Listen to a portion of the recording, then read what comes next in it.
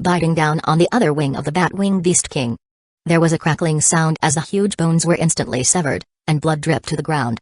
The two colossal creatures fell together onto the concrete road, smashing the ground into a giant deep pit with cracks all around. Now deprived of the advantage of the air, the Batwing Beast King began to struggle, trying to use its hind legs and the claws on its wings to attack the crocodile dragon monster. But its attacks on the crocodile dragon monster merely caused a few minor wounds, and that was all. The crocodile dragon monster's sharp teeth were fully embedded into its body, and with ferocious tearing, the membranous wings were completely shredded. Blackwater sharp blade. Black sharp edges emerged on the creature's claws, then clawed onto the body of the Batwing Beast King, tearing open a huge gash as fresh blood flowed out incessantly. The Batwing Beast King, severely wounded, struggled with greatly reduced strength, as the crocodile dragon monster stepped on it, its huge mouth opening again to tear into it.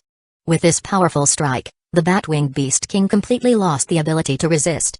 Detected fusible living monster Batwing Beast King, proceed with fusion? Fusion. Witnessing this scene, Suhan showed a smile and agreed to the fusion by default.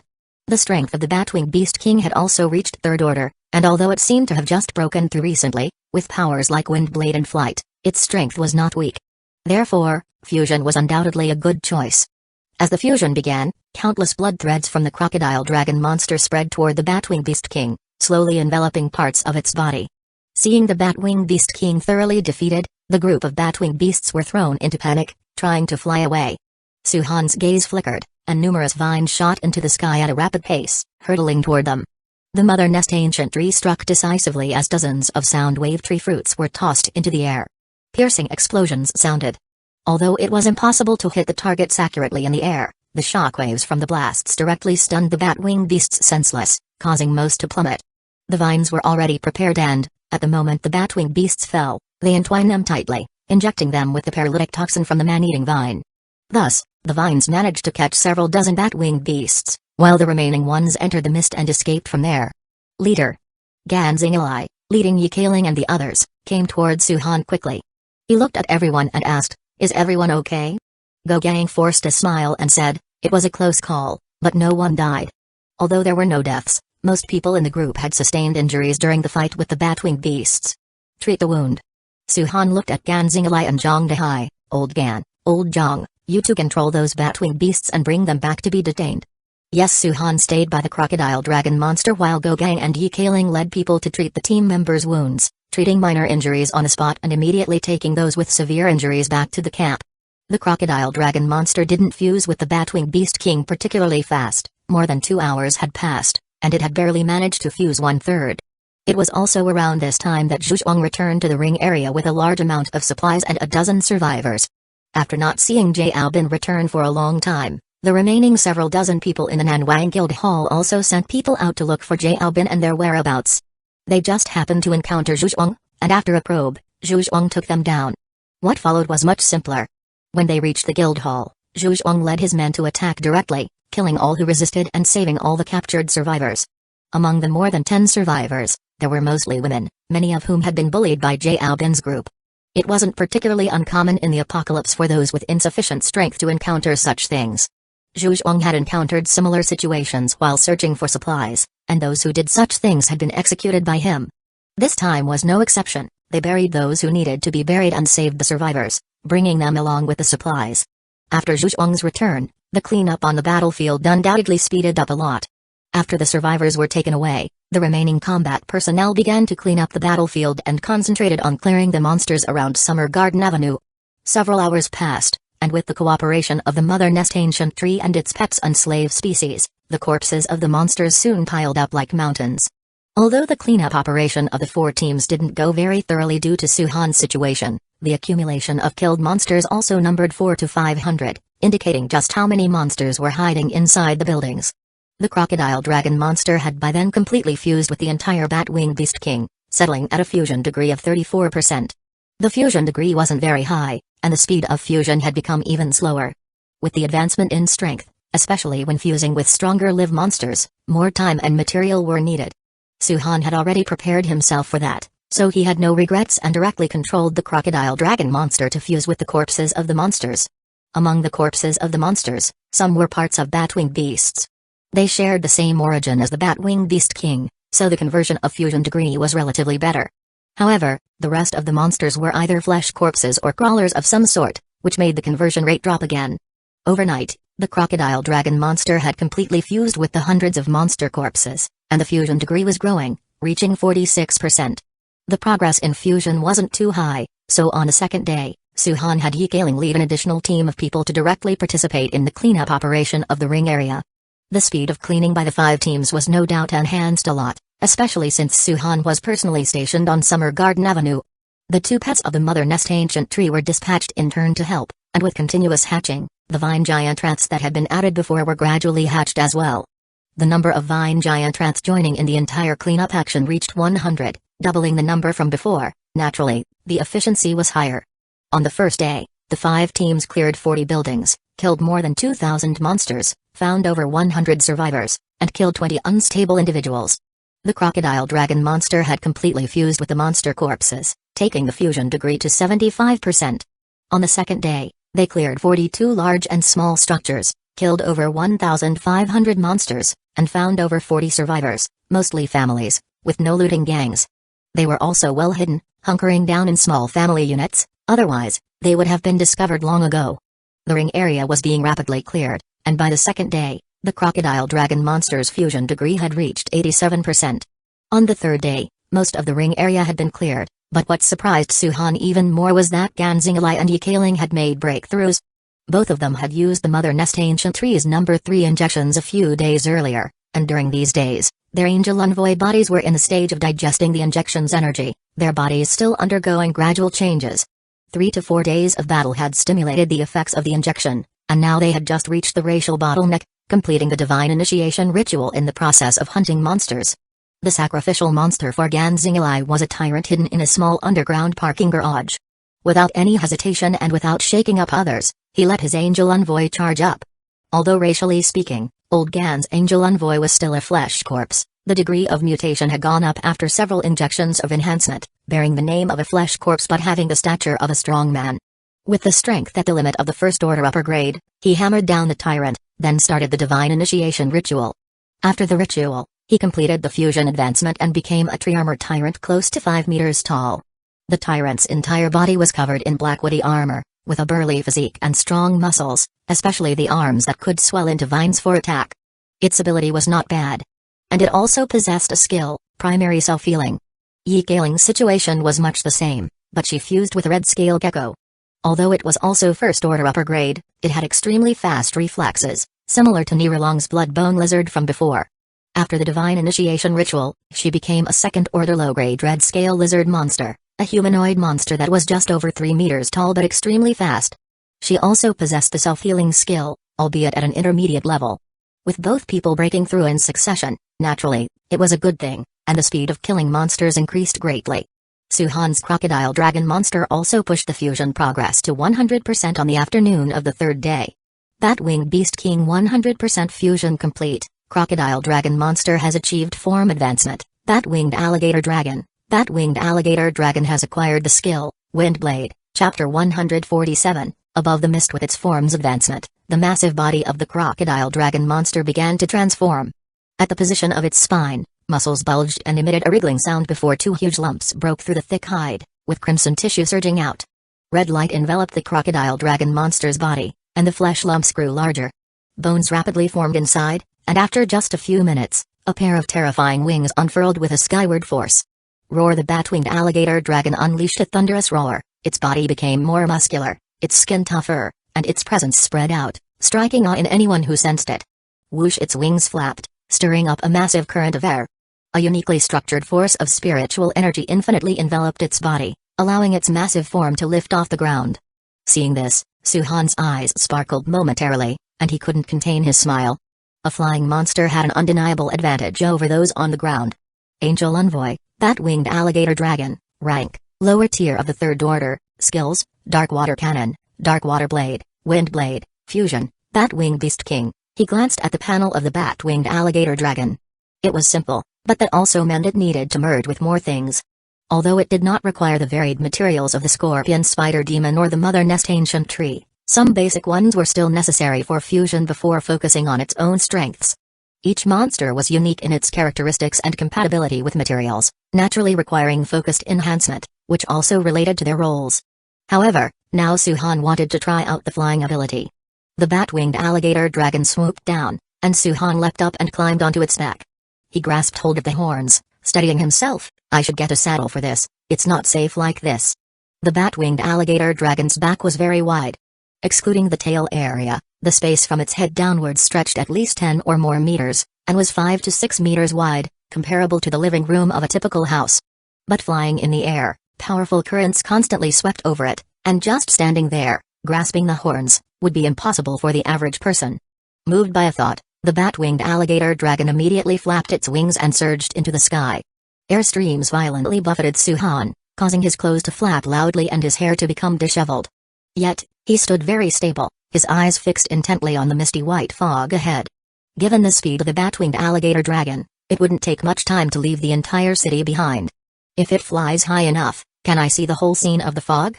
Flying through the fog was just a white expanse with nothing visible but the oppressive mist. Suhan had the ancient tree crystal, but it was only useful for low-altitude flight. Below that, its range of clearing could reveal the ground items 100 meters away. But with several flaps of the bat-winged alligator dragon's wings, they were now hundreds of meters in the air. No matter how much he dispersed the fog, it only extended the view a little further, beyond which was the undispellable fog. Not knowing how thick the layer of fog was, Suhan felt an urge he couldn't contain. Go. He controlled the bat-winged alligator dragon to soar higher into the sky. Suhan had a plan in mind. Normal fog might extend a few hundred meters, but the density suggested it was no ordinary mist. I'll ascend to around 5,000 meters. If it's still like this, then I'll have to go back. Exploration is exploration, but not at the risk of one's life. Most high mountains span only 5 to 6,000 meters, and this distance was already the limit of exploration. If there was still fog up there, the source might have to be sought in the clouds or even beyond, in space. Estimating the ascent, Suhan could only guess roughly. Without the increased sensitivity to temperature changes and the bat-winged alligator dragon's stable flying distance after his advancement in strength, he would have likely gotten lost in the fog. It was about 1 to 2,000 meters now, a few more flaps, and he should reach 3,000 meters. Suhan had now reached over 2,000 meters in altitude and was just preparing to continue upwards, when suddenly an eerie feeling arose, the chill on his back shooting up to his crown. He sharply looked towards the highest point.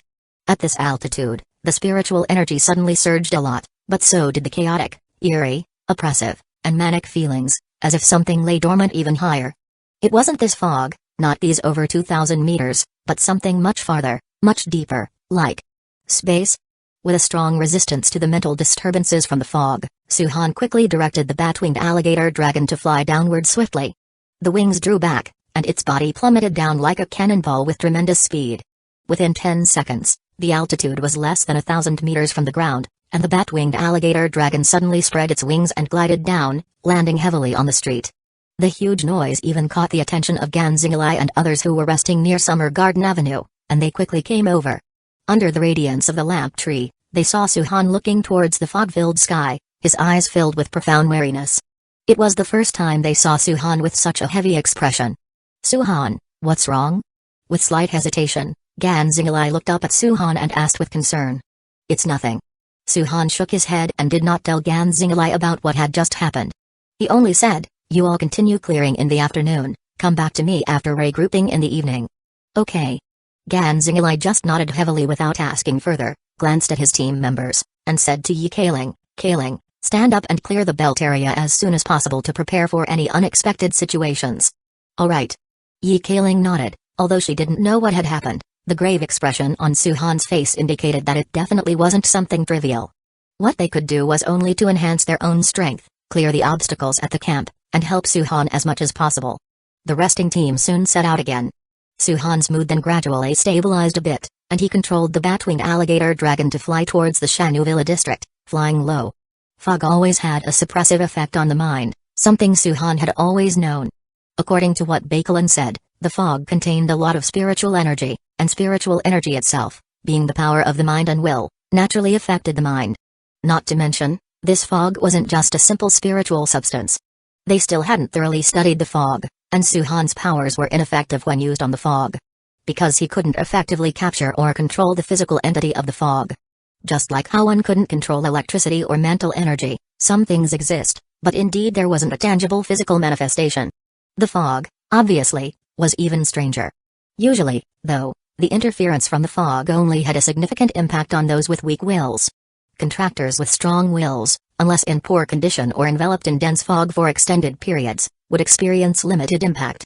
But just now it was different. Even Suhan, a third-order contractor, felt that chaotic, turbulent mental oppression in an instant. An indescribable fear and unease surged, as if facing some terrifying entity concealed further within. Instinctively, Suhan decisively gave up. The entities in the high skies were not something he could probe at present. At least not now. This secret, he wouldn't tell anyone else, especially within the camp. If he could feel such unease and fear, then for others in the camp, it could likely mean despair. After all, such a terrifying existence lay above. Could it be that ocular demon creature? An idea flashed through Suhan's mind, only for him to shake his head, suppressing the speculation. Whether it was or wasn't what he should be probing into now. Strength, he sighed, his brows slightly furrowed. The bat-winged alligator dragon landed on the lawn behind Villa number 9, but Suhan remained sitting on its back. The bat-winged alligator dragon could try an initial fusion with metal to enhance defense. The sources of the dark water skill and wind blade skill are hard to judge, but trying with the monster flesh might work. The mother nest ancient tree's third-gen beast should be able to breed in a few days, but there aren't enough servitors yet, and the range isn't wide enough. Flesh fusion remains the main concern. As for the scorpion spider demon, the metal aspect should be enhanced. Improving metal control would be best. Running through the list in his mind briefly, the 3 angel envoys definitely required more resources, so there was much to be done going forward. Suhan got off the bat-winged alligator dragon and then returned to Villa number 9. Bakelin had just come out of the laboratory.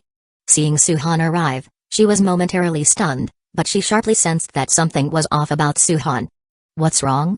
"It's nothing." Suhan paused briefly, then said, "If possible, we could use more observations about the fog." Bakelin, puzzled, slightly furrowed her brow, but she didn't ask further, only nodding and responding, "I understand. But the fog isn't that simple. It might take some time to yield any results. Making some preparations is always better than having something unexpected happen without any at all." Suhan replied, then said, "I'm going to take a shower. Let old Gan and the others wait for me if they return." Gan Zingalai wouldn't be back so soon, but Suhan also needed some rest. During the fusion of the crocodile dragon monster, Suhan had been constantly nearby without much rest, and his body now reeked strongly of blood, naturally uncomfortable.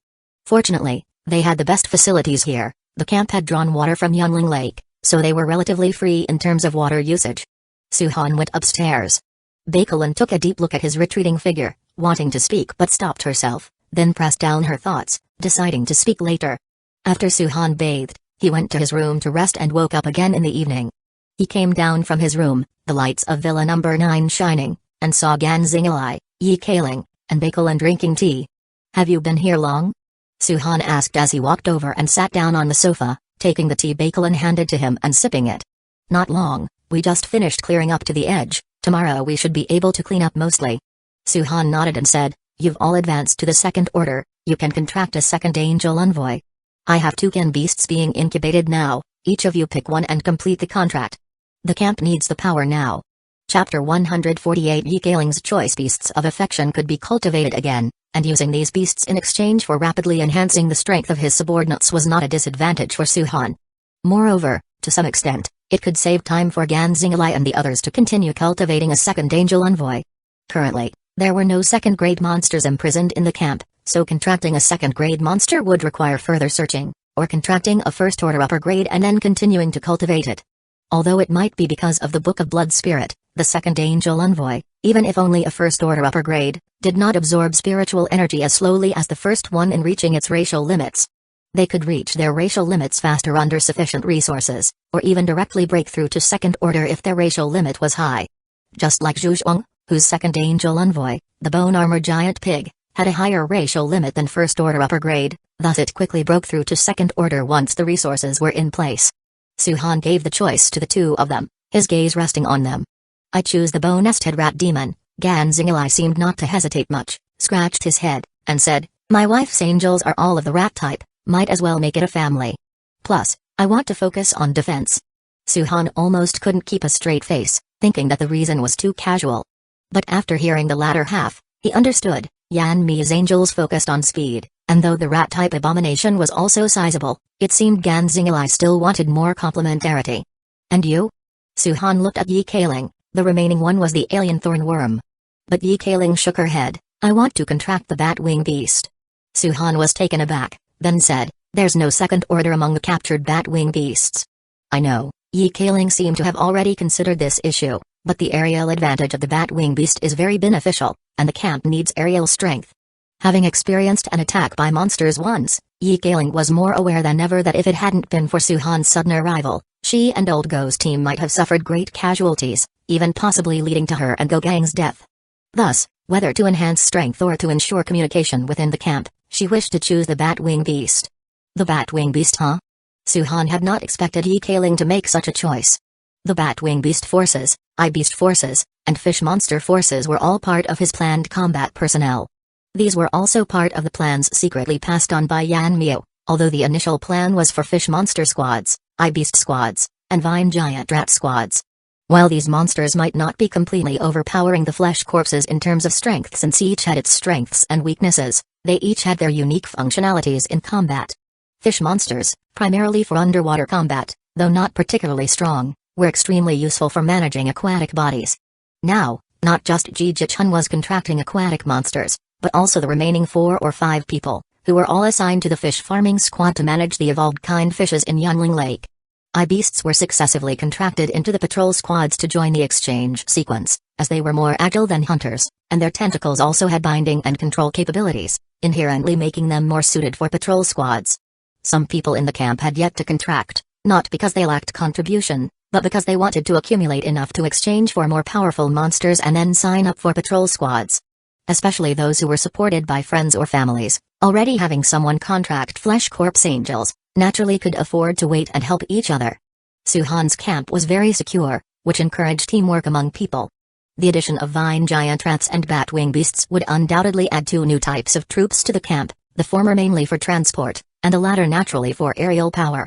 After pondering briefly, Suhan said, okay, then exchange another injection, one for the bat-winged alligator dragon with your contributions. Let Kilin help you with the new injection. Yi Kaling quickly thanked, thank you, Chief. Her contribution was still some distance away from another number 3 injection, at least she would need more pioneering to accumulate. Since Suhan said so, it was equivalent to giving her a discount, and allowing the contracting of the bat-wing beast was a reward. Later, some bat-wing beast exchange quotas will be progressively opened, and you will lead those people, and don't fly too high. Yi Kaling was a bit puzzled, but then she suddenly remembered Suhan's appearance that afternoon and shuddered, nodding, I understand. With the second angel envoy decided, Suhan took them to the backyard of Villa Number 9, where all the bat-wing beasts were confined. Their strengths varied. Those slightly stronger had already been imprisoned individually in separate cages. The strongest among these bat-wing beasts was about first order upper grade, more than 1, but this did not represent the bottleneck of their species would be that low. On the contrary, the racial bottleneck of the bat-wing beasts converted into angels should be second order, somewhat similar to the bone armor giant pig. Otherwise, the bat-wing beast that Jiao Song had wouldn't have broken into second order so easily. Pick one. Suhan pointed at 2 gigantic bat-wing beasts in the cages in front of them. Both bat-wing beasts had a wingspan close to 7 meters, and their bodies were about 3 meters long, quite large in size. However, at this time, their paralyzing poison had not yet dissipated, so now they could only make minor movements, even unable to make much noise. The one on the left. Yi Kaling did not hesitate much. Both bat-wing beasts looked similar. Suhan nodded and said, go ahead. He waved his hand to open the iron bar, revealing the 2 bat-wing beasts inside. Yi Kaling's crossbow arrow shot out, piercing through its head, and it soon lost all sound. The contract began, and before long, the bat-wing beast entered into Yi Kaling's Book of Blood Spirit. After finishing, the bat-winged alligator dragon took Ganzingli directly to the Mother Nest ancient tree on Summer Garden Avenue, where the bone-nested rat demon was summoned to kill it. After the contract was completed, starting the next day, the cleanup progress in the ring belt area significantly increased, with all lurking monsters being forced out by Old Zhu and his team, and one by one, they were killed and their bodies were piled up under the Mother Nest ancient tree. Found monster flesh that can be fused. Do you wish to proceed with the fusion? There were over 3,000 bodies accumulated, representing the last wave of monsters in the entire ring belt. After Zhu Zhuang and his team had completely finished the cleanup, there would hardly be any monsters left in the ring belt. Fusion. Suhan's eyes flickered slightly, then he silently initiated the fusion, and the roots penetrated into the flesh, distributing fine threads, bit by bit fusing with the monster flesh. He looked at the mother nest ancient tree and began to ponder. Most of the ring belt had been cleared, and next would be the dispersal of the population to take over and manage this area. The mother nest ancient tree was a crucial step in this process, yet the distance of the vines, and the numbers of vine giant rats and tree barnworms still seemed insufficient. Thus, enhancement was necessary. Only with the vines reaching the entire area would this region be as solid as a golden fortress. Zhu Zhuang came to Su Han's side, looking at the increasingly majestic mother nest ancient tree. His heart couldn't help but feel surprised. It changed every day, as if there were no limits. The ring belt has been cleared. In the past 2 days, the number of survivors has also increased significantly, by several hundred. Shanu Villa can no longer accommodate them. How many people in total? Total population 1500. I didn't expect that so many survivors were hidden in the ring belt area. One cleanup had almost 1,000 people. Who would have thought that there were so many survivors in just a few blocks? Su Han nodded slightly, not finding it strange. The fog isolated everyone, unless one specifically searched this way, carpet style. Otherwise, survivors would inevitably be missed. Relocate a portion of people here, assign them to the surrounding buildings, and then start patrolling and reclaiming. Reclaiming essentially meant searching for useful things. More labor needs to be focused on Yunling Mountain. A lot of wasteland needed to be cultivated, planting more crops. Understood. I'll go talk to me about it, ask her to arrange it. You let old Gan go there. Zhu Zhuang paused for a moment and asked, then what should I do? Su Han glanced at Zhu Zhuang and said, come with me to Nanwang Lake. Nanwang Lake? Zhu Zhuang was even more puzzled. Nanwang Lake's powerful monsters had mostly been wiped out by Su Han. Are they still going now for the survivors? I'll go with you. How many people should I bring? Su Han said indifferently, 20 people, just responsible for searching the surroundings. Soon, a team of vine giant rats appeared in front of Su Han, equipped and ready, 2 per ride. Su Han nodded his head and led them out from the direction of Northridge Avenue, heading straight for Nanwang Lake. Nanwang Lake wasn't far away, and Su Han didn't even have the bat-winged alligator dragon take flight, but rather ran directly there. The fog still enveloped the surrounding environment, and the faint growl of monsters could be perceived. Old Su Han called Zhu Zhuang's name, and a red light flashed, as the scorpion spider demon appeared behind him. You take the scorpion spider demon out for a round, kill more monsters, and bring their bodies back to the ancient tree. Take the cars on the road for scorpion spider demon, and then get a clear view of the surroundings by the way. It was then that Zhu Zhuang realized that Su Han had actually brought him here to hunt monsters, but he thought again. That doesn't seem right. If it were just for hunting monsters, the scorpion spider demon would be enough.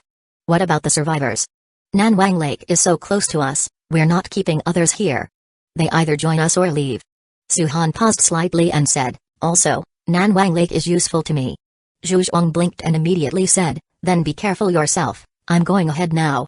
He rode the bone armor giant pig into the fog, while Su Han sat on the bat-winged alligator dragon, his mind focused. The bat-winged alligator dragon immediately entered the lake water. Concentrating his spirit on the lake, messages soon came through. Found fusible material water. Do you wish to fuse? Fuse. Su Han wanted to try and see what the compatibility of the water was like. If possible, then strengthening the bat-winged alligator dragon would be relatively simple. 1%, 2%. 12% time passed by, and a large amount of lake water was fused into the body of the bat-winged alligator dragon, gradually increasing the fusion progress. Though the required amount was not small, the speed of fusion was not too slow. Su Han smiled, seeing this as a good thing. Then, in the time to come, he would just slowly continue the fusion. The essence of flesh from the mother nest ancient tree, the metal of the scorpion spider demon, and the water from the bat-winged alligator dragon. Under the crisis, Su Han desperately wanted to become even stronger. Chapter 149 Changes in the camp. The bat-winged alligator dragon's fusion speed is currently the fastest among the 3 angel envoys. After fusing with a large amount of lake water throughout the morning, the fusion progress reached 100%. Level 1 water fusion complete. The bat-winged alligator dragon has acquired the skill, Level 1 Black Water Shield. Su Han's eyes lit up as he saw the newly acquired skill. Shield skills weren't special, but the words black water delighted him. Because, he knew what materials needed to be fused to enhance the black water cannon and black water edge. Water was the main ingredient. The black water controlled by the bat-winged alligator dragon was not like ordinary water. It was composed of energy, mostly spiritual energy, and contained special structures, thus its explosive power was much stronger. Black water shield. With a thought, Su Han had the bat-winged alligator dragon expel black water rapidly from its back, which then converged in front of it into a circular shield, pitch black and dense. Though it didn't cover the whole body, the thickness indicated its high durability. His hands imbued with vital energy, Suhan swung his poo knife down onto the black water shield, creating a splashing sound. The blade penetrated it, but instead of breaking through, it was dissolved by the shield. The vital energy-formed blade was eroded by the shield's power, merely neutralizing a part of the black water shield's force. Not a bad defense, suitable as an auxiliary approach. However, its utility would likely increase with further enhancements. Suhan continued to control the bat-winged alligator dragon to fuse with more lake water, and this time the process continued until evening before completing the second fusion. Level 2 water fusion complete. The bat-winged alligator dragon has acquired the skill, Level 1 water flow control. The lake water flowed rapidly, and the moment it acquired this skill, Suhan felt the waters around the bat-winged alligator dragon become extremely compliant. Although it was only a radius of 10 meters, the effects were a pleasant surprise to him. Whoosh, the water streamed, and under the control of water flow, the bat-winged alligator dragon swiftly dashed across the lake, doubling its speed compared to before. Under the control of water flow, the waves surged and vortexes formed. Despite the limited range of 10 meters, the infused power was enough to smash the bodies of ordinary monsters. Now the lake has really become the main battlefield, although it consumes quite a bit of water. The water body of Nandwang Lake was plentiful, but after just 2 levels of fusion, the lake's water level had already decreased by half a meter. Although half a meter might seem negligible compared to Nandwang Lake's average depth of over 10 meters, this was only the beginning, and the requirements would only increase over time. It's fine to wait for it to accumulate water slowly, and we can continue tomorrow. The sky grew dark, and Suhan proceeded to find Zhuzhuang and the others, a group of merely 20 people. But in one day, they had cleared out no less than 1,000 monsters from around the lake, most of which were flesh corpses. If the giant crocodile monster hadn't holed up at the center of the lake and stayed out of sight, probably more would have died. The corpses of over 1,000 monsters were all brought back for the Mother Nest ancient tree. As the area around Yunling Mountain was being reclaimed, by the time Suhan returned to the vicinity of Summer Garden Avenue, he was greeted with piles of corpses. By the end of the day, the majority of the monster flesh had been fused, but there were still nearly 2,000 carcasses left, the smell of blood almost uncontainable. Fortunately, the roots of the Mother Nest ancient tree were actively working, pulling them underground before the fusion, minimizing the impact as much as possible, otherwise, the scene might have been more horrific. Level 4 essence of flesh 79% in 1 day's time. The fusion progress had only reached 79%, and completing 100% would likely require a significant amount of time and flesh. The scorpion spider demon was in a similar situation, even falling a bit short, level 6 common metal 35%. It had been fusing with metal vehicles along its path, but as the demand increased and the fusion time grew, the progress naturally slowed down. However, Zhuzhuang and the others had dragged back quite a few vehicles, which should allow for a significant increase by evening. The next day, Suhan resumed his systematic material fusion. As time passed, the demand for materials increased, an unavoidable journey. At the camp, Yan Miu, following Suhan's instructions, began to coordinate and improve the layout of the villa area and the surrounding belt as much as possible. The patrolling personnel expanded to 100 people, divided into 2 groups for patrolling. One group patrolled the surrounding belt area, equipped with eye beasts, giant macrophage dogs, and flesh corpses, focusing on guarding the various entrances. The other group remained unchanged, patrolling the villa area and maintaining order. However, Cheng Xuan led some people into Yunling Mountain to protect the reclamation efforts. The search team also grew in number to 300 people. Gan Xinglai led a group into Yunling Mountain to clear out monsters, which was the reason for the large number of monster corpses supplied to the Mother Nest ancient tree from the previous day. The other part was led by Zhuzhuang, who, along with a large group, methodically cleared the buildings around Nandwang Lake, primarily killing monsters while also searching for useful materials. The number of people had increased from the previous day, with about 100 people mobilizing in a procession that resembled a grand shopping trip. The increased number proved to be effective, and after half a day of relentless combat, they had slain 2,000 monsters, quieting down the area around Nandwang Lake considerably. The monster carcasses were delivered to the Mother Nest ancient tree, nourishing it. As for the survivors discovered, most were recruited into the camp as per Suhan's instructions. This also increased the camp's population to around 1,600 to 700 people. Level 5 Essence of Flesh Fusion complete. Mother Nest Ancient Tree has achieved skill advancement. Level 4 Treeborn Worm. Level 3 Vine Giant Rat. With a massive supply of flesh, after fusing with nearly 10,000 monster corpses, the Mother Nest Ancient Tree finally achieved the fusion level of Level 5 Essence of Flesh. Vines extended continuously, spreading out to a distance of 8 to 900 meters, further dispelling the fog within the belt area, and the presence of the Mother Nest ancient tree enveloped the entire region. 450 tree barnworms at level 4, with a quantity reaching 500, and the distance is 3,000 meters? And vine giant rats, 300 of them, with their range also increased to 3,000 meters. The increase in numbers brought a smile to Suhan's face, meaning his control over the surrounding area would greatly increase, further stabilizing the buffer zone. Next up, the scorpion spider demon. Muttering to himself, Suhan looked towards the top of the Mother Nest ancient tree. It wasn't just the scorpion spider demon due for a breakthrough, the third beast under his care was also nearing its gestation period. The breakthrough of the scorpion spider demon had gone much more smoothly today than yesterday, especially after Zhuang took more people out, leaving the scorpion spider demon to not venture out at all. A large number of discarded cars were dragged back by the vine giant rats, and the scorpion spider demon focused solely on the area where the vehicles were piled up, slowly merging with the metal materials. It took a lot of time, but the results were remarkable. By the next day, the fusion was complete. Level 7 ordinary metal fusion completed, scorpion spider demon skill advancement, advanced metal control, level 2 floating pagoda black armor, 2 skills in succession, and the metals around the scorpion spider demon began to levitate as its skills broke through. The strength of metal control saw a significant boost, with metals within a 100-meter radius now under the scorpion spider demon's command. Even though the controlled metals may not possess the same powerful force as the scorpion spider demon's own body, its means of attack became much more diverse. The advancement of the floating pagoda black armor was beyond Suhan's expectations, but after advancing, its appearance hardly changed, though its defense climbed more than just a notch. The armor pieces danced, leaving no gaps, and even the bat-winged alligator dragon's dark water cannon would likely not break through so easily. With an increase in offensive tools and defensive measures, the scorpion spider demon's combat power undoubtedly soared. Lord.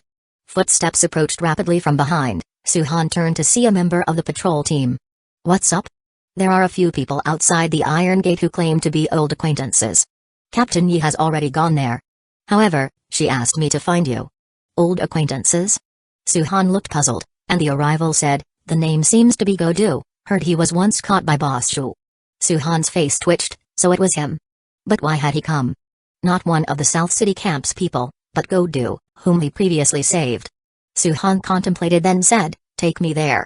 The two made their way to the vicinity of the Summer Garden Mall. Summer Garden Avenue was in the central area, and naturally, the Summer Garden Mall was chosen as one of the living quarters and as a resource transit point. Walking briskly into the building, it didn't take long for Suhan to arrive in the reception room. It was called a room, but it was actually more like a shop, repurposed from a furniture store, filled with numerous sofas. Godu sat uncomfortably on a sofa, flanked by 2 men who looked about as tough as him, with strengths around the first-order upper grade. All 3 seemed rather uneasy because Yi Kailing sat casually in front of them, watching with a slightly vigilant gaze. A subtle pressure weighed upon them, and Zhao Zhijun and Chen Hushan were secretly cursing, wishing they hadn't let Godu talk them into coming. Knowing full well the strengths of the people here, who had already cordoned off streets, how dared they show up? Was it really for that injection serum? For a breakthrough? They must have been foolish, allowing Godu's words to sway them and leading them here. Yet, before they could even meet the person in charge, they faced a woman who was already a second-order contractor. Tap, tap, tap. The sound of footsteps immediately caught the attention of the 3 men. They looked up and, upon seeing Suhan, felt a lurch in their hearts, a rush of panic, and instinctively stood up. Lord Suhan. They spoke with great respect as, under his calm exterior, they faced a pressure far greater than the scrutiny from Yi Kailing, as if confronting a monster. Sit down. Suhan took a seat on a sofa, with Yi Kailing beside him. He eyed the 3 men, turned his head, and asked, just the 3 of you dared to come? There's another 3 cars, about 30 people in total. Not bad growth, responded Yi Kailing, praising them rarely, considering that not long ago, Godu had suffered significant losses. The comment from Yi Kailing left the 3 men somewhat embarrassed. If this was considered not bad, then what would one call Shanu Villa's status, or the developmental pace of Xia country? Godu, you tell me, what do you want to do? People don't just show up uninvited without a reason. Suhan was curious about what Godu wanted. It's like this, Lord Suhan, started Godu, organizing his thoughts before speaking cautiously. Last time, you had Captain Zhuang relay a message that injection serums could be exchanged here to enhance envoys. I've hoarded some things and would like to exchange some with you, if possible. Suhan had mentioned this, but Godu couldn't guarantee whether it was true, All he could do was try it out.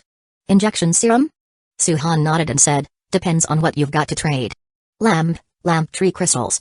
Chapter 150 News of the Chang Beast lamp tree crystals. These were the most valuable items Godu could think of for an exchange. They were also specifically mentioned by Zhuang the last time he took half of Godu's supplies. For him, the lamp tree crystals were just as useful. After all, they were crucial in dispersing fog and sustaining plant growth. However, unlike Suhan, his camp's expansion rate was limited, his own power was only at the first order upper grade, and he had barely touched upon divine initiation. But, he was still a bit away from the racial limit.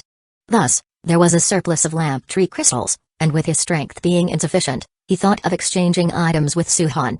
Of course, to a certain extent, this was also to probe Suhan and his group's intentions. If they wanted to continue expanding, they could only leave this area. If they didn't join, they could only hide.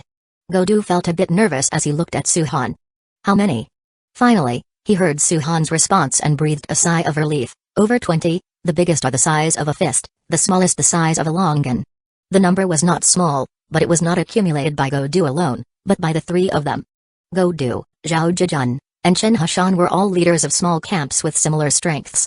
Thus, after making contact, they could only choose peaceful exchanges, which led them to band together eventually. Their respective camps each had dozens of people. Combined, they formed a camp of about 100 or 200 people, occupying the area previously emptied by Suhan and his group, which was South City No. 2 Middle School, and they had gradually stabilized. Not bad. How many injections do you want? We want 3 doses of the injection, enough to reach the limit of first order upper grade. Devouring monsters could accumulate spiritual energy, but the process was undoubtedly longer and more dangerous. Now, Godu and his group wanted a shortcut. Not enough. Suhan's gaze flickered slightly as he said, I have the injections, but 20 lamp tree crystals are not enough, not to mention they vary in size. 2 doses of injections, or you add something extra. Godu's expression changed slightly. 3 people sharing 2 doses of injections, this really could mess up their plans. There were many items that could be exchanged, such as monster corpses, metals, daily necessities, medications. Godu himself was somewhat aware, especially since he had been robbed by Zhuang before, but this time he hadn't brought that much with him. Godu looked troubled, then suddenly said, I want to trade with information. I know some details about monsters, as well as some survivor bases. Information, in such a fog-shrouded environment, sometimes carried more value than materials, because whether it's avoiding monsters or acquiring resources, information was indispensable. Suhan's expression remained calm. He simply gave Godu an extra glance without speaking, until Godu said, Lord Suhan, we don't build up steadily like you. We move around more, so we have information from other areas of the city's northern parts. What Godu said wasn't false. After all, they weren't capable of completely clearing an area. Thus, they had to be selective, which meant they moved around more. And Godu knew very well that the Shanu Villa district in the northern part of the city was Suhan's territory, so he generally wouldn't expand in that direction. The places he roamed were exactly where Suhan was less active. Let's hear it, Suhan signaled Godu to continue, immediate delight flashing across Godu's face. My main activity range includes Qinglan Street, South City No. 2 Middle School and the like. After partnering with Old Zhao and Old Chen, we started moving a bit toward the north, around Happiness Road, Mayday Department Store, and those places, explained Godu. While stating his areas of activity, Godu didn't mention every place he visited, as they were too scattered to list comprehensively. Qinglan Road subway station has a group of survivors. We haven't made much contact, but there are many young people. Mayday Department Store also has a group, about 100 or so. Godu shared his knowledge with Suhan. Upon hearing these key pieces of information, Yi Kailing, who was nearby, immediately took out a map and started marking it. There were 3 locations in total, one being the Qinglan Road subway entrance, another the Mayday subway entrance, and finally, the Mayday Department Store, where there were traces of survivors. Actually, there's another subway entrance, the Happiness Road subway entrance. It's filled with monsters, and we dare not explore it, not worth it. For people without a stable camp, a subway station is definitely a decent shelter. With concrete enclosing the space, fixed entry and exit points, and a sturdy structure, if one could block the vehicular tunnels and guard the subway entrance, the entire area could be said to be impregnable. But Godu didn't need that because South City No. 2 Middle School was already a decent shelter for him. Suhan, after listening to Godu, simply said, anything else? Yes, 2 more pieces of information. Godu paused briefly before saying, monsters are gradually forming groups, whether they are beast type or flesh corpses, they're starting to gather, the only difference being the size of the groups. Also, we encountered a kind of monster that can't be contracted. Once killed, they turn into a pool of gore. They don't just hunt people, they also attack other monsters. The grouping of monsters and the appearance of special monsters were the pressing reasons for Godu's group to urgently become stronger. If their pace of becoming stronger slowed down, under the monster groups, everything they had might cease to exist. Suhan finally reacted, lifting his gaze slightly, and asked, completely blood red? Godu was startled and immediately nodded. Yes, that's exactly it, with pitch black pupils. Although it's also like a monster, it feels noticeably different from other monsters. How many times have you encountered a Chang beast? Where? 3 times, the first was on the edge of Happiness Road, and then these. Chang beasts just felt like they were getting closer and closer, and there were more of them. The second time was on Qinglan Road, the third time was near the streets around South City No. 2 Middle School. Godu said with a worried look, where exactly they come from, I don't know. Having shared what he knew, Godu couldn't help but turn his gaze to Suhan. His decision would determine if they could acquire the third injection. Kaling, take them to Kalan and get 3 injections, first order upper grade. Understood. Yi Kaling nodded, then got up and looked at the 3 men. Come with me. Godu and his companions immediately showed joy and hastily got up. Thank you, thank you. The 3 men quickly followed Yi Kaling out, to exchange outside, which was a plan Suhan originally had. Bakelin was thus already prepared, with injections made from the blood of the Mother Nest ancient tree and its Chang beasts, the strength of which was not low. What was more important, they all contained the bloodline of Suhan's angel envoy. As soon as Yi Kaling left, Suhan leaned against the sofa, his brows however slightly furrowed. The matter of the Chang beasts was clearly not so simple. Compared to ordinary monsters, they were more ordered, more purposeful. The previous assay by Bakelin confirmed Suhan's hint, it was clearly blood paste from 2 different bodies. But the results of the assay were highly similar, as if they were from the same monster. Suhan had already suspected that the Chang beasts might be the familiars of some powerful monster. Godu and his party followed Yi Kaling riding the vine giant rat back to Shanu Villa district. On the way both sides were covered with vines extended from the Mother Nest ancient tree, and on these vines, ancient tree crystals grew. The brightness dispersed the surrounding fog, apart from the street being in disrepair, bloodstains dried up, and the surrounding shops desolate. There was not much difference from before the apocalypse. At least compared to the ever-looming fog and monsters that could burst out of the milky fog at any moment, this place seemed like heaven. The 3 men looked around in wonder, especially Zhao Zhejian and Chen Hashan, who had never been here before, looking at Godu with eyes full of shock and inquiry. But where would Godu dare to speak? The last time he was here, it had not been like this. The journey ended outside the iron gates of the Shanu Villa district, which was likewise guarded by a patrol post. Wait here. Yi Kaling didn't let them follow her in, bringing them here and showing them the secure environment, strong armed forces, and the servile giant rats, was enough to intimidate them.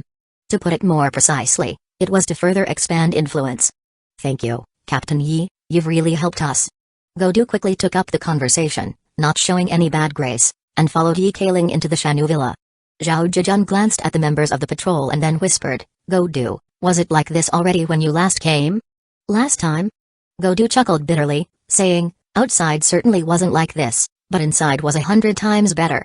No, perhaps even more. How long do you think we'd need to develop to create injections? Zhao Zhejian and Chen Hashan shook their heads, saying, impossible, we don't have any scientists. Nor equipment. They wished it were possible, but they lacked the capability to gather those people and equipment. Godu, of course, knew it was impossible, aside from Suhan's strength, just from what Godu knew about the entire camp, there was research, medical treatment, breeding, agriculture. Basically, production was starting again. With their progress, might Lord Suhan be able to reclaim South City? Chen Hashan asked in a muted tone, shocking Godu and Zhao Zhejian into silence for a while before saying, who knows? Zhao Zhejian said, if that day really comes, we'll just surrender. Who would accept us by then? Chen Hashan said self-mockingly. Zhao Zhejian's expression changed slightly. He said in a low voice, so are you willing to give up power? Or give up those women? Even if no surrender was needed, who wouldn't want a bit more freedom, control over one's fate? This is the apocalypse, an era without any order, and there were many things one could do. Let's not think too much. Godu quietly stopped the 2, speaking seriously, making a trade is a good thing. Let's see the situation at Happiness subway station once we break through. If we can make a contract, great, otherwise, just understand what kind of monsters they are. Monsters might also be tradable. If it really comes to trading, it's not just monsters and crystals. If they can sustain those evolved animals, we can also think of some ways. These things are worth more than crystals, and then we can exchange for more injections. Even if they had never used the injections before, they had already assumed that it was more formidable than them devouring monsters. Chapter 151 Centipede-mouthed blood-toad Godu and his 2 companions had successfully obtained the injection. They intended to thank Suhan in person, but to their surprise, they didn't even get to see him and were sent away by Yikaling. They had a chance to meet Suhan because they arrived unexpectedly. However, next time, in line with Suhan's way of handling things, their trades would not go through him. They would directly deal with Yanmyo, Bakelin and the duty manager. Only important clues would be escalated to Suhan. Not long after Godu's group left, Suhan arrived at the location of the Mother Nest ancient tree. The 3rd tree womb was pulsating rhythmically at this point, harboring a creature using the one-eyed toad leader and blood-blade centipede leader as fetal bodies, which was now ready to hatch. Standing under the tree, Suhan watched the movements of the creature within the dozens of meters high tree womb, as it suddenly breached the confines of the womb and fell from the sky. Boom! The huge red figure landed heavily, producing a dull thud. Suhan fixed his gaze on it. Before his eyes appeared a monstrous creature nearly 10 meters in length, a terrifying one-eyed giant toad. The monster resembled a toad, with a crimson horizontal eye on its forehead that, at a glance, looked like an enlarged human eye, extremely eerie. Its entire body was covered in carapaces like that of a centipede, fiery red as if ablaze, with a bulging red underbelly. Hiss! The giant toad opened its wide mouth full of sharp teeth, its crimson tongue lashed out instantly, but around this tongue, there was a circle of pitch-black centipedes similar to tongues themselves. These tentacle-like appendages, bizarre as centipedes, were part of it, with sharp mandibles glistening black, able to shoot out even from within its gaping maw, slicing into the ground like sharp knives, clanging deeply into the soil. Centipede-mouthed blood toad, defense and toxicity, huh? Suhan sensed the centipede-mouthed blood toad's condition, but by appearance, it wasn't any more impressive than the one-eyed toad leader. However, its might depended on its power. With a vital energy blessing, he casually unleashed an attack. Although it was not as strong as a blade aura, it was still infused with considerable force. Boom! The powerful blood chi energy struck the carapace, eliciting a muffled sound like a drumbeat. The centipede-mouthed blood toad's form swayed slightly, but there was not the slightest sign of injury, not even the carapace showed any cracks. The defense is good. His eyes flickered as he thought, next should be the toxic attack. He mentally commanded the centipede-mouthed blood toad to attack a nearby lamppost, opening its jaws wide and spraying green mist from within. Sizzle! The moment the mist touched the lamppost, it emitted a hissing sound, and then, with a clang, the lamppost snapped in half and the lamp head fell to the ground. After a faint sound, corrosive noises soon followed, as the toxic fog continued to eat away at the lamp head. Seconds later, all that was left was an unrecognizable pool of liquid. The corrosiveness of the toxin was beyond Suhan's expectation, but such an attack already qualified for a specialized role. For instance, in conjunction with the bone-nested rat demon, one as a tank, the other for area attacks. After testing the centipede-mouthed blood toad, Suhan gained a better understanding of it. It boasted lower-grade second-order strength, almost on par with the bone-nested rat demon, possessing formidable combat abilities, although with different focuses. In the days following the hatching of the creatures, the construction of the settlement and the cultivation of Yunling Mountain became the focal points within the camp. Zhu Zhuang continuously gathered discarded cars, and with Suhan's metal control, these were used to fortify the checkpoint gates, increasing their height and thickness considerably. The patrol team also identified several points of ingress and egress during their sweeps, closing each one in turn. The people who had moved in organized under Bezio's leadership, working alongside Zhang Dehai and his team to clean up the perimeter belt. Useless garbage was piled up to be cleared away by the tree barnworms or vine giant rats. Bare ground was planted with cultivable crops, primarily with fruit tree saplings transplanted from the Shanyu Villa district. A portion of the enclosed area was designated as a future breeding ground. Although currently, the only pig species among the evolved kinds are giant bristle boars and fang boars, there will certainly be more in the future. Everything was developing in an orderly manner. Suhan's bat-winged alligator dragon also hit a minor bottleneck.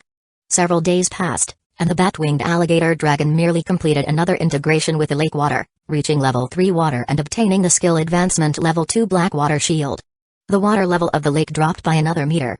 The bat-winged alligator dragon's need for water was growing larger and larger. Of course, this was not a problem, as the lake water could be accumulated, though it would require more time. At level 1, a few hours of integration completed 100%, at level 2 it already took a day or two, now at level 3 it almost took 4 to 5 days, and the time needed would only increase from there. By the shores of Nanwang Lake, The towering bat-winged alligator dragon climbed out of the much shallower lake, its lofty stature standing around Suhan. Its aura had grown much stronger, especially the black water shield skill. It had evolved from merely covering a small area to now being able to envelop an area the size of a head, offering multi-directional protection. Although it had not broken through the lower tier of the third order due to insufficient strength accumulation, its combat power had certainly increased significantly. We should divert the water there and also capture the evolved kinds. Suhan looked at the surface of Nanwang Lake, where Old Zhu and the others were already waiting nearby. Nanwang Lake was a good location, but it was a bit distant from the ring belt, which was inconvenient. Old Zhu, has the artificial lake over at Old Zhang's place been excavated yet? It's done. The length and width are roughly over 300 meters, almost the same size as Yunling Lake. In just a few days, while Zhang Dehai was organizing the cleanup of the ring belt, he also mobilized the tree-born worms to start excavating the pit. Not just the tree-born worms, but also excavators, vine giant rats, and many contractors. In a short time, a deep pit the size of an artificial lake appeared on the site of some old buildings. Suhan nodded, then with a thought, a large number of tree-born worms began to excavate underground. The vines of the mother nest ancient tree followed closely, twining around each other and compacting the soil where they dug. The excavation was carried out underground, reaching a depth of about 10 meters. One was excavating, another was continuously fortifying, and at this time, Suhan and the scorpion spider demon both acted, deploying metal control. A massive amount of metal was controlled into midair, then began to melt and reshape. First, it formed into an enormous iron spike, which with a thrusting sound, pierced 10 meters underground. Then, separated by a thick layer of earth, the scorpion spider demon continued to manipulate the metal, quickly forming segments of metal pipes within the underground tunnel. Half an hour passed, and the pipeline had already extended from Nanwang Lake into the artificial lake. The bat-winged alligator dragon controlled the water on the Nanwang Lake side. The currents surged, but there was still a thin layer of soil that had not been breached. With the underground water channel formed, Suhan finally issued the final command. The bat-winged alligator dragon no longer kept the water still but actively surged towards the water channel. The lake's surface instantly roiled with currents. Under the control of the bat-winged alligator dragon, the water quickly flowed through the channel's inlet and then propelled the current rapidly into the artificial lake. The water level was dropping rapidly, on par with the integration achieved by the bat-winged alligator dragon. Roar! The giant crocodile monsters and armored crocodiles that were hidden in the lake's waters could no longer conceal themselves and let out furious roars. While the lake was not going to dry up, they no longer had as good a place to hide as before. Old Zhu, get ready to fish. Leave it to me. Zhu Zhuang rubbed his hands eagerly, looking at the giant crocodile monsters and armored crocodiles already showing their backs in the lake. He carefully counted, and the number was not small, there were 100 to 200 of them. Wait, what's that? Exposed along with the giant crocodile monsters was a patch of pitch-black carapace, buried in the mud, a massive expanse over 10 meters in size. Chapter 152 Chang Resentment Tiger Suhan's team halted their footsteps, confronting the vast army of Chang beasts head-on. Heavy footsteps resounded as giant monsters emerged with large strides from within. Double-headed blood wolves, blood-colored bone spur giant bulls, and the fearsome blood bears. There were numerous second-order monsters, but the most eye-catching were the 5 or 6 blood giant tigers that followed them. Each giant tiger was 7 to 8 meters in size and about 4 meters tall, with blood-colored fur that was so vivid it almost dripped, interwoven with black stripes, giving off an oppressive aura. Their eyes were pitch black, staring intently at Suhan and his group, each emitting an aura of second order. However, they were not the main attraction. Roar! With a terrifying roar, a more fearsome figure emerged from the mist, standing about 7 to 8 meters tall and over 20 meters long, clearly a much larger blood giant tiger. Unlike the other giant tigers, its eyes were sharper, and at the forehead, where a king-like pattern interwove, there was a fearsome vertical eye in a dark red color, slightly glowing. Between its shoulders, a pair of blood-red membranous wings emerged, vast and swirling with scarlet light. Roar! As soon as the Chang Resentment Tiger King appeared, it roared furiously at the bat-winged alligator dragon. Although it couldn't speak like humans, its threat was clear. 2 third-order monsters, the Chang Resentment Tiger King's significant intelligence had it already thinking about retreating, but now reliant on the thousands of Chang beasts around, it aimed to push Suhan back. Thinking you can attack when you want and retreat when you feel like, are you joking? Suhan merely scoffed, sneering at the notion as if the world operated that conveniently. Even if they were not enemies, just because of such a tribe, Suhan had no intent of letting them go. The bat-winged alligator dragon's black water cannon immediately condensed, then blasted directly towards those monsters. The sudden action took the Chang beast horde completely by surprise. The black water cannon collided with the group like a black pillar, exploding violently and completely shattering a blood-spiked giant bull and tearing apart the surrounding Chang beasts at the same time. Attack! Once Su-han made his move, the Chang Resentment Tiger King already started roaring furiously, and Zhuang and the others also prepared to join the battle simultaneously. Apostles stood in a horizontal row at the front, with second-rank apostles at the forefront forming the first line of defense, followed by other apostles, while the contractors wielding crossbows were at the very rear, assisting in defense. Even considering the number of apostles, Su-han's group only had combat power in the thousands, but they showed no trace of fear against the enormous army of Chang beasts because Su-han was at the front. The mighty Chang beast legion surged forward, the broad street unable to accommodate so many monsters, hence they converged into a torrent that filled the street. The bat-winged alligator dragon flapped its wings, condensing wind blades that continued to sweep across like a scythe. A large number of Chang beasts were torn apart by the wind blades, and the few lucky ones that managed to charge through met the apostles of Zhuang, Gan Xingilai, and Go Gang, as well as the obstructions from two contracted creatures, followed by a brutally vicious slaughter. The blood dyed the entire street red, countless Chang beasts ripped apart, turning into blood paste scattered on the ground. The Chang beasts began to swarm the bat-winged alligator dragon, roaring and launching every possible attack like a tidal wave. The bat-winged alligator dragon's black water shield condensed in front of it, making the attacks fall upon it to no effect, especially since many of the Chang beasts were bloody corpses, rendering the attack even more futile. The huge body played its role fully in the war. The bat-winged alligator dragon didn't even need to attack specifically, merely rolling over was enough to crush most Chang beasts that couldn't resist. Its forelimbs glowed with the light of black water blades, sweeping out each time, inevitably shredding dozens if not hundreds of Chang beasts. The high-level Chang beasts couldn't hold back any longer and lunged forward, especially the double-headed blood wolves and blood bears, two massive creatures, each standing multiple meters tall, towering over the other Chang beasts around.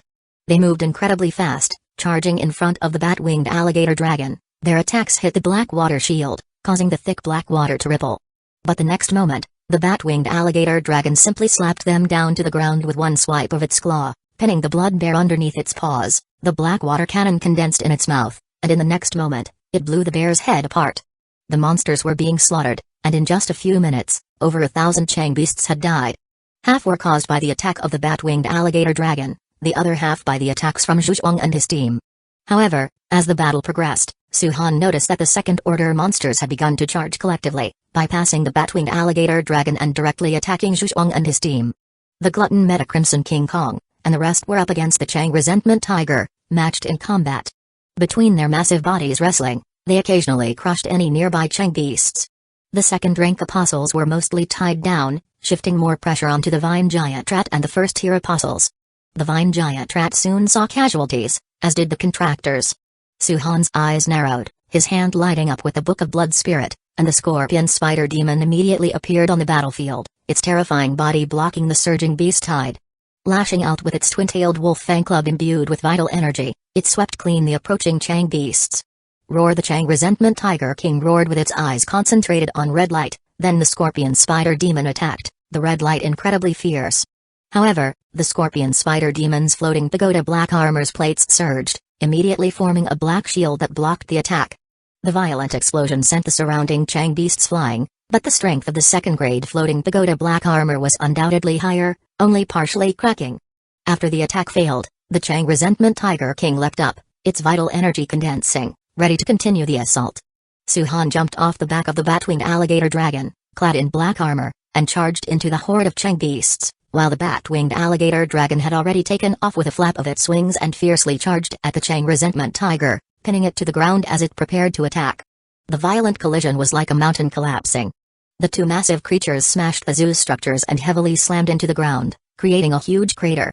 The bat-winged alligator dragon raised its sharp claws, equipped with black water blades, and heavily smashed them onto the Chang Resentment Tiger King. Even the tough tiger skin couldn't resist such an attack, and a huge wound immediately appeared. Blood continuously poured out, but the flesh was rapidly healing, revealing that even the Chang Resentment Tiger King possessed regenerative abilities. The Chang Resentment Tiger King roared with effort and suddenly flipped the bat-winged alligator dragon to the ground, its sharp claws attacking. The black water shield promptly protected its body, blocking the attack, and the bat-winged alligator dragon flapped its wings, sending wind blades directly at the tiger. For a moment, dust and smoke billowed, and the ground cracked open. The battle between the two monsters was brutally violent, shredding any Chang beasts that came too close into minced flesh. With the Chang Resentment Tiger King no longer interfering, the Scorpion Spider Demon invoked metal control energy, and nearby lampposts, street barriers, cars, metals within 100 meters uprooted and floated into the air. The Scorpion Spider Demon swept his wolf fang club at the Chang beasts while manipulating these metals to morph, forming sharp metal spikes in the air like metallic raindrops. Then, under its command, they rapidly fell towards the ground. The sharp iron spikes, powered by metal control, instantly nailed hundreds of Chang beasts to the ground, completely piercing their bodies as blood splattered out. The entire street emptied. Then, with a wave of its enormous hand, the Scorpion Spider Demon immediately extracted the metal spikes, then directed them towards the Chang beasts that were pouring into the street. It strode forward, plunging into the monster horde, swinging the wolf fang club while controlling the iron spikes to launch a further attack, piercing through the bodies of Chang beasts with lethal speed. Follow-up, kill.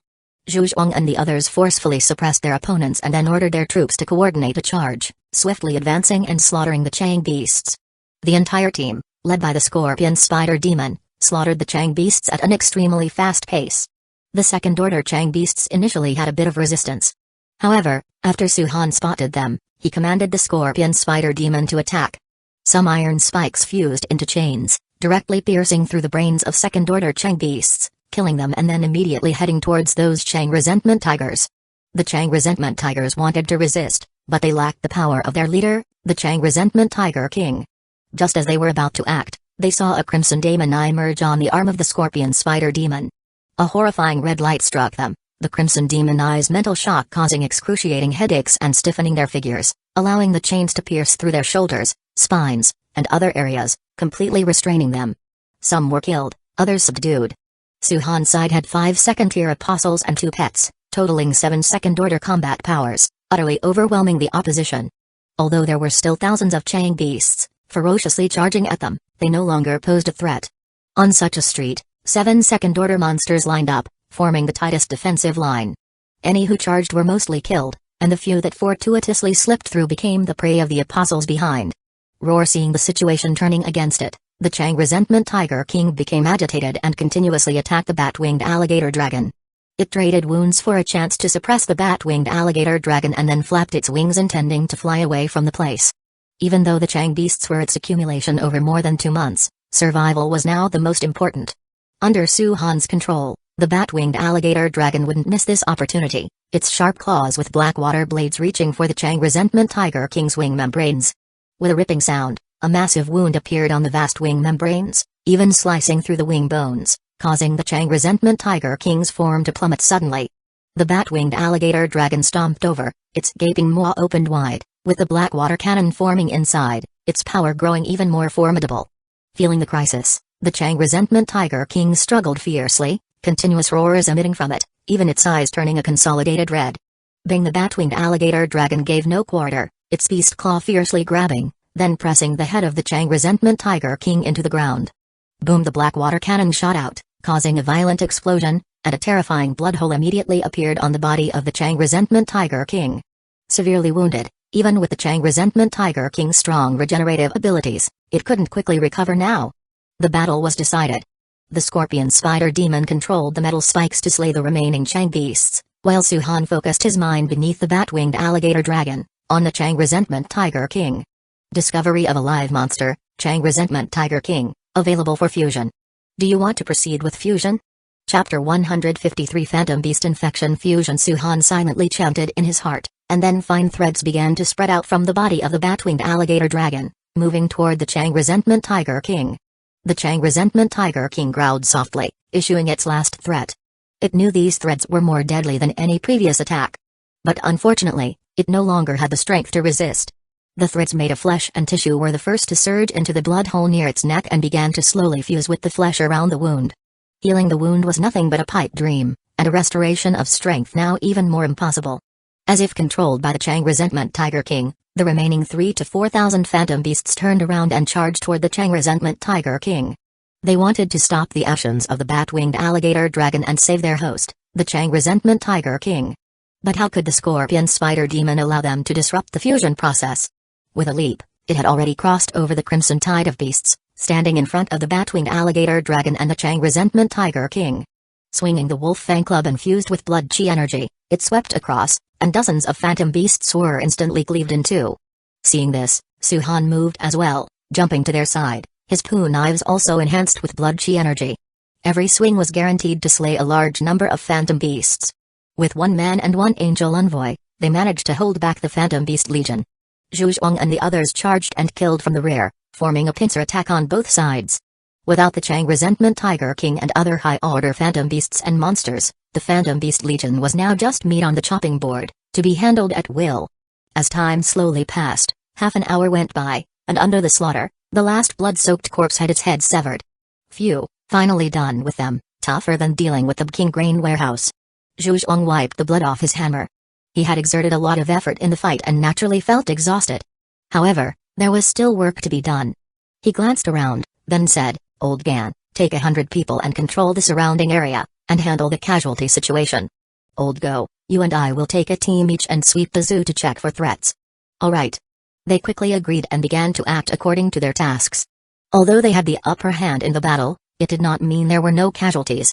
15 people had died, and 30 were wounded. In the apocalypse, no battle could ever be completely safe. Both Gan Xinglai and Zhu Zhuang had gradually adapted to this post-apocalyptic world. For the dead, if they had relatives in the encampment, the contribution value would be fully transferred to them, and they would receive an additional large consolation contribution value. If they had no friends or family, their bodies would be brought back, and the encampment would oversee the aftermath, their names preserved. Compared to those who died silently in the apocalypse, they had at least left a trace of their existence. Suhan watched as Zhu Zhuang and the others went about their tasks, not interfering. Zhu Zhuang was already very experienced in post-battle management. About an hour later, the wounds of the injured had been tended to. They were all contractors, and unless the injuries were particularly severe, they were generally not a problem. On the side of the bat-winged alligator dragon, the progress of the fusion wasn't fast, it had only fused about a quarter so far. The more powerful the monster, the slower the fusion. "Looks like I might have to stay here tonight." Suhan estimated the time. After the fusion was complete, the progress wouldn't be full, so he'd have to further fuse other lower-grade materials. The time it would take could be long or short. Tap tap tap footsteps approached. Suhan looked in the direction of the sound to see Zhu Zhuang and Go Gang, each followed by a small team. "Did you find anything?" Suhan looked at Zhu Zhuang, who nodded slightly and said, "We found something that seems to belong to the Tiger King. Do you want to take a look?" Curiosity piqued, Suhan asked, "What is it?" "Meat Mountain." Zhu Zhuang's answer made him even more curious. Together with Zhu Zhuang, Suhan walked deeper into the zoo. Along the way, the mist had been somewhat dispersed by the crystals of the ancient tree that Zhu Zhuang's team had placed. This skill of the Mother Nest ancient tree had lifted the usage restrictions on the lamp tree crystals, providing the encampment's expeditionary combat personnel with greater visibility and security. They passed many iron fences, which still contained the remains of white bones and dark blood stains. Before the apocalypse, there had been many animals in these cages. Now, they were all gone. Many of the cages were even reduced to scrap, with collapsed walls and remnants of countless battles. The battles in the post-apocalyptic zoo were no less intense than any corner of the city, perhaps even more brutal. Some mutated monsters didn't escape and became nourishment for the Chang Resentment Tiger King within the zoo, which resembled a breeding ground for pests. Others were luckier and managed to escape. Where they might be in the city now was anyone's guess. Finally, they arrived at the Tiger Garden. The combat personnel were on guard, and amidst the fog, a giant meat mountain, 2 to 3 stories high, appeared before them. The flesh piled into a mountain, all interconnected, moving with a rhythmic pulse as if a heart was beating. This meat mountain appeared to be alive, and upon the undulating flesh, several not yet devoured monsters were howling softly, while some being spat out after being devoured were already blood-red and emitting sharp roars. Suhan's gaze sharpened, focusing on one blood-soaked creature struggling amidst the mountain of flesh. So this is how the phantom beasts come into being? Devouring monsters, assimilating them, and ultimately transforming into Chang beasts. This seems to be the secret of the Chang Resentment Tiger King's army. No wonder they never thought of fleeing but were determined to resist to the death, directly clashing with Suhan and his group. Of course, given the ferocity of Suhan's assault, their chances of escape were slim. What about the ironback alligator turtle? Did it manage to escape? Zhu Zhuang was somewhat perplexed, but there were only a few wounds on the ironback alligator turtle's body, with no signs of it being devoured. After pondering for a moment, Go Gang suddenly said, "Is it possible that the monster has 2 transformation methods? One for quantity, and one for advanced monsters?" "I think it's likely." Suhan agreed with Go Gang's opinion, as this was the only way to explain both the situation of the ironback alligator turtle and the origin of the Chang beasts. So how do we deal with this meat mountain now? It doesn't look that simple. Shoot the Chang beasts on top, then keep watch. I'll have the angel envoy take care of it later. Alright. Zhu Zhuang ordered his men to take action, and then he returned to the entrance of the zoo with Su Han. Upon inspection, they found no danger in the surrounding area. With the Chang Resentment Tiger King here, other monsters had either been captured for assimilation or eliminated. There was no way they could hold out for so long. Go Gang, what's up? Su Han stopped Go Gang, which caught him off guard. You can track the Chang Resentment Tigers. He pointed to the 4 constrained Chang Resentment Tigers, which were clearly from the same species as the Tiger King, each possessing the strength of a second-order low-grade, their fighting capabilities no weaker than the double-headed blood wolves. Of course, it was uncertain what skills they possessed. During the previous battle, they had not fully demonstrated them. Go Gang scratched his head and nodded. Okay, I'll go right now. He hadn't expected the second angel envoy to arrive so quickly, but he would do as Su Han commanded. It was yet to be seen how much contribution value this would convert to. That would have to be assessed by Yan Mi once she got back. This was the rule of the camp. Only with rules in place could the camp operate better. However, generally speaking, the gear that Su Han pointed out directly usually had a rewarding nature. Therefore, when Yan Mi made her estimates, she would strike a balance based on Go Gang's existing contribution value, ensuring a fair and reasonable outcome, hence everyone respected it. Go Gang strode towards the Chang Resentment Tigers. The restrained Chang Resentment Tigers roared menacingly as he approached, but their menacing roars carried a tone of pain. The chains pierced through their bones, and not just in one spot. Their agony was unimaginable. Had they not been second-grade monsters with tenacious vitality, they likely would have already died. It's going to be you. Go Gang fixed his gaze on one of the Chang Resentment Tigers as the single-eyed giant angel envoy appeared beside him. Its neck twisted bizarrely, looking down at the Chang Resentment Tiger with its one eerie eye fixed on the beast. Damn, old Go's angel envoy is creepy enough. The strange movements sent shivers down Zhu Zhuang's spine. No matter how he looked at it, the fist-sized single eye was odd. Gan Xingilai rolled his eyes, thinking to himself, your glutton isn't any better. Amidst the conversation, the single-eyed giant's eye emitted a crimson glow, and the roaring Chang Resentment Tiger immediately showed a pained expression and became stiff. The giant's tentacles beside its head moved swiftly like spikes, and with a PFFT sound, pierced through the Chang Resentment Tiger's eyes, then directly into the brain from the hollow behind the eyes.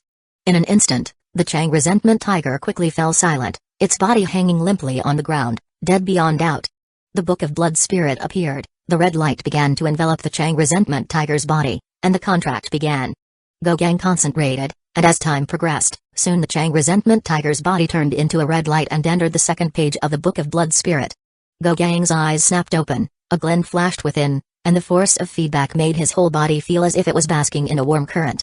Chang Resentment Tiger, he immediately summoned his newly contracted second angel envoy. A red light emerged behind him, and the massive figure of the Chang Resentment Tiger appeared. The interwoven blood-red fur and black stripes gave off a repressive aura from the Chang Resentment Tiger, as if the creature was a demonic spirit in existence. The Chang Resentment Tiger let out a low roar, but Go Gang's gaze turned sharp as he immediately sensed the skill on the Chang Resentment Tiger, Phantom Beast Infection. Old Go, your angel envoy looks good, how is it? Su Han and others came over, with Zhu Zhuang even thinking of extending his hand to pat the Chang Resentment Tiger. Having a tiger as an angel envoy was a desire of many men. Of course, Zhu Zhuang still thought that the bone-armor giant pig looked cooler, and its broad back made for a more comfortable ride. Go Gang looked towards Su Han and said earnestly, it has a skill called Phantom Beast Infection, but it doesn't seem to have that terrifying effect. Chapter 154 Advancement. Go Gang's words made everyone pause, and Zhu Zhuang asked in confusion, are you talking about the skills to control those monsters? Yes, Go Gang nodded. Phantom Beast Infection can also be spread by infecting the monsters, allowing them to be gradually assimilated, and then turned into puppet-like phantom beasts, but my ability can only control 10 units of monsters, and they must be one rank lower than the Chang Resentment Tiger itself. Moreover, the process consumes the spiritual energy and physical strength of the Chang Resentment Tiger. A second-order low-grade Chang Resentment Tiger could only infect and control 10 units of first-order monsters, and although it could extend to first-order upper grade, it was far from sufficient to build a Chang Beast Legion. Su Han furrowed his brows, surprised by the significant gap. However, Go Gang hesitated before saying, these 10 units should be considered a part of the Chang Resentment Tiger's body and can be transformed into a blood paste that gets absorbed into the body of the Chang Resentment Tiger. Upon hearing this, everyone looked surprised, This was something they had not anticipated. The separation of flesh and blood, turning into phantom beasts. No, it was not entirely about the separation of flesh and blood, as the blood of phantom beasts and the flesh and blood of monsters were still different. It was more apartment to say it was a special state of existence. That's not bad either, having 10 lower rank units on hand. They can be of use in many situations.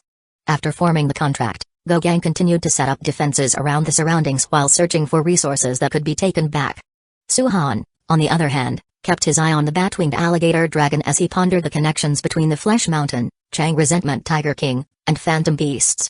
If Chang Resentment Tigers possessed the skill of Phantom Beast Infection, then surely the Chang Resentment Tiger King also had it, yet the gap between the two was substantially large, which puzzled him.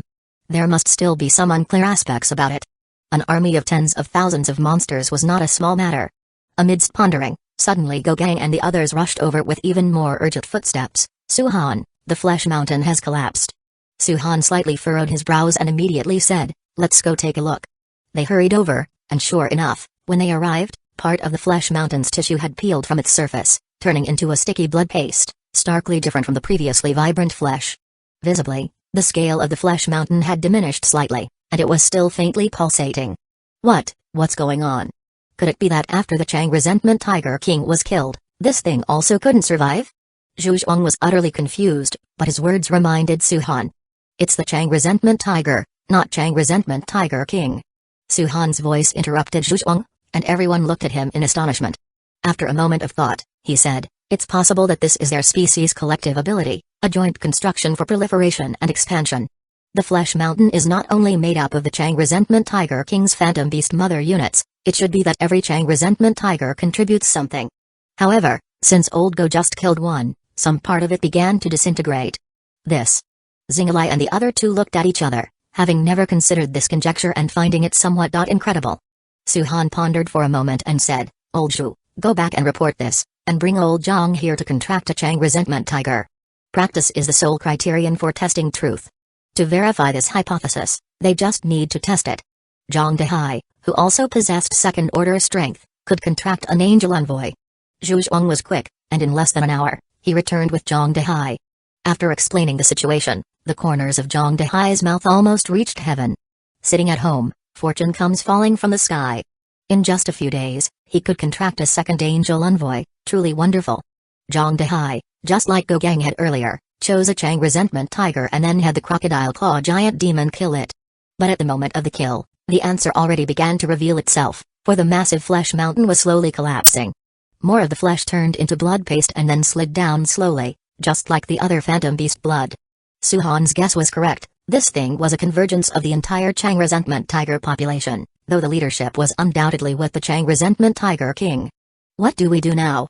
Zhu Zhuang was still a bit lost, assuming the Chang Resentment Tiger King would definitely be killed soon. Then the Flesh Mountain would surely end, no different from that blood paste. Let's cut it open and take a look. Suhan looked at the Flesh Mountain, his emotions hardly fluctuated as it was destined to collapse, so they might as well dissect it on the spot to see its structure and record it. With a thought, he summoned the Scorpion Spider Demon and controlled the metal to form a sharp blade, plunging deep into the Flesh Mountain. After 2 collapses, the Flesh Mountain was only about 20 meters high, though still much taller than the Scorpion Spider Demon. It wasn't so difficult to handle. With one slice, blood flowed out like river water. The appearance inside was revealed to everyone, looking unremarkable with just pulsating flesh tissues. However, that was just the outer layer. As the Scorpion Spider Demon continued to cut deeper inside, soon, at the very center, something was found. A blood-red object, covered with blood vessels, shaped like a heart. The thumping was coming from it. This was the core of the thing. Discovered material suitable for fusion Phantom Beast Seed. Proceed with fusion? No fusion. Suhan did not allow the Scorpion Spider Demon to fuse but controlled it to chop down the Phantom Beast Seed, causing blood to splatter out, and despite being severed, the Phantom Beast Seed still pulsed. This thing couldn't possibly be the Chang Resentment Tiger King, right? Just as Zhu Zhuang finished speaking, the rest of the Flesh Mountain started to melt into what looked like the blood of the Phantom Beast. Old Zhu, you and the Scorpion Spider Demon make a trip back and deliver this stuff to the ancient tree. Zhu Zhuang was startled and immediately nodded solemnly. Okay, I'll go right now. The Phantom Beast Seed, serving as the core of the Flesh Mountain, was quite large, at least 4 to 5 meters in diameter and extremely compact. After bleeding for a while, it was gradually healing and its beating had stabilized. Although both the bone armor giant pig and the vine giant rat could barely carry such a size, it was not easy to secure, fearing it may take too long. Therefore, Suhan could only send out the scorpion spider demon. Originally, as the Chang Resentment Tiger King was a control-type monster, it might have been more suitable to be given to the Mother Nest Ancient Tree. But, a third-order monster, with regenerative abilities and flight abilities, was not so easy to suppress. If it escaped, the loss would outweigh the gain. Moreover, the Mother Nest Ancient Tree was still holding 76% of level 1 Phantom Beast blood, so it wasn't considered initially. But now the situation was different. Whether there would be more Phantom Beast blood was not mentioned. The effects of the essence of flesh ought to be similar. And the Phantom Beast seed was clearly a limited edition thing. Trying wouldn't hurt, right? The scorpion spider demon, holding the Phantom Beast seed, rushed back rapidly, while Zhu Zhuang, leading a squad, closely followed behind, responsible for escorting. A direct distance of 3 kilometers, bypassing several streets, they arrived at the Ring District within about 10 minutes. The Mother Nest Ancient Tree had already been controlled by Suhan, its vines spread to the boundary, taking the Phantom Beast seed from the Scorpion Spider Demon. For the control of Angel Envoys, the stronger the power, the further the control range, and 3 kilometers was far from the limit of Suhan's control. This was why he felt at ease leaving the Mother Nest Ancient Tree at the camp, taking only 2 Angel Envoys to trouble the Chang Resentment Tiger King. He could shake the tree at any time. Discovered fusible material Phantom Beast seed, proceed with fusion? Fusion this time, it was the Mother Nest Ancient Tree that fused with the Phantom Beast seed, thus, Suhan did not hesitate, especially since if it were too slow and the Chang Resentment Tiger King died, then the Phantom Beast seed would be lost. Both the Mother Nest Ancient Tree and the Batwinged Alligator Dragon were undergoing fusion, and after the Scorpion Spider Demon returned, Suhan entered a phase of patient waiting. Gogang and Xingaligan did not stay long. Suhan dispatched 200 people back. Those who needed to treat their wounds did so further, and those who needed to rest did. Zhu Zhuang stayed behind just in case, but overall there wasn't much to do, simply gathering vehicles and metal objects on the surrounding streets and then having the Scorpion Spider Demon control them, transforming them into metal cubes for easy transport.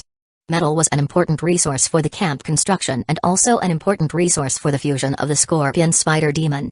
As time gradually passed, by the evening, the Mother Nest Ancient Tree and Batwinged Alligator Dragon had consecutively completed the fusions with the Phantom Beast Seed and the body of the Chang Resentment Tiger King. Phantom Beast Seed fusion degree 32%, Chang Resentment Tiger King fusion degree 37%. The fusion degrees were only about a third each. Suhan controlled 2 Angel Envoys to start converting other flesh materials to enhance the fusion. At the Mother Nest Ancient Tree, previously it had achieved 76% fusion with level 1 Phantom Beast blood, but due to the Phantom Beast Seed's fusion this time, it had abruptly interrupted, incidentally leaving behind the Phantom Beast blood scattered around the battlefield. Thus, it directly became the nutrient for the Phantom Beast Seed, gradually enhancing its fusion degree. The Batwinged Alligator Dragon side was simpler. The entire battlefield was covered in Phantom Beast blood, the bloody paste covered the streets, emitting a foul smell. It directly stomped on it and then body tissues squirmed, releasing a mass of silk threads, beginning the fusion on the spot. The fusion degree slowly increased, from 37% gradually rising. Over the night, while Suhan slightly closed his eyes to rest, he was suddenly awakened by a notification. Chang Resentment Tiger King 100% fusion complete. Bat-winged alligator dragon achieved form advancement. Blood-winged alligator dragon. Blood-winged alligator dragon receives skill, Evil Crocodile Prison. Suhan immediately looked towards the blood-winged alligator dragon, surrounded completely in red light, currently undergoing a transformation.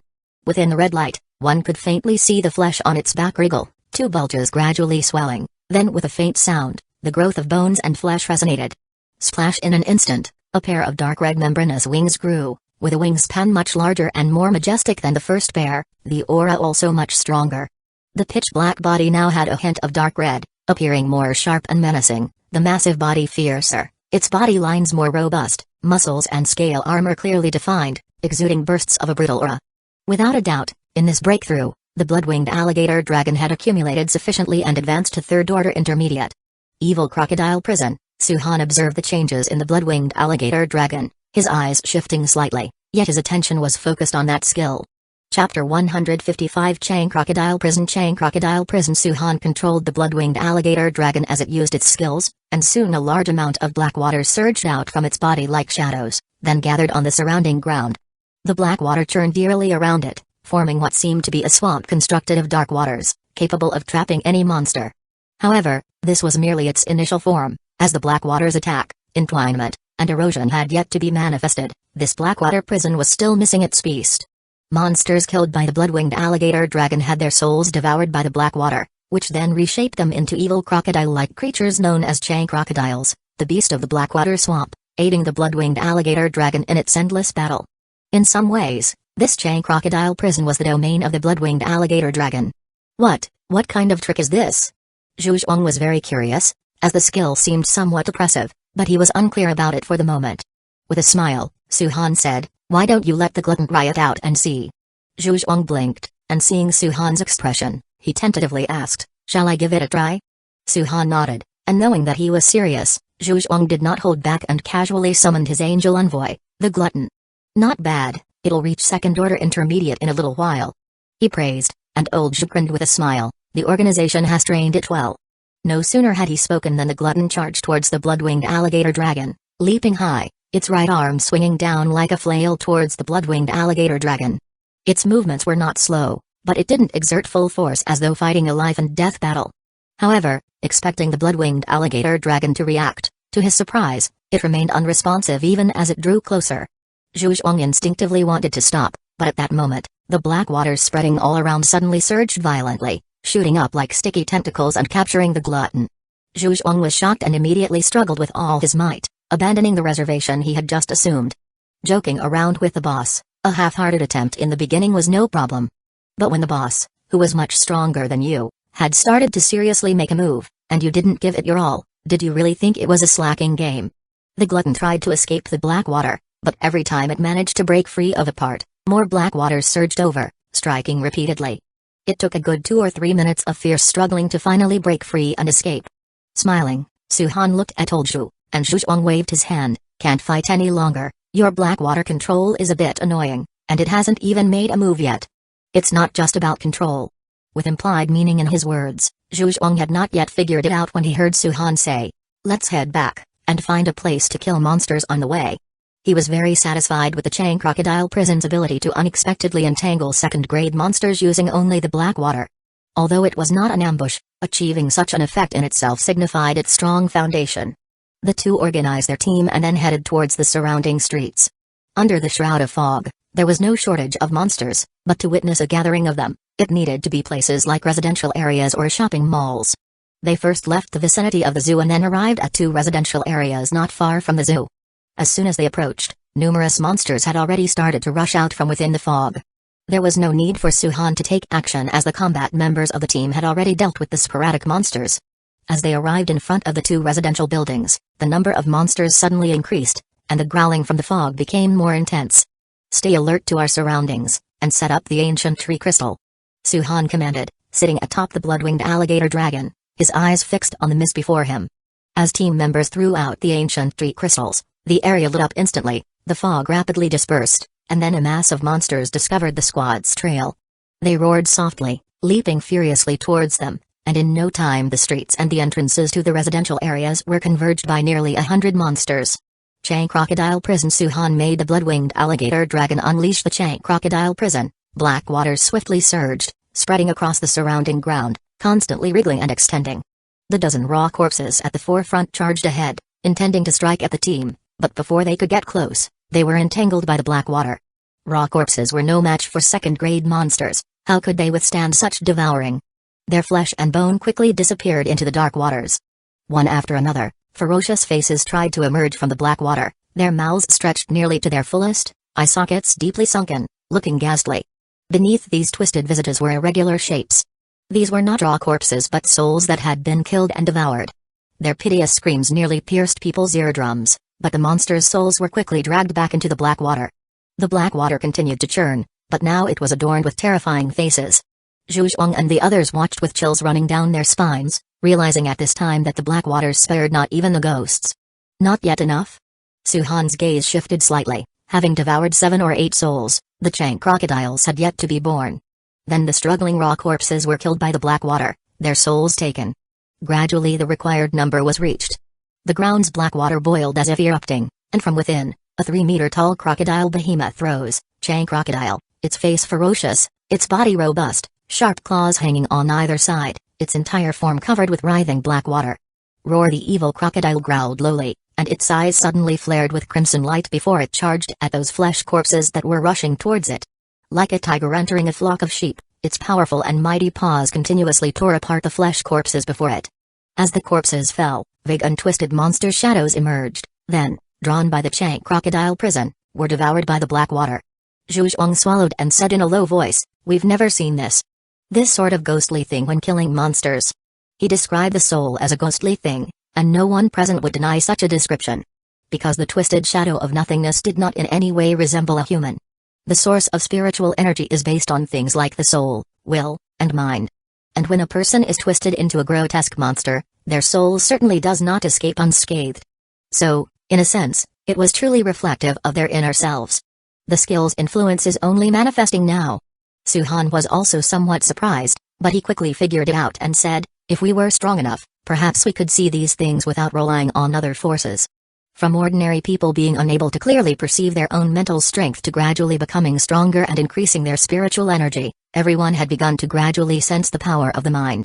In time, perhaps it would be possible to see souls with the naked eye. The roaring of the battle continued. After killing over a dozen flesh corpses, the evil crocodile was surrounded, bombarded with a multitude of attacks. Its body was constantly scratched open, and the black water could not repair the damage fast enough.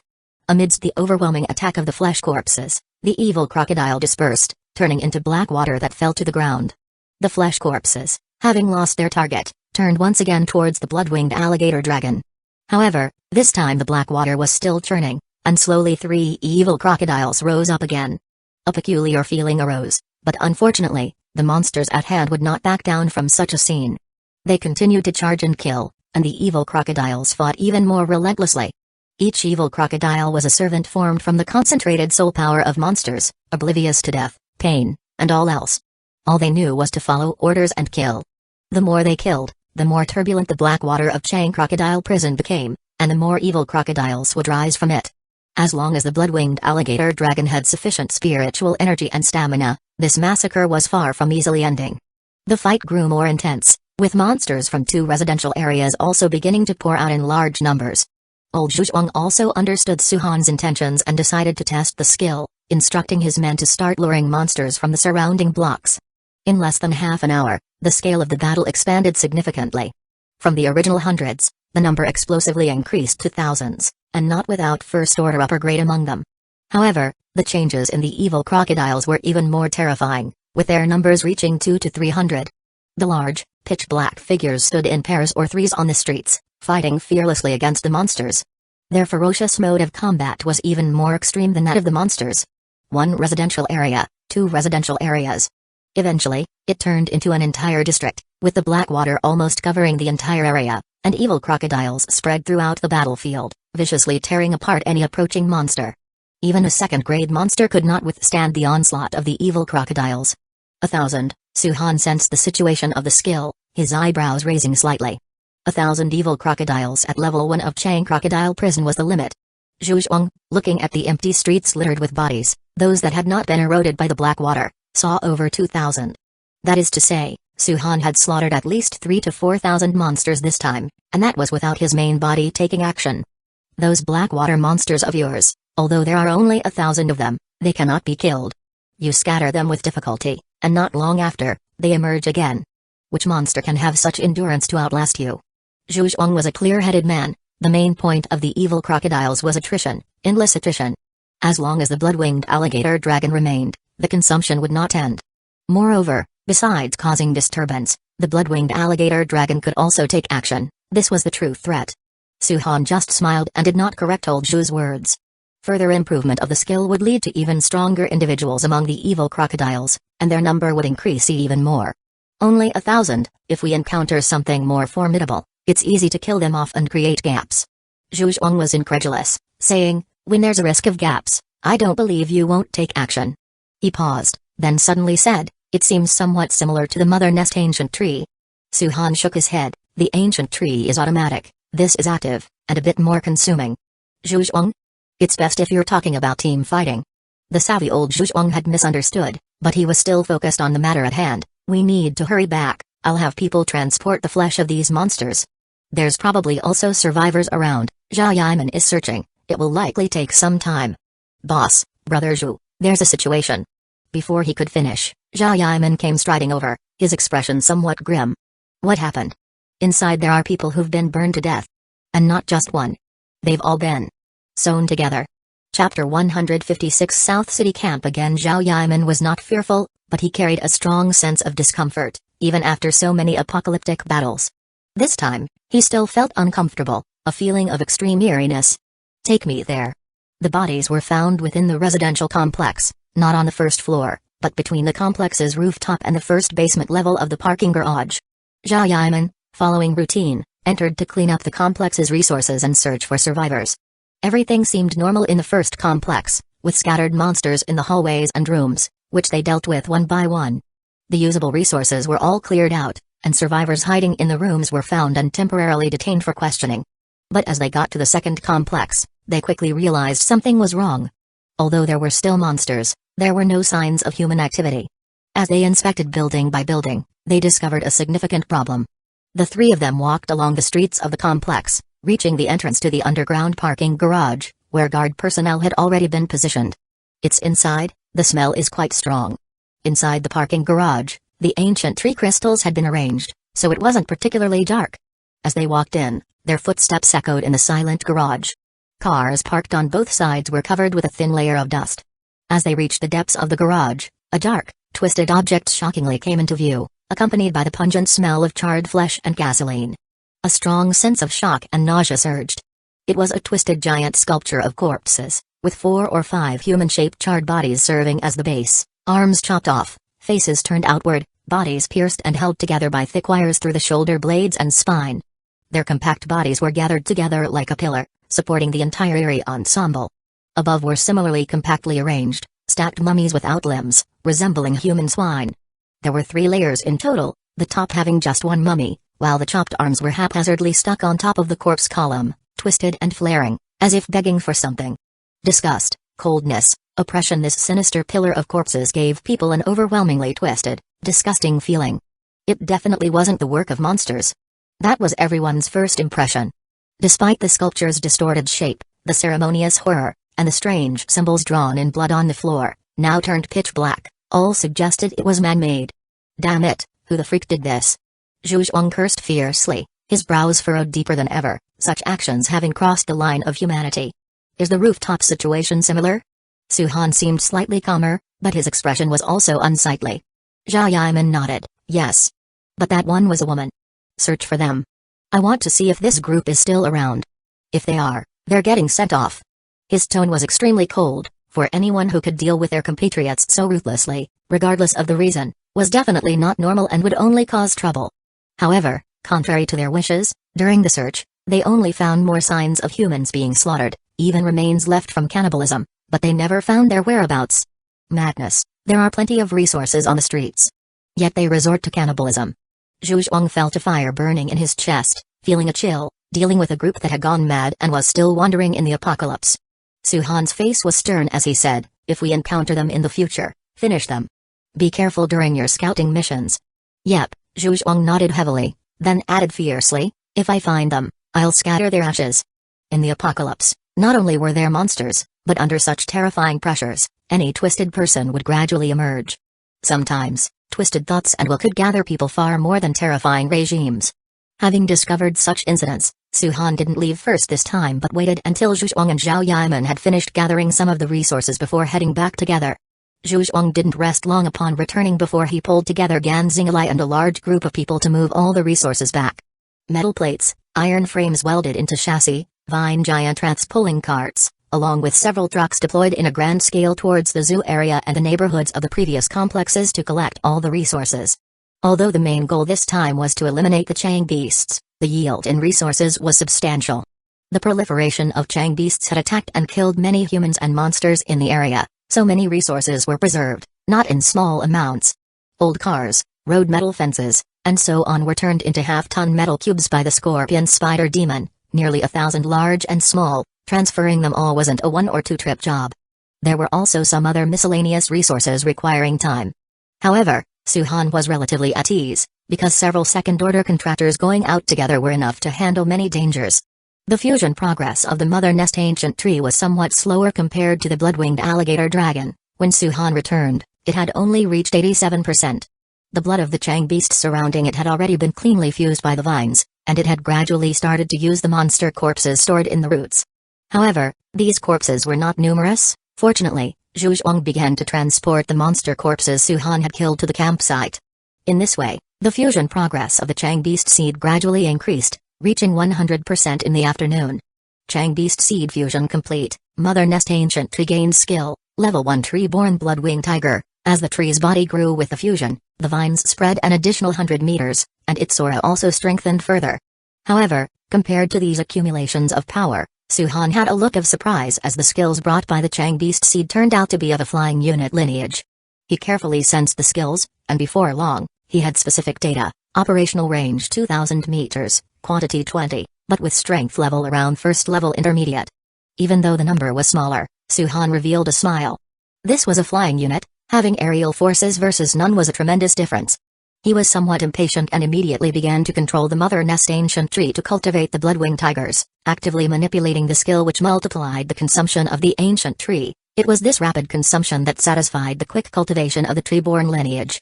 Suhan was unconcerned about the quantity consumed, as there was still a large amount of monster flesh and blood being transported here. Soon among the vines, dark tree pouches began to droop down, 20 in total, each larger than the pouches of the vine giant rat. As he continuously activated the level 1 blood-winged tiger skill, a vast amount of spiritual energy was transferred into the tree pouches. One by one, the monster flesh was devoured by the vines of the mother nest ancient tree. After about half an hour, the tree pouches finally swelled significantly, and then with a crackling sound, they split open. Roar! The roaring sound erupted as a blood-red tiger burst out from within the tree pouches, flapping its wings and diving from a height of several tens of meters, before swiftly climbing and circling in the air. In total, 20 membrane-winged blood tigers circled for a while before immediately landing on the ground. Suhan focused his gaze and immediately showed a satisfied expression. The blood-winged tigers, shoulder height taller than a man, were nearly 4 meters in length, completely blood-red interwoven with black patterns, somber and cold, their eyes green and emitting a chilling light. Vines extended from the base of their wings down their backs, gently swaying, signifying their tree-born identity. At his mental command, the blood-winged tigers immediately dashed toward the pile of metal cubes nearby. As they dived, the vines on their backs quickly spread out, binding several of the cubes. With wings flapping, they ascended, dragging 3 cubes up into the sky. Though the action was slightly sluggish, the 3 cubes together weighed 1.5 tons. Although not as much as the load of the vine giant rat, as aerial units, this load was already impressive. In the area of the ring belt, those on patrol and guard duty quickly spotted the crimson creatures and hurried over, shocked to see more than 10 identical beasts in front of Suhan. Some wanted to lend a hand but were stopped by an elder of the camp. Team leader, shouldn't we help the leader? Help with what? Those are the offspring of the leader's angel envoy. The man addressed as team leader slapped the head of the young man beside him, then said, "We might be in good fortune soon." His eyes conveyed respect. The more powerful Suhan became, the safer the camp would be. As long as they closely followed the leader's steps, everyone would grow stronger. We're in flight. Suddenly a giant bat-wing beast rapidly approached, and Suhan's eyes narrowed as he saw Yi Kaling behind it. The bat-wing beast swiftly landed, and Yi Kaling dismounted, her eyes catching sight of the blood-winged tiger and showing a look of astonishment. "Kaling, what's the matter?" Yi Kaling snapped back to reality and immediately said, "People from the South City camp have arrived, and they've been temporarily arranged to rest in the Summer Garden Mall. Do you want to meet them?" Suhan showed a look of surprise. They had actually braved such a dense fog to come here. It had been quite some time since the last incident at the King Grain warehouse, and Suhan was also curious about recent events at the South City camp. After thinking, he asked, "How many people came?" Yi Kaling responded, "More than 20, led by Zhao Yeqian and Cheng Xinyang. Cheng Xinyang is already second order, not weak in strength." "Not bad." Suhan smiled and then said, "In that case, tell me to arrange it, directly host a banquet at the Summer Garden Mall to welcome them and also to see what their purpose is this time." They were all old acquaintances, and the two camps had established cooperative relations. Hosting was indeed in line with common sense. Yi Kaling nodded and said, "Then I will go contact Mia right away." Chapter 157 News of the Fallen. Although a banquet was arranged, in the post-apocalyptic world there was no such thing as a luxurious feast. Fish of the evolved kind, fresh vegetables, various canned goods, and some beverages comprised the entirety of the dinner. However, Yan Miu was quite attentive to the arrangements of the personnel, ensuring that all the high-ranking members within the camp were included. Upon meeting in the evening, the strength exhibited by Zhao Yaqian's group somewhat surprised Su-han. Zhao Yaqian had reached the second-order intermediate, Cheng Zanyang was at second-order low grade, and among the team members, there were 3 of first-order upper grade, indicating a significant increase in strength. Though not comparable to Su-han's camp, such a boost in strength indicated how fiercely South City's camp had been striving recently. However, compared to Su-han's mild surprise, Zhao Yaqian and her group were utterly shocked. In just about a month, Shanu Villa district had expanded to such an extent, occupying several blocks, and bolstering its defense and combat capabilities significantly. Moreover, what terrified Zhao Yaqian the most was the towering giant tree at the center of the enclosure, its massive form too prominent to ignore, and her sense of danger constantly warned her that it was a creature that could easily kill her. After the dinner ended, everyone tacitly avoided discussing anything crucial, they merely talked about recent changes. As Su-han had anticipated, South City's camp had rapidly expanded to the surrounding factories. With an ample supply of grain from the King grain warehouse, they could concentrate on searching for practical items like medicines and gasoline without focusing too much on finding food. The pace of rescuing survivors had greatly increased, and with each factory they secured, the number of people in the camp also rapidly grew. In just a month, the number had increased to 7 or 8,000. The increase in personnel also enabled the southern city guards to expand further, thus forming a snowballing armed force that accelerated its expansion. Of course, the most significant enhancement was likely in overall strength. Unlike Su-han's camp, which prioritized contribution value, South City's camp had developed an injectable that they planned to implement on 2 tracks. Original members of the security and armed forces would have priority, followed by common southern city guards like Cheng Zanyang who had experienced the King grain warehouse battle, and lastly, the new southern city guards according to their contribution value. Without a doubt, this was an unfair system, as although everyone used contribution value for exchange, not everyone had the same access.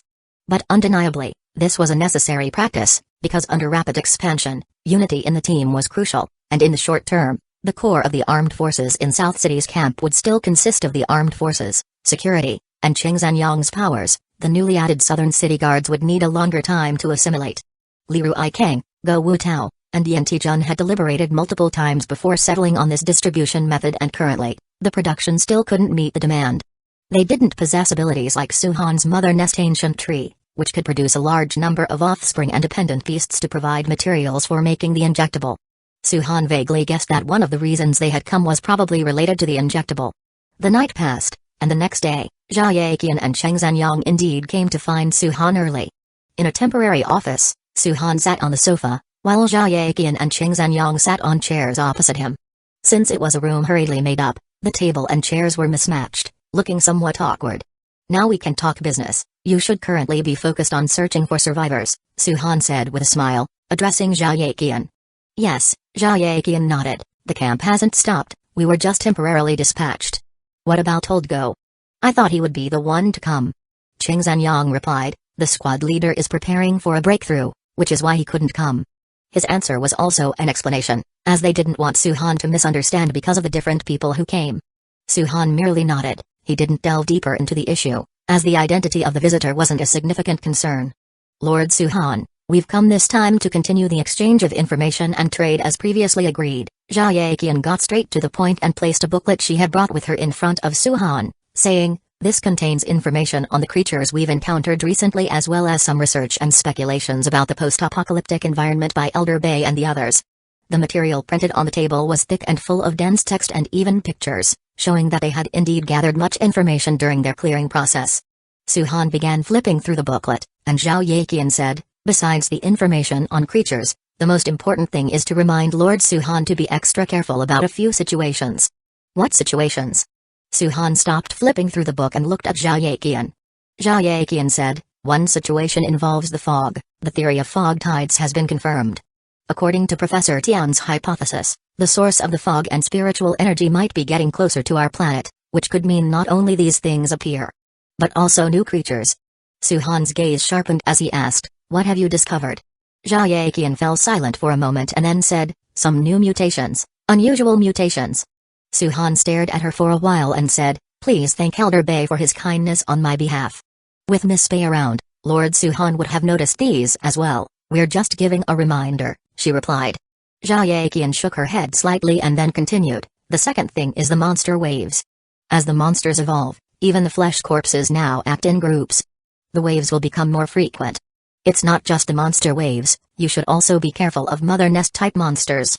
When Suhan heard the words monster waves, he also reminded her aloud. Zhao Yaqian paused and said, Mother nest? Yes, Suhan affirmed and then said, similar to the mother nest rat queen we encountered in the Gingrain warehouse, some monsters' breeding instincts and evolutionary instincts are far more terrifying than we can imagine. If any signs are spotted, they must be dealt with promptly, otherwise their numbers might grow exponentially. Just yesterday, I had to deal with one myself. He briefly mentioned the Chang resentment Tiger King, and Zhao Yaqian's expression immediately turned serious, firmly noting this information, clearly indicating their lack of experience with mother nest type monsters compared to Suhan. Moreover, Zhao Yaqian had to admit, they did not have the terrifying strength that Suhan possessed. If faced with such monsters, they might have to use human lives to fight them. Thank you, Lord Suhan. Suhan waved his hand and said, continue. Another thing is to be cautious of the fallen ones. Suhan was momentarily stunned and asked, what fallen ones? We just discovered them, some special contractors. Zhao Yaqian paused slightly before saying, it's also recorded in the ledger. Those whose original forms have become monstrous due to monster will erosion, special spiritual energy distortion and such, yet who still retain their own will but become insane, have been named the Fallen Ones by Professor Bay and his team. The Fallen Ones, symbolizing those who have degenerated into monsters, into the abyss. Suhan's expression grew grave.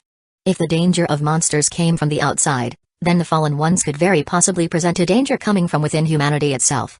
How strong are the Fallen Ones, and do you have any research on why they fall? We've only identified a few Fallen Ones, she replied. Zhao Yaqian said, they suddenly attacked our scouting team and are capable of deceit, luring enemies, or even ambushing. At first, we thought they were just monsters, and we were severely disadvantaged because of that. The Fallen Ones they encountered looked no different from monsters, and because it was their first encounter, they treated them as they would monsters, which naturally led to them being outsmarted. She did not detail the losses in front of Suhan, but her eyes could not hide the sorrow. That attack, a 30-person search and rescue team, 23 were burned alive. They too have apostles, can still form contracts, and their original forms tend toward monstrosity, making them somewhat stronger than Backlash. Zhao Yaqian spoke seriously, but the most difficult part to deal with is that they retain human thinking, but are even more insane. Being part of the human faction, Li Ruiking and his team did not want Suhan to be ambushed by these sinister beings, which is why they specifically came to warn him. Naturally, they were also afraid of certain incidents occurring, especially unexpected evolutions. Zhao Yaqian continued, as for the reasons behind the fall, essentially it's the distortion of the human body by powers like spiritual energy. It might occur in cases of overreaching contracts with apostles, failed divine initiation rituals, and erroneous human enhancements, according to Elder Bay's speculations. However, according to Elder Tian's hypothesis, if one is affected by too strong and chaotic spiritual energies over a long period, and can't cope with it, distortions will also occur. Zhao Yaqian cautioned, if Lord Suhan and those around you want to contract monsters or perform divine initiation rituals, please be sure to measure your capacities and not be too rash. Upon hearing this, Suhan finally understood the intentions of Zhao Yaqian and her team. No wonder they came to specifically remind him. If he was reckless and any mishap occurred during evolution, not leading to death but transforming into a fallen one, then no one in South City would be able to stop him. I understand your concerns. I'll be cautious about this, not just for myself, but I'll keep an eye on my people as well, he said. Hearing Suhan's promise, Zhao Yaqian finally breathed a sigh of relief. With Suhan steady on his side, all would be well. She couldn't imagine how terrible it would be if Suhan turned into a fallen one. Besides these matters, everything else is recorded in the ledger, and the rest can be read at leisure. Besides exchanging information, this visit is also meant to trade for a batch of injections and more hand crossbows, she said. After the exchange of information, naturally, the main event was the trade.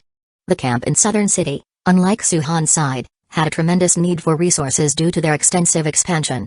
Especially the materials transformed under the Apostle system, although they had many scholars, they had even fewer materials than Suhan's side. That's easy to discuss. How much of the injections and hand crossbows do you want, and what do you plan to trade with? Suhan asked. Chapter 158 Evolved Kind. The trading of injections was not a big issue for Suhan. What restrained Suhan's side was primarily the speed of purifying and manufacturing the injections, not the raw materials. According to Bakelin, the injections made from the blood of the offspring of the mother nest ancient tree were easier to handle than those from typical monsters, because their spiritual energy structure and genetic structure were more stable, lying between the evolved kind and the mutated kind. The more stable the structure, the more useful it was for the efficacy of the drugs. This could actually be corroborated with Baikaiuan and their deductions about degeneration and mutation. As long as Suhan was determined, it was feasible to slightly increase the production by modifying the equipment in the laboratory. However, there was a premise: friends are friends, but business is business. Given the importance of the injections at the moment, even with a discount for allies, they were absolutely not cheap. We want 300 of the first-order upper-grade injections, 1,000 hand crossbows, and 10,000 crossbow arrows. Jia Yaqian certainly understood this issue.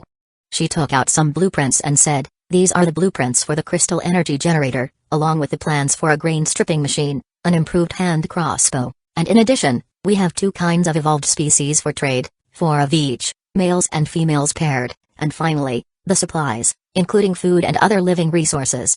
It was an obvious trade deficit. They needed more resources to exchange for Suhan's injections. But Suhan was clearly more concerned about the first item on the list and curiously asked, "Crystal energy generator? What is that?" Seeing Suhan's interest, Jia Yaqian's eyes flickered slightly as she explained, "It's something Professor Tian designed. It uses lamp tree crystals as an energy source, stimulating their energy to be converted into electrical energy, replacing current generators, with a higher efficiency in power generation.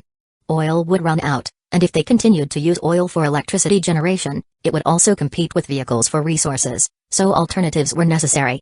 Moreover, spiritual energy had already become integrated into the current environment. Developing a spiritual energy system based on the existing scientific foundation was an inevitable path to mutual transformation, and that was the very thing Tian Jiaxuan had devoted himself to researching. Suhan was surprised as he looked at the blueprints in his hand.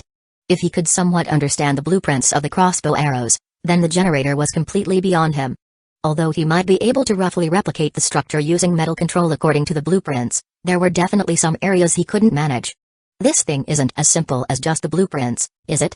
Jia Yaqian didn't deny it. Yes, the lamp tree crystals contain spiritual energy, but just the luminous level isn't enough to operate the generator, so it needs a kind of ignition liquid as an adjunct.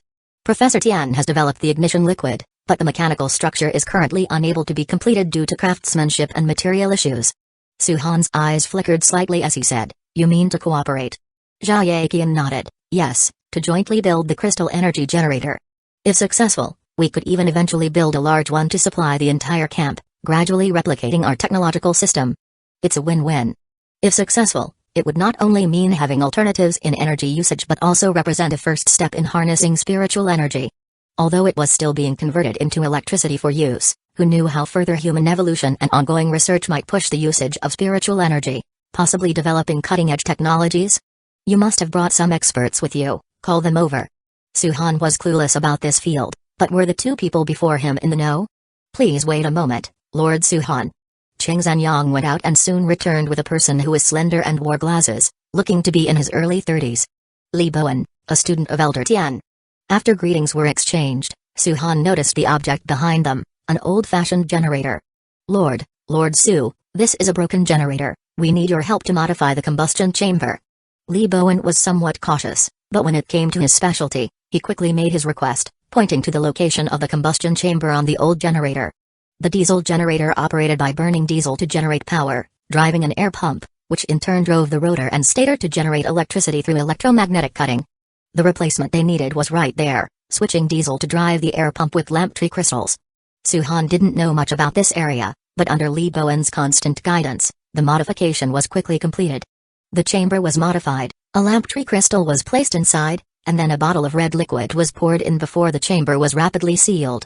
Suhan watched calmly as Li Bowen proceeded, noticing that the chamber vibrated slightly after the liquid was poured in, clearly releasing more energy. It worked. Li Bowen watched the whole old generator nervously. When it started running and the connected socket along with the light turned on, he finally heaved a sigh of relief. In the initial experiments, because the lamp tree crystals released energy too quickly, they actually exploded several times. If everyone hadn't been contractors, a few researchers might truly have died. Later, after fine-tuning the ratio, they finally managed to achieve a stable release of energy. Li Bowen explained, "The energy contained in lamp tree crystals is very high. Although only a thumb-sized lamp tree crystal was used just now, it can continuously release energy for about 10 days. The generator before them was not a small one, but one sufficient to supply a medium-sized supermarket. Suhan narrowed his eyes in thought. Although an ignition agent was needed, he could sense that the substance was likely extracted from the bodies of monsters. Actually, if we use reinforced metals, we could improve efficiency. The same principle could be applied to engines as well, it's just that we need to alter the mechanical structure or block the reactions, Li Bowen said cautiously, showing his lack of ease with social interactions. Suhan did not immediately respond but turned to Zhao Yaqian and said, "Tell me about the evolved kind." Zhao Yaqian said, "The evolved kind includes tough-skinned rabbits and four-horned sheep, both are edible and omnivorous, suitable for breeding. We found them in a factory, already formed into a small group. Both kinds of evolved animals could become a source of meat for the camp. However, for now, South City could not afford to raise livestock as lavishly as Suhan did, because it would consume a vast amount of food, so they had to proceed cautiously." Zhao Yaqian watched Suhan's expression intently. The success or failure of the deal depended on him. "It is possible," Suhan said, "the deal can proceed, but 300 injections are more valuable than what you offer, so you need to provide lamp tree crystals to make up the difference." Zhao Yaqian's face slightly changed, seemingly troubled, and said, "We don't have many lamp tree crystals either. Theoretically, as long as a lamp trees were continuously nourished, the lamp tree crystals would continuously be produced. Especially since Fei Kaiyuan and his team had already figured out the growth mechanism of the lamp trees. Although they couldn't be cultivated, ensuring their output was not a problem. However, with the expansion of South City's camp and the current development of the energy from lamp tree crystals, their demand in this aspect was also significant. If they were to allocate a portion of the crystals, it meant that some plans might have to be temporarily shelved. Suhan calmly said, "If it's for lighting and cultivation, you may exchange them for ancient tree crystals. I grant you that exchange privilege." Ancient tree crystals? Zhao Yaqian's eyes flickered. She certainly knew of this capability from the battle at King Grain Warehouse where she had seen the mother nest ancient tree repelling the mist and sucking up light sources. Undoubtedly, the formidable angel envoy of Suhan also possessed similar traits to the lamp trees. They had more than once envied Suhan for having such an envoy, as its importance to a camp was immeasurable.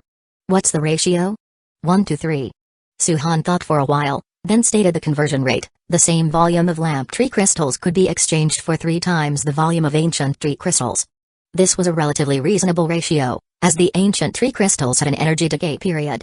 An unreasonable exchange rate could easily disrupt the production and exchange continuity between South City's lamp tree crystals and the ancient tree crystals. Zhao Yaqian pondered for a long time before nodding and saying, "That works, but we can't use only lamp tree crystals to offset the difference. We are willing to use more resources in exchange." She certainly knew the downside, but if it was just for cultivation and dispersing mist, then lamp tree crystals and ancient tree crystals wouldn't differ much in the short term. As long as the timing was managed properly, the lamp trees could continue producing lamp tree crystals and wouldn't face a crisis due to the energy depletion of the ancient tree crystals. For the specifics of the exchange, discuss it with Miu. Li Bowen, stay here. Later, you'll accompany me to build the generator. Bowen, coordinate well with Lord Suhan. I'll go find Miu. All right, Captain Zhao. After Zhao Yaqian left, Suhan took Li Bowen to where the metal cubes were stored, and activated his metal control to draw several metal cubes toward him. "I'll control, if there's anything wrong, point it out immediately." Suhan manipulated the metal to continuously morph and crafted each component following the blueprints. In the beginning, there were many errors pointed out by Li Bowen, but as he became familiar with the process, all the metal parts needed for the generator could be easily crafted. Li Bowen stood by, watching Suhan's control and inwardly chuckled bitterly. If he were taught advanced math and physics, he could likely handcraft numerous terrifying weapons. Of course, Li Bowen just thought about it. In the post-apocalyptic world, the environment was constantly changing daily. While human weaponry like atomic bombs existed in the former society, with the interplay of rules, it was hard to predict their final efficacy. Perhaps, the fundamental principles of physics could collapse overnight. After all, spiritual energy was inherently related to the soul and mind. Instead of having Suhan craft modern weapons, focusing on enhancing the angel envoy and the application of spiritual energy was the correct path. Lost in his thoughts, Suhan had already finished crafting, and said to Li Bowen, "Process what needs to be processed, bring the items over in 2 days." Li Bowen jumped at the reminder, hurriedly replying, "All right, the remaining assembly isn't difficult, it's just a matter of supplementing simple materials. Insulation of the pipelines, adjustments to the electrical stability." As long as it didn't require massive industrial machines, they could still handle the adjustments themselves. Li Bowen called someone to gather the items, and Suhan returned to the room they had just left. The generator was still idling. Suhan opened the sealed combustion chamber, causing energy to leak out with considerable force. Suhan thoughtfully moved the metal to separate the combustive agents from the lamp tree crystals, gradually reducing the energy release before removing the crystals. Chapter 159 Crack. Although the reaction of the lamp tree crystals had stabilized, their glow remained more dazzling than usual, displaying a hue of orange-red quite different from the norm, and their temperature was still exceedingly high. Suhan set it aside. The combustion chamber's metal swiftly recovered, and then vines from the mother nest ancient tree spread over, delivering a crystal of the ancient tree of the same size. As miraculous as the combustion enhancer may be, it seems it only plays a role in ignition, but if it were an ancient tree crystal. Thinking this, Suhan had already stuffed the ancient tree crystal into the combustion chamber and then closed its door. At that moment, there were no combustion enhancers in the chamber to react with, and the ancient tree crystal remained as calm as ever. However, as the vines approached, the radiance of the lamp tree became more brilliant, and the mother nest ancient tree personally drew out the energy from within the ancient tree crystal. In an instant, energy burst forth at several times the usual rate of the daily illumination power, and the engine was activated. Suhan smiled and muttered to himself, "It really works, the method of activation is just different." The things that South City held in its grasp once again seemed worthless to Suhan. Contemplating this trade, his eyes flickered slightly before he made up his mind. The negotiations would continue, and the combustion enhancer would also be included in the trade, as if his mother nest ancient tree did not possess this technique. The trade of the power generators was just the overt part of the deal, but for Suhan, obtaining more information from South City and the lamp tree crystals during the negotiation process was even more important. Acquiring useful materials and dispersing the injections into the South City camp to deepen his influence over South City was the infallible plan. Jia Yaqian and Yan Mi's negotiation was far more complex than Suhan's prospective discussions. They even meticulously counted and proportioned the types of canned goods and, of course, the types of injections. Being the actual implementers, they needed to consider more detailed matters. Yet, this was a good thing, only clear cooperation could last. By the time the two had finished talking, it was already afternoon. The trade was set, and some of the goods they had brought with them were exchanged first, with the lamp tree crystals to be supplemented when delivering the generators later. During the negotiation process, Bakelin had also compiled recent findings about the apocalypse into documents and handed them to Jia Yaqian, along with the injections that had been produced. Unlike South City, which captured second-grade monsters and first-rank high-level monsters and continuously extracted their blood, Suhan had a faster method. That was blood extraction from higher-tier monsters to produce and then dilute medicinal concoctions. In this way, a single injection could yield numerous first-rank high-level injections, and it would not overly deplete the Angel Envoy or contractors. Therefore, the injections were ready within the span of a single day. With the initial trade completed, Jia Yaqian left behind a substantial amount of materials, loaded the crossbows and crossbow arrows onto the trucks, and immediately set off on the return journey. On Suhan's side, Yan Mi received the supplies and stored them in the warehouse, while Suhan referred to the blueprints to build several animal-powered threshing machines and handed them over to her to handle. The grain brought by the King Grain Warehouse had not been threshed yet, and for the time being, there was no need to use this batch of grain. However, with the increase in population, it was indeed time to start using this batch of grain. The tough-skinned rabbits and four-horned sheep were handed over to Bazio, who was in charge of the breeding, along with several piglets. Though called piglets, their size had grown several times over the month, almost reaching a height of 1 meter and now could be considered immense. Now they could only be confined with metal fencing, fed daily. Fortunately, they had a high omnivorous capacity and could eat purple lotus from Yunling Lake, Spirogera, and giant duckweed from Nanwang Lake, otherwise, they would indeed be unsustainable. Speaking of Zhao Yaqian and her group, once they left the ring belt area, she and Cheng Zanyang became vigilant, rushing to the South City camp as quickly as possible. The convoy moved swiftly, and sporadic monsters that charged at them couldn't stop them for a moment, as the modified trucks at the front simply ran them over. Against slightly stronger monster groups, 2 second-order intermediate monsters, the Shadow Armor Monster and the Shadow Armor Tyrant, would immediately pounce and disperse the monsters. Jia Yaqian seemed to be in a bit of a hurry. "Yaqian, we're making too much noise, it will attract more monsters." Cheng Zanyang looked solemn, advising Jia Yaqian. Still focused on the fog ahead, Jia Yaqian replied, "I know, but we must deliver this batch of injections back to the camp quickly, weapons as well. The situation at the manufacturing plant is unstable. You should be aware of it too, Brother Cheng." Cheng Zanyang frowned and said, "Actually, we could ask for Suhan's help." He certainly knew what was going on at the manufacturing plant and that this batch of injections was urgently traded to strengthen their force, but he always felt that relying on Suhan's power was more reliable. Jia Yaqian fell silent and after a while, finally spoke, Maybe, but we can't just rely on him. At that point, Ching Zanyang fell silent as well. Suhan could certainly come over, but what about South City? Asking for help required a price, and the situation at the manufacturing plant was complex, with uncertainty as to whether it was a crisis or an opportunity. How could they always ask for Suhan's help with every issue?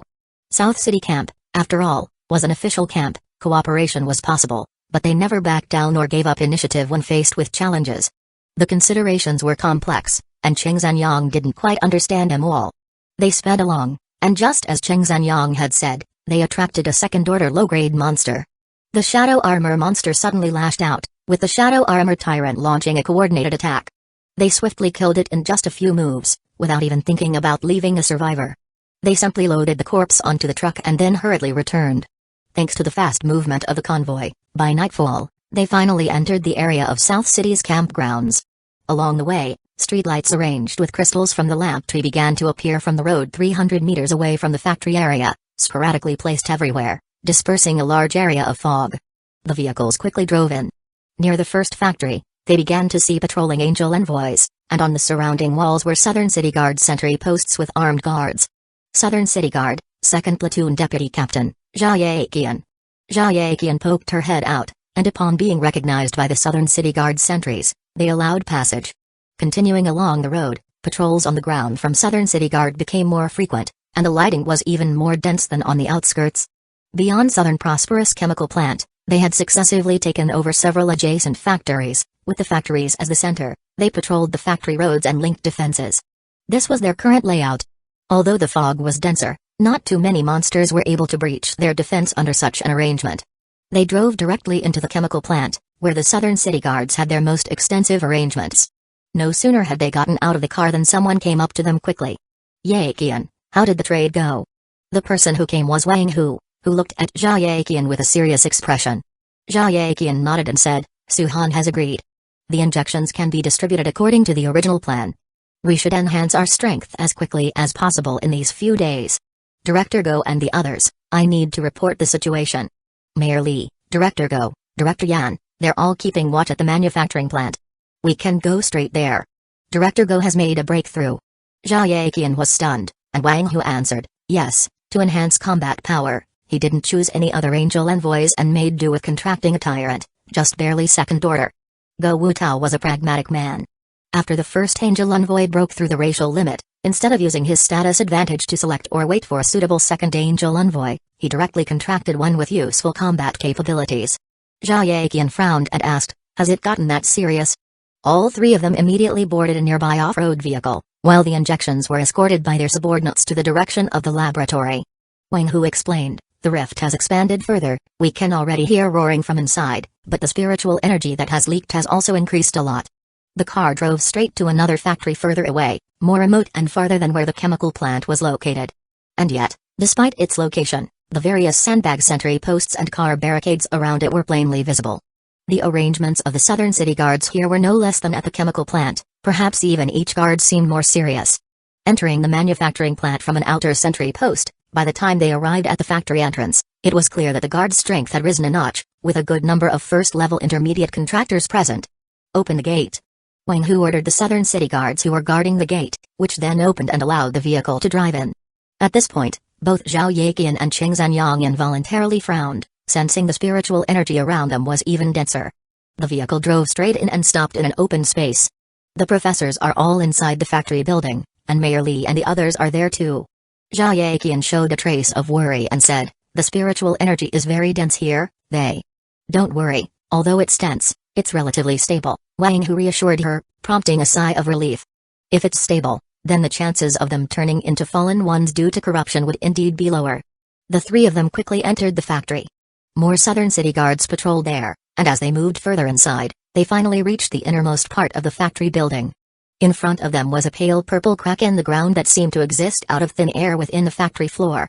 The rift emitted a purple glow, with an opening about as thick as 2 fingers, and through it, one could faintly see moving shadows and hear the roars of monsters.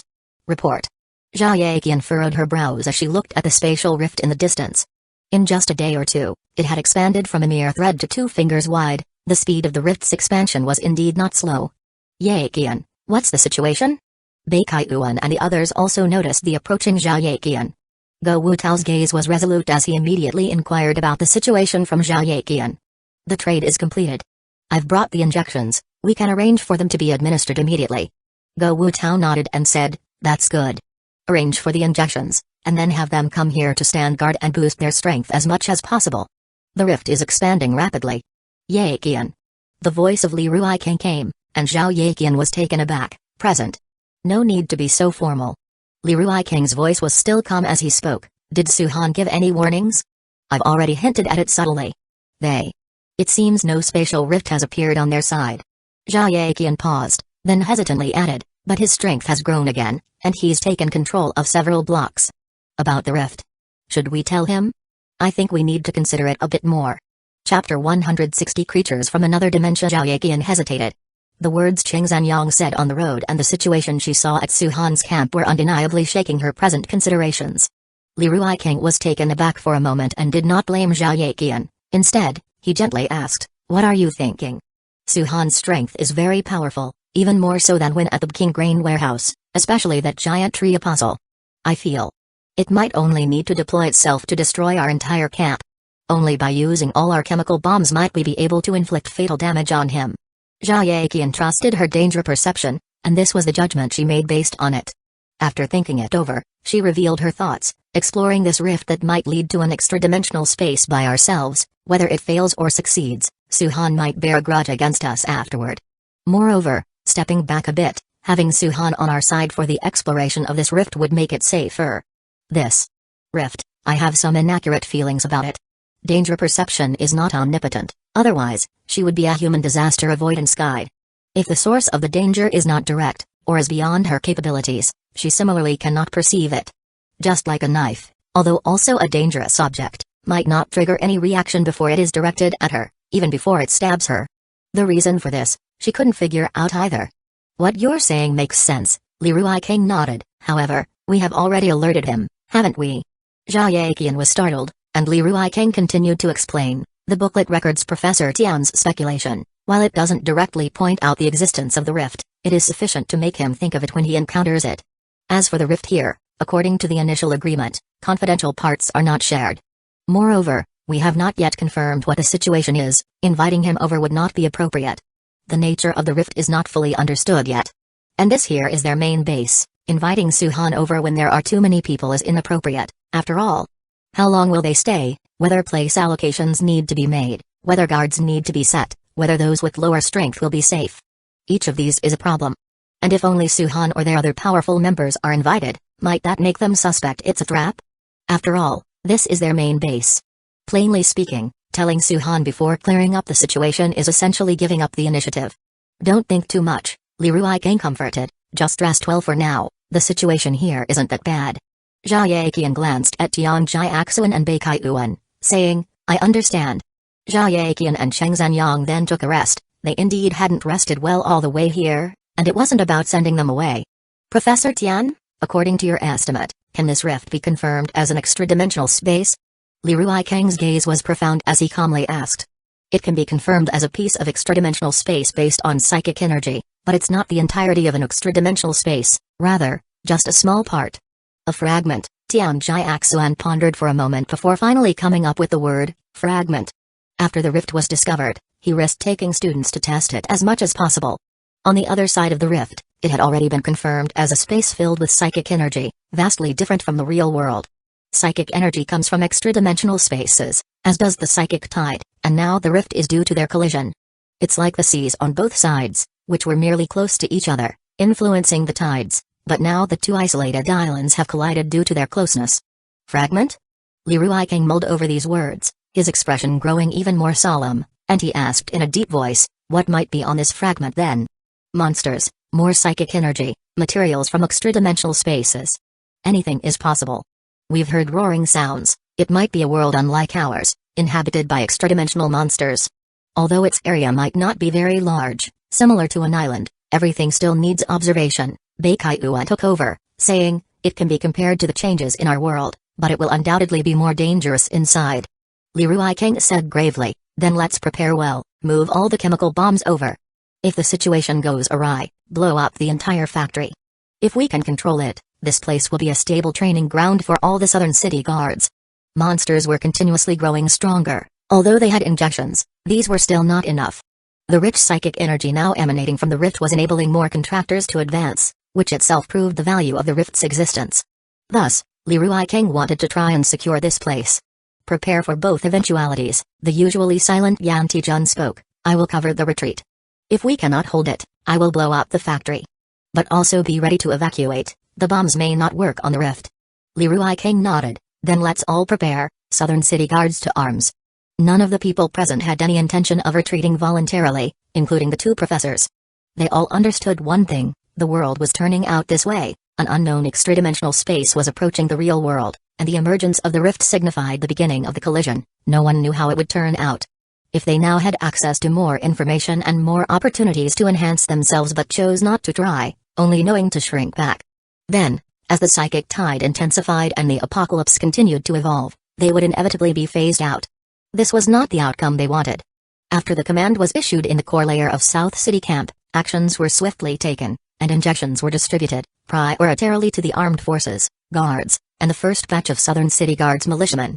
The first order upper grade injection had a good enhancement effect on most people, especially some talented Southern City Guards stationed on the inner side near the factory, whose apostle's speed was undoubtedly faster. Some individuals advanced from first order inferior to first level intermediate, while others reached first order upper grade, elevating their overall strength significantly. Of course, this batch of Southern City Guards who used the injections also showed obvious wood-like mutations in their apostles. Wooden skin, vine-like arms, and other changes not only boosted their strength but also indicated a high level of influence from the Mother Nest ancient tree lineage in their apostolic bodies. Compared to their transformations, Li Ruiking and Wang Hu were also among those who used the injections. The two accomplished their breakthroughs one after another, with Li Ruiking contracted to a giant claw zombie. Although his talent was not on par with Zhao Yaqian and Go Wutao, as camp commanders, they were not short of injections. Thus, his strength increased sufficiently to keep up with the main force, and naturally transformed after using the injections from the Mother Nest ancient tree lineage, reaching his racial limit. Divine Initiation Ritual. The chosen sacrifices were monsters imprisoned within the chemical plant, first-order upper-grade giant macrophage dogs. Bone Blade Canine Mutation, second-order low-grade apostle, 3 meters in size with a robust build, especially at the joints where there were bone blades, and its entire body was gray. Another apostle contracted was a first-order upper-grade 2-headed dog. With limited monsters in the camp and no current ability to hunt second-grade monsters, Li Ruiking did not mind contracting first-order upper-grade monsters to enhance his combat power first. Wang Hu's situation was similar, but during the Devouring Meats Divine Initiation Ritual, he devoured a claw giant. Thus, after the fusion and advancement, he transformed into a clawed abomination. Resembling a claw giant, but a size larger, with 3 arms and 2 mouths, its fierce head had a split, and on an even larger third hand on its spine was another gaping gnarly mouth. Li Ruiking and Wang Hu, one after the other, elevated the camp's armed forces to another level. There are 7 second-order contractors within the entire camp, controlling 12 second-rank apostles. Only Li Ruiking and Wang Hu were taking into account the bigger picture, unable to find stronger second-grade monsters in time. In the manufacturing plant, cracks were increasingly appearing, not just emitting the roaring of monsters but now the wandering creatures were faintly visible. The monsters had also discovered the crack here, but due to their size, they were merely peering and wandering around. But it was clear they would not wait too long. The psychic changes are intensifying, the crack is expanding, it's now large enough for the monsters to pass through. Upon noticing the sudden changes, Tian Jiaxun immediately became serious. Quick, alert now, as soon as the space stabilizes, those things will be able to pass through. Professor Tian, Professor Bei, both of you retreat to the perimeter immediately, leave this place to us, we will act according to the plan. Wanji had been waiting nearby, his expression calm, ordering his subordinates to escort Bei Kaiyuan and Tian Jiaxun away first. The southern city guards quickly entered the factory and rapidly arranged barriers for the defense line, clearing any miscellaneous items within a 100-meter radius centered on the crack, and fully surrounded it, with firearms and crossbow arrows aimed at the purple glowing fissure. Everyone held their breath and focused intently, all eyes on the changes happening at the extra-dimensional fissure. As soon as the violently changing psychic and spatial forces calmed down, the roaring monsters would charge out. Li Ruiking, Yan Tijun, Go Wutao. All the second-order contractors had arrived at the scene, apostles summoned by their sides, and weapons in hand. An excited roar of the monster emerged from inside the crack. Go Wutao with a determined look, coldly said, Those monsters are already too eager. Then let's fight. Yan Tijun was even more decisive in his approach. If this line of defense doesn't hold, we'll blow up the factory, using the second line of defense to stop them, and finally the entire factory. But by that time, leave it to me. Here they come. In the midst of their conversation, a dazzling purple light suddenly burst forth, instantly lighting up the massive factory, reflecting off everyone's figures. Then the extra-dimensional fissure began to stabilize, resembling the size of a door, with flowing light. Suddenly, a pale claw reached out from inside, and a low roar sounded. A head twisted, skull-like, resembling a mummified monster emerged. Excited roars erupted from its elongated, horrifying throat, its eyes flickering dimly. Upon seeing the lined-up people, it let out a sharp screech, then charged fiercely towards them. Chapter 161 Skirmish. Bang! The gunshot rang out at the moment the monster charged forward. The sniper rifle bullet penetrated its head, instantly bringing it down to the ground. Blood splattered, the monster collapsed twitching, hit by a bullet but still not dead, its body convulsing. First Order Inferior? Go Wu Tao and the others, watching the monster, had a slight glint in their eyes. If it was just First Order Inferior, then there was a chance. Just as this thought came to mind, however, another figure burst out from behind the dimensional rift at high speed, identical to the grey inferior demon before. One after another, they swarmed out, nearly filling the entire rift, and in an instant, 4 or 5 burst forth. Attack! Go Wu Tao immediately ordered an attack, having seen the figures of those monsters behind the space rift, numerous as a tide. Bang bang! The sound of gunfire started up. The grey inferior demons that rushed into the real world were quickly pierced by bullets and fell to the ground under the assault of firearms. But more grey inferior demons surged out from the space rift, wildly excited and brutal. The corpses of their kind on the ground did nothing to halt their pace, rather, the blood and slaughter seemed to excite them even more. The corpses hindered the bullets' trajectory. As more and more monsters rushed out, the number increased, and the bodies of grey inferior demons gradually spread toward the position of the defense line. They charged farther and farther, getting closer to the position of the southern city guards. The ground was already dyed red with blood, chaos, brutality. Mind, willpower, the forces converged, spiritual energy surged, and the blood on the ground moved stealthily toward the space rift. The rift was expanding, slowly becoming wider, allowing more grey inferior demons to pass through. Jia Yaqian noticed this change and her face turned drastically. The rift is expanding. Everyone's faces darkened, knowing this was a bad sign. The grey inferior demons kept on charging, but the swarming monsters were no longer limited to First Order Inferior. Even larger grey inferior demons began to pour out from the gateway. They were almost 2 meters tall, their skin a terrifying grey-white, and extremely tough. Bullets landing on their bodies did not inflict fatal damage. Angel envoys, hold the line. Being unable to kill quickly with bullets meant that more monsters could emerge from the space rift.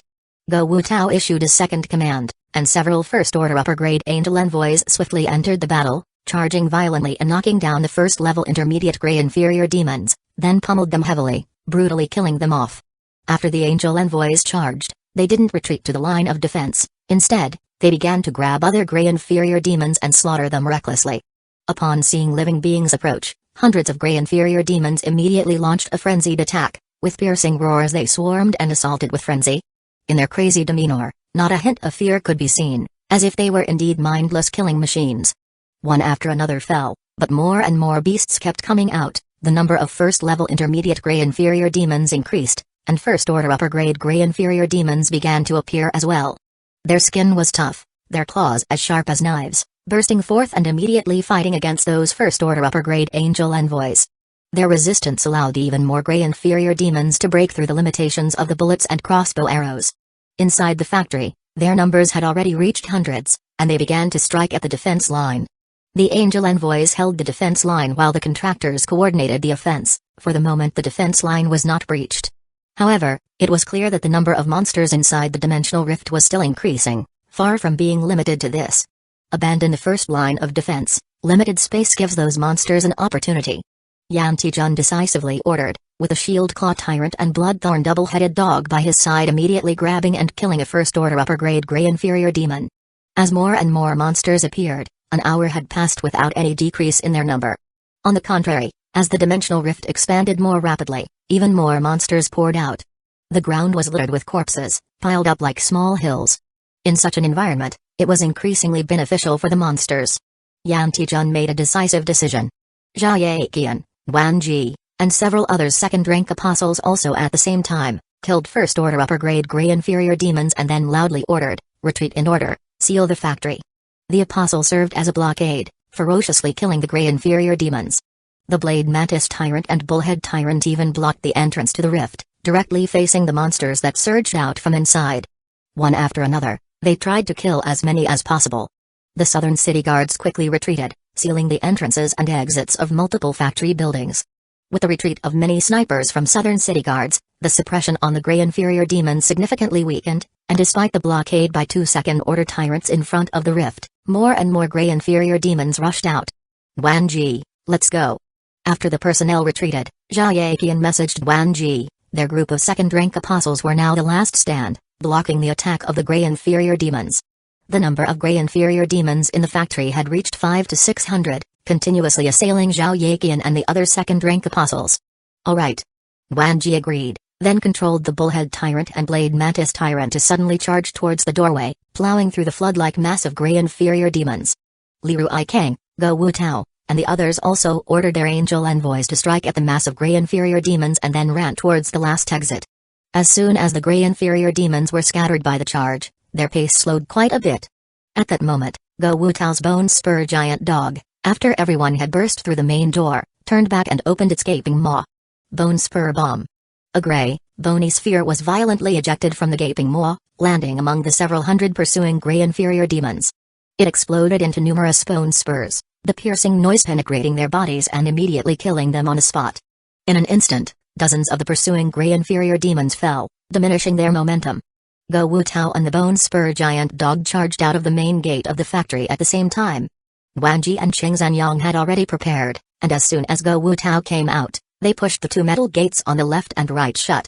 This was the main metal gate of the factory, 6 meters tall and quite thick, which they slammed shut and locked with a heavy lock. Banging sounds of crashing against the door rose up as the Grey inferior demons gave chase, but they were stopped by the factory's doors and walls and couldn't break through for the time being. Go Wu Tao and the others didn't stay here long. Trying to use a factory to hold back these monsters was wishful thinking. The real battlefield was the manufacturing area. The towering walls were a hindrance, but the vast space inside was the true battleground. Whether it could be defended or not would depend on this battle.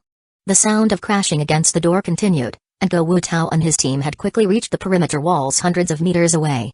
By now, almost all of the southern city guards had arrived and were setting up defenses along the wall. More than 1,000 southern city guards, each holding a rifle or crossbow arrow, with their angel envoys summoned in front of them, stood firm like an army. Inside the factory, without the suppressive fire from the southern city guards, Grey inferior demons continued to pour out, First Order inferior, First Level intermediate, First Order upper grade. In less than 10 minutes, the factory interior was crammed with 1,000 to 2,000 Grey inferior demons. They howled incessantly, slamming into the exits. Finally, some Grey inferior demons found the windows. Bang! They smashed through the windows, breaking out of the factory, discovering the vast open space, and also the southern city guards in the distance. Roar! With that roar, the Grey inferior demons inside the factory began to turn and aim for the windows to rush out. Detonate! Yan Tijun saw the Grey inferior demons and immediately gave the order with a cold voice. A southern city guard next to him activated the detonator, and with a thunderous explosion, a huge fireball surged out. In an instant, the factory became a ruin, collapsing under the fiery blast and huge billows of smoke. Nearly 2,000 Grey inferior demons were buried in the wreckage, consumed by the explosion's fire. Look fast, the crack is still there. However, as the dust had barely settled, someone saw the otherworldly space crack standing atop the rubble. The crack was now over 5 meters tall and about 3 meters wide, emitting an even more intense purple glow. Blocking the door was of little use against such a large crack, through which several Grey inferior demons could rush out at the same time. Rustle! The rubble stirred, and the Grey inferior demons that had not died, though wounded and covered in dust, charged toward the southern city guards with large strides. Dada! The guns spat fire as they opened fire on them, bullets striking the Grey inferior demons' bodies. There weren't many Grey inferior demons that hadn't been killed and could still stand, less than 100, but the otherworldly space crack was still there. Monsters surged out again. 1 hour, 2 hours, 3 hours. Time passed by slowly, and the number of Grey inferior demons emerging from the space crack grew increasingly horrifying, swelling into the thousands, surging like a great tide toward the southern city guards. The bullets killed quickly, and the occasional chemical bombs could handle any Grey inferior demons below First Order upper grade. But this had only led to a stalemate in the battle, because facing such a vast number of monsters, The number killed was far less than the number emerging.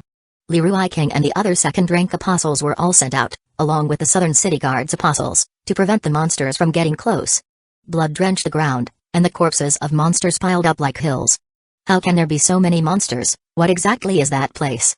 Go Wu Tao, fighting alongside the bone spur giant dog, his brow furrowed, looked toward the otherworldly space crack.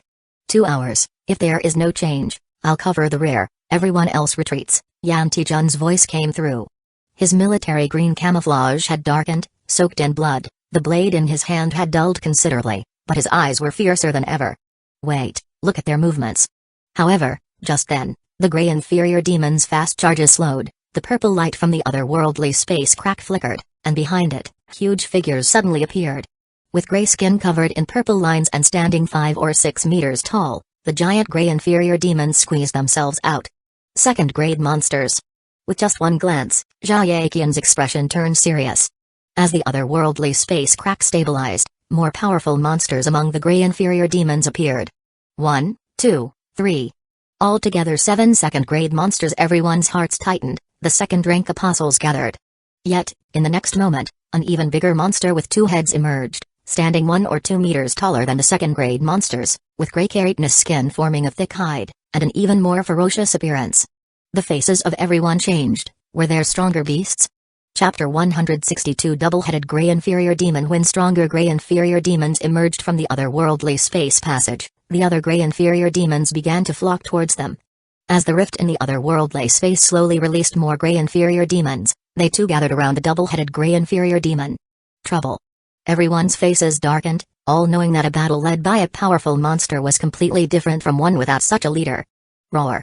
The double-headed gray inferior demon let out an angry roar and, with it at the head, countless gray inferior demons charged toward the defensive line. Drive the trucks out. The tyrants, cover us. Yan Tijun's veins bulged as he shouted loudly, his gaze filled with resolve. The warriors, startled by his voice, immediately floored the accelerator, driving several large trucks parked at a distance, their engines roaring at full throttle. The vehicles gained speed quickly, with Wan Ji's bullhead tyrant, blade mantis tyrant, and Zhao Yaqian's shadow armor monster, shadow armor tyrant, raising in fury and quickly charging after the 5 trucks. As the trucks accelerated, once they covered 300 meters, the doors immediately flung open. The drivers, risking their lives, jumped out of the moving vehicles, rolling heavily onto the ground and breaking countless bones, their faces contorted in pain. If they had not been contractors, they would have died immediately under such high-speed ejection from the vehicles. The driverless trucks, under the influence of inertia, continued towards the gray inferior demons 100 meters further, crushing many that couldn't dodge in time. But in just a moment, second-grade monsters directly intercepted the trucks. Without acceleration, the vehicles could not cause much damage. By this time, the leading gray inferior demons had already charged close to the 5 warriors, their ferocious features clearly visible. Just as they were about to pounce on the few warriors, the tyrants arrived. The blade mantis tyrant swept its scythe-like arms, immediately slaying them. Then, not daring to stay long, it quickly picked up the warriors on the ground and retreated. The bullhead tyrant, shadow armor monster, shadow armor tyrant did the same, opening up a distance of more than 100 meters in an instant. Detonate. Yan Tijun's voice came through, followed by a loud booming noise. The 5 trucks exploded, instantly unleashing a terrifying shockwave. A small mushroom cloud rose in the center of the field, and the explosion lit up the entire factory. The 5 trucks were loaded with dangerous chemicals from a chemical plant, all prepared as explosives. Originally, this was to be the final explosion as he held the rear. But now, seeing the appearance of the 2-headed monster, he knew he had to set them off earlier. Everyone, fire. Yan Tijun's expression was somber, not daring to relax for a second, his eyes fixed on the billowing smoke. Many gray inferior demons were destroyed in the explosion, their bodies consumed, torn apart by the blast wave, but still, not all were eliminated.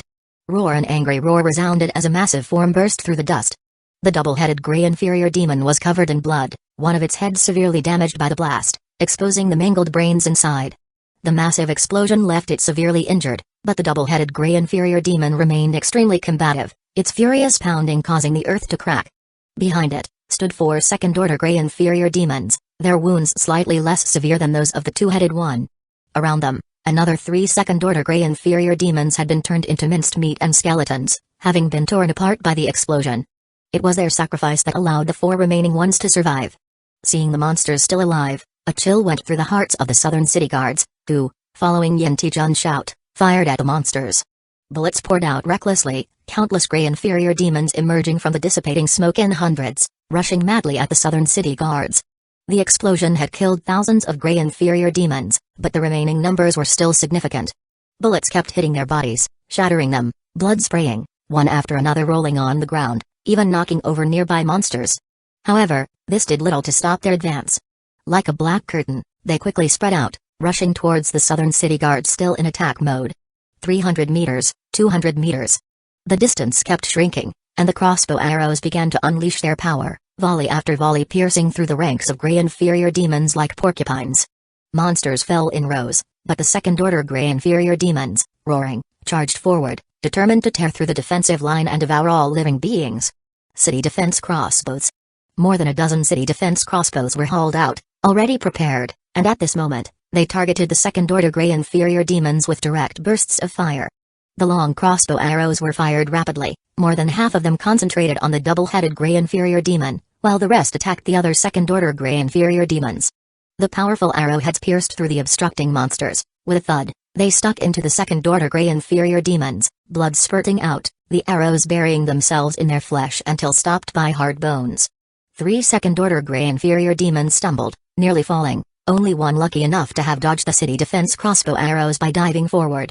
The double-headed gray inferior demon behind them reacted even faster, attempting to dodge the attack, but the crossbow arrows were coming from all directions. After avoiding 3 or 4 arrows, the remaining hits found their mark on its body, the nearly 2-meter-long arrows piercing through, leading to a painful roar. Bearing the intense pain, it fiercely bent down, grabbing a handful of gray inferior demons and throwing them violently towards the direction of the city defense crossbows. The gray inferior demon crashed down like a stone, arcing through the air and slamming into the city defense crossbow with a heavy impact. The city defense crossbow was instantly toppled, and the warrior controlling it couldn't get out of the way in time, resulting in broken bones. At this moment, the gray inferior demon forcefully got up, and though it had 2 broken legs, its madness and bloodlust were far more terrifying than anyone had imagined. It relentlessly tore at the nearest southern city guard, and the blood stained the entire ground red. Thwack, a nearby southern city guard, immediately took action, killing the gray inferior demon, but the situation on the battlefield changed in an instant. The injured second-grade monsters were not immobile. Imitating the first, a large number of gray inferior demons were hurled into the midst of the southern city guards. They hit the ground, exploded into action, and commenced their slaughter. Even if such crude movements injured some of the gray inferior demons, what did that matter? The defense of the southern city guards was thrown into chaos in an instant, and the suppressing power of firearms and handheld crossbows weakened dramatically. The complexion of Yin Tijun and his men changed, and Wang Ji and Zhao Yaqian made a decisive decision. Director Yan, I'll handle them. The opportunity to snipe the second-grade monsters had been missed. They couldn't allow them another chance to break the formation. All second-rank apostles, attack. Yan Tijun's gaze sharpened, and he gave the order with resolution. Their 7 second-rank apostles immediately charged into the battlefield. Gray inferior demons tried to block them, but in the next moment, Go Wu Tao's bone spur giant dog charged to the front, sweeping away the gray inferior demons blocking its path. The sharp bone spurs pierced straight through the bodies of the gray inferior demons, and with a gaping mouth, it spewed condensed bone spheres, impaling them with a burst of bone spurs. The remaining second-rank apostles, the bullhead tyrant, and the blade mantis tyrant, cleared a path through the carnage, charging straight at the double-headed gray inferior demon. Everyone showed their unique abilities, but their goal was clear, to take down these leader monsters. Otherwise, they would be unable to stop the charge of these gray inferior demons. Wang Ji and Zhao Yaqian were both second-order intermediate. They charged straight at the double-headed gray inferior demon. But there was one more unexpected person. It was Yan Tijun himself. His 2 second-rank apostles also headed for the most dangerous double-headed gray inferior demon. Wang Ji and the others wanted to stop him, but seeing Yan Tijun's determined, cold face, they knew that rather than dissuading him, it was better to fight desperately. Li Ruikang, Go Wu Tao, Qing Zhenyang, and Wang Hu, 4 individuals and 6 second-grade monsters, charged at the 4 remaining second-grade gray inferior demons. Seeing the apostles attacking, the second-grade gray inferior demons immediately responded, but how could they be quicker than the apostles who had just launched their assault? A powerful hit brought them crashing to the ground, and then the 2 colossal beasts clashed fiercely. With sharp claws and powerful swings, they left deep wounds on each other's bodies. The pounding of heavy fists resounded like thunder. Li Ruikang may look gentle, But when his bone blade dog monster pounced on one of the second-grade Grey Inferior demons alone, the sharp bone blade sliced through the Grey Inferior demon's body like razors, and a forceful punch broke the arm of the Grey Inferior demon. Of the remaining three, Go Wutao's two apostles took on one, Qing Zanyang's apostle split into two, one of them aiding Wang Hu in battle. The remaining bone abomination giant then charged ahead of the second-grade Grey Inferior demon, and its bone-like claws stabbed into its wounds. The fight with the second-grade Grey Inferior demons was intense, with almost all gaining the upper hand. However, the situation was different with the double-headed Grey Inferior demon. Even severely injured, the double-headed Grey Inferior demon still exhibited the strength of around a lower tier of the third order. It was stronger and had tougher skin. Each attack made it tremendously difficult for the bullhead tyrant and the shadow armor monster facing it as their figures were repeatedly sent flying. Yan Tijun fought desperately, his bloodthorn double-headed dogs constantly getting in close to attack, biting at the double-headed Grey Inferior demon's legs, and disrupting its offense. The shield claw tyrant used its ossified shield arm to keep helping block the claw strikes from the double-headed Grey Inferior demon, barely maintaining the situation. 6 second-rank apostles against one lower tier of the third order were completely suppressed, barely holding on. Reliant on his combat instincts, Wanji's two tyrants attacked most fiercely, dodging and striking at just the right moments, posing the greatest threat in the battle. Meanwhile, Zhao Yaqian relied on her talent for sensing danger. Amidst her dodges, she kept on defending and pulling back. The two complemented each other, and with Director Yan really going all out, they managed to drag out the time. The turning point came swiftly. Go Wutao was the first to kill his opponent, having the bone spur giant dog bite off the head of the second-grade Grey Inferior demon. After the kill, he immediately joined the encirclement of the double-headed Grey Inferior demon. 8-1, they stabilized the situation. As time passed, Li Ruikang, Qing Zhenyang, and Wang Hu successively resolved the monsters. Joining the fight one by one, as their numbers grew, the double-headed Grey Inferior demon finally fell into a disadvantage. With more and more wounds accumulating on its body, it sought to flee, but under the encirclement, it had no chance at all. The scales of victory gradually tipped, and finally, with one assault from the Blade Mantis tyrant, a life was traded for a wound. After suffering a hit to the chest, it managed to chop off the other head of the double-headed Grey Inferior demon. Chapter 163 Exploring the Alien Space Rift. When the leader monster was killed, the Grey Inferior demons fighting alongside all the southern city guards were doomed to fail.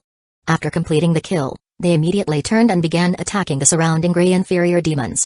It wasn't just the angel envoys taking action. Li Ruikang, Go Wutao, and the others also joined the fight with their weapons in hand. All of them were second-order contractors. Although their individual strength might not match that of second-grade monsters, they were definitely stronger than the first-order high-grade monsters. The ruthless slaughter began, starting from where the Grey Inferior demons were most densely packed. Gradually, the deaths of the Grey Inferior demons piled up, as did their corpses, and the southern city guards and their angel envoys also went on a rampage. In coordination with the melee, crossbow arrows were remotely controlled, methodically eliminating the Grey Inferior demon groups. After a full 2 hours, the remaining thousands of Grey Inferior demons were completely killed, and the whole factory grounds were filled with the bodies of monsters. Blood soaked into the ground, emitting a strong stench. We won. The exhausted southern city guards stood erect, their gaze sweeping across a sea of bodies, while even more non-armed forces members of the southern city guards already leaned against the monster corpses still embedded with blades. Their physical exhaustion left them no time to care about their image. Who knows how many monsters they'd killed. Even if they were mostly first-order inferior, the sheer number was hardly less daunting than the ordeal at the Kingrain warehouse. Attend to the wounded, logistics move in to handle the monster corpses. Stay vigilant for fluctuations in the alien space fissure. Yan Tijun gave the cleanup orders, his face pale. The battle had taken a huge toll on him, having not only controlled the angel envoy in combat but also monitored the situation on the battlefield. He had never worked so exhausting in his life. Rest for a while, old Yan. Let old Go take care of it, suggested Li Ruikang as he patted Yan Tijun's shoulder. Yan Tijun hesitated for a moment before replying with a simple all right. After a long look at the alien space fissure, he said, once the battlefield is clean, let Professor Bei and Professor Tian prepare to explore the alien space fissure. But don't let them go in recklessly. No more monsters were emerging from the alien space fissure, which likely meant all nearby monsters had already come through. This was good news, but until the situation was clear, they definitely couldn't let Bei Kaiyuan and Tianjai Axuan, who were in charge of research, take any risks. Li Ruikang nodded. Of course, he understood this. Cleaning up the battlefield wasn't simple, even with the significant number of logistics staff involved from the camp. These logistics were actually the camp's residents, among whom the majority were youth who had contracted angel envoys. The number of monsters killed in this battle was no less than 10,000, almost filling the entire factory. Blood and limbs were scattered about, compounded by the alien space fissure hanging in the air, giving off an eerie ambience. This was the apocalypse, a mountain of corpses and a sea of blood, with the unknown shrouding everything. The fissure had not expanded further, maintaining a shape 6 meters high and 3 meters wide, faintly glowing with purple light, emanating stable spiritual energy. From a distance, Tian Jiaxuan observed and tested the psychic fluctuations, reaching a preliminary conclusion. The collision between the alien space and the real world had temporarily stabilized somewhat, so its expansion also calmed down and would not intensify due to changes in spiritual energy or mental power fluctuations. But this was only temporary. If there were phenomena similar to tides, or say, the start of the next collision began, it might continue to change.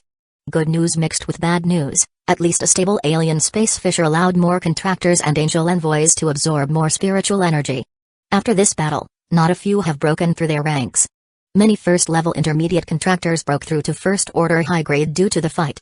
Spiritual energy would continue to gather in a small area around factory, making it an excellent place for contractors to grow stronger. However, the losses on the battlefield made Li Ruiking and the others look grim. 56 dead, 96 seriously injured, about 200 lightly injured. The southern city guard suffered significant losses. Additionally, half of the hazardous chemicals were consumed, and only a third of the firearm ammunition remains. The hand crossbows and crossbow arrows are damaged to varying extents, and only 7 city defense crossbows are left, reported Go Wutao in the meeting room, his voice heavy and his expression somber. These numbers all represented human lives. Was it worth it? Li Ruiking asked himself but looked down, heartbroken yet without regret. Controlling the alien space channel was obviously crucial for the entire camp. If Suhan were in his place, he would undoubtedly make the same decision. We need to replenish our weapons, although we can extract from the gray inferior demon's flesh and blood, it will also take time, Yan Tijun's voice ringed out. He looked to Li Ruiking, sitting in the chief's seat, and said, "We can't avoid trading with Suhan."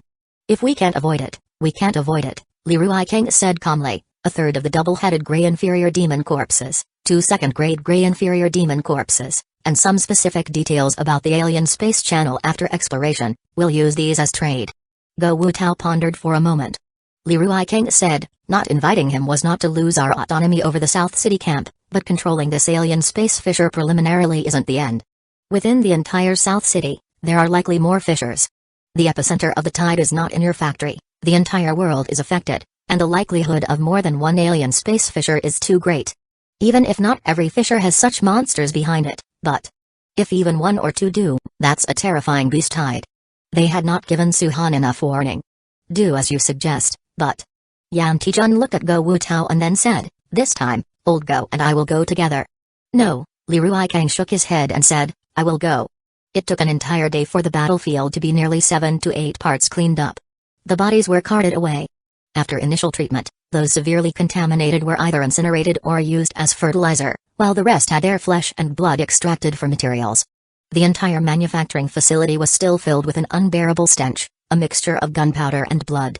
In the center of the facility, the southern city guards had constructed a new line of defense, setting up trenches, barricade walls, and so forth to isolate the fissure.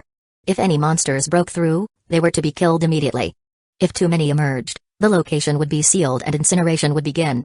Having learned from the first battle, there were slight improvements in the setup of the defensive fortifications this time. Beikaiyuan and Tian Jiaxuan had already spent a day and a night researching in the vicinity, with virtually no rest, while the students by their side kept up with the relentless recording. The psychic fluctuations have not changed much in 8 hours, the scent flesh, tough-skinned rabbits, and angel envoys have all successfully returned. After numerous experiments and with serious expressions, Tian Jiaxuan gave the final word, "We've met the conditions for passage." "Elder Tian, you guys." Hearing their conversation, Wanji subconsciously spoke up in dissuasion but was interrupted by Beikaiyuan. "Risk is inevitable, but compared to uncovering the truths of the apocalypse, we are not important." No one knew the cause of the apocalypse, whether it was due to the eye-like creatures or the spiritual energy from this otherworldly space.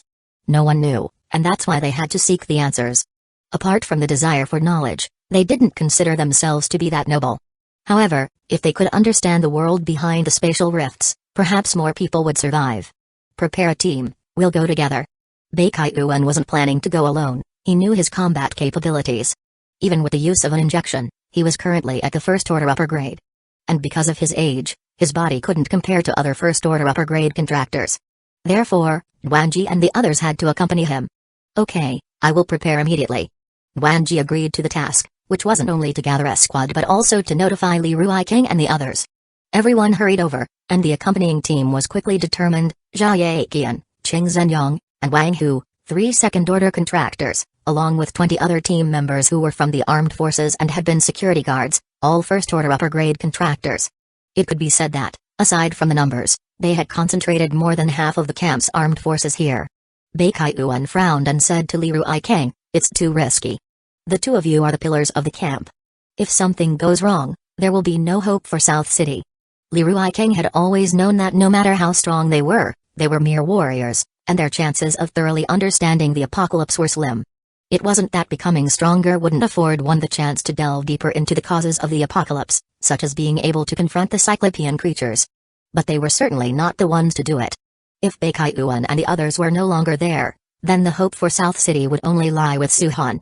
At least, that's how it seemed for now. Bei Kaiyuan sighed but didn't refuse, his gaze becoming resolute. The old man's contracted angel envoy, the giant macrophage dog, was summoned beside him. Set off. As he spoke, Zhao Yiqian, protected by 2 angel envoys, one in front and one behind, stepped into the otherworldly fissure successively. Within the fissure, dazzling purple lights were everywhere. With just one step inside, there was no time to observe the surroundings. Instantly, the scene before everyone's eyes had completely changed. The entire place was bathed in red. The dim red soil and the boundless crimson sky enveloped everything like a giant dome pulsating with energy. Zhao Yiqian quickly regained her focus, her eyes vigilant, her sense of danger nearly at its peak. Surrounded by the dim red soil, black weeds, dark and twisted trees, and strange plants emitting purple light. The environment was very odd, completely different from the real world, but there were no monsters for the time being. The Shadow Armor Tyrant took a step back and returned to the real world. Then, shortly after, Qing Zhenyang and the others got the response and followed the footsteps of the Shadow Armor Tyrant into this strange world. Everything around them was shocking, and it took them a long time to come to their senses. This really is a different world. Tiang Jiaxuan's face showed shock. Guessing was one thing, but seeing with his own eyes was another. Such a dense presence of spiritual energy, even I can feel it. Unlike second order, sensing spiritual energy around first order was not so evident. He typically relied more on instruments. Compared to the manufacturing facility outside, the spiritual energy here was much denser. A world built on the foundation of spiritual energy, these plants. And this environment. Bei Kaiyuan pondered, as Zhao Yiqian said, groups of 5, explore the surroundings. Report every 100 meters, stop at 500 meters. They proceeded with their initial exploration extremely cautiously, and no one questioned this decision. Qing Zhenyang headed left to explore, Wang Hu right, and the remaining 2 team leaders explored different directions. However, they had barely gone 100 meters when Qing Zhenyang, standing atop a small hill, was struck dumb. His voice transmitted back, report, there's an ocean. Chapter 164 Red Sea. Qing Zhenyang's cry of alarm immediately caught everyone's attention. Zhao Yiqian quickly walked over and stood atop the small hill. She too was petrified by the sight before her. About 1 or 2 kilometers away, the land extended into a sea, a blood-red sea resembling plasma. To call it seawater was just because it was boundless, spreading out indefinitely, connecting with the bizarre red canopy of the sky at the horizon. The sea was churning heavily, viscous as if it was plasma, and amidst the tidal waves, numerous bubbles surfaced. This was definitely not normal seawater. An instinctual perception made her heart swell with endless dread. Even though she hadn't felt danger yet, this feeling was just too unsettling. There's something wrong with this sea area. Zhao Yiqian warned everyone, even if they were to explore this place, they had to be extra careful with every step. However, before she could finish her sentence, the red sea water began to surge, and a figure struggled to emerge from the thick sea. It was as tall as a person, its shape twisted, the viscous seawater gradually converged, shaping its form. A low growl sounded, the distorted figure began to move stiffly, and soon the excess blood seawater slid off its body, revealing its face. It was clearly a gray inferior demon. Zhao Yiqian and the others turned pale with shock, their eyes wide with astonishment. The gray inferior demon had already noticed them and was roaring as it charged towards them. Be careful. Zhao Yiqian aimed her rifle directly at the gray inferior demon and with a bang, the shot shattered its head. The bullet pierced through, creating a massive blood hole in the head of the gray inferior demon. The corpse fell to the ground with a crash, and the growling stopped instantly. But as they looked at that one corpse, Jiaqian and the others couldn't calm down for a long time. Elder Bei, Elder Tian, we must retreat first. This exploration ends here for now. We'll re-enter after further observation is complete. Jiaqian made a decisive call. All around them was the boundless Red Sea, and no one knew if there were still monsters lurking within. They had to be cautious and remain on high alert. Yet Bei Kaiyuan and Tian Jiaxuan were already stunned, the only thought in their minds enduring, those monsters weren't popping out of the sea, but were bred by the Red Sea. At the campsite in the encirclement zone, under Su Han's metal control and Zhang Dehai's reinforcement, more robust walls and gates formed. Approximately 10 meters tall, the walls had a thickness of about half a meter, and the metal gates were slightly thinner but still more than 10 centimeters, extremely robust. To open the gate required several guards or the vine giant rats to pull it open. Of course, there was also a much quicker way, which was direct control through the vines of the Mother Nest ancient tree. Since Zhao Yaqian and her group last visited, Su Han, although not venturing out himself, cycled the scorpion spider demon and the blood-winged alligator dragon following Zhuang and Gogang to sweep up materials. Herds of monsters were slaughtered by them, and a large amount of flesh was brought back and buried under the roots, slowly nourishing the Mother Nest ancient tree. In terms of the essence of flesh fusion, the Mother Nest ancient tree had already reached level 5, and it needed plenty of flesh materials for fusion. After accumulating for several days, clearing the surrounding neighborhoods of flesh corpses and crawlers, they gathered more than 10,000 monster bodies, along with higher-grade monster flesh, to finally upgrade to level 6 essence of flesh. Following the fusion, its shape naturally grew larger, and its strength also leaped to third-order intermediate. The effects of level 6 essence of flesh were not weak, bringing 2 skill upgrades to the Mother Nest ancient tree, level 2 Bloodwing Tiger and level 5 Treeborn Worm. The number of Bloodwing Tigers increased to 50, and their range extended to 5,000 meters, suddenly becoming the kin with the farthest activity range.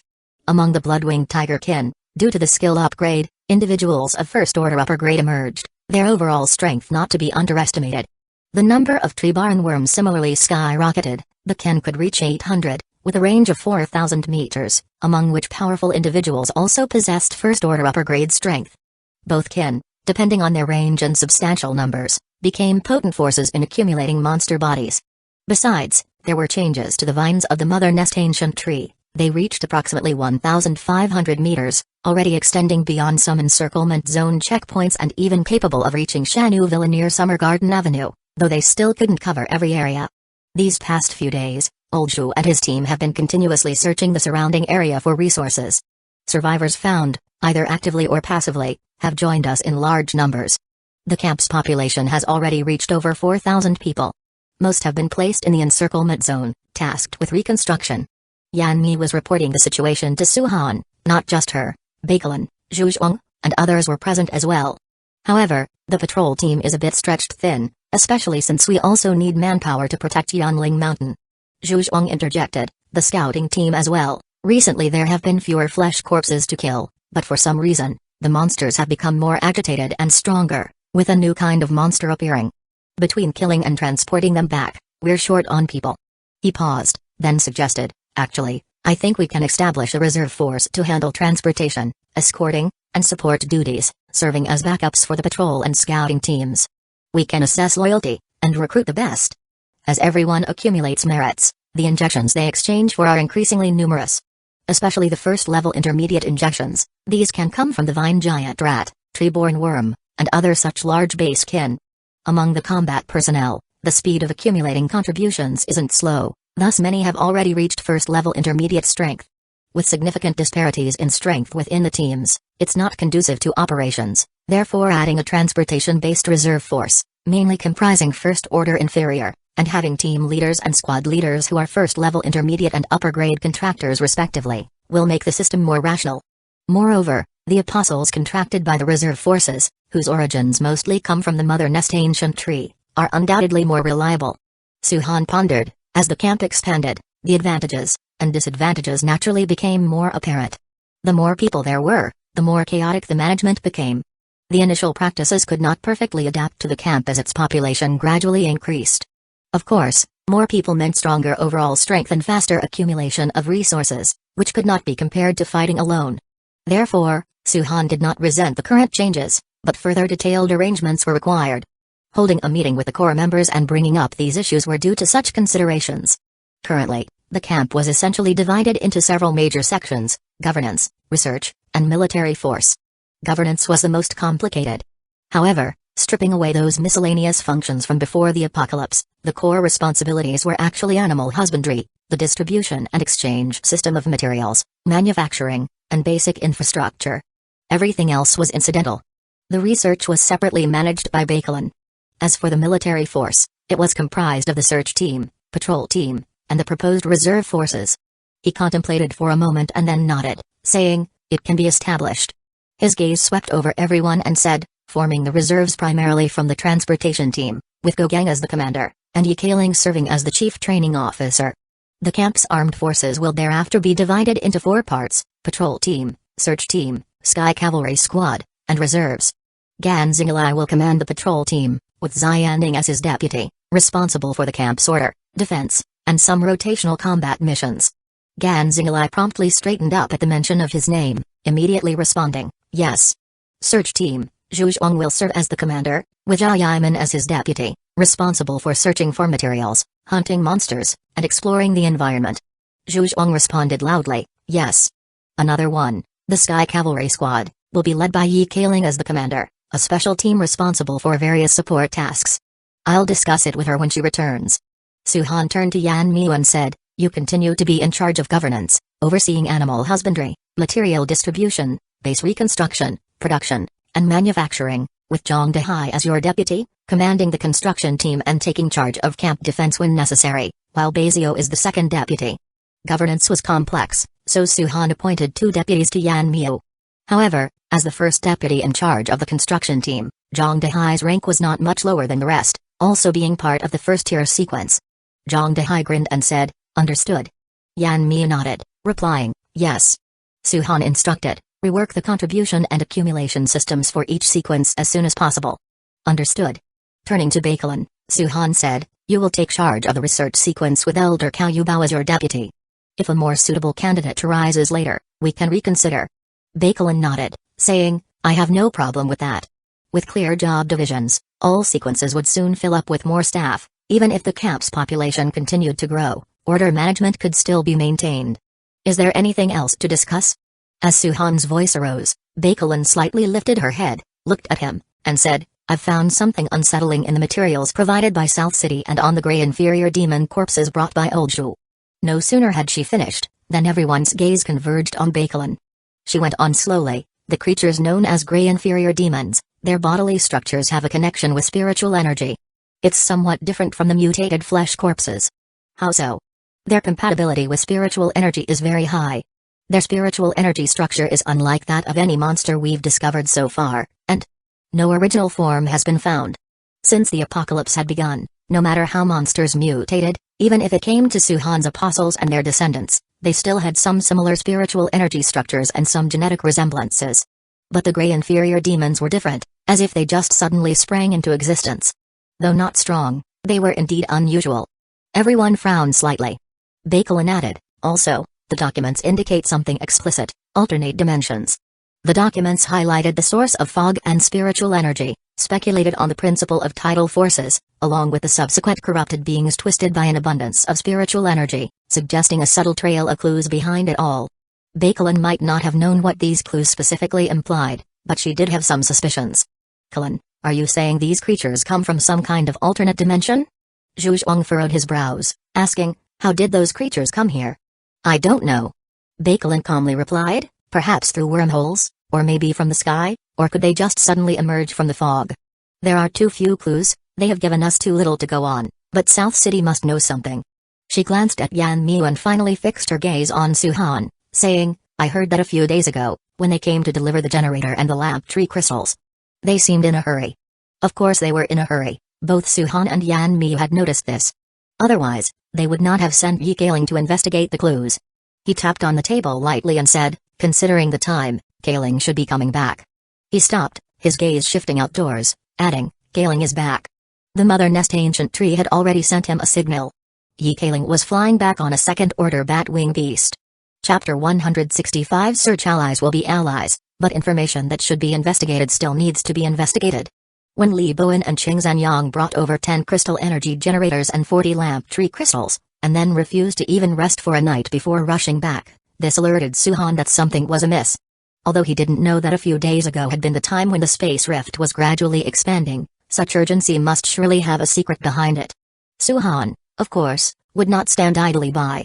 His blood-winged alligator dragon was too large and obvious for surveillance, and he himself could not afford to be away. So, he simply let the more professional Ye Kailing undertake the task. Even though the bat-wing beast's wingspan was not small, it was much smaller compared to the size of the blood-winged alligator dragon. Moreover, Ye Kailing came from retired armed forces, and had gone through top-level bodyguard training. In this aspect, she was more suitable for shadowing than Suhan. After several considerations, this was made Ye Kailing's pre-mission as head of the Sky Cavalry Squad. While waiting, Ye Kailing had already hurried to the conference room, knocking loudly on the door. "Come in." Ye Kailing opened the door and entered. Seeing that everyone was present, she hesitated for a moment before saying, "There's been an incident in the South City camp. A space rift appeared in one of their factories, and the Grey Inferior Demons emerged from that rift. They fought a battle and won." "What?" Everyone showed a look of shock, to have really discovered such a thing. "Go on, explain in detail." Suhan motioned for Ye Kailing to sit down. Zhu Zhuang pulled up a chair for her, and she began to speak. "I was only shadowing the manufacturing plant and noticed something off about the building, but then they suddenly erupted in battle and destroyed the building, which revealed the space rift. A large number of Grey Inferior Demons, advanced Grey Inferior Demons, and third-order individuals burst out.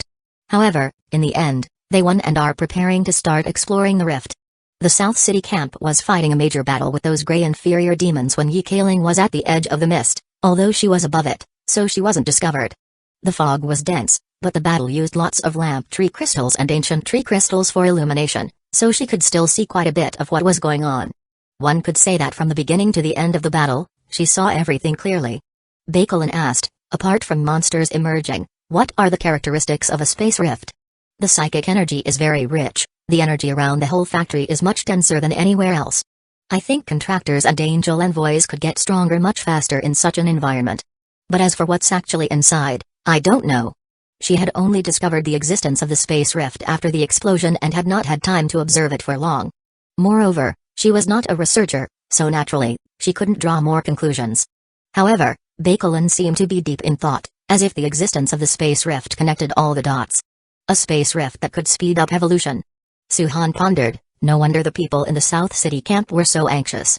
Danger and opportunity coexisted, and it was very likely related to more specific intelligence about the apocalypse. Old Zhu Zhuang's eyes sharpened, as he said, "Yes, are we going to snatch it from them?" "Not necessarily," Suhan said. "Search teams, step up the search effort, spread the news to the survivors' settlements. We must find this space rift as soon as possible." Now that the Grey Inferior Demons had been found, there was definitely a space rift within the northern part of the city.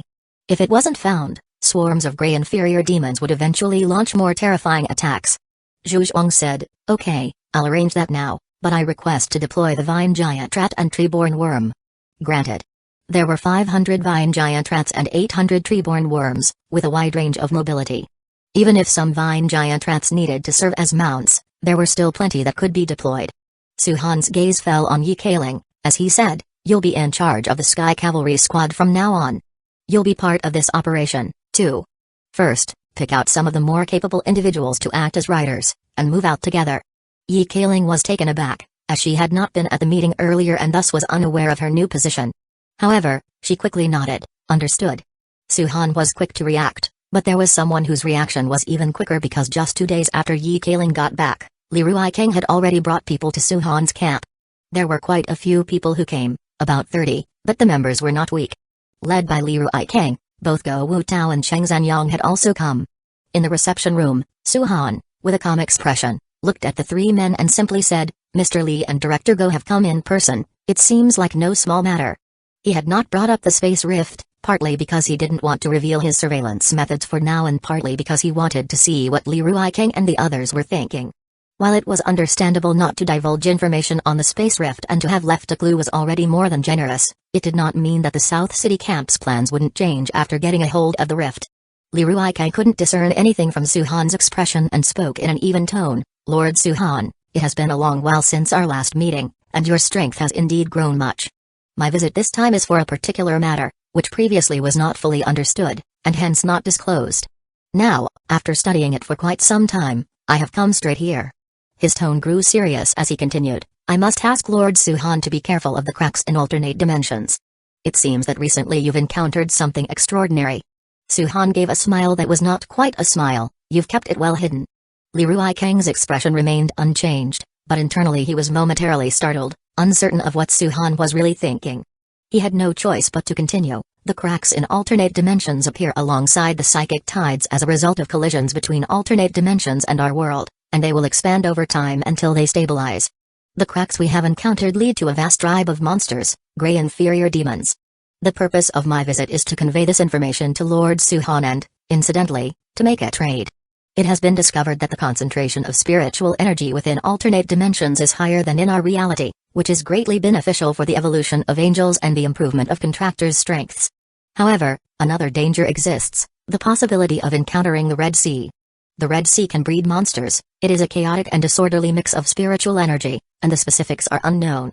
Li Ruikang conveyed everything regarding the alternate dimension cracks to Suhan, including some partial information that had only just been explored. Although he didn't state it explicitly, the implication was clear, and he believed that Suhan would certainly understand. It was, in essence, about repairing potential gaps. Thank you for the reminder, Mr. Li, Suhan said with a smile before adding, speaking of which, we have also encountered grey inferior demons on our end, which indicates the likely presence of a crack in alternate dimensions. Your timely warning is appreciated. Li Ruikang and Go Wutao exchanged looks, thinking to themselves, so there are indeed multiple cracks in alternate dimensions. Please be extra cautious. At our crack, more than 10,000 grey inferior demons have emerged, and they were not easy to take down. He added, opening a crack takes time, especially one large enough to accommodate the passage of monsters. Since grey inferior demons have already appeared, I fear the crack must be quite substantial by now. Don't worry, I've already sent people to search for it. He looked at Li Ruikang and asked, why not talk about the trade? What did you come here to exchange this time? 1/3 of a third-order double-headed grey inferior demon's body, 3 complete bodies of second-order grey inferior demons, and 1,000 complete bodies of first-order grey inferior demons, in exchange for 500 crossbows and 10,000 crossbow arrows, as well as 100 syringes of first-order upper-grade injectables. Suhan laughed. A third-order monster's body being exchanged for these goods, even just 1/3 of it, along with second-order monster bodies, could be considered an excessive offer. Agreed. Suhan nodded his head but then changed his tone, speaking calmly, this time, make up the difference with an additional 50 lamp tree crystals instead of ancient tree crystals. Li Ruikang was startled, a wry smile flashing in his eyes, and he nodded in agreement, all right, it's a deal.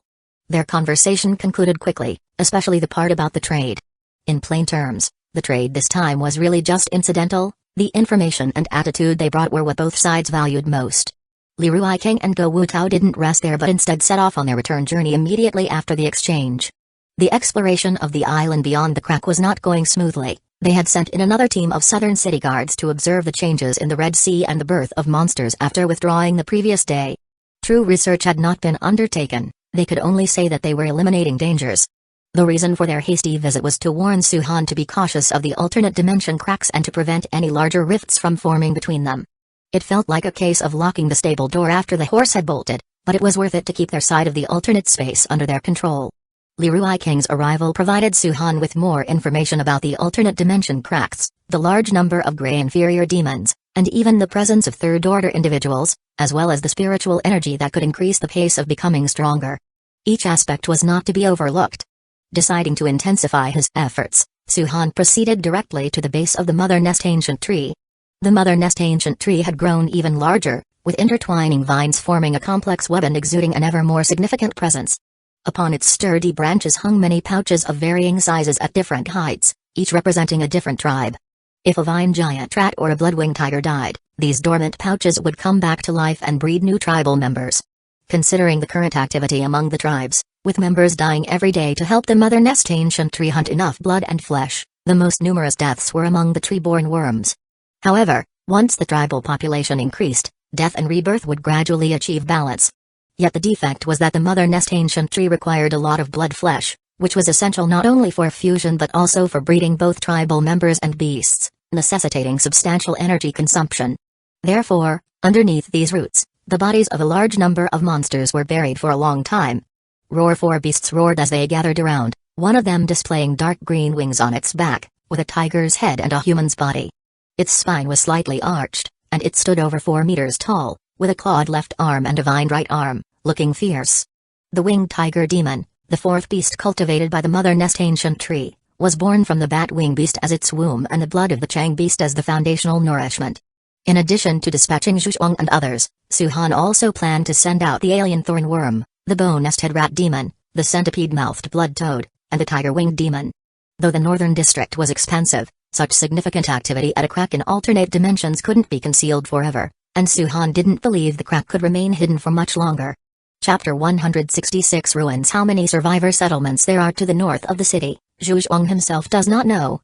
But among the active survivor gathering points nearby, especially those that have had contact and exchanges with the camp, there are at least a dozen.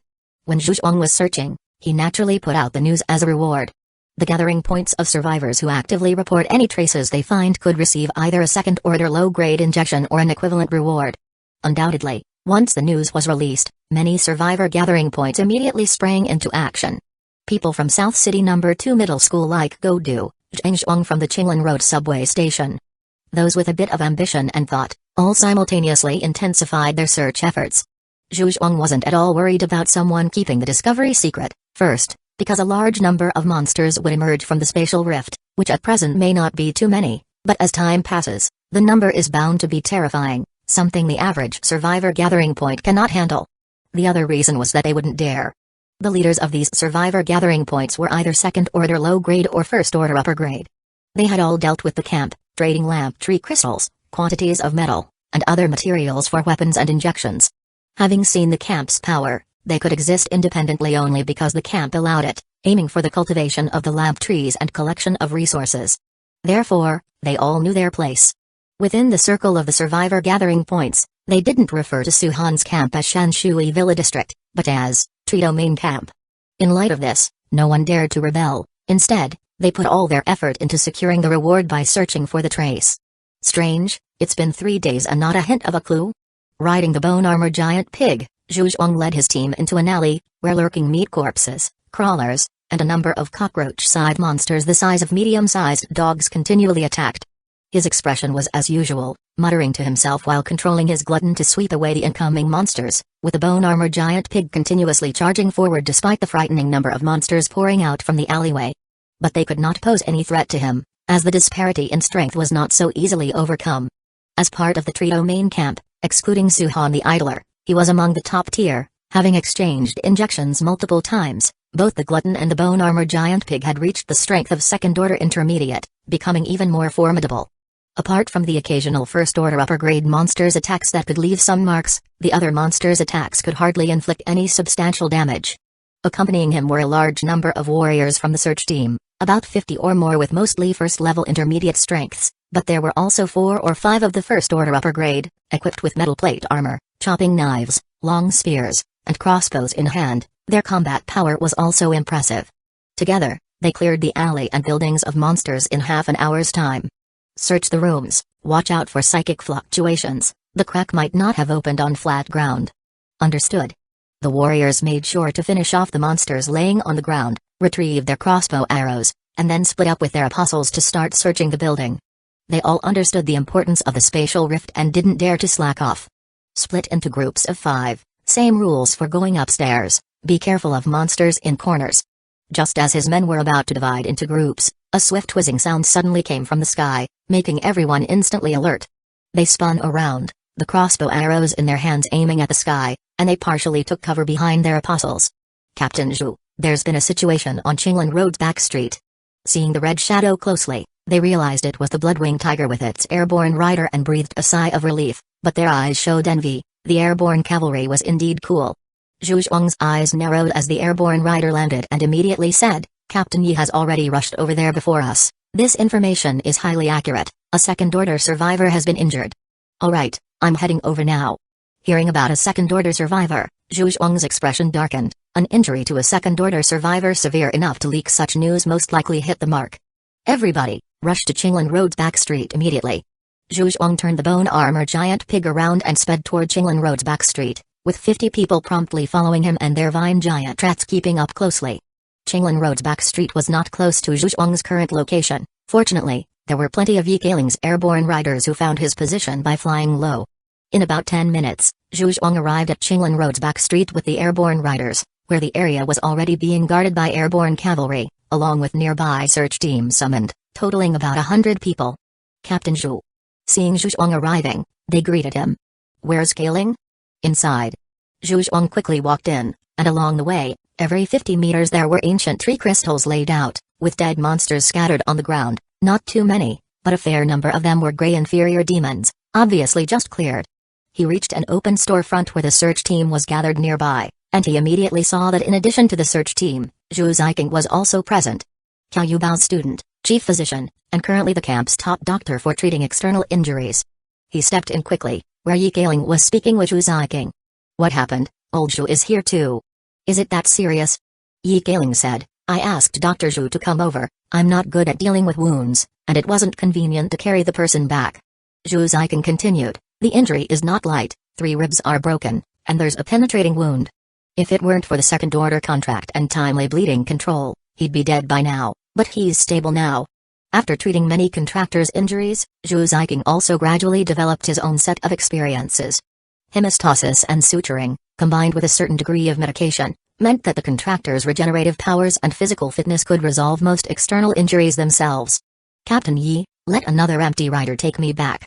There are still a lot of patients at the hospital in the loop, and I can't stay here for long."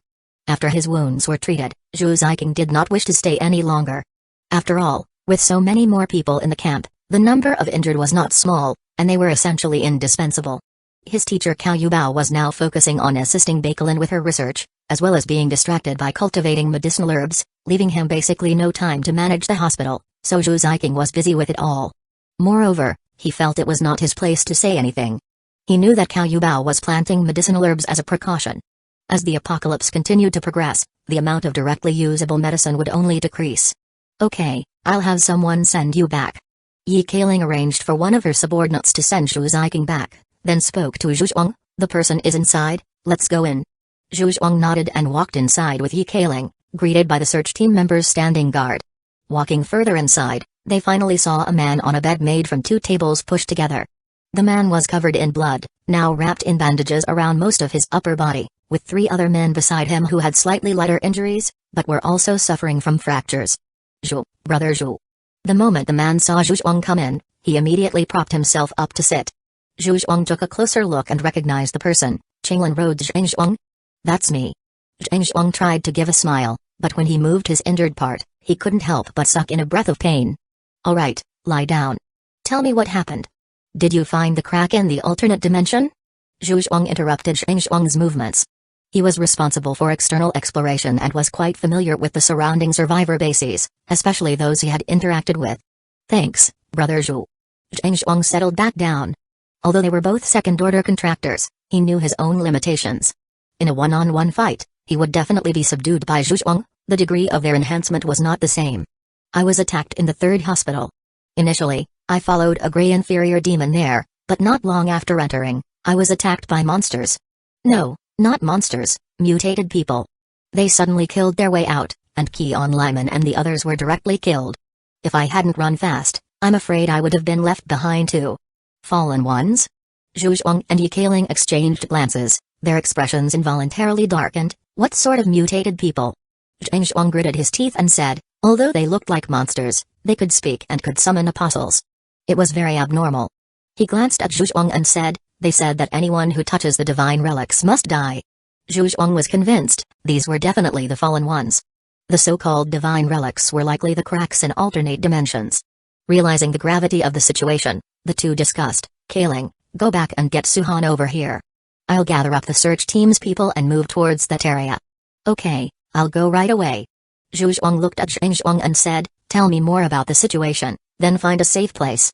After we've verified the situation, come and get the injection." "Thank you, brother Zhu."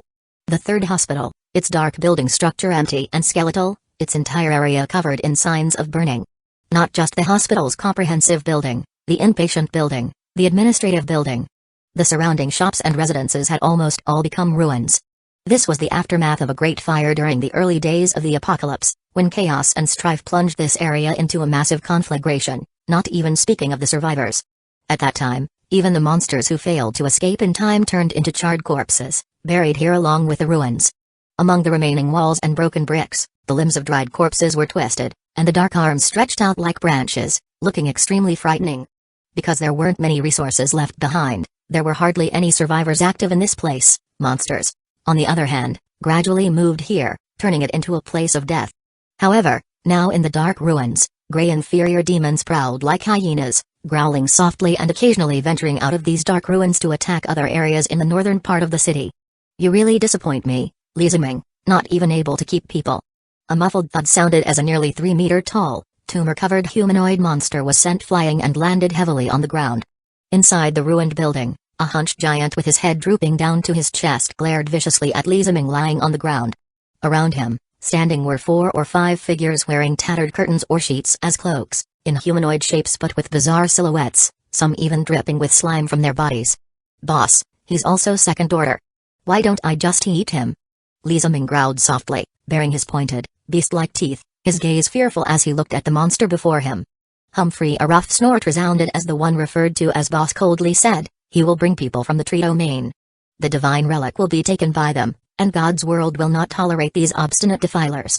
Chapter 167 Engage in battle. His eyes blazed with fervor as he gazed at the vast ruin that was once the hospital's main hall, where a crack-emitting purple light was gradually expanding.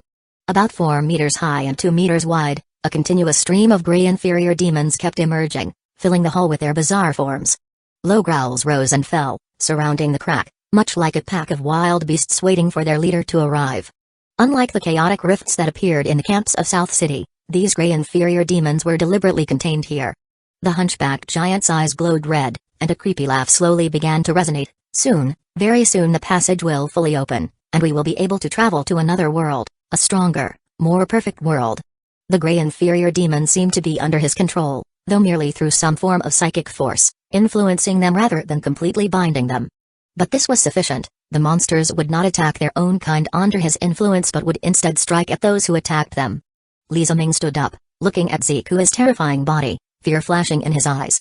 Even as an evolver who felt the immense power from another world, he still feared Ziku. Not only because of his strength but because he had viciously bitten off the head of a fellow evolver. Thump, thump, thump. Ziku took heavy steps toward the dimensional rift, the surging spiritual energy feeling incredibly comfortable. Earth is truly a fallen place, so deficient, with no merit other than its living beings. Bring more humans here, we need more brethren to witness the greater power. The gray inferior demon stepped back due to his formidable presence, clearing a path for him. Startlingly, after the gray inferior demons dispersed, there were several large iron cages near the rift, containing numerous humans in tattered clothes and bizarrely reddened skin. Let us out. A weak voice came through, as Ziku's horrific face stared at the man whose arms began to contort. Cracky casually grabbed a gray inferior demon, breaking open its head, and his hand was smeared with a mix of brain and blood. He moved his gigantic hand over the cage, the bloody, pasty substance dripped down, completely covering the man's face. Eat it, survive and you will be reborn, becoming my brethren. The eerie and bloody scene was like a sacrifice. Some people remained motionless, while others, driven by hunger and distortion, licked the monster's flesh and blood. The spiritual energy seemed even more chaotic at that moment, the mad and twisted will seeming to fuel it. The devouring process was not fast, and the metamorphosis process left Ziku's expression cold. Too slow, it would likely be easier to guide them to become evolvers in the world beyond the rift. Go, plunder more humans, more contractors, we need more brethren. The voice echoed through the building like a monster's roar. He still had consciousness, but he was a completely insane monster. After hearing Zhang Zhuang's description, Zhu Zhuang knew things were going to be difficult. A fallen being attacking with nearly 1 to 200 gray inferior demons, though not directly commanding them, the gray inferior demons did not attack such creatures. Damn, gray inferior demons and the fallen have joined forces. Zhu Zhuang frowned and muttered, the situation was more challenging than he expected, but fortunately, Yi Kailing had gone to call for reinforcements. He told Zhang Zhuang to rest, then immediately returned to the streets, waving over the few air cavalry left by Yi Kailing. Captain Zhu, what are your orders? Gather all the search and patrol teams from outside, the Bloodwing Tiger knows the clan's location. Yes. Zhu Zhuang was not truly a rash man. In such circumstances, the more people, the better the chances in a door-blocking group fight. After assigning the air cavalry their tasks, he immediately summoned the people following him, who quickly mounted the vine giant rats and hurried toward the direction of the third hospital. At the main intersection of the third hospital, the edge of a fire was already visible through the fog. Zhu Zhuang stood at the edge of the intersection, gray inferior demons wandering in the fog, attempting to ambush his team. But just as they were about to act, the glutton sprang its right arm out like a cleaver, snapping off the heads of the gray inferior demons. Time ticked away, and soon noises began rising from the streets as a large number of vine giant rats and tree barn worms arrived, followed by 2 other teams of people. Gan Xingilai with 100 patrol members, and Go Gang with about 100 from the search team. "Old Zhu, is this the place?" "Yes, be careful." Zhu Zhuang nodded and then said, "We'll be the vanguard to scout the situation. Suhan will be here soon, let's set up our visibility first." "Okay." Although Suhan was strong, and clinging to him was unsurprising, Zhu Zhuang and his colleagues were never just idlers. With nearly 300 contractors, a similar number of apostles, plus vine giant rats, tree-born worms, and 4 tribal beasts, if they still shrank back in fear, they might as well strangle themselves.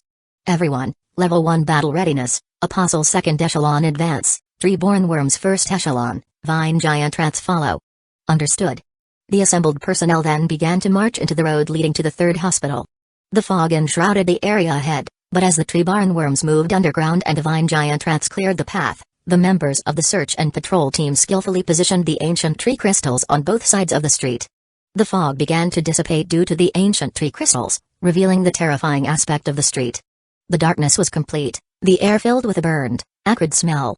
Compared to the other streets, the feeling of desolation was almost overwhelming. Roar rose from the edge of the fog in the distance, startling the sporadic gray inferior demons wandering in the ruins, who then rushed out of the fog one after another, quickly forming a group of dozens, if not hundreds, of monsters. Fire. Without needing Zhu Zhuang's command, the squad leader in charge of the battle had already issued the attack order. Crossbow arrows mercilessly shot out, piercing the bodies of the approaching gray inferior demons. Under the high-speed impact, they were severely wounded, their bodies tumbling on the ground. Even if they didn't die instantly, they struggled violently for a while. At this moment, the tree barn worms launched their attack underground. The lower strength ones burst out from the sides of the land, while the first order upper grade ones broke through the surface of the road, biting down on the gray inferior demons. In a single encounter, hundreds of gray inferior demons were killed instantly. The smell of blood mixed with the acrid odor made the entire street's air even more repulsive. "It seems it's really here." Gan Xingilai's expression was grave. The clustering of gray inferior demons and their obvious emergence from one direction clearly indicated the situation here. "Yeah, be careful." The team moved quickly. Soon, not just this small street, but several intersections were dotted with ancient tree crystals. The light dispelled a large amount of gray fog, and all around only the pitch-black ruins remained. The streets had been burnt down and shops on both sides were completely destroyed, leaving only frameworks of vehicles. The number of gray inferior demons increased, and the battle intensified. More bodies lay on the ground. Zhu Zhuang and his second-rank apostles began to act, swiftly killing the first-order upper-grade gray inferior demons. At this time, they were less than a few hundred meters away from the third hospital, and the ruins of the hospital were visible in the distance. Rustle, hurried footsteps sounded, and from directly ahead in the fog emerged a tide-like swarm of gray inferior demons. Their number was around 1,000 or 2, their howling and frenzied demeanor causing one's hair to stand on end. Vine giant rats charge, crossbow arrows, keep the formation tight. Zhu Zhuang ordered loudly. The bone-nested rat demons took the lead, followed by the vine giant rats initiating the attack. The gray inferior demons grew even crazier, clashing with the vine giant rats and being flipped over. However, they kept coming in an unending stream. Several vine giant rats were attacked by numerous gray inferior demons, whose sharp jaws bit directly into the vine giant rats' bodies, tearing off large chunks of flesh. Whoosh whoosh whoosh, the sharp arrows mercilessly struck, killing any gray inferior demons attempting to launch attacks. Blood continuously splattered, and the battlefield resembled a meat grinder, devouring lives. Zhu Zhuang remained calm. The bone-nested rat demons continually fought within the swarm of gray inferior demons, sweeping large numbers of them aside. Gan Xingilai and Go Gang had already acted at the same time. The bone-nested rat demon and the one-eyed giant monster charged forward, and their 4 companions also launched charges, killing any gray inferior demons that blocked their path. While the 2,000 gray inferior demons were numerous, almost blocking the entire intersection, they seemed somewhat helpless against so many second-rank apostles. In just a few minutes, they were almost completely annihilated.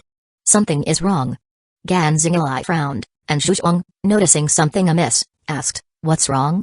"They neither flee nor have any higher order grey inferior demons. This is strange." The contradiction between madness and order was stark, as so many second-grade monsters rampaged. No matter how mad, there should be an end unless there were more formidable monsters commanding them. Boom! As he spoke, suddenly, huge noises came from the ruins on both sides, and several monstrous figures charged at them, heading straight for Zhuang and his companions. Zhuang's expression changed, and he focused his gaze. These were several monsters draped in tattered cloth, causing a shiver in his heart. The Fallen. Ambush my ass. He furiously swung his axe hammer, which the person had hoped to use to take him by surprise and kill him instantly. However, Zhuang was no easy target. The axe hammer, powerful and heavy, enhanced by his burst of strength, was not easily resisted. The Fallen dodged reflexively but was still a step too slow, and his arm was slashed wide open. Roaring, the man with blood dripping from his hand stepped back several steps. The others attacked Gan Xingilai and Gogang, but as they were about to make their move, they were blocked by the Tree Armor Tyrant and the Chang Resentment Tiger, forcing them to retreat. Even in the midst of the fierce battle, Zhuang and his companions still had second-rank apostles nearby to ensure their safety. "Go back to your tree domain. The miracle is not something you can touch." The ambush failing, the group of the Fallen began to threaten, and the street surged with even more monsters. Apostles of the Fallen were notably among them, all focusing on a few second-grade monsters who were slaughtering the grey inferior demons. 4 Fallen, 8 monster apostles, and the thousands of grey inferior demons that subsequently arrived. Chapter 168 Destroy the Decayed Winnie's Old Gan, prepare to run. Zhuang whispered into Gan Xingilai's ear. They had only wanted to scout the situation, but they had stumbled upon a huge minefield. The value of the information goes without saying, but now it was time to make their escape.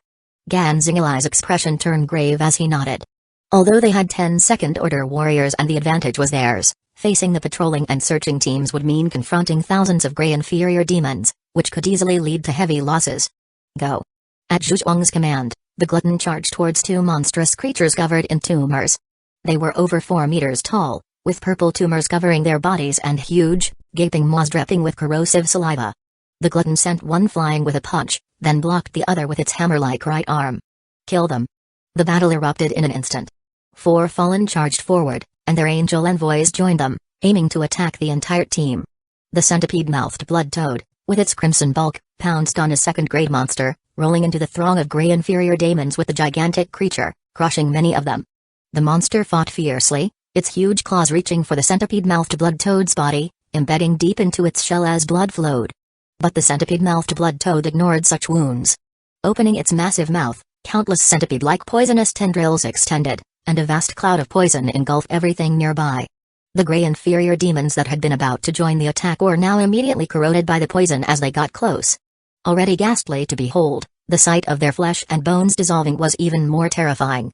Poison, flesh, and bones, all mixed into a pale green viscous fluid, filling the area centered around the centipede-mouthed blood toad.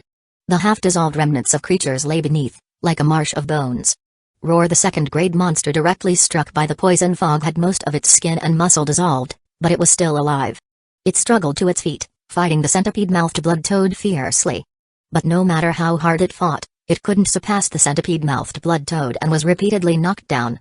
Apart from the centipede-mouthed blood toad, the remaining 3 familiars each erupted into fierce combat with a second-grade monster. Each fought differently, as intense as a dragon fighting a tiger. Soon, they were all marked with wounds of various sizes. Suddenly, 5 were entangled, and the remaining 3 wanted to attack the tree domain warriors, but Zhuang had already jumped down, and the bone-armor giant pig charged out like a rocket. Its sharp tusks penetrated one of the second-grade monsters. It roared with its head raised, covered in bone armor, dominating in presence. The Cyclopean beast and tree armor tyrant followed closely behind, each confronting another monster. They faced off in groups of 3, but the difference in strength was clear. The Cyclopean beast's crimson eye burst with light, and it unleashed a mental shock. The opposing monster was immediately dazed. The tree armor tyrant violently closed in, its vines binding one of the second-grade monsters. The bone armor giant pig then brutally tore its head apart. Ah! The fallen Mage and Chuang let out a painful roar as his jet-black eyes nearly popped out of their sockets. Kill! I'll kill you all! The angel envoys remained linked to their contractors, and death would still severely wound the contractor, but as fallen, they were already half-monster and had greatly enhanced durability. He tore off his ragged covering, exposing his pitch-black, hideous body, where thick tentacles writhed. He charged towards Zhu Zhuang with large strides. Zhu Zhuang's face wore a cold expression, who was afraid of a fight. Power burst bone armor. He unleashed two skills immediately. His stature did not swell, but his strength greatly increased. His hammer axe collided with the tentacles, the black appendages avoiding its sharpness, attempting to use a soft force to snatch the hammer axe. But Zhu Zhuang wasn't having any of it. With a forceful push of his hammer axe, he immediately sliced into the tentacles. Whoosh! A large section of the thick tentacle was chopped off, causing the fallen to cry out in pain. In a rage, he attacked Zhu Zhuang with his other hand. A massive claw came slashing, but the strike was blocked by Zhu Zhuang's bone armor. Zhu Zhuang laughed coldly, punching out and sending the creature stumbling backward several steps. Despite the fallen transforming into monsters, Zhu Zhuang was a second-order intermediate contractor with two skills.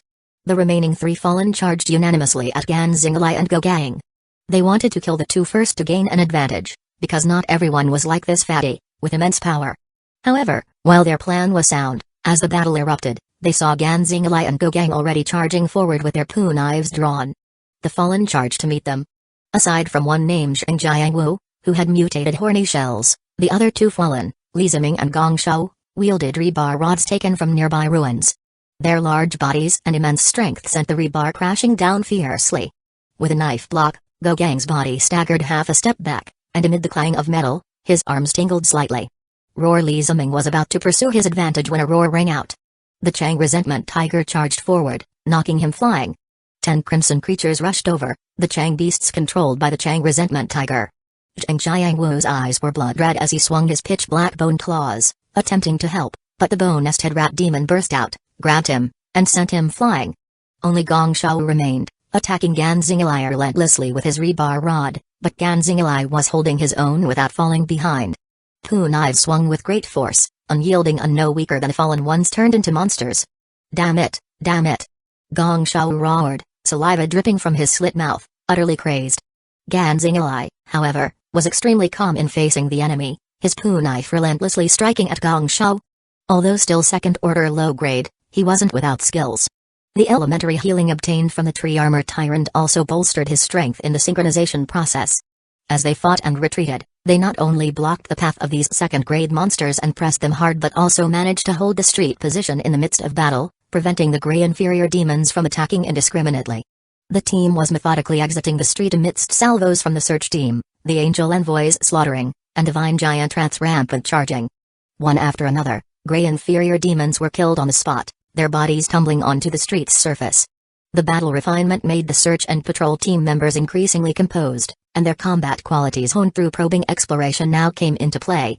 After dealing with a second-grade monster, the bone armor giant pig started attacking the other monsters, and at almost the same time, the centipede-mouthed blood toad also killed its opponent. Two second-order monsters breaking free from entanglement meant the sweeping had begun upon thousands of grey inferior demons. Call the boss. Li Ziming was scared. Zheng Jiangwu, his angel envoy killed by the centipede-mouthed blood toad, suffered a mental shock causing his movements to falter. Gan Xinglai's controlled bone-nested rat demon tore off an arm, blood gushing unstoppably. What remained of his sanity told Li Ziming that if they didn't run, they would all die unless more grey inferior demons poured out from the miracle. Just as Li Ziming and his three companions had this thought and were about to trade injury for injury to force Zhu Zhuang and the others back, however, the next moment, the sky suddenly darkened. He looked up sharply to see a massive creature appearing in the sky, exuding a terrifying aura. Run! Li Ziming didn't care about anything else anymore and started to flee at full speed, not looking back, with the ragged cloak slipping off due to his haste, revealing a body covered in tumors. Zheng Jiangwu, Zheng Chong, and Gong Shou also frantically fled, not caring about the attacks from Zhu Zhuang and the others, their bodies riddled with numerous wounds. Their contracted beasts were also desperately gaining distance, heading toward the third hospital. The overwhelming aura deterred any thoughts of resistance, as they recognized the newcomer. Su-han watched the figures escaping through the grey inferior demon horde, his eyes focusing with a cold chuckle. Beneath him, the blood-winged alligator dragon had already opened its gaping maw, with dark water condensing inside. Boom! A massive black water column was launched, emitting a deafening roar. The black water cannon tore through the entire street, and the grey inferior demons in front of it were directly shredded. The contracted beasts preparing to escape were hit head-on by the black water cannon, their limbs burst apart, and they died on the spot. The four fallen shouted out in pain, weakened by the mental assault, their spirits immediately flagging. The blood-winged alligator dragon dived down, its massive claws pinning them beneath its body. Need to research? Suhan looked toward Bakelin, who was also on the blood-winged alligator dragon. We could take a look, though the likelihood of new discoveries isn't high. Though they were special contractors who had corrupted and mutated into monsters, they were quite different from regular monsters. However, in the materials sent by Baekhyuan and his team, the reason had already been clearly explained, so new findings weren't assured. It's worth a try. Suhan held back from dealing the killing blow, his gaze sweeping over the surrounding grey inferior demons, which seemed to sense the terror of the blood-winged alligator dragon and were now retreating toward the third hospital. Old Zhu and the others are here. With the arrival of the blood-winged alligator dragon, the already advantageous situation instantly turned into an overwhelming one. Suhan and Bakelin jumped down from the blood-winged alligator dragon, which now was surrounded by black water. The evil crocodile prison had already ensnared the 4 fallen and the remaining 3 second-grade monsters. One unfortunate soul had lost both contractors and lay in a coma. Upon waking, if he wasn't dead or turned into an idiot, his condition wouldn't be much better. Suhan's metal control activated, twisting rebars and scrap cars from the ruins into thick metal cases that trapped the few monsters, morphing to almost perfectly fit their forms and leaving only small holes for air. 7 giant metal coffins stood on the ground, and only then did the black water slowly recede. Suhan, the spatial rift should be at the third hospital. Zhu Zhuang explained the situation to Suhan, who slightly nodded and said, "Let's head over." The blood-winged alligator dragon took the lead, followed by the mother nest ancient tree in treant form and the scorpion spider demon in great strides. Behind these 3 angel envoys came Suhan's trio main soldiers, including the sky cavalry squad in the air. A few hundred meters was not a great distance, and without monsters to block them, they arrived in just a minute or two. Within the ruins of the third hospital, countless grey inferior demons had gathered, far exceeding the number from before.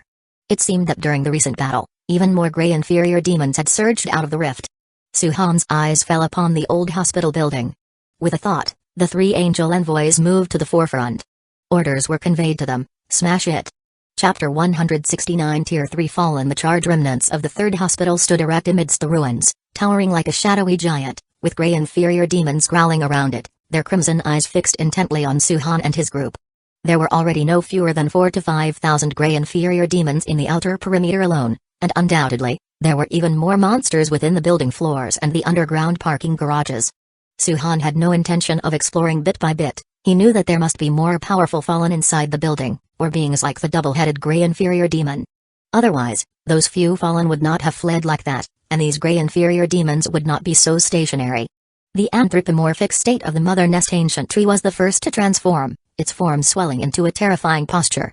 3 colossal bodies spanned between Suhan's group and the grey inferior demons, continuous growling coming forth, the demons sensing the danger, constantly roaring as a threat to Suhan. However, Suhan was not swayed by the threat, since he was here to kill monsters in the first place.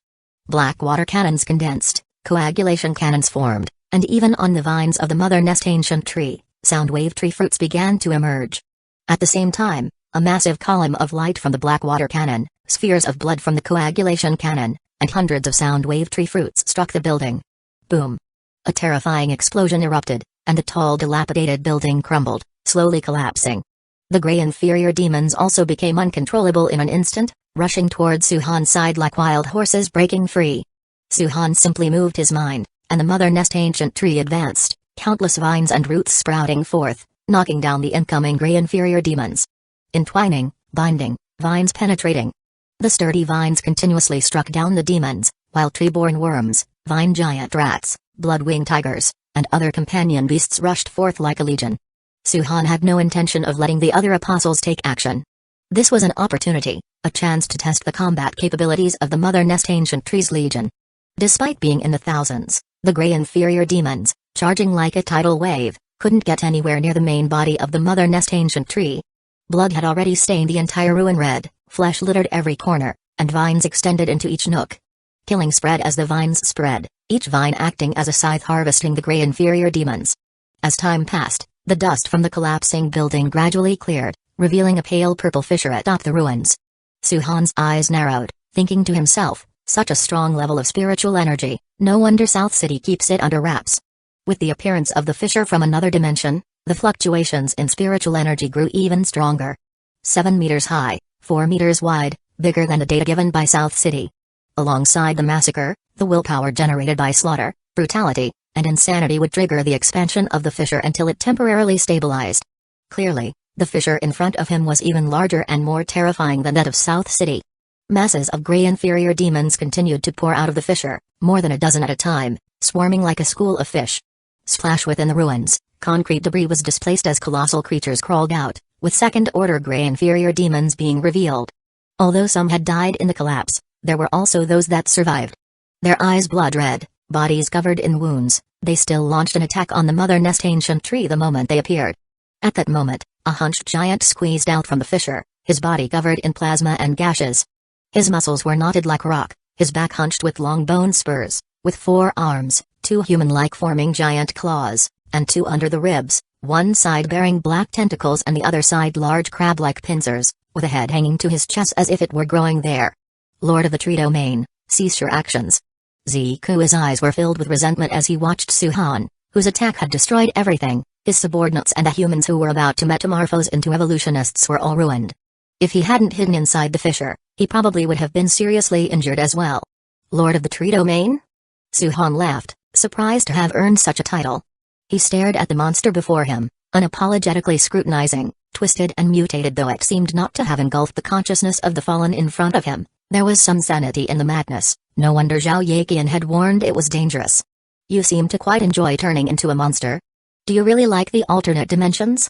Suhan tried to engage him, then the deep voice of Ziku came through. Ignorant people, only by embracing this power is the right path, resistance will only lead to the slow extinction of mankind.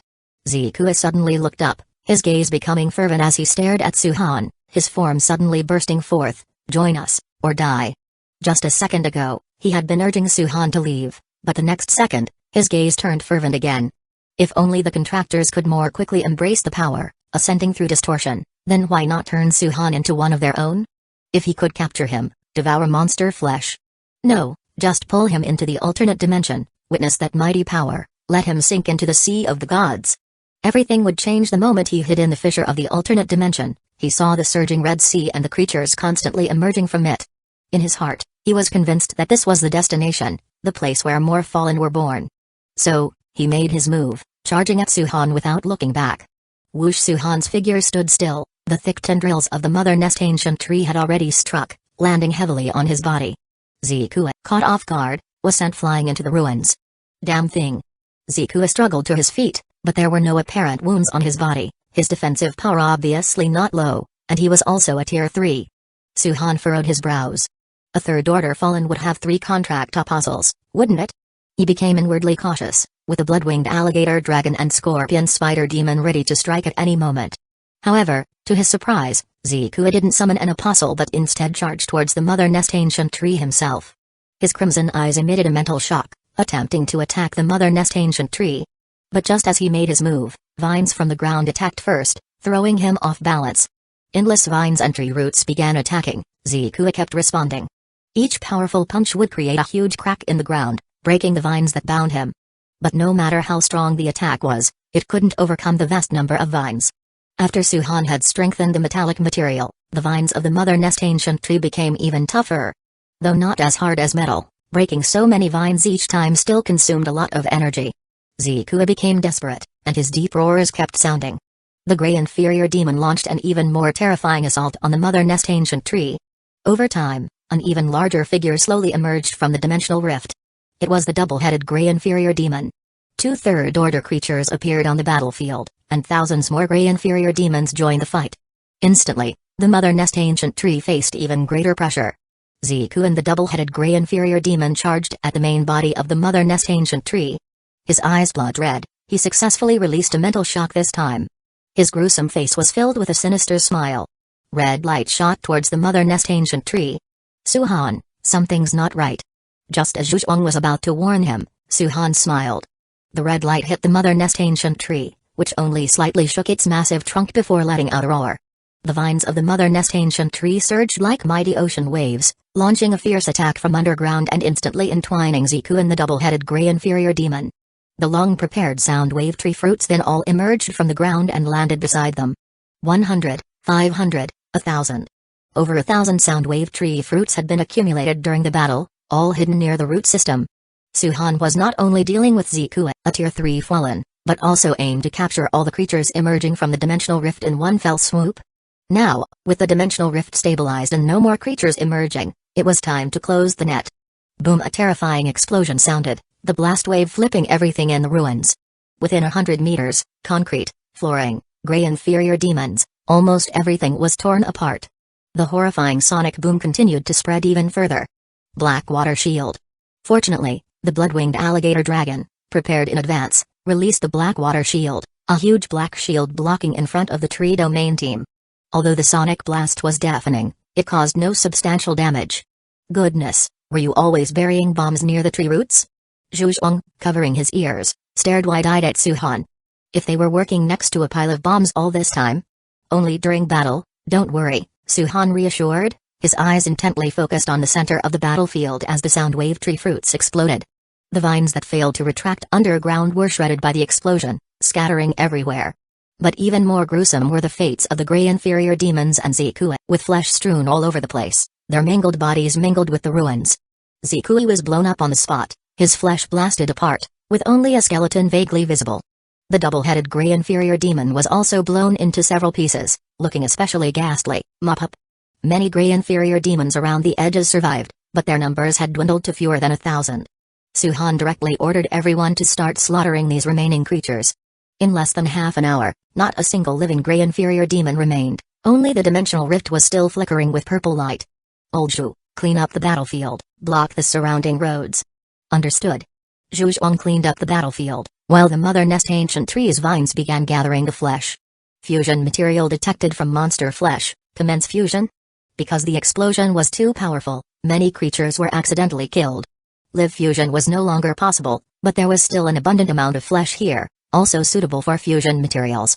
Su-han briefly pondered, then the scorpion spider demon stepped forward, grabbing the remains of Ziku and the double-headed gray inferior demon. Fusion. The scorpion spider demon began the fusion. At this moment, among the three apostles, it was slightly less advanced. It was the most appropriate choice for fusion. As for the mother nest ancient tree, its vines would be used for exploring the dimensional rift, which would be more beneficial. Su-han said to Bakelin, "We're going in. If anything happens, we'll come out right away." Bakelin nodded, saying, "Okay." Chapter 170 Spiritual Energy Mine. Su-han had transformed the mother nest ancient tree into an anthropomorphic state, turning it into a dark somber-colored tree person over 4 meters tall, with crimson eyes standing behind him. The blood-winged alligator dragon was recalled to the Book of Blood Spirit, to be summoned again after entering the rift in the alternate dimension. The party wasn't large, consisting of Bakelin, Zhuozhong, Yi Kailing, and then a team of 20 warriors, all of first-order upper-grade strength. The group arrived on the ruins, and the closer they got to the rift in the alternate dimension, the more intensely they could feel the emanation of the powerful spiritual energy. With such dense spiritual energy, even without using monster injection serum, one could rapidly increase one's strength until reaching the racial bottleneck of an angel envoy. As Su-han pondered, he suddenly asked, "Do you think it's possible that the Fallen One had advanced to third order by fusing with his own angel envoy?" Startled by Su-han's question, Bakelin paused to think for a moment. "It's not impossible, otherwise, he should have summoned his angel envoy to fight you." The two did not delve deeper into the issue and set their sights on the rift of the alternate dimension. Su-han's thoughts stirred, and the 4 dependents of the mother nest ancient tree took action first. They entered the rift one after another, disappearing after entering, followed by the blood-winged tiger and vine giant rat from the lineage. 10 minutes passed without any incidents. Then, Su-han said, "Let's go in." Leading the way, Su-han passed through the rift, and an immediate sensation of warping overcame him. The next moment, a swath of red appeared before him, and he found himself on a strange new land. The color red seemed to saturate every part of this place, with a sky that flowed with a red glow like a canopy, dark red soil, and a churning crimson sea. This was a bizarre space, rich in spiritual energy, yet entirely different from the real world. "Are we on an island?" Zhuozhong looked around. Although he couldn't see the whole picture, all he could see were the red, eerie seas he could extend his sight to. "Old Zhu, take some people and search around, but be careful not to touch anything randomly." The island was filled with too many unusual things, it was best to be cautious. Zhuozhong understood this principle, nodded in response, and then signaled his men to start exploring. With a thought from Su-han, the blood-winged tiger and tree barnworm were already being directed by him, starting to explore the surroundings simultaneously. The island was not small, about 4 kilometers in length and 3 kilometers in width, irregularly shaped but covering an area of roughly 4 to 5 million square meters, equivalent to hundreds of football fields. The exploration continued, but after 10 minutes, Suhan noticed something off as the spiritual energy started to fluctuate. His gaze immediately turned to the distant Red Sea, which began to churn like blood. The fluctuations in spiritual energy were stirred by it. A twisted figure began to emerge from the churning edge of the Red Sea, slowly crawling to the shore and emitting a low growl, revealing the form of a grey inferior demon. Swoosh swoosh, the vine shot over quickly, binding the grey inferior demon quickly, but not immediately killing it. Bakelin frowned and inspected it, saying, "It's not much different from the grey inferior demons outside, but its strength is a bit weaker, and the keratin hasn't fully hardened. A Red Sea that breeds monsters, such a thing was unheard of before." Suhan also frowned. The boundless Red Sea felt incredibly oppressive, as if facing some abyss. If the entire sea were breeding monsters, then this small island would likely be overrun with them before long. "Let's go have a look." He summoned a blood-winged alligator dragon, and the mother nest ancient tree also reverted to its huge body, guarding both of them. They approached the shore, about 4 or 5 meters away, where the ground beneath their feet was red gravel, coarse and heavy, that did not sink much as they stepped on it. The closer they got, the more the chaotic spiritual energy made them feel uneasy. Although spiritual energy indeed is the basis for everyone to grow stronger, chaotic spiritual energy is not, unless one wishes to turn into a monster, just like those fallen ones. Gurgle gurgle, the sea slowly churned once more as if sensing the presence of living creatures, another figure of a grey inferior demon slowly coalescing. Windblade, Suhan's eyes turned cold, the blood-winged alligator dragon flapped its wings, and in an instant, a windblade flew out. The windblade curved like a knife, swiftly slicing through the figure formed of the blood-colored seawater. The sharp blade cut swiftly, and in an instant, the seawater-formed figure was cleaved in two. The figure, which had already taken shape, immediately turned back into seawater and fell back into the sea, which churned a bit before settling down. Being cut wasn't a physical body, which made Suhan frown, so it was really conjured from it, so bizarre. South City says this is a chaotic mix of spiritual energy and physical matter, but I think it's more than that, possibly incorporating some rules we can't understand, commented Bakelin thoughtfully, with Suhan also pondering the issue. However, he had a more direct method, such as his own ability. With a thought, the mother nest ancient tree's vines spread quickly, extending one toward the red sea water and making contact with it. Discovered fusible material, spiritual energy blood sea. Proceed with fusion? Spiritual energy blood sea? Suhan's eyes lit up, but suddenly his expression drastically changed. Before he could begin the fusion, the area where the vine made contact turned dark red very fast and was rapidly spreading. Intense burning pain transmitted, even being fed back to him through the mother nest ancient tree. Not good. Enduring the immense pain, Suhan made a swift decision and forcefully broke the vine, pulling Bakelin back rapidly. The vine fell to the ground, twitching continuously, then it quickly dimmed and dried up. With his heart still pounding, Suhan watched as the spiritual energy blood sea churned violently, his face growing increasingly solemn. What's going on? Bakelin was also shocked by the sudden change. Suhan having such a strong reaction meant that the blood sea was even more complicated than she had imagined. It's eroding the mother nest ancient tree. At that moment Suhan's gaze was intense, but seeing that the spiritual energy blood sea didn't continue reacting, he slightly relaxed. The spiritual energy blood sea had felt to him like a living entity, a terrifying, twisted creature. Yet upon closer perception, it seemed somewhat different. The blood sea is very dangerous. It can erode living beings, turning them into monsters. Even the mother nest ancient tree can't withstand it. Don't make contact lightly. Bakelin frowned, then suddenly asked, "Wait, when the grey inferior demon burst out of the blood sea, some of the seawater also splashed on it, and your vine touched it too, right?" Though that part of the seawater quickly dispersed, she had seen it quite clearly, there was definitely contact. It's not the same. Suhan recalled the earlier sensation, the blood sea just then felt like a single entity, its twisted power incredibly powerful. The spiritual energy blood sea could fuse, but the mother nest ancient tree couldn't endure it. It wasn't just about the contact causing warping and erosion, even fusion was not easy for Suhan to suppress. The fusion progressed very slowly. It was like trying to fuse with an exceptionally powerful living monster, its resistance extremely strong. The situation with the spiritual energy blood sea seemed to serve as a warning to Suhan. Although he could fuse with it, compared to those obscure and strange things, he wasn't as safe as he imagined. You can fuse, but before successful fusion, you will definitely die a horrible death. Zhu Zhuang and his team's exploration ended quickly. There were no other grey inferior demons on the island, only strange plants and rocks. However, the blood sea remained eerie. The situation was the same as with Suhan's group. When they approached the blood sea, it also slowly churned and then spawned monsters. It seemed that spawning monsters was an innate function of the Blood Sea, and their presence there slightly intensified this mechanism. After surveying the general terrain, Suhan conducted 2 tests. The Bloodwing Tiger escalated infinitely, charging towards the sky. At less than a kilometer, the terrifying and chaotic spiritual energy directly warped the Bloodwing Tiger, turning it into a bloodthirsty monster with a distorted body and fierce eyes, launching an attack on them. A clean kill, followed by a flight experiment towards the sea surface. At a distance of less than 500 meters, the spiritual energy Blood Sea churned and devoured it outright. The tree barnworm utilized its advantage of burrowing to explore underground. At a depth of 300 meters, the spiritual energy was similarly dense and chaotic.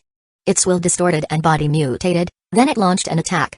The range of activity was clarified by Suhan, no more than a kilometer in the air, more than 300 meters underground, and no more than 500 meters in the spiritual energy Blood Sea. The fundamental reason for the restrictions was the powerful and chaotic spiritual energy. In principle, if the strength is strong enough to endure such chaotic spiritual energy, it might be possible to explore further. In some respects, this was like a massive cage, trapping them in a foreign world prison. However, even if they couldn't move too far, just having one advantage was enough. The abundant spiritual energy here greatly accelerated the strength enhancement of the apostles. It wasn't inducing mutations, but genuinely elevating the level of spiritual energy, gradually advancing. This was a treasure ground for training troops and a great place for quickly accumulating strength, and there was another benefit. Here, crops also could be grown, and they thrived well. Suhan led his people to station and explore around this crack in the alien space for 3 full days. In 3 days, they finally figured out some tricks.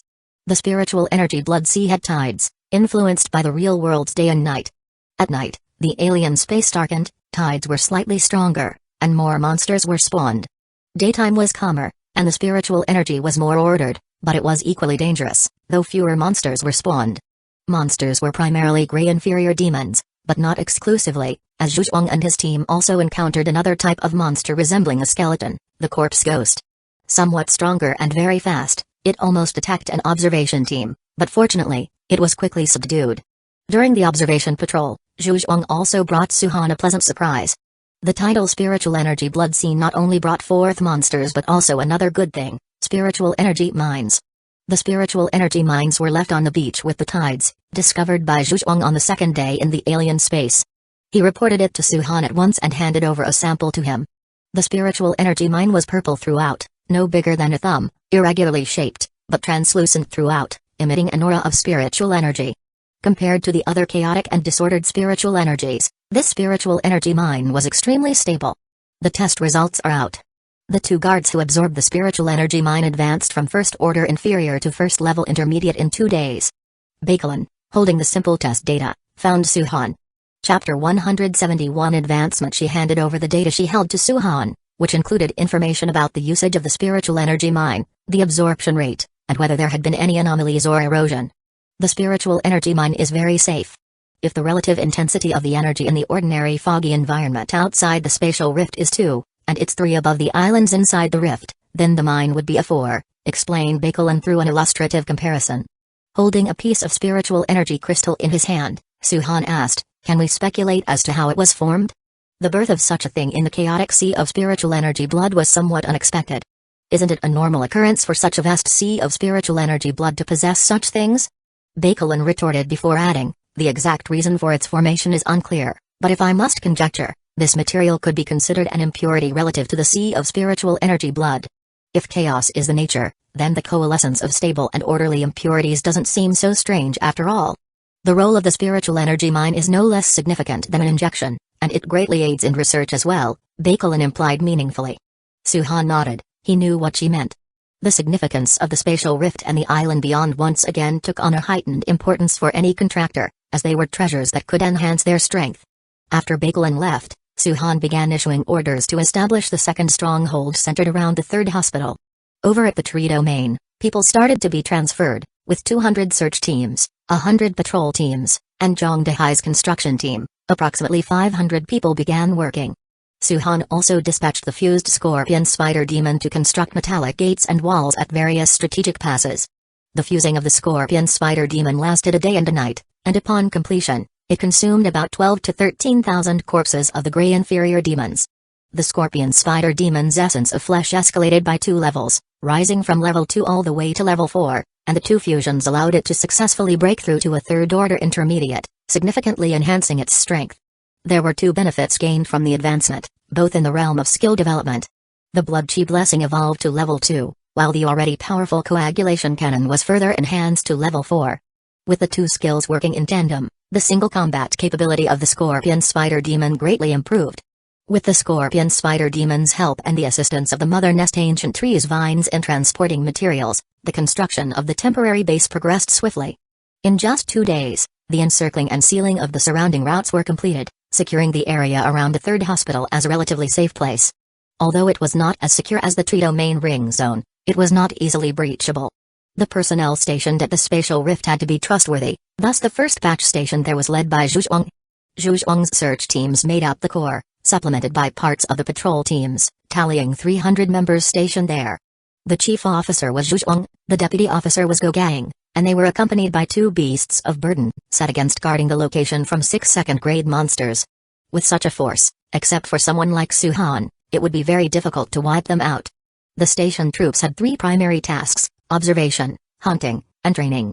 The sea of spiritual energy blood continued to spawn monsters, and if not cleared in a timely fashion, they would accumulate into a disaster, hence periodic cleansing was necessary. Since the birth of monsters from the Sea of Blood was neither regular nor confined to specific locations, patrolling became routine for the stationed members. They were not only to hone their combat proficiency through fighting the monsters but also to continuously strengthen their angel envoys in the heat of battle. In such a rich environment of spiritual energy, frequent combat made getting stronger much more feasible. Apart from that, they were tasked with monitoring any changes in the spatial rift, as well as recovering spiritual energy crystals that appeared on the beach and delivering them to Su Han. The advantages of being stationed became apparent quickly, as Su Han received a handful to a dozen spiritual energy mines each day. The strength of the stationed members also changed rapidly over the course of a few days. Zhao Yiman, who was part of the second echelon, reached the racial bottleneck of the Angel Envoy and attained the peak of first-order upper grade, influenced by the previous injections and environment of spiritual energy. Through slaying monsters and completing the Divine Initiation Ritual Fusion, he broke through to become a second-order contractor. Although none of the remaining warriors had yet progressed to second-order contractors, within the troop of 300 people. The 20 people who made the breakthrough to first-order upper grade, as well as the 187 who reached first-level intermediate, will soon make their breakthroughs if they haven't already. It's just a matter of days. With such significant increases in overall strength, the Tree Domain's power has also become increasingly formidable. However, as the spiritual energy from the rifts in the alternate space continued to leak out, troubles followed suit. Monsters surged towards the area where the third hospital was located. Not only the flesh corpses but also some first-order upper grade and even second-order monsters initiated attacks.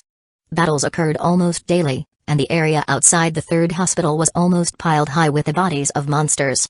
The large number of battles was also a major reason for the station troops to achieve a massive breakthrough. A considerable number of these monster corpses were transported back to the Tree Domain Belt area and then buried underneath the roots. The Mother Nest Ancient Tree's vines did not immediately assimilate these monsters but instead followed Su Han's orders to fuse other materials. Level 2 Lamp Tree Crystals 67% Su Han had been controlling the Mother Nest Ancient Tree to fuse the accumulated Lamp Tree Crystals. Compared to the last fusion, an accumulation of over a month provided him with a substantial stock. On one hand, there were about 50 to 60 Lamp Tree Crystals generated by the Tree Domain itself, and on the other hand, the South City Camp and the surrounding camps engaged in trade with the Tree Domain, which allowed Su Han to accumulate a large number of Lamp Tree Crystals. About 300, that was his current inventory. As time passed, the fusion degree of the Lamp Tree Crystals was slowly increasing, 67%, 68%. Before long, a familiar prompt popped up in his consciousness. Level 3 Lamp Tree Crystal Fusion complete, Mother Nest Ancient Tree gained skill advancement, Level 2 Ancient Tree Crystal. With the fusion successful, the Mother Nest Ancient Tree's figure rapidly changed, becoming thicker and taller, with vines spreading continuously. From over 1600 meters, it suddenly transformed to 2000 meters. The increase in distance was accelerating, and the Tree Domain became all the more worthy of its name. Observing the strengthening Mother Nest Ancient Tree, Su Han's mind remained calm as he gave the order to continue the fusion. With an abundance of Lamp Tree Crystals, more than 200 left after one fusion, Su Han had no desire to hold back. So the fusion continued, and approximately one night later, the fusion degree reached 100% once again. Level 4 Lamp Tree Crystal Fusion complete, Mother Nest Ancient Tree acquires the skill, Blade of Light and Shadow. Light flickered between the vines, particularly at the tips of the vines, which, with the skill fusion, shone with the semblance of sharp blades. Suhan showed a look of surprise and immediately ordered an attack. Whoosh! Under his control, the vine rapidly shot out, aiming at a concrete column of a building. With a punchy sound, the tough concrete column was pierced instantly. The fierce sharpness of the blade of light and shadow made the penetration process seamless. If it were not a concrete column but the body of a monster, the result would likely be even more neat and clean. Under simultaneous control, I can only manage about 30 vines. Suhan carefully sensed the current limit of the skill, which was somewhat similar to the man-eating vine. It didn't apply to all vines but had certain restrictions. While in use, only 30 vines could be endowed with the blade of light and shadow. This was still somewhat short of Suhan's vision of 10,000 swords returned to the origin, but for the time being, it should suffice. After all, stabbing a monster with 30 blades should be quite sufficient. An 80+ meter height, vine spread distance reaching 3,000 meters, both the Belt area and the Shanu Villa district are now enveloped. Suhan pondered the changes of the Mother Nest Ancient Tree. With the Mother Nest Ancient Tree present, the defensive force in this part of the tree domain can be slightly reduced. Then we can rotate in defense training to enhance overall strength. The northern city is not small, but with a little overall strengthening, it should be possible to take it down. However, should I fuse the spiritual energy mine or not? With around 50 spiritual energy crystals on hand, which wasn't too few, he was unsure about the fusion effect. He feared they might not be enough. Chapter 172 The first harvest. Spiritual energy minerals are a good thing, accelerating the accumulation of spiritual energy, and allowing angel envoys to advance more quickly. This is an exceedingly precious existence for all contractors, but it does not include Suhan. Of course, he could also use spiritual energy minerals, but compared to the power enhancement brought about by fusion, spiritual energy minerals weren't so prominent. They were only an alternative, or even slightly inferior.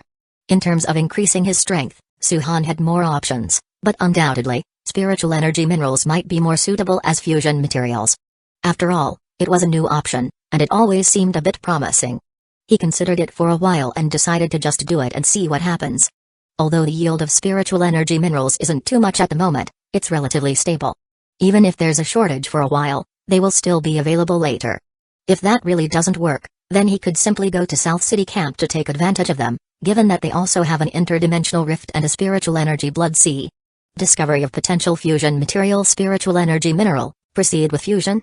Fusion vines swept away 50 spiritual energy minerals, and then Suhan started the fusion process.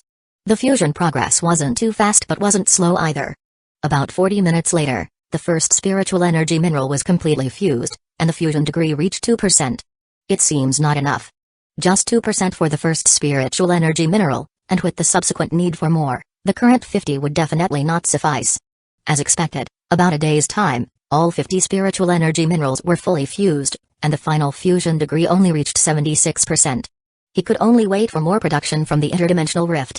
At Tree Domain Camp, following the conquest of the interdimensional rift, Yi Kaling and Zhang Dehai returned successively, and Yan Mi freed her hands to continue the establishment of the various sequences. With the robust development of the camp, more scattered survivors were continuously being absorbed.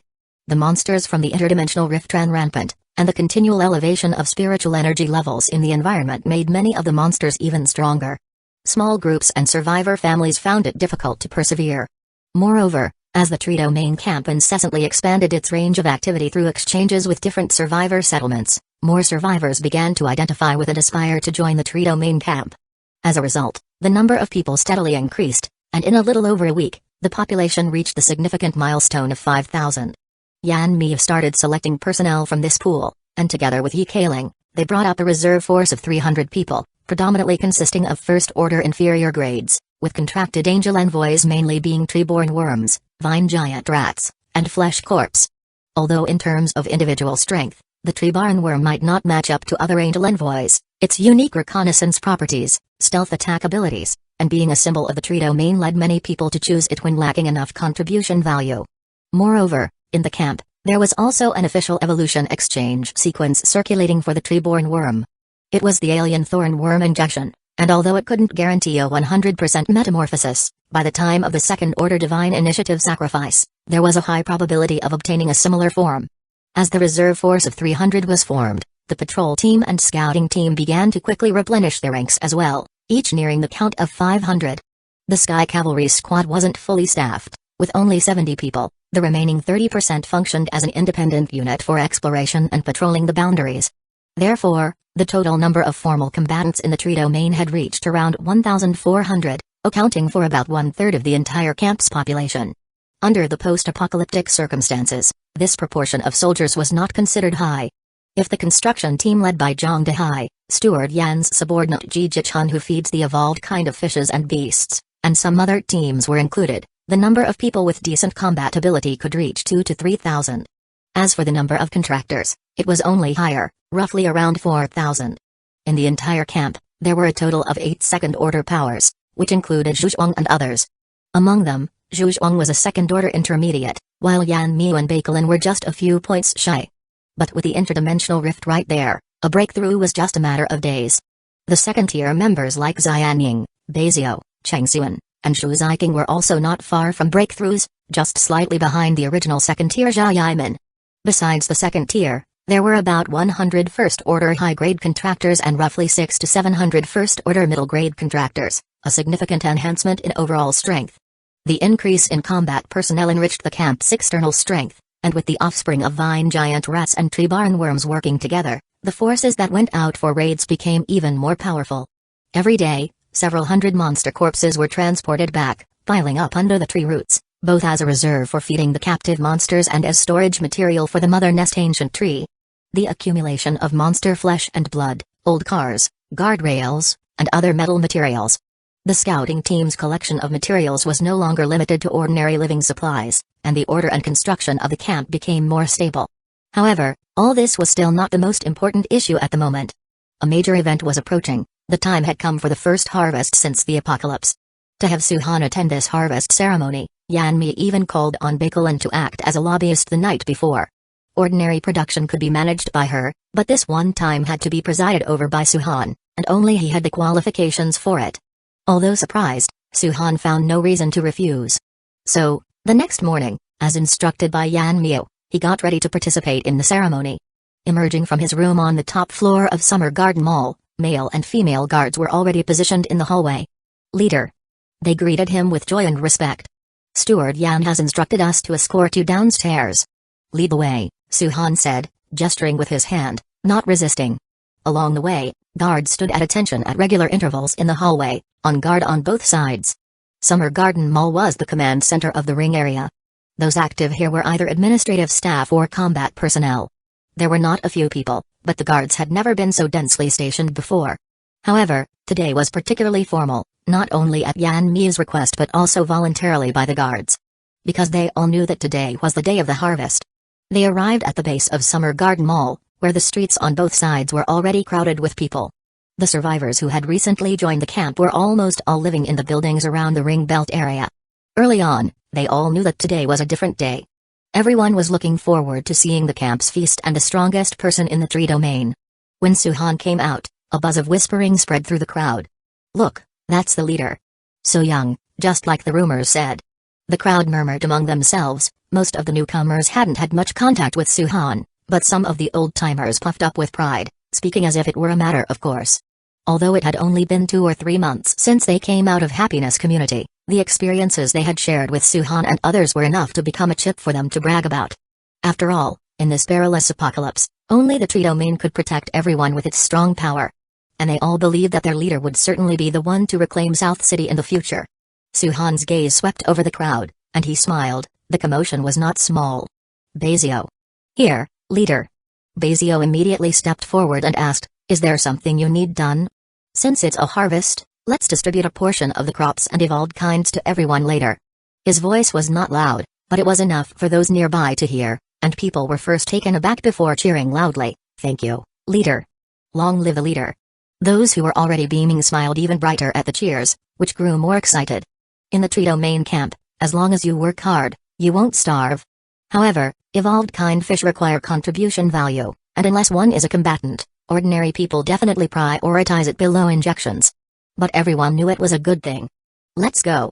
Su-Han's lips curled up, then with a flash of red light from the Book of Blood Spirit, the blood-winged alligator dragon appeared on the street. The huge and terrifying body startled many, eliciting a sharp intake of breath. Although Su-Han's strength was known through word of mouth, aside from the impressive ancient tree, few had seen monsters stronger than second order. Naturally, the shock of witnessing such a gigantic beast firsthand was all the more intense. Suhan mounted the blood-winged alligator dragon, and the surrounding warriors climbed atop vine giant rats and blood-winged tigers, neatly aligned, and followed him towards Shanuvilla district. The blood-winged alligator dragon could fly, but Suhan chose not to do so. Whether it was due to the attention of the thousands watching, the enjoyment of the achievements in establishing the Trito main camp, or the joy of having saved so many people, overall, he was feeling quite good. Upon reaching Shanuvilla district, Yan Miu and many others had already been waiting there. Apart from Old Zhu and Gogang who were unable to come, almost all the camp's top leaders were present. It must feel quite good, doesn't it? As soon as Suhan descended, Baikalin looked at him with a smile in her eyes and asked softly. The ceremony was arranged by Yan Miu, and no other senior leaders had accompanied him along the way, not only to elevate Suhan's prestige but also to let him experience firsthand the glory he had created. While he was more focused on his own power enhancement, the other camp leaders were relentless in building up his authority. It feels pretty good, let's continue. Suhan looked towards Yan Miu, nodded slightly, and signaled to go on. Shanuvilla's green areas had been converted into farmland, covering 1,000 acres, mainly for wheat and corn, along with potatoes, sweet potatoes, and other crops. Additionally, there were some fruits and vegetables to supplement, which have shorter maturation periods and had already been harvested before. Yan Mi walked briskly ahead with residents of the tree domain on both sides of the road, especially those from Shanuvilla district who had followed Suhan from the start. Welcome back, boss. As soon as Suhan entered the villa district, shouts of a special kind started to rise along with voices calling leader. Most of those calling him boss were old mates from Happiness Community. Suhan looked in the direction of the voices to see a group of people holding metallic hoes and sickles, with accompanying angel envoys, either similarly equipped if they were corpse type or carrying baskets if animal type. They exhibited an extremely practical demeanor. The non-combatants among them had chosen to use their angel envoys as labor, making the most of them. Surrounded by them, with a majority being middle-aged and elderly but also youth, all were smiling brightly. Not bad. Suhan nodded to himself, gradually getting caught up in the atmosphere, while Yan Mi remarked from the side, Shanuvilla's green spaces were transformed into 1,000 acres of farmland, primarily cultivating wheat and corn, along with other crops such as potatoes and sweet potatoes. In addition, we have a portion of fruits and vegetables as a supplement. Vegetables mature quickly, so we've had harvests before. Yan Mi said with a smile, you must have tried them. Suhan smiled back and said, tell me about the yield and those evolved kinds. Chapter 173 Unexpected Situations. Although there is not enough chemical fertilizer, the spiritual energy and the irradiation from the ancient tree crystal provide a significant boost to the yield. The 1,000 acres of farmland have produced an estimated total of about 4 million pounds of grains and 40,000 pounds of fruits and melons. That much? Suhan was startled.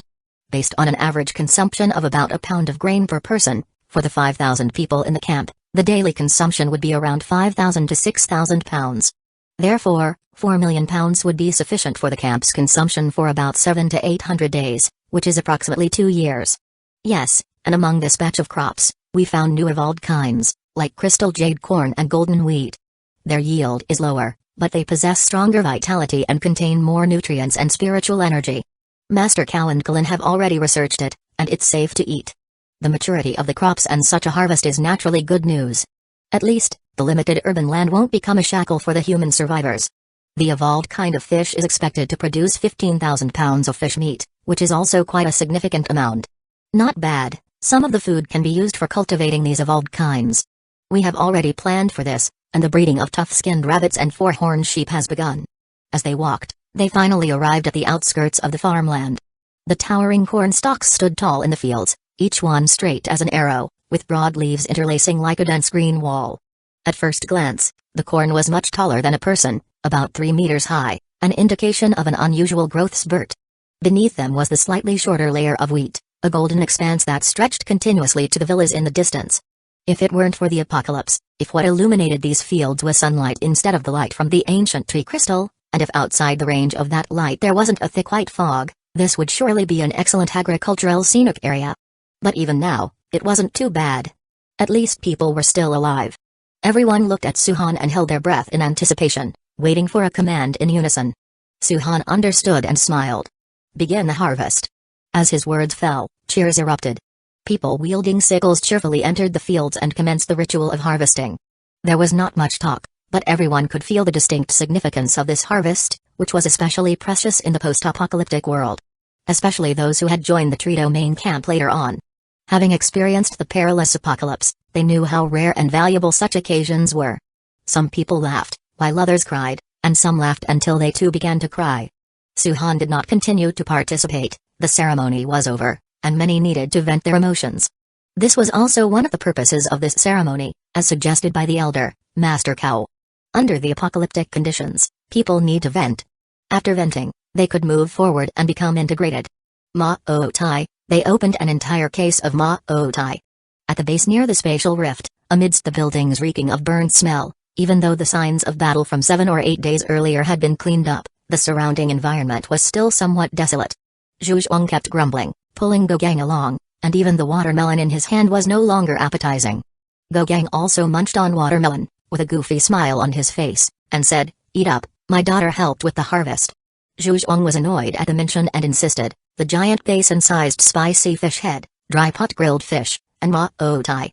Old Go, don't you crave it? My wife won't let me drink much." Zhu Zhuang looked dejected. Then he bit fiercely into his melon several times. Well, at least the harvested watermelon was really sweet. Although they were stationed away and couldn't participate personally, Zhu Zhuang and the others hadn't been forgotten by the main camp. The products of the harvest, including the fish meat from the evolved kinds and the fruits, were sent over in full, just as planned. But there was one thing missing: alcohol. Back at the main camp, Suhan didn't drink, nor did Yi Kaling, Yan Miu, and the others. Moreover, with the presence of the Mother Nest ancient tree, the defensive pressure was not great, so there was a booze for contribution affair going on. Zhang Dehai, the big spender, was most willing to spend his points. He exchanged a whole case of ma-o-tai with his contribution value and drank it all with a bunch of colleagues and subordinates. Among the survivors, there were capable people. There were several chefs who made many delicious dishes using ample supplies, even if they only had fish to work with. No wonder Zhu Zhuang was constantly nagging. After all, they missed out on the feast. However, despite his complaints, it wasn't hard for those around him to hear the joy in Zhu Zhuang's words. It felt like a real camp when there was a bountiful harvest and life. Gogang was a man of understanding. He just grinned and said, "Our shift here is almost over, soon it will be Kaling's and Old Gan's turn to stand guard. When we get back, we'll have Old Zhang treat us." Zhu Zhuang's eyes narrowed. "A treat from Old Zhang? You big, burly man with unexpectedly crafty thoughts, I like it. Alright, let's do as you say. I'll exchange for a big head carp, and have Master Zhu help with cooking." "You." Before he could finish, the sound of the alarm had already begun to wail. Zhu Zhuang's brow furrowed. The creatures are coming again. The spiritual energy radiation attracts quite a lot of them. Gogang put his watermelon down, picked up his poo knife, and said, "Let's go have a look." The two of them, weapons in hand, strode out of the dilapidated building and immediately summoned their envoys. One was the bone armor giant pig, the other the Chang resentment tiger, both massive in form, with robust aura that had grown even thicker since a few days earlier. They swiftly headed towards the source of the alarm and soon arrived at the road junction fence. A search team of dozens of people was guarding the wall and the metal gate, their crossbows aimed at the creatures outside, continuously firing crossbow arrows. Zhu Zhuang and his group moved to the edge of the wall. Outside, hordes of flesh corpses, a dark tide of cockroach-sized monsters, and a swarm of crawlers were attacking en masse. The streets were overrun with monsters, easily 300 to 400 of them, with 2 second-order creatures leading them. One of them resembled a monstrous insect, brandishing 2 sharp pincers. The other monster was an aberrant claw crawler with claw-like arms nearly 3 or 4 meters long, almost folding upon themselves. Zhao Yiman's 2 angels envoy had already jumped down and were locked in combat with the 2 monsters. His 2 second-rank apostles, one was a Rapazan ratman that had undergone metamorphosis from high-grade gray inferior demon through a divine initiation ritual to become a second-rank monster. The other was a Nash shadow cat monster that had been lurking in the scorched ruins and attacked due to its spiritual energy. Its body was surrounded by ash, completely black, twisted and bizarre, resembling a skeletal cat, bearing a resemblance to a charred corpse cat. The 2 second-rank monsters tangled with each other, and Zhao Yiman didn't seem to be at a disadvantage, but he struggled to defend himself as monsters from the surrounding area periodically joined the attack. "Brother Zhu." Seeing Zhu Zhuang hurry over, Zhao Yiman immediately cried for help, to which Zhu Zhuang responded with a nod, and the Book of Blood Spirit lit up. "I'm here." The glutton was summoned and leaped down, swiftly rushing towards the second-rank monstrous insect. Hiss hiss, the monstrous insect swatted its pincers, attempting to knock the glutton down, but the next moment, its huge right arm hardened like a hammer and crashed down, smashing the tough exoskeleton of the creature. Crack, the carapace shattered, the insect shrieked, but the glutton showed no mercy, cleanly snapping off the pincer with one hand and then with another heavy blow, floored it. A dark shadow rushed from beside the glutton, unmistakably belonging to Gogang's one-eyed giant angel envoy. The giant crimson eyeball emitted a metal shock, nearly knocking the insect monster unconscious in an instant. The next moment, the insect's movements slowed, and then the giant one-eyed monster's tentacles quickly coiled around it, binding it tight. With one monster dealt with, Zhao Yiman's claw inferior demon was free to join forces against the aberrant claw crawler. Together with Zhu Zhuang's glutton, it only took a few exchanges to break the limbs of this monster as well. Once the two leading second-rank monsters were subdued, the claw inferior demon and the ash shadow cat monster immediately charged at the group of monsters. Without resistance from creatures of the same rank, even the combined attack of first-order upper-grade monsters only caused some trouble, and they were soon all slaughtered. Clear the battlefield, bring over the large cage, and have the Sky Cavalry squad ready for control and transport. Yes, Zhu Zhuang ordered his subordinates with a calm demeanor, cleaning up the battlefield in the usual manner. The number of times the other dimensional rift base had been attacked by monsters was high, and it wasn't rare for there to be second-order leaders among them. In emergencies, they would resort to decisive action, coordinating with the defense crossbows to kill the monsters and then clean up the swarm. The primary mission was to ensure the safety of the camp. For smaller beast tides, like the few hundred present without weakening defenses and in face of manageable scenarios, they aimed to capture rather than kill where possible and imprison the creatures. Although he and Gogang's Angel's envoy didn't possess paralytic toxins like Yan Mi's Rapazan Ratman nor the Mother Nest ancient tree, one of them had an arm that could harden and extend like a rope, making controlling the monsters a non-issue.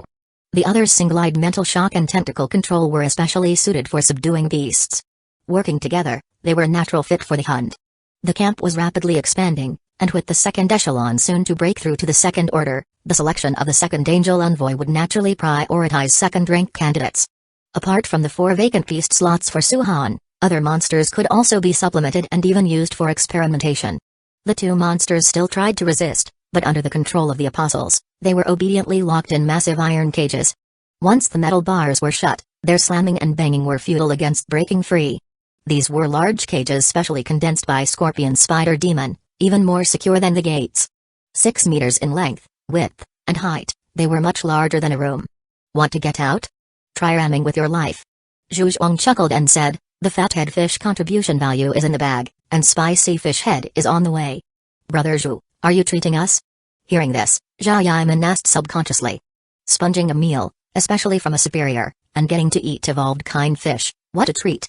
He had just broken through to second order, and just the help from Zhu Zhuang in killing the ash shadow cat monster meant he owed a hefty contribution value, making him quite poor. You're the only one who can eat. Brother Zhang is treating, he's in real estate, rich. SHH. A harsh breaking noise suddenly erupted, and from the fog, a speeding black car charged out. Zhu Zhuang's expression changed instantly, and he rushed to protect his subordinates who were cleaning up the battlefield, with the glutton and bone armor giant pig blocking the way. Gogang moved at the same time, his one-eyed giant angel envoy's tentacles extending and swiftly taking control of the runaway car. Bang! With a loud noise, the airbags deployed, cushioning the driver. But before any questions could be asked, roars already came from the fog, and the man in the car shouted, "Watch out behind you, there's a second-rank insect people." Chapter 174 Insect People. Zhu Zhuang didn't have time to ponder the meaning of that statement before a bizarre roar coming from the fog interrupted his thoughts. 2 enormous creatures were chased and quickly headed this way. One was a giant ape with shiny silver fur and red eyes, about 5 meters tall, faintly glowing with silver light. Its huge palm grabbed one of the strained humanoid insect creatures chasing it and threw it heavily. The other was a gigantic black mantis with 3 eyes and growths all over its body, its sharp scythe-like arms swinging to fend off the attacks of the humanoid insect creatures. The 2 monsters rushed over, with at least 7 or 8 humanoid insect creatures following them, quickly overwhelming them. Rip! The safety airbag was split open by Zhu Zhuang, and the person inside finally caught their breath and squeezed out from the car door. Run, run. They're all second-order monsters. I won't be able to hold them off for long. Zhu Zhuang frowned, but he didn't blindly trust this cultivated-looking old man. Keeping his distance, axe hammer in hand, he asked in a deep voice, "Who are you, and what are those things?" The man was taken aback, his mind racing with urgency. What time was it, and there were still questions like this? Yet he hadn't noticed the angel envoys of Zhu Zhuang, Gogang, and Zhao Yiman had already crossed the car, blocking the road on the outer side. The regular search and patrol squad members also retreated behind the inner side of the wall, setting up defense crossbows. Beishan from Beiyujing Group. My friend, Please believe me, I only ran here in a panic to escape. I'm trying to get to Shanuvilla district. Zhuzhuang? Weren't you dead? He certainly knew Beishan from the Beiyujing group, or more precisely, he'd heard the name from Baikalin. After Suhan and Yikaling obtained Flying Angel envoys, Baikalin used her contribution value to make a request to Suhan, to search for her father at the Beiyujing group. However, that was a long time ago. The Beiyujing group had already turned to ruins, with not a single person left. Baikalin had resigned herself, either Beishan was dead or he was in one of the Beiyujing group's subsidiaries, impossible to search for one by one. Beishan was equally dumbfounded. You know me, and I'm dead? Roar. Before any further conversation, those humanoid insect creatures had already surrounded them, their ugly appearances making one's skin crawl. Their worm-like heads continuously turned, mouth parts sharp and dense, surrounded on both sides by flesh tendrils of varying lengths, with human-looking bodies, mantis-like scythe arms, covered with an exoskeleton, and insect-like segmented legs. A total of 8 insect people stood in different parts of the street, rubbing their segments together and staring dead at Beishan and the others, their presence oppressively bearing down on them. I'll take the 2 on the left, Old Go, you take the 2 on the right, Jia Yiman in the middle with 2, and Beishan, you can handle 2 yourself, right? Beishan only then realized that Zhuzhuang's side had 3 second-order contractors, and there even seemed to be 2 second-order monsters that were not angel envoys. If he added his charge, the red-eyed giant ape, and the 3-eyed mantis, wouldn't that make them 10 second-order monsters against 8? The advantage is ours. Beishan immediately said, count me in. Zhuzhuang nodded, his 2 angel envoys already charged in. The insect people just raised their scythe arms but were tackled to the ground the next moment, wrestling with the bone armor giant pig. A nearby second-grade insect person wanted to help, but the next moment it was encircled by the devourer and then started getting pummeled. The scythes were sharp, but the devourer's right arm had undergone hardening, making it extremely tough, completely unable to be severed, as it bit off chunks of flesh. Gogang moved swiftly too. His 2 envoys launched their attack almost simultaneously with Zhuzhuang, pinning down 2 insect people. Although they didn't suppress them as furiously as Zhuzhuang did, they both gained the upper hand. The beasts, Jia Yiman, and Beishan targeted the remaining 4, but before they could act, a hissing sound came. The remaining 4 insect people turned around, their segments powering up, and with a forceful leap, they escaped into the fog, fleeing first. Old Zhu frowned and stopped Jia Yiman. Don't chase, let's lock up these 4 first. Before clarifying the situation, controlling the current predicament was the more prudent approach. Jia Yiman understood and turned around to help, with Beishan also quickly joining in. The insect people, already being suppressed, had no room to resist and were directly taken down with severe blows then locked up in cages. The sudden unexpected encounter resolved without danger. Beishan was then brought to the temporary camp. As he entered, his eyes immediately caught sight of the massive crack, and he exclaimed, "You've got a spatial rift here too, and you've managed to control it?" Zhuzhuang frowned and quickly latched onto the keyword, asking, "Mr. Bei, you've seen this rift, what exactly is going on over there, and how did you end up here?" His barrage of questions finally brought Beishan back to reality, but Beishan was also full of confusion, asking, "Wait a minute, you seem very familiar with me, what did you mean by saying I was dead? Your daughter is with us." Beishan? Cough cough. Gogang almost choked to death on these ambiguous words and quickly clarified, "Baikalin is one of our camp members, but she is over in the Shanuvilla district. However, Mr. Bei, you need to share your own situation first, so we can report back to the leader." Beishan's heart flooded with both shock and joy, his daughter being safe was the best news. He took a long breath and said, that's good, that's good. Let me think where to begin. Zhuzhuang said, "Start with what happened to you. Kalin had asked the leader to find you, but the Beiyujing group building was destroyed, and we didn't see you." Beishan offered a wry smile. "I went to inspect the pharmaceutical plant in the east of the city early in the morning. As soon as the mist came, that area was the first to be trapped, and I was organizing workers there for defense, so I couldn't leave. The eastern part of the city, and it's a manufacturing plant at that, quite a distance from Shanuvilla district. In the enveloping mist, crossing such a distance without substantial strength would be impossible." Zhuzhuang raised an eyebrow and said, "Mr. Bei is no ordinary man. Not to mention being a second-order contractor, you even managed to pull together a bunch of people. But now, how come? You're wondering about the insect people, aren't you?" Zhuzhuang nodded, and Beishan let out a sigh before saying, "It's because of the corpse demon worms going out of control." Corpse demon worms? What kind of unleashed monster could produce so many second-grade monsters? Zhuzhuang's brows furrowed tightly. The corpse demon worm was part of a project by our researchers after the apocalypse, aimed to strengthen angel envoys, led mainly by Zhao Shiji. Initially, it was for injecting more powerful enhancement serums, but I never expected he was secretly intensifying the cultivation efforts, trying to create a queen-like monster. Beishan's face soured when he talked about the research. Thanks to the decent security force at the pharmaceutical factory and his own high prestige, he had quickly organized the first round of defense, exterminating monsters that had turned into flesh corpses. He was among the first batch of contractors. Instead of killing flesh corpses, he had risked taking down an experimental gorilla in the midst of mutating. Benefiting from his early strength, his organizational leadership went smoothly. Using the pharmaceutical plant as a center, he established a base of hundreds of members and facilitated research on monsters. The research focused mainly on two categories: human body enhancement and angel envoy enhancement. The pharmaceutical factory camp developed smoothly and rescued many survivors during ongoing search efforts. Beishan, nearing the first order upper grade and approaching second order strength, was ready to look for his daughter Bakelin in the Shanu Villa district. But with the camp's growth, some researchers started to disagree, especially Zhao Shiji. The man's research talent was not low, and he had angel envoy talent to match, breaking into second order almost simultaneously with him and rallying a big crowd. Research conflicts, while not as overt as direct fighting, were not to be underestimated. Zhao Shiji wanted to study even more powerful monsters, especially queen-like monsters akin to ant and bee queens. If contracted, controlling one queen could dominate a whole swarm of monsters. Moreover, using insect genes could enhance angel envoys dramatically, potentially reaching third-order strength. It was a bold idea but incredibly dangerous. If it got out of control, it would be like putting the entire pharmaceutical factory at risk. He could only suppress Zhao Shiji's experiments or leverage his prestige to keep the experiments under control to prevent chaos, unless there was certainty about making a contract with the creatures. Crossing the line was absolutely not allowed. The safest method was to use similar serums, gradually transforming angel envoys before initiating the divine initiation ritual for them to evolve into queen-like monsters, rather than directly cultivating uncontrolled queen monsters. Differences in research methods made it impossible for him to leave, further magnifying the rift within the pharmaceutical factory.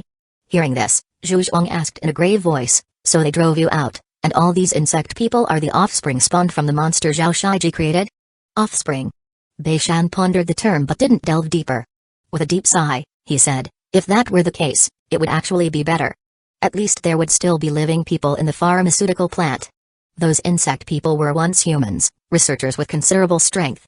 "What?" Zhu Zhuang's expression changed, and he urgently asked, "What exactly happened?" Zhao Shiji secretly increased the cultivation of corpse demon worms, which were already on the brink of losing control. "I didn't expect an interdimensional rift to appear," said Beishan, his eyes darkening. The concentration of spiritual energy rose, hordes of corpse ghosts surged out, and the corpse demon worms completely went berserk. Even Zhao Shiji didn't know what was happening. He merged with them, turning into a third-order corpse demon worm. They slaughtered the survivors at the pharmaceutical factory. The eggs parasitized them, mutating the hosts, turning them into the shape of insect people. If it weren't for high-grade monsters among the corpse ghosts sparking a battle, I wouldn't have had a chance to escape." He paused, then continued, "Zhao Shiji possibly wanted to control me to continue the research. I have been hiding from him all this time. Still, I fear that the eastern part of the city is completely out of control by now."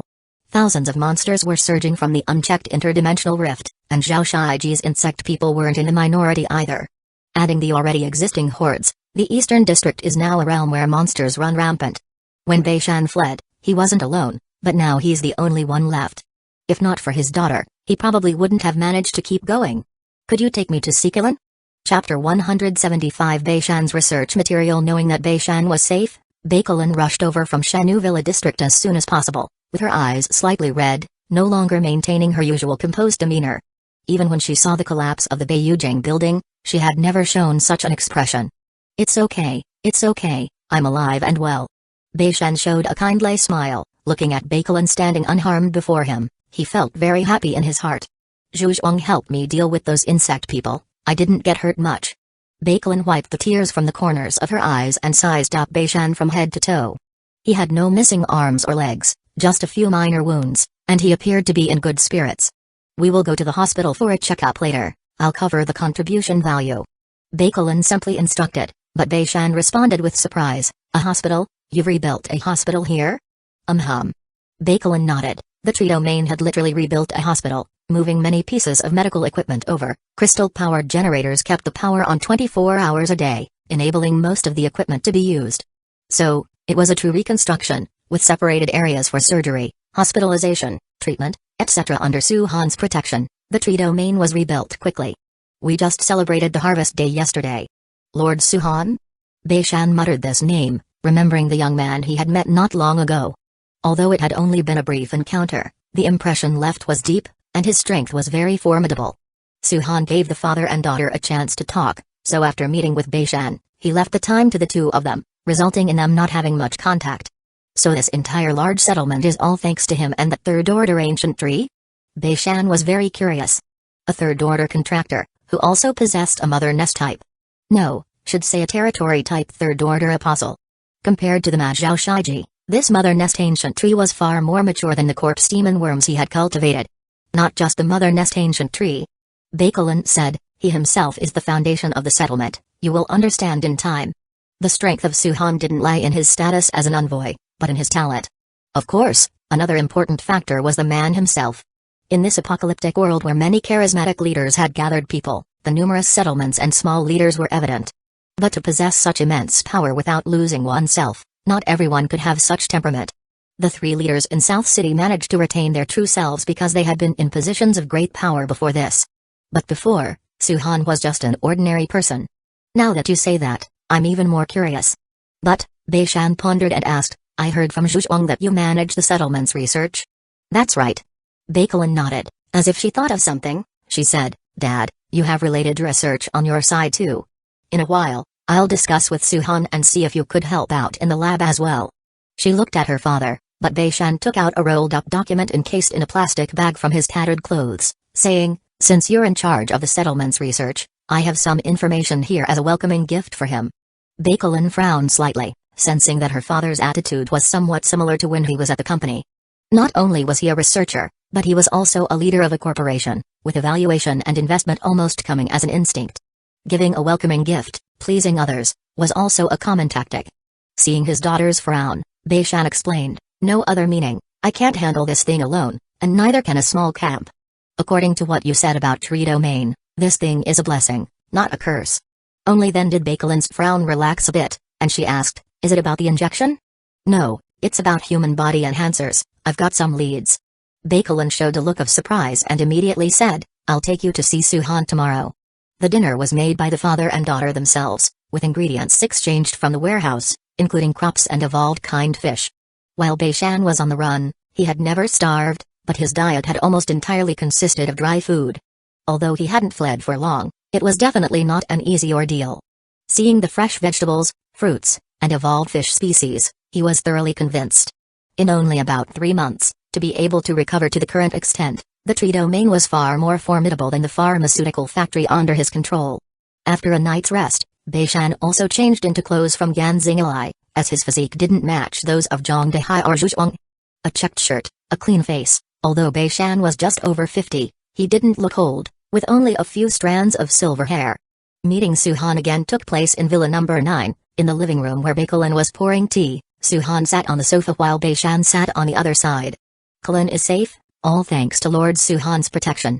Beishan offered his sincere thanks, and this was not just an act. Ever since the death of Bakelin's mother, he had only this one dear daughter left. Just call me Suhan, Suhan said with a smile. Kalin has been a great help to the camp. The strength of the tree domain has increased greatly thanks to her, even more than mine. Beishan simply smiled and did not continue the conversation here, as he already knew about some of Suhan's affairs from his daughter, Bakelin. From an ordinary person at the end of the world to controlling such a large area in 3 months, he was even more impressive than Beishan when he started from scratch. This is my dad's research material on human body enhancers. Bakelin placed the research material on the table and said, I looked it over last night. The research is deeper than mine, it's almost there. If you try it with spiritual energy crystals, there's a high chance of success. Spiritual energy crystals? Beishan heard another term from his daughter and couldn't help but show a puzzled expression. High-purity spiritual energy crystals. With that explanation, Beishan's eyes lit up. If it's really high-purity, controllable spiritual energy, then the possibilities are quite significant. His research was indeed just one step away, missing only a single piece of the puzzle. Most of the potion's design was already planned out, but it still lacked a source of spiritual energy for reinforcement. His original intent was to cultivate a relatively mild monster with a stable spiritual and genetic structure, like the evolved kind, as the main ingredient. But he hadn't expected that there would be such a ready-made thing available, so now there were many more options for adjustment and design. To what extent can human body enhancers go? Curious, Suhan asked, and Beishan started explaining non-stop. If it's just the original idea, using monster genes for the main enhancement, then to ensure there's no mutation, it would only slightly increase physical strength. Only by cultivating more suitable monsters or hunting more stable evolved kinds can we ensure a steady increase in the enhancement limit. But now, if spiritual energy crystals can be used, we can achieve a higher limit of enhancement while ensuring stability. However, I haven't seen the power of spiritual energy crystals, so I don't know how high the limit can go. In a while, you can go to Miu and spend some spiritual energy crystals for the experiment. Suhan nodded to Bakelin, agreeing to the research on human body enhancers. He then asked, Uncle Bay, I heard from old Zhu that the situation in the east side of the city is very bad now? Especially the corpse demon worms? The area in the eastern district of the city was vast, and a significant part of it was connected to the north of the city. Although Suhan had not expanded the camp to the entire northern district, it was never wrong to be prepared. Moreover, there were third-order beings among the corpse demon worms and corpse ghosts. These were all top-notch materials. Beishan said, although I suppressed Zhao Shiji's experiments, I can't say for sure what kind of things he added behind my back. However, the power of the corpse demon worms must not be underestimated. Rapid self-healing, strong defense, and enough power to destroy buildings, these are its most basic traits. The most lethal ability is parasitism. Its eggs can parasitize monsters and transform them into insect creatures. Half the destruction of the pharmaceutical factory was caused by the uncontrollable slaughter of the corpse demon worms, and the other half was due to the silent parasitism by the eggs, which turned most people into sacrifices. He showed a pained look in his eyes. Whether it was Zhao Shiji's doing or the corpse demon worms, the spread of the eggs was certainly not something that could be done in a short time.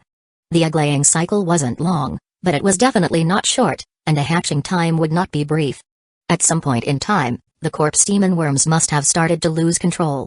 Roughly how many insect creatures are there? At least 1,000, with around 20 second-order ones, but that's not absolute, because the corpse demon worms will definitely continue to hunt. 20 second-order insect creatures, and not just second-order contractors had been parasitized, some monsters had also been transformed into its minions. There are also corpse ghosts, almost no one can stop them when they emerge from the space rifts. Beishan said, I'm worried it won't be long before they start to spread. Reminding Suhan to be vigilant, Suhan pondered for a moment and then asked, where do you think they might be? Chapter 176 The tide of insects attacks. Beishan's brow furrowed slightly as he pondered and said, the position of the alternative space rift is near the medicine factory, but the corpse demon worms have most likely already moved from their original location. Whether it's the instinct of the corpse demon worms or the consciousness of Zhao Shiji after the fusion, there's a strong desire to breed and invade, and he will definitely look for more monsters to parasitize and breed more worm offspring. Moreover, that giant rock ghoul will definitely not let them stay in one place easily. This is a bit tricky.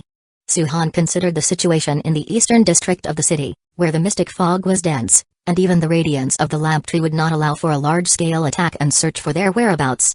The northern district was his current focus. Diverting people there would not only compromise security here, but the mobilization of too many personnel would also result in significant losses. Uncle Bay, in the next 2 days, you and me should connect and take note of some situations in the eastern district. I'll need it later. Sure, no problem. Beishan agreed without hesitation. He could see that Suhan was planning for the future. After talking with Beishan for a while, Bakelin and Beishan left first, partly to coordinate with Yan Miu and partly to procure some items for Beishan. Having considered the current situation, Suhan decided to postpone action for a few days. He had to go to the eastern district eventually, as he wouldn't pass up on ready third-order monsters. However, the current fusion progress of the spiritual energy mining at the Mother Nest Ancient Tree had only reached 76%. Rashly interrupting this progress in order to initiate a new fusion was not an option for him. He wasn't one to waste resources, so a delay of a few days wasn't an issue. As scheduled, the first shift change took place at the alternative space rift camp. Zhu Zhuang, Go Gang, and Zhao Yimeng led their teams back. Meanwhile, Yi Kaling and Gan Xinglai led 400 members of the patrol and search teams to take up positions at the camp by the alternative space rift. As the shift change began, the station near the space rift, as usual, suffered monster attacks. Although the Trito main camp continuously dispatched search teams to sweep the surrounding areas, this accounted for less than 1/5 of the entire northern district. The monsters, lurking in the fog, numbered far beyond 10,000. Conservatively, their numbers could be 10 times that, only scattered and not so apparent. As long as the alternative space rift exists, the spread of spiritual energy widens by a margin, attracting more monsters. With the advancement of the apocalypse, monsters also reduce their numbers over time due to conflicts over clans and territories, which is relatively good news. However, as the combats unfold, the remaining monsters become increasingly strong, forming their own ecology and breeding more monsters. Not long after Yi Kailing had just been stationed, she was attacked by a massive number of tentacle-faced monsters and also found traces of the Claw Giant, whose strength had reached the second-order standard. Clearly, a large group of tentacle-faced monsters had discovered this place rich in spiritual energy, and there were no small numbers of them. Tentacle-faced monsters have a very special ecology, with higher-ranking monsters using tentacle worms for parasitic fusion, breeding tentacle-faced monsters with other monsters, especially humans. Then, through fusion and devouring among individuals, they evolve into even stronger beings, namely the Claw Giant. This was the conclusion drawn by Baikalin after she had captured both tentacle-faced monsters and Claw Giants. Unexpectedly, they had once again encountered an even larger group, with thousands of tentacle and Claw Giants attacking the station near the alternative space rift. Fortunately, Yi Kailing and her team had the experience to respond, with crossbow arrows firing incessantly, and the second-rank apostles and the resident beasts, the centipede-mouthed blood toad and the winged tiger demon, began to snipe the second-grade monsters among them. The battle was tense but without peril, as a large number of tentacle-faced monsters were slain, their corpses then transported back to the loop area, accumulating under the roots of the Mother Nest ancient tree. With the transportation of the corpses there, as well as the spiritual energy mining crystals produced every day from the alternative space rift, the Mother Nest ancient tree continued its fusion with the spiritual energy crystals, inching the progress upwards until the fusion was finally complete after several days. Level 1 Spiritual Energy Mining Crystal Fusion complete. Mother Nest Ancient Tree obtains skill, Crystal Mine Fruit. The successful fusion energy surged into the body of the Mother Nest Ancient Tree, whose already massive body began to slowly swell further, inching closer to 90 meters. The bark became even more resilient, the vines even sturdier, and the ancient tree's body even more terrifying. Although there was no breakthrough in order rank, it was undeniable that each fusion served as a storage of power for the Mother Nest Ancient Tree. After this fusion, the range covered by the vines correspondingly expanded, reaching 3,500 meters. Crystal Mine Fruit. Suhan perceived this newly emerged skill, his eyes flickered, and he quickly understood the skill's function. It transformed the absorbed spiritual energy into high-purity crystallized fruits, making the Mother Nest Ancient Tree itself a new vein of minerals. This further strengthens the power conversion capacity of the Mother Nest Ancient Tree. Apart from the alternative space rift, we now have an additional source of spiritual energy crystals. This is indeed good news. The ancient tree crystals were already a byproduct of the Mother Nest Ancient Tree's conversion of spiritual energy, turning spiritual energy into special crystals governed by specific rules, dispelling fog and promoting crop growth. Now, the crystal mine fruit is another byproduct of that conversion capability, and it is more direct. It's known that spiritual energy mining speeds up the cultivation of angel envoys, and the crystal mine fruit possesses similar capabilities. Chief, there's news from the alternative space rift. An insect swarm attacked, but Captain Yi repelled them, reported a guard to Suhan, who had just completed a fusion on his end. He frowned and asked the guard in front of him, "What's the situation?" "There are only 300 monsters in the horde, with no second-order monsters, but Captain Yi is sure they came from the eastern district of the city. The bodies have been transported back and quarantined in North Plaza." North Plaza was one of the entry and exit points of the Belt Area's northern gate and was completely isolated by high walls erected by Zhang Dehai and his team. Any large-scale entries of materials, personnel, or monster corpses needed to be stopped here for inspection. In essence, it was the wing city of the Belt Area. In the post-apocalyptic world, no one knew what sort of ecology these monsters had. It was better to be safe than sorry. If some monsters carried special viruses, or were not completely dead, and broke into the city, it could result in a large number of casualties, which was unacceptable to them. As a result, Yan Miu, Baikalin, Zhu Zhuang, and Gan Xingilai had jointly established such a standard procedure, with similar wing city structures set up at major entry and exit points. "I'll go take a look." Suhan left the Summer Garden Mall and then rode on a vine giant rat, quickly approaching the wing city of North Plaza. The wing city was constructed of concrete, bricks, and reinforced steel, with walls about 3 meters high and about 1 meter wide, encircling the entire plaza. There were 2 metal gates, one was the entry gate for the Belt Area, and the other was an inner gate on the inside. The 3-meter wall wasn't considered very high, as it was even shorter than some monsters, but the wall was overgrown with climbing vines, and the patrol team's defense made it rather secure. "Leader." Upon seeing Suhan's arrival, The guard greeted him immediately. Suhan nodded, then climbed onto the wall of the wing city. Bakelin had arrived here before him, accompanied by Beishan in his white lab coat. They were studying the monsters inside, with angel envoys summoned at their sides for protection. Suhan jumped down and saw the monster corpses piled up in small heaps, clearly identifiable as arthropods by their exoskeletons. But looking closely, some of the bodies also had features of flesh corpses, humans, and other monsters. How does it look? They are corpse demon worms from the Eastern District, with distinct worm-like mouthparts and arthropod exoskeletons.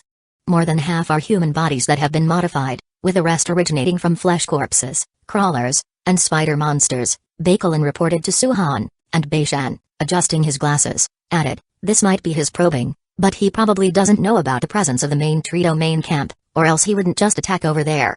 I haven't gone to find him, but he came looking for trouble first," Suhan said with a cold laugh. Zhao Shiji, or rather, the corpse demon worm, certainly had guts.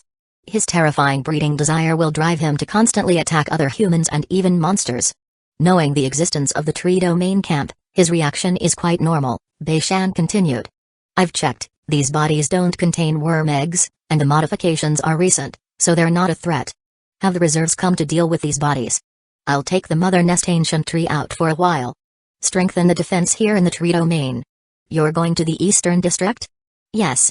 The Eastern District was one of Suhan's plans, but the expedition had been postponed for a few days due to the fusion with the Mother Nest Ancient Tree. Now, not long after the fusion was complete, the corpse demon worms horde probed once more, which was a good opportunity to draw out that damned creature and finish the fusion. "Do you want to take someone with you? Old Shu just had a rest, so he should be able to get moving," Bakelin suggested, thinking of aiding Suhan, but he shook his head and said, "No need. We're not going there to conquer territory but to hunt creatures. More people mean no supplies. Take this and study it, try to come up with the human body enhancers as soon as possible." As he spoke, a vine extended over, presenting a light purple crystal in front of Bakelin. "Spiritual energy mine?" Bakelin examined it closely and immediately denied, "No, this is a new ability of the Mother Nest Ancient Tree?" Suhan nodded. "The crystal mine fruit, also a type of spiritual energy crystal, but its strength is unknown, as are most of its characteristics. Do a test on it, and try to accelerate the research process as much as possible." "All right." Bakelin took the crystal mine fruit and agreed to the task. Suhan didn't want others to join the hunt because people wouldn't be much help in a large-scale hunt. If he could develop the human body enhancers himself, then increasing everyone's strength would naturally help him more. Beishan was eager to see what the crystal mine fruit was. But the old fellow was tactful enough not to interject at that moment, knowing that he would have his share in the research in due time. Light radiated from the Book of Blood Spirit in Suhan's hand. The blood-winged alligator dragon appeared above the plaza, while the Mother Nest Ancient Tree in the center of the camp was enveloped in red light. Numerous tribesmen were swiftly summoned and returned to the tree's pouch. Suhan frowned slightly. If not for the corpse demon worm's maternal creature trait, the Mother Nest Ancient Tree would have been more suitable. He would not easily use the Mother Nest Ancient Tree for excursions. Without it, many vine giant rats and blood-winged tigers at a camp here would be unusable. Fortunately, there had always been residents of the territory under contract, such as the vine giant rats tribe, so the camp would not become paralyzed in any aspects. It wasn't a big problem. After about 10 minutes, once everyone was recalled, the Mother Nest Ancient Tree entered the Book of Blood Spirit, and Suhan rode the blood-winged alligator dragon, heading directly for the Eastern District. Chapter 177 East City District. The Eastern District is still some distance from the Trito main camp, so it's unrealistic to think of extending vines to reach this area. However, under the swift low-altitude flight of the blood-winged alligator dragon, it wasn't long before they penetrated deep into the Eastern District. Roars of monsters continuously came from within the mist, but Suhan paid them no mind, his target being the pharmaceutical factory. More monsters than in the northern part of the city, it seems no one has bothered to clear them out for good. Whether it was the southern high-tech industrial park or the northern district where he was located, both had undergone numerous clearings. Although not the entire city areas were covered, it at least reduced the number of monsters. The fewer active survivors, the more concentrated the traces of monsters. As he approached the Beijing pharmaceutical factory, Suhan soon felt the level of spiritual energy rising, and the roars of monsters become even more dense. A few minutes passed, and after piercing through the foggy shroud, a crack roughly 7 to 8 meters in length appeared before him, with spiritual energy streaming out non-stop. An extra-dimensional space crack was situated next to a tall building. Due to the appearance of the crack, half of the building's structure had collapsed, leaving it a ruin. In this area, a great number of monsters were active. Looking down from the sky, they were as dense as a swarm of ants. No sooner had Suhan's blood-winged alligator dragon appeared than it was discovered by corpse ghosts with dark gray skin and burly limbs. A deep roar erupted, and a vast number of them began to rapidly assemble. A gathering works in my favor. Suhan's eyes flickered slightly, and the blood-winged alligator dragon dove straight down with a beat of its wings. The dark water cannon gathered in its mouth and, with a thunderous sound, exploded amid the densest cluster of corpse ghosts. Boom! As the column of dark water struck, a massive explosion resounded, shattering the concrete ground, and buildings nearby also crumbled instantaneously, with many monsters blasted into bits of flesh. Suhan frowned slightly, muttering, "What a waste." The blood-winged alligator dragon descended rapidly, steadying itself on the cleared ground made by the blast. Lots of corpse ghosts swarmed towards it, roaring and launching an attack. These corpse ghosts were nearly 3 meters tall, with tough, dark gray skin, ferocious large hands, and the horrifying faces of wild beasts with huge, gaping mouths. Gathering in hordes, they had the momentum to shake the earth itself. Chang Crocodile Prison controlling the blood-winged alligator dragon, Suhan activated another skill. Massive amounts of dark water surged and nearly covered the ground around the dragon. Viscous and writhing, it quickly clung to the leading corpse ghosts. The dark water hampered their movements, turning their charge sluggish as if they were in a swamp. Yet, even more terrifying was the vast dark water beginning to coalesce into the forms of the Chang crocodiles, entirely black bodies with water streaming from them, roughly the same 3-meter height as the corpse ghosts. The slaughter began. 1,000 fearless Chang crocodiles fought savagely within the range of Chang Crocodile Prison against the corpse ghosts. They tackled the corpse ghosts to the ground, their sharp jaws and claws relentlessly tearing at the flesh of the corpse ghosts, ripping away large chunks of meat. The corpse ghosts, being wild extra-dimensional monsters themselves, had their murderous instincts triggered by the fight. They exchanged wound for wound, life for life, continually tearing at the Chang crocodiles. Casualties climbed incessantly, but as the Chang crocodiles were subdued and dissolved into dark water, more would form from it within the Chang crocodile prison, launching fresh charges. As long as the blood-winged alligator dragon stood, Chang crocodile prison would never be empty. The 1,000-strong Chang crocodile's combat power was not to be underestimated, however, this barely made a dent against the ever-advancing tide of corpse ghosts. The area where Suhan and the blood-winged alligator dragon stood was completely engulfed by the terrifying horde of corpse ghosts, dense and unrelenting, like a surging wave of dark gray. Just judging by the numbers here, the total count of corpse ghosts emerging from the crack was certainly more than 10,000, far exceeding Beishan's estimate, only greater, not lesser. Meanwhile, the blood-winged alligator dragon acted too, shielding itself with a dark water shield while dark water blades attached to its claws, killing any approaching corpse ghosts on the spot. Suhan refrained from using the more destructive dark water cannon, since too much destroyed flesh would be wasteful. He had traveled from the northern district to this eastern one, not only for the Mother Nest ancient tree but also for the 2 remaining angel envoys. Detected fusible material monster flesh, initiate fusion? While battling, the colossal body already overwhelmed the monster's flesh beneath it, and the dark water enveloped plenty of flesh, delivering it near the blood-winged alligator dragon. Fusion without the slightest hesitation, fine threads began to spread over the blood-winged alligator dragon's body, slowly intertwining with the flesh of the monsters. Suhan's eyes turned towards the monster tide, red lights from the Book of Blood Spirit shimmered, and both the scorpion spider demon and the Mother Nest ancient tree appeared behind him. No further command from him was necessary. A roar had already erupted as the scorpion spider demon charged into the horde of corpse ghost monsters. Under level 2 blood chi blessing, it wielded the horrific wolf fang club and began the slaughter. Its metal control activated, pulling vast quantities of metal from the surrounding ruins, turning them into sharp metal spikes that continuously attacked the corpse ghosts around it. Though it only had a range of 100 meters, its killing speed was scarcely slower than that of the blood-winged alligator dragon. Yet the most terrifying was the Mother Nest ancient tree. From the moment it appeared, vines spread rapidly, dominating the entire battlefield in just a few minutes. Numerous vines bound the corpse ghosts and then relentlessly strangled them, and what was more horrifying was that dozens of those vines were covered with blades of light and shadow. With every swing, they sliced through like razor-sharp blades, bisecting the corpse ghosts in an instant. 4 beasts fell from the tree womb and charged separately at the surrounding corpse ghosts, among which there were no second-grade monsters. Their intrusion was almost unstoppable, not to mention the vine giant rat, tree-born worm, and blood-winged tiger also joined the fight. Suhan himself did not lift a finger. The 3 angel envoys went full firepower, leaving hardly any corpse ghosts that could approach his vicinity. 500 heads, 1,000 heads, 1,500 heads. The massacre lasted for about half an hour, and even as a large number of corpse ghosts surged from the cracks, it hardly slowed the pace of the slaughter. Gradually, the number of corpse ghosts dwindled, and soon, the monsters around the pharmaceutical factory were wiped clean, amounting to about 5,000 heads.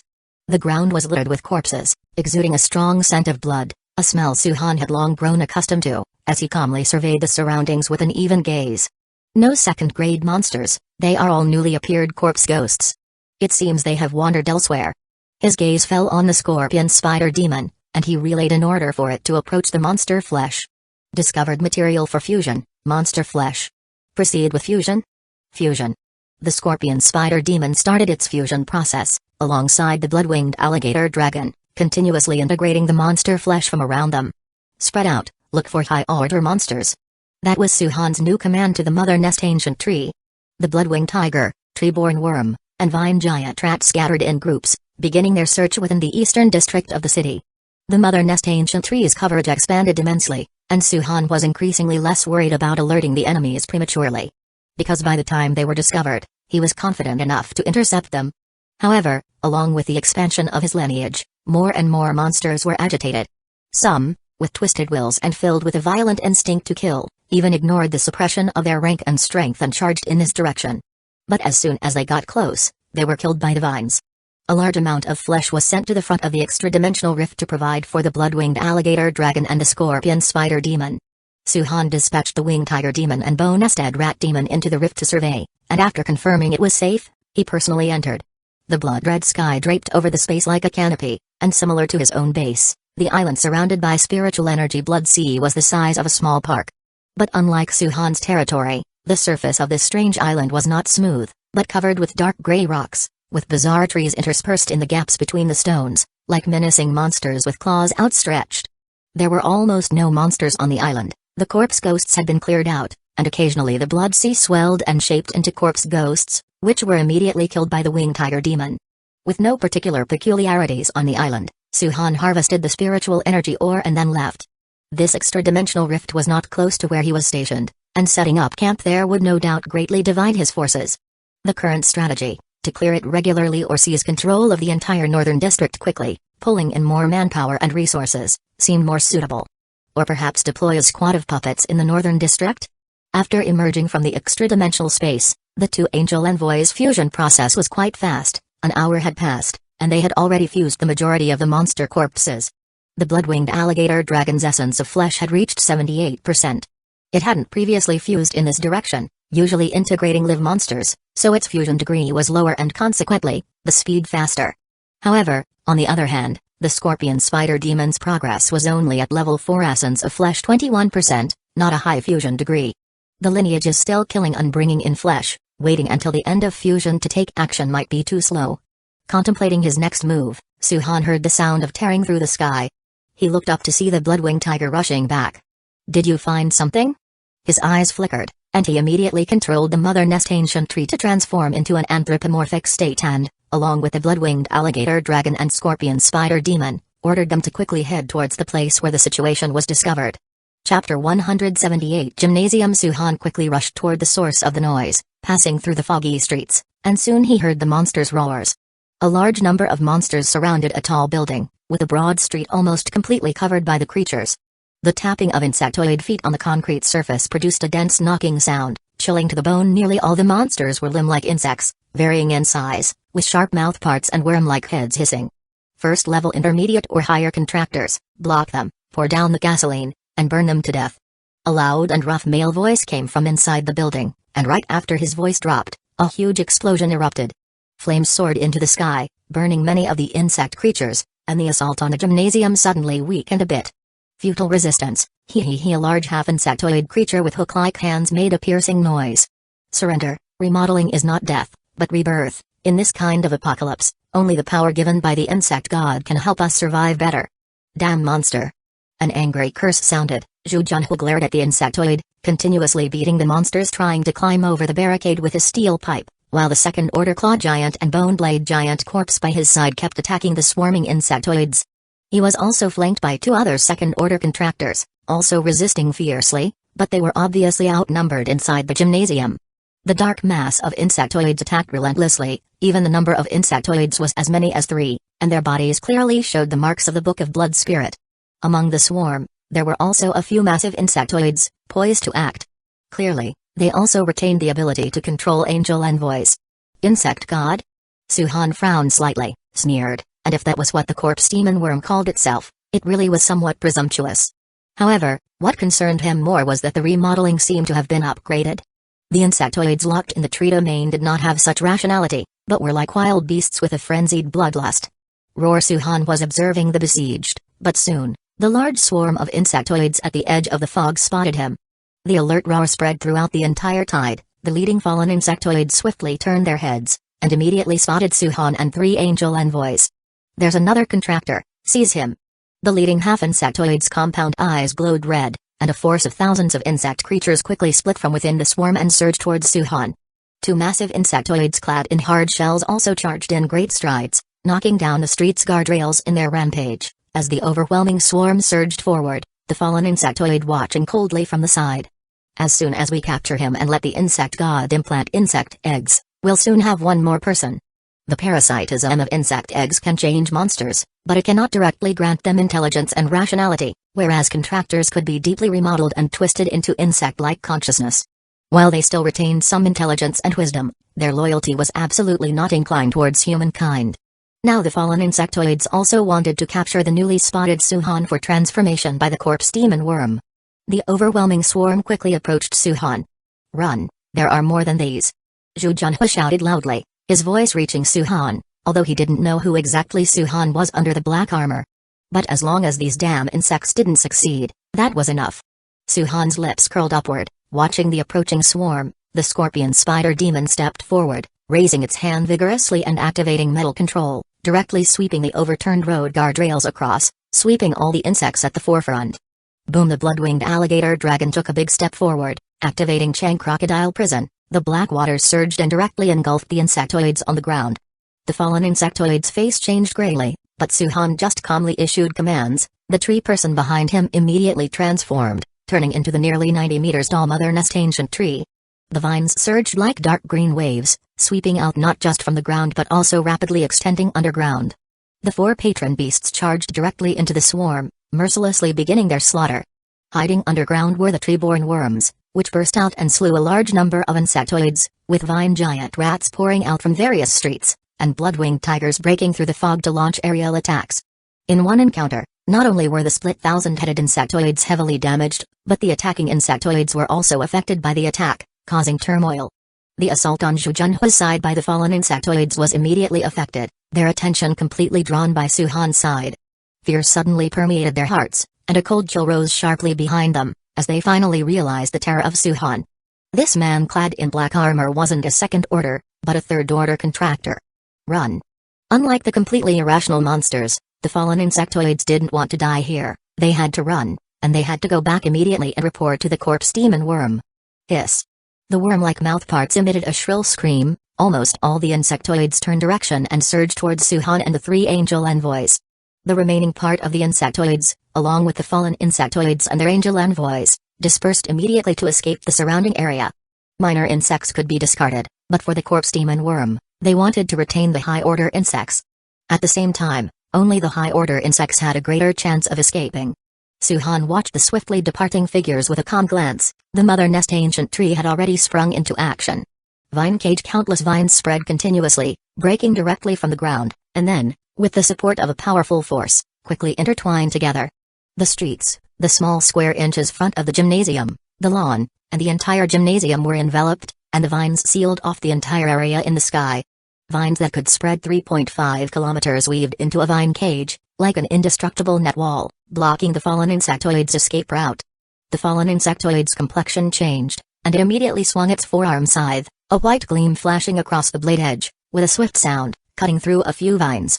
But more vines had already covered the area. He tried to repeat the technique, but this time the attack caused less damage. The metallic quality of level 2 and the current strength of the mother nest ancient tree, the native vine strength, had long surpassed the level of ordinary trees. Being able to cut through was already an advantage he acquired by having scythe-like limbs after being insect transformed. The remaining two insect people weren't all four-arm scythes but had tentacles and locust-like hook feet which had no effect on this vine net during their tearing movements. The vines attacked them, frightening the three fallen insectoids into retreating immediately. Even the angel envoy retreated a few steps together. Trapped in a dilemma, the fallen insectoids realized their predicament. However, they were not humans after all, their eyes bloodshot, the monstrously brutal bloodlust gradually surging in their hearts. However, Suhan's movements were even quicker. The scorpion spider demon's spider legs bowed, power burst unleashed, its body spanning over 100 meters, directly landing like a cannonball next to the fallen insectoids.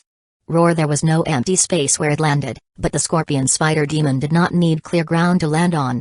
Via floating pagoda black armor covering its whole body, it fell furiously, overturning dozens to hundreds of insect creatures, sweeping aside obstructing insects with a blood-chi-blessed wolf fang club. In an instant, there was no obstruction between the three fallen insectoids and 6 angel envoys and the scorpion spider demon. Hiss! The fallen insectoids immediately sprang into action, carrying the angel envoys as they charged toward the scorpion spider demon, ready for a desperate struggle. But the floating pagoda black armor on the scorpion spider demon fluctuated, and immediately 2 crimson demon eyes appeared on its shoulders. Mental shock! Red light exploded, a powerful mental shock directly targeting these fallen insectoids. In just a glance, they were overwhelmed, the mental pain causing them to fall to the ground. Metal control was also activated at the same time. Nearby metal lampposts and trash cans were pulled over, transforming into spiked chains that pierced through the bodies of the fallen insectoids and angel envoys, completely binding them. The leader had already been killed, while the remaining hordes of insects, although numerous, no longer contained any high-order insects. A glance revealed that rats, roaches, flesh corpses, and canines were basically all these monsters were transformed from, with the rat bodies and cockroach bodies being the most numerous. The Mother Nest ancient tree directly deployed the Soundwave tree fruit, scattering among the swarm of insects, where explosions and sonic bursts flipped countless insects. Under such an enclosed attack as the vine cage, in just 20 minutes, all the monsters were wiped out, with flesh and blood covering the ground. Zhu Junhua and the other survivors in the gymnasium watched this scene unfold outside the gymnasium, their backs already soaked with cold sweat, their faces slightly pale, and their eyes full of terror. "Captain, what should we do?" Bai Yao Long, also a second-order contractor, struggled to open his mouth, though he was a second-order contractor too. Together with the angel envoys, they were no match for the black armor monster. Zhu Junhua looked up at the vine net woven above like a bird cage. Especially the few main stems as sturdy as an adult's body, dimly covered in light. Such a huge net, let alone escaping, might not even be fully breached by artillery fire. "Yao Long, you stay here with me, Quan Yan go and calm everyone down, everyone be careful," Zhu Junhua said solemnly, could only instruct Quan Yan to reassure the survivors inside the gymnasium. "Cover up what needs to be covered, hide the children if necessary, in case something unexpected happens, there's at least some hope." "I understand, Captain." Quan Yan certainly knew what Zhu Junhua's instructions implied. She had already disguised herself, though not intentionally to look dirty, but certainly not looking good. The apocalypse had been ongoing for 3 to 4 months, they had seen what there was to see. Suhan looked up in the direction of the 3 people, aware that he was being watched. A smile appeared on his face, then he strode toward the gymnasium, with the scorpion spider demon, the blood-winged alligator dragon, and a host of other beastly followers, almost like an army, behind him. "Open the gate." Chapter 179 Subway. Suhan's voice was calm yet extremely authoritative, entirely in a tone that brooked no refusal. Whether it was the improvement of his strength or his control over the tree domain, such a demeanor had naturally developed over time. Not to mention the current him, clad in black armor like a general, with a terrifying angel envoy following by his side. When Zhu Junhua heard this voice, his heart skipped a beat, filled with anxiety and his eyes filled with deep concern.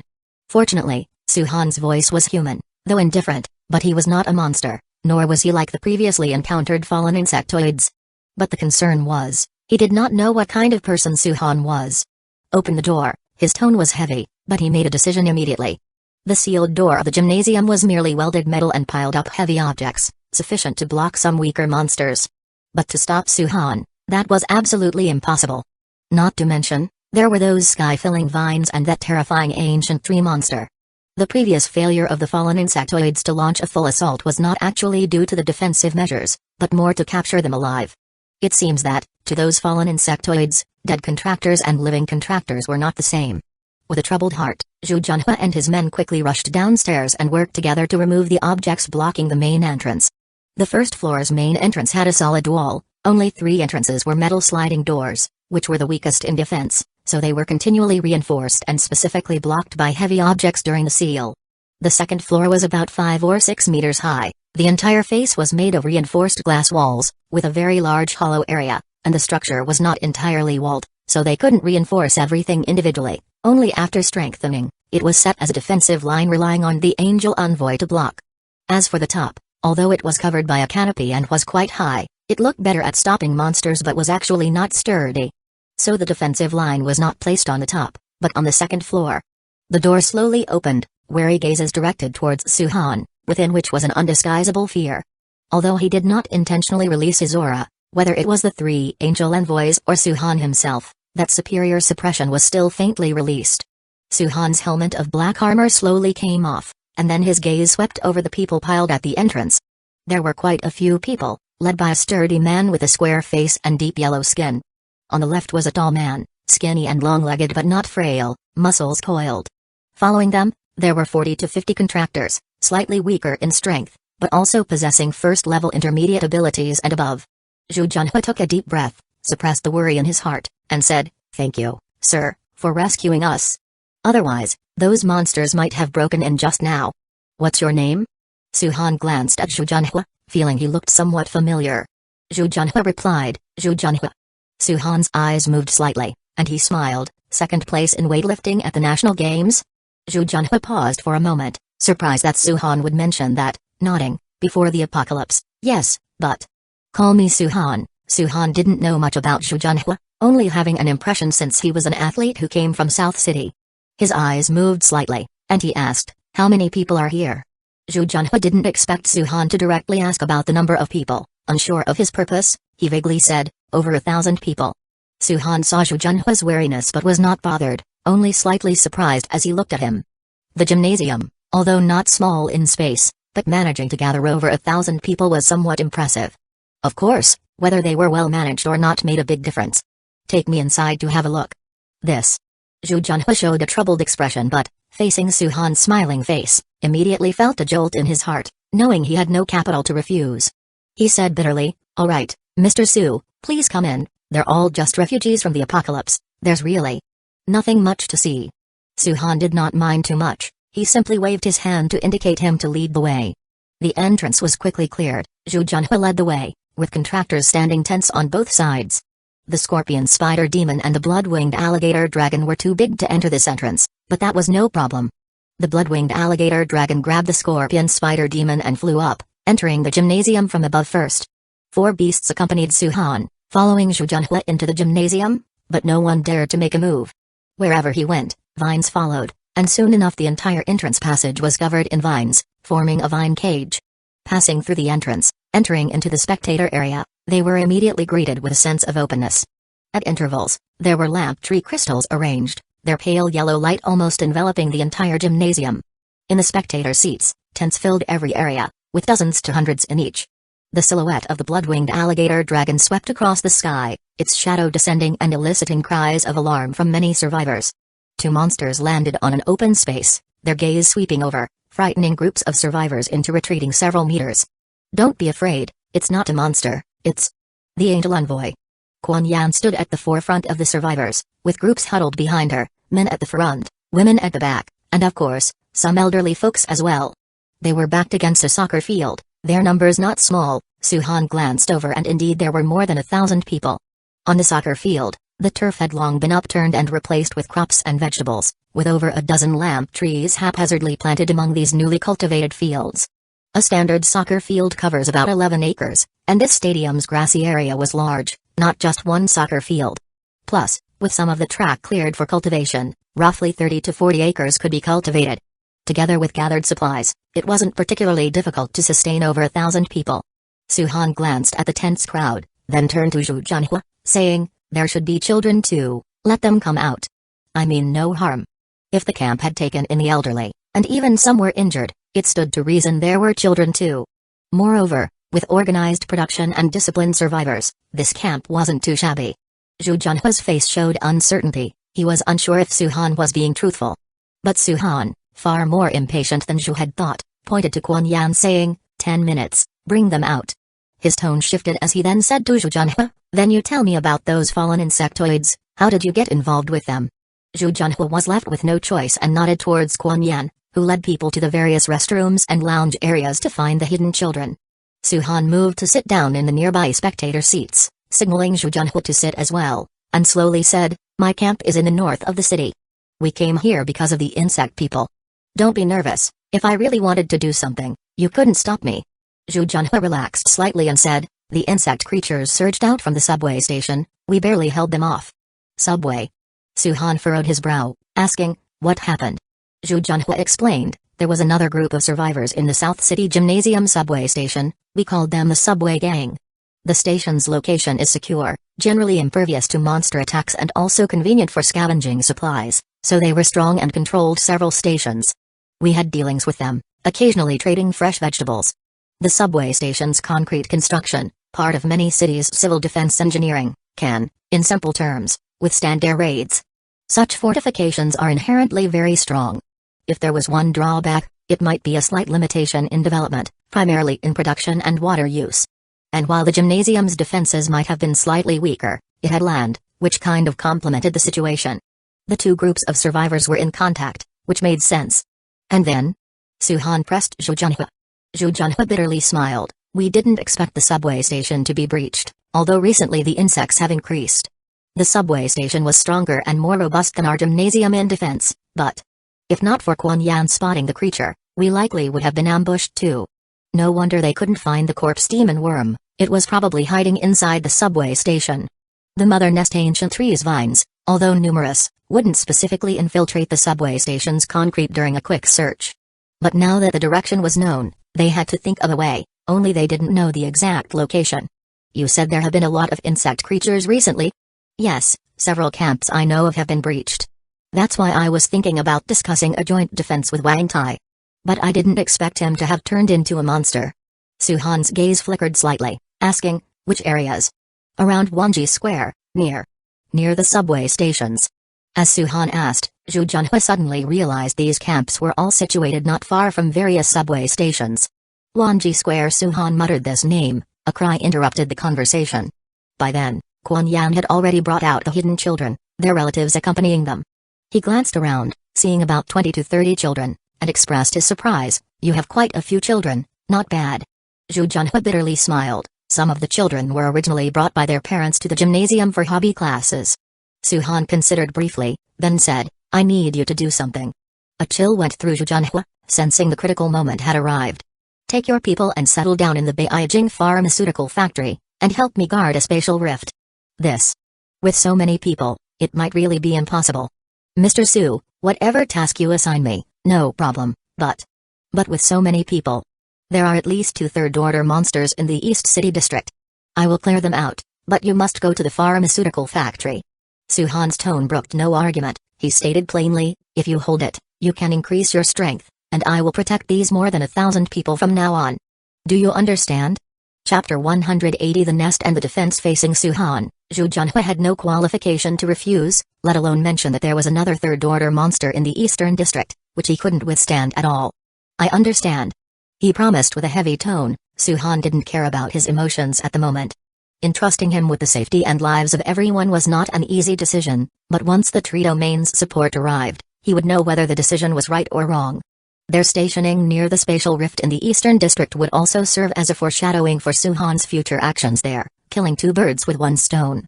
Although they agreed to relocate, the gymnasium where they were located was not to be completely abandoned but used as a cultivation base, with fewer people staying behind in the future. As per the agreement, a team of about 100 contractors was organized, led by Zhu Junhe, 3 first-order high-grade contractors, about 20 first-level intermediates, and the remaining first-order inferior warriors. They would go with Su-han to the pharmaceutical factory first to assess the damage and devise repair methods, in preparation for the relocation. Additionally, these 100 people had another task, to lead the way. Su-han wanted to go to Wanji Square to confront the corpse demon worm. Although he knew the likely location, it wasn't exact, and needed some knowledgeable people. Zhu Junhe was selecting people, and Su-han did not intervene but took the time to visit the restrained insect people. The insect people's fierce compound eyes stared steadily at Su-han, their mouthparts hissing. "The great insect god will not let you go." They cursed bitterly, but showed no signs of pleading. Suhan simply moved his hand lightly, and the chains grew spikes, which then moved between the flesh, causing the 3 fallen insectoids to emit painful screams. He watched calmly, merely asking faintly, "Is your insect god the corpse demon worm or Zhao Shiji?" In response to Suhan were colder, more resentful glances, but the thorny chains, no matter how torturous, didn't make them utter a single word. Troublesome. Suhan just noted this, and his eyes chilled, as he couldn't further coerce information from them. Their logic couldn't betray, or rather, their loyalty to the mother insect exceeded their own lives. As expected, when Suhan changed tactics, even amputating their limbs, they repeated only a few sentences over and over. "The insect god will not let you go." The pain indeed made it hard for their bodies to bear, but their will remained completely unshaken. The transformation was thorough enough to compete with the descendants of the mother nest ancient tree. "Sir," Zhu Junhui cautiously approached Suhan, "the team for pioneering is ready. Then let's prepare to head out." Suhan waved his hand, and the thorny chains completely strangled the several fallen insectoids and their angels before a large number of vine giant rats arrived in front of the team. "Get on them, then follow me to the pharmaceutical factory first." "Yes." The entire team quickly headed towards Beijing Pharmaceutical Factory. It was the first time for Zhu Junhui and the others to ride the vine giant rats, and their shock was beyond imagination. Unlike riding horses, the vine giant rats, almost indistinguishable in size from large buffaloes, moved steadily and rapidly as if a charge could solve most opponents. And the person controlling such a number of monsters was the man before them. In less than half an hour, everyone arrived near the pharmaceutical factory, the ground littered with monster corpses and blood which made everyone shudder, their gazes instinctively turning towards the man in black armor on the back of the blood-winged alligator dragon. Undoubtedly, before killing those monsters at the gymnasium, a massacre had already taken place here. Zhu Junhui looked in astonishment at the terrifying crack embedded in the ruined building. This is a spatial rift, the energy here is so rich." Suhan got down from the blood-winged alligator dragon and glanced at him, saying, "What else did you think made it so easy for you to advance?" Certainly, with a population of over 1 million in South City, many survivors undoubtedly possessed considerable talent. Zhu Junhui and his group were among them, but even with great talent, advancing to a second-order contractor wasn't that simple. As the apocalypse progressed, the extraspatial realms increasingly neared the real world, coupled with phenomena like the psychic tide and spatial rifts, which continuously raised the levels of spiritual energy, allowing more people without injections to speed up their breakthroughs. However, it wasn't only humans who advanced, the overall strength of some monsters also continuously improved. Yet, they lacked the divine initiation ritual of humans, and their racial bottleneck was much harder to overcome unless they mutated into special individuals, or their inherent limits were quite high. You mean the energy comes from this rift?" Zhu Junhui looked at the rift incredulously. Suhan shook his head, "Only partly. You set up camp first, later I'll have my subordinates send you information about the apocalypse." Zhu Junhui and his group had merely gathered a large number of survivors, but they had no capacity to form a research team, much less understand more systematically about the apocalypse. Zhu Junhui chuckled bitterly, always feeling there was a huge gap between the camps, and he tentatively asked, Your camp is official."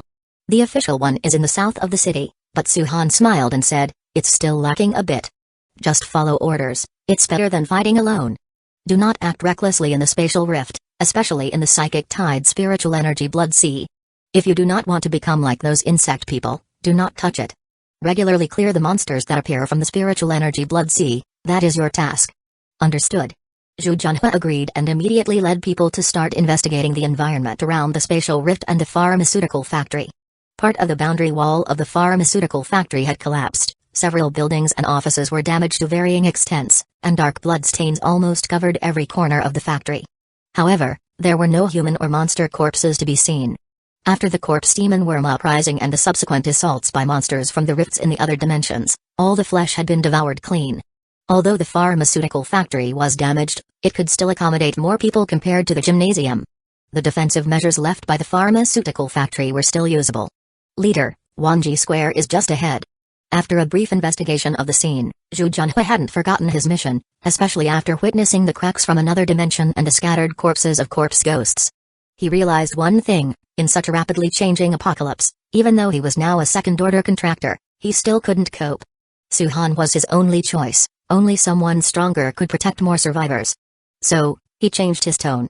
SSSSSSSSS. As the team approached the street where Wanji Square was located, sounds of rustling came from the mist, and twisted-limbed monsters crawled on the street surface, rapidly attacking the team.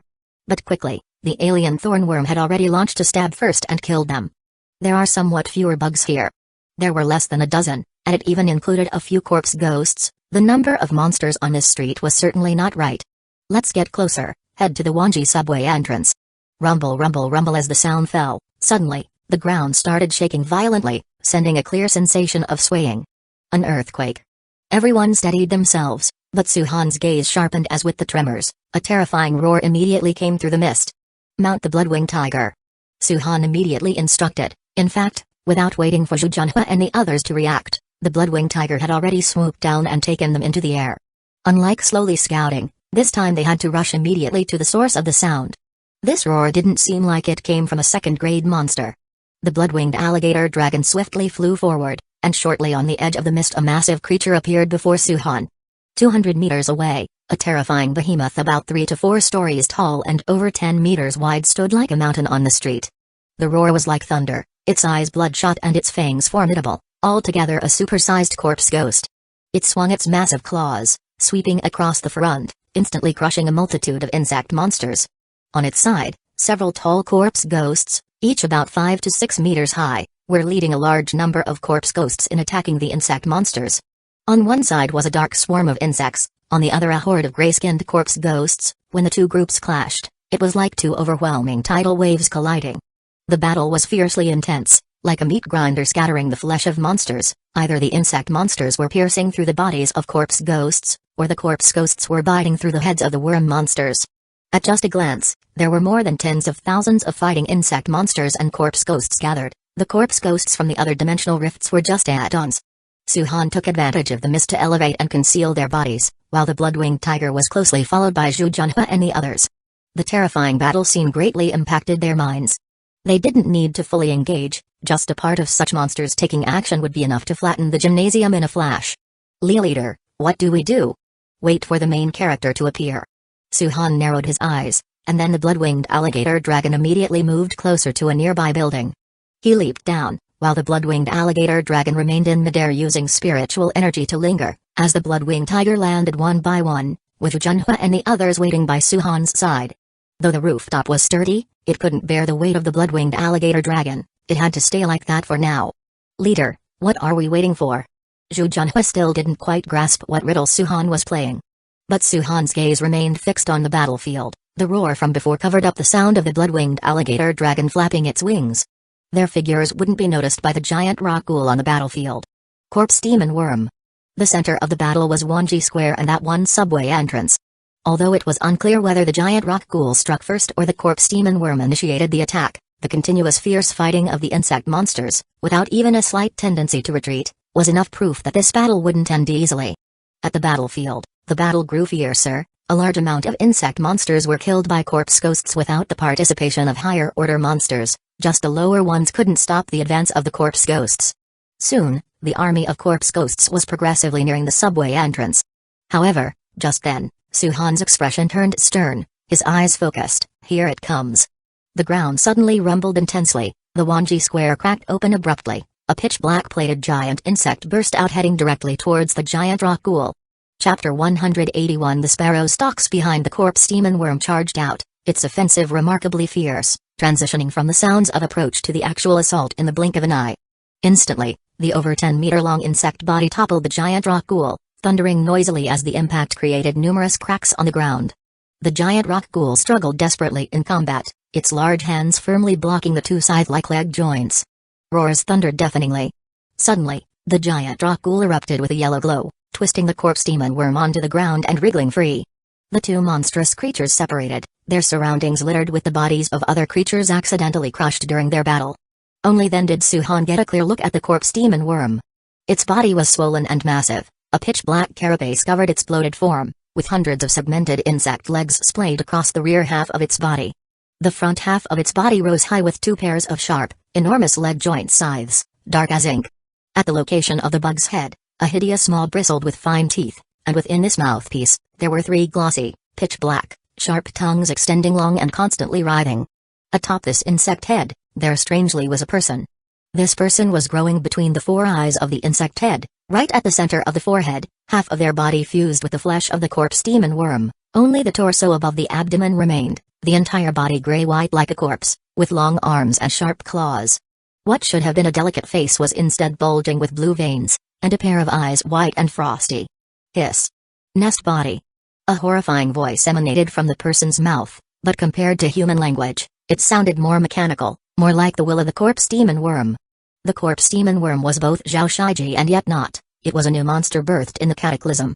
A multitude of insectoid creatures surged out from the tunnel the corpse demon worm had come through, not just ordinary insect monsters, but also 5 or 6 second-rank insect people accompanied by an angel envoy, suddenly bolstering the insect horde with higher-order combatants.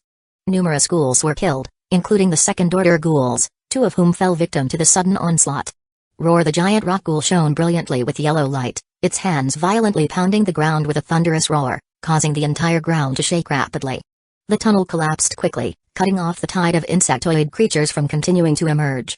Enraged, the corpse demon worm retaliated, its mouth opening to the extreme as a terrifying black light shot toward the giant rock ghoul. Unexpectedly, the giant rock ghoul rapidly raised its hands from the ground, now fully wrapped in rock, successfully blocking the black light's assault. With loud explosions, the rocks shattered, but the giant rock ghoul was unharmed. In that moment of exploding rocks, the giant rock ghoul charged with explosive force, closing in on the corpse demon worm and landing a heavy blow on its body with its massive hand. The corpse demon worm staggered, pounded to the ground, but in the next instant, it fiercely fought back. Its hard carapace gave it a powerful defense, though heavy hits couldn't severely damage it, and what little harm was inflicted rapidly healed due to its regenerative ability.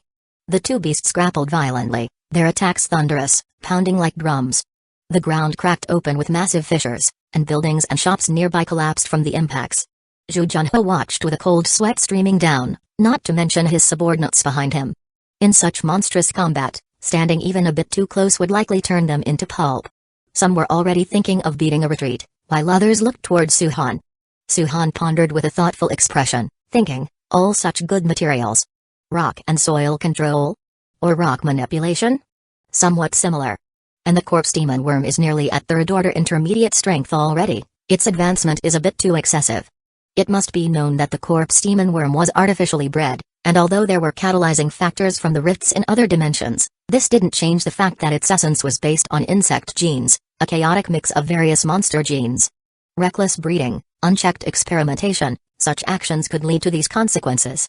He had no doubts that there were more people like Zhao Shiji in this world, and that creatures like the corpse demon worm were certainly not the last of their kind. It's time to make a move. The battle grew increasingly fierce, especially between the corpse demon worm and giant rock ghoul. Both creatures had inflicted substantial damage on each other. It wasn't just a fight for territory anymore, they probably both wanted to devour the other to grow even stronger. Evolution and reproduction, these are the instincts of all living beings. If he did nothing, then what came next would trouble Su-han, the death of either would be a considerable loss. Living monsters and monster flesh were different kinds of fusion materials. Zhu Junhe, go out with the blood-winged tiger and find a distant building to hide in, Su-han said. Zhu Junhe was initially stunned but quickly understood, yes, we'll leave right away. He was eager to show loyalty, but he also knew that the upcoming battle was not something he could partake in. He wanted to prove his loyalty, but he did not wish to die a glorious death. Zhu Junhe promptly led his people away. Meanwhile, as Su-han quietly observed the battle, the Mother Nest ancient tree had stealthily spread its vines underground on another street. This time even the subway stations and tunnels were not spared by the Mother Nest ancient tree. The blade of light and shadow attached to the vines cut through the obstacles, flowing into them. The underground vines spread like a net, while the scorpion spider demon silently moved to the other side of the street, clearing out the scattered monsters, quietly arranging the battlefield. Su-han leapt up, and the blood-winged alligator dragon swooped down to catch him before speeding towards the 2 monsters. The battle began. Vines shot up into the sky like green long swords, and any monster that stood in their way, be it ghouls or insect monsters, were instantly pierced by the vines. Like a tidal wave, the vines twisted into a terrifying bird cage, enclosing the entire Wanji Square and the surrounding streets. The blood-winged alligator dragon swooped down, its coagulation cannon in its mouth already long charged, and blasted it at the giant rock ghoul. The black torrent of water struck the giant rock ghoul at lightning speed, shattering its giant arm and blasting a large hole in its shoulder. Painful roars almost echoed throughout the entire eastern district of the city. However, at that moment, on the other side of the building, the scorpion spider demon broke through the edifice and leapt out, coagulation cannon also long charged. It overpowered the unsuspecting corpse demon worm, landing a heavy blood orb on a third of its body. With a thunderous explosion, its hard shell was directly shattered, and fragments flew out like shrapnel, piercing through the bodies of many insect monsters and ghouls. Although its body wasn't torn apart, it was nearly a third damaged, and any larger movements might break its remaining half. It also gave a painful roar. The corpse demon worm turned to bite the scorpion spider demon in retaliation. But the combat capability of the scorpion spider demon, as long as it wasn't an aerial battle, was even superior to that of the blood-winged alligator dragon. Its floating pagoda black armor began to float, the crimson demon eye was revealed, and terrifying light immediately exploded. Another mental shock blasted directly at the corpse demon worm's psyche. Having its spirit struck was like suffering 1,000 arrows through the heart. All of the movements of the corpse demon worm froze, its agony left it to nothing but screeching. It was completely unable to take any other actions for the time being. Pieces of the floating pagoda black armor flew about, transforming into two winged blades that whooshed by, directly severing two sets of tibial scythes. With its means of attack disabled, the corpse demon worm had almost lost all combat ability after just one encounter. The giant rock ghoul still had one arm left, but the blood-winged alligator dragon's dive had already overwhelmed it. The Chank crocodile prison spread out, its black waters enveloping it, pinning it down. Blades of black water coalesced on its beast claws, savagely tearing, nearly ripping off the remaining arm. The leaders were severely injured, and for a moment, both the insect monsters and ghouls simultaneously ceased their movements and surged towards the two angel envoys like a raging tide. However, Suhan remained completely calm because the mother nest ancient tree was here. Tree cage strangle the vines steadily tightened, sweeping up monster after monster, constricting and then violently strangling them. Blades of light and shadow emerged from the ground, like dozens of sharp lawnmowers, relentlessly reaping the lives of monsters. Several soundwave tree fruits had been long coalescing and fell in places where monsters were most dense. The explosions were incessant, and a vast number of insect monsters and ghouls were killed by the blasts and strangled by the vines. The overwhelming wave of monsters scattered in disarray, their numbers still considerable but completely unable to threaten Suhan's side. Pets and descendants entered the fray like a legion sweeping across in coordination with the vines, taking the slaughter to its zenith. The monster legion moved limbs and fingers, slicing through the waves of monsters with surgical precision, strangling them. And among these vines, 4 man-eating vines quietly launched their attack.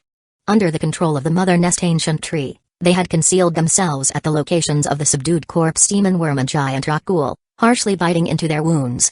A large amount of paralyzing poison was injected into their bodies. The toxin spread rapidly, but third order was not like second order, and both insect creatures and ghouls seemed to have a greater resistance to toxins. The struggle continued, but with the suppression from the scorpion spider demon and the blood-winged alligator dragon, it was completely futile. As large amounts were injected, after a full 10 minutes, both monsters gradually fell into paralysis. The battle decisively won, the monsters no longer had the strength to resist. And at that moment, the scorpion spider demon and blood-winged alligator dragon finally got free and joined the sweeping carnage with terrifying gusto. 2 full hours of decimation of 20,000 insect monsters and ghouls. Even Suhan had picked up his poo knives to stretch his muscles a bit. Sheathed in black armor and wielding poo knives, and with the augmentation of his virile spirit, he kept slaughtering monsters. Combat was the best catalyst, especially for Suhan's synchronous development of perceptive skills. After an hour of felling, Suhan had killed no fewer than 1,000 monsters. The black armor he wore changed imperceptibly, the armor plates undulating, mysterious and unpredictable. Perceptive skill successful. Skill black armor has advanced to level 2 floating pagoda black armor. Looking at the mountain of corpses and the floating armor plates around him, Suhan controlled the vines to gradually dissipate the cage. The stench of blood was stronger than any before, but Suhan's attention was elsewhere. A live corpse demon worm found suitable for fusion. Proceed with fusion? Chapter 182 Parasitic Corpse Willow Fusion. Suhan directly chose to merge. Vines spread and wrapped around the body of the corpse demon worm, and dense ink green threads began to interconnect with its body before slowly merging into it. Suhan's gaze swept over the entire battlefield and then landed on the scorpion spider demon and the blood-winged alligator dragon. He issued the same command for fusion. Previously, the essence of flesh had only partially merged the 2 angel envoys, but now so much flesh was available that it was ideal for continuing the process. All 3 angel envoys began to merge, and Shujunhua was the first to bring people over after the battle ended. Amongst a mountain of corpses and a sea of blood, Suhan held his poo knife, clad in black armor, standing atop a square filled with monster corpses. This scene had indeed shocked Zhou Junhua and the others beyond measure. It had been only an hour, and it had already come to this. Such power was terrifying. Leader, Zhou Junhua quickly advanced. Suhan said, "You take the vine giant rats and the tree barn worms to move the corpses from the dimensional rift and gymnasium here." Zhu Junhua initially stunned, but quickly agreed, "I'll go right now." Although there were many corpses, the tree barn worms and the vine giant rats, excluding those killed in action, still numbered around 800 or 900. A few more trips should suffice to transport them all. Zhu Junhua led people to transport the monster corpses, while Suhan glanced at the almost bursting tunnel and subway station entrance. With a thought, vines from the mother nest ancient tree swiftly moved, securing the broken parts of the tunnel. He then moved, walking in with his beasts. The underground tunnel was also filled with the bodies of insect creatures, all strangled by the vines. Now, there was complete silence. The light from the radiance of the lamp tree illuminated the tunnel, the soil scattered around, with a mix of blood and earth smells. Suhan explored further ahead. It seemed that the tunnel did not lead to the subway station but instead to the surrounding commercial area. Rustling sounds emerged, and the remaining insect creatures rushed out from the darkness, but were cut down by Suhan with a single swing of his knife. There weren't many insect creatures. The ragged hole in front was the tunnel's end. Suhan stepped out, the vines spread, and the radiance of the lamp tree stretched out, filling the entire space with huge, slimy cocoons, big and small, some even still writhing. They really are prolific. Suhan eyed the entire underground civil defense garage. Just these types of cocoons numbered in the thousands. Some were already damaged, with the flesh-like outer membrane collapsed, piling up on the ground. In some, one could faintly see the shadows of monsters or people that had been parasitized. Although he had not witnessed the process, he could guess what had happened. Normally, there should have been quite a few survivor settlements around Wanji Square. It's not just a subway station and a mall, but also a civil defense garage used as an air raid shelter. Such fortress-like places could accommodate as many people as a gymnasium. It was just that they had been targeted by the corpse demon worm.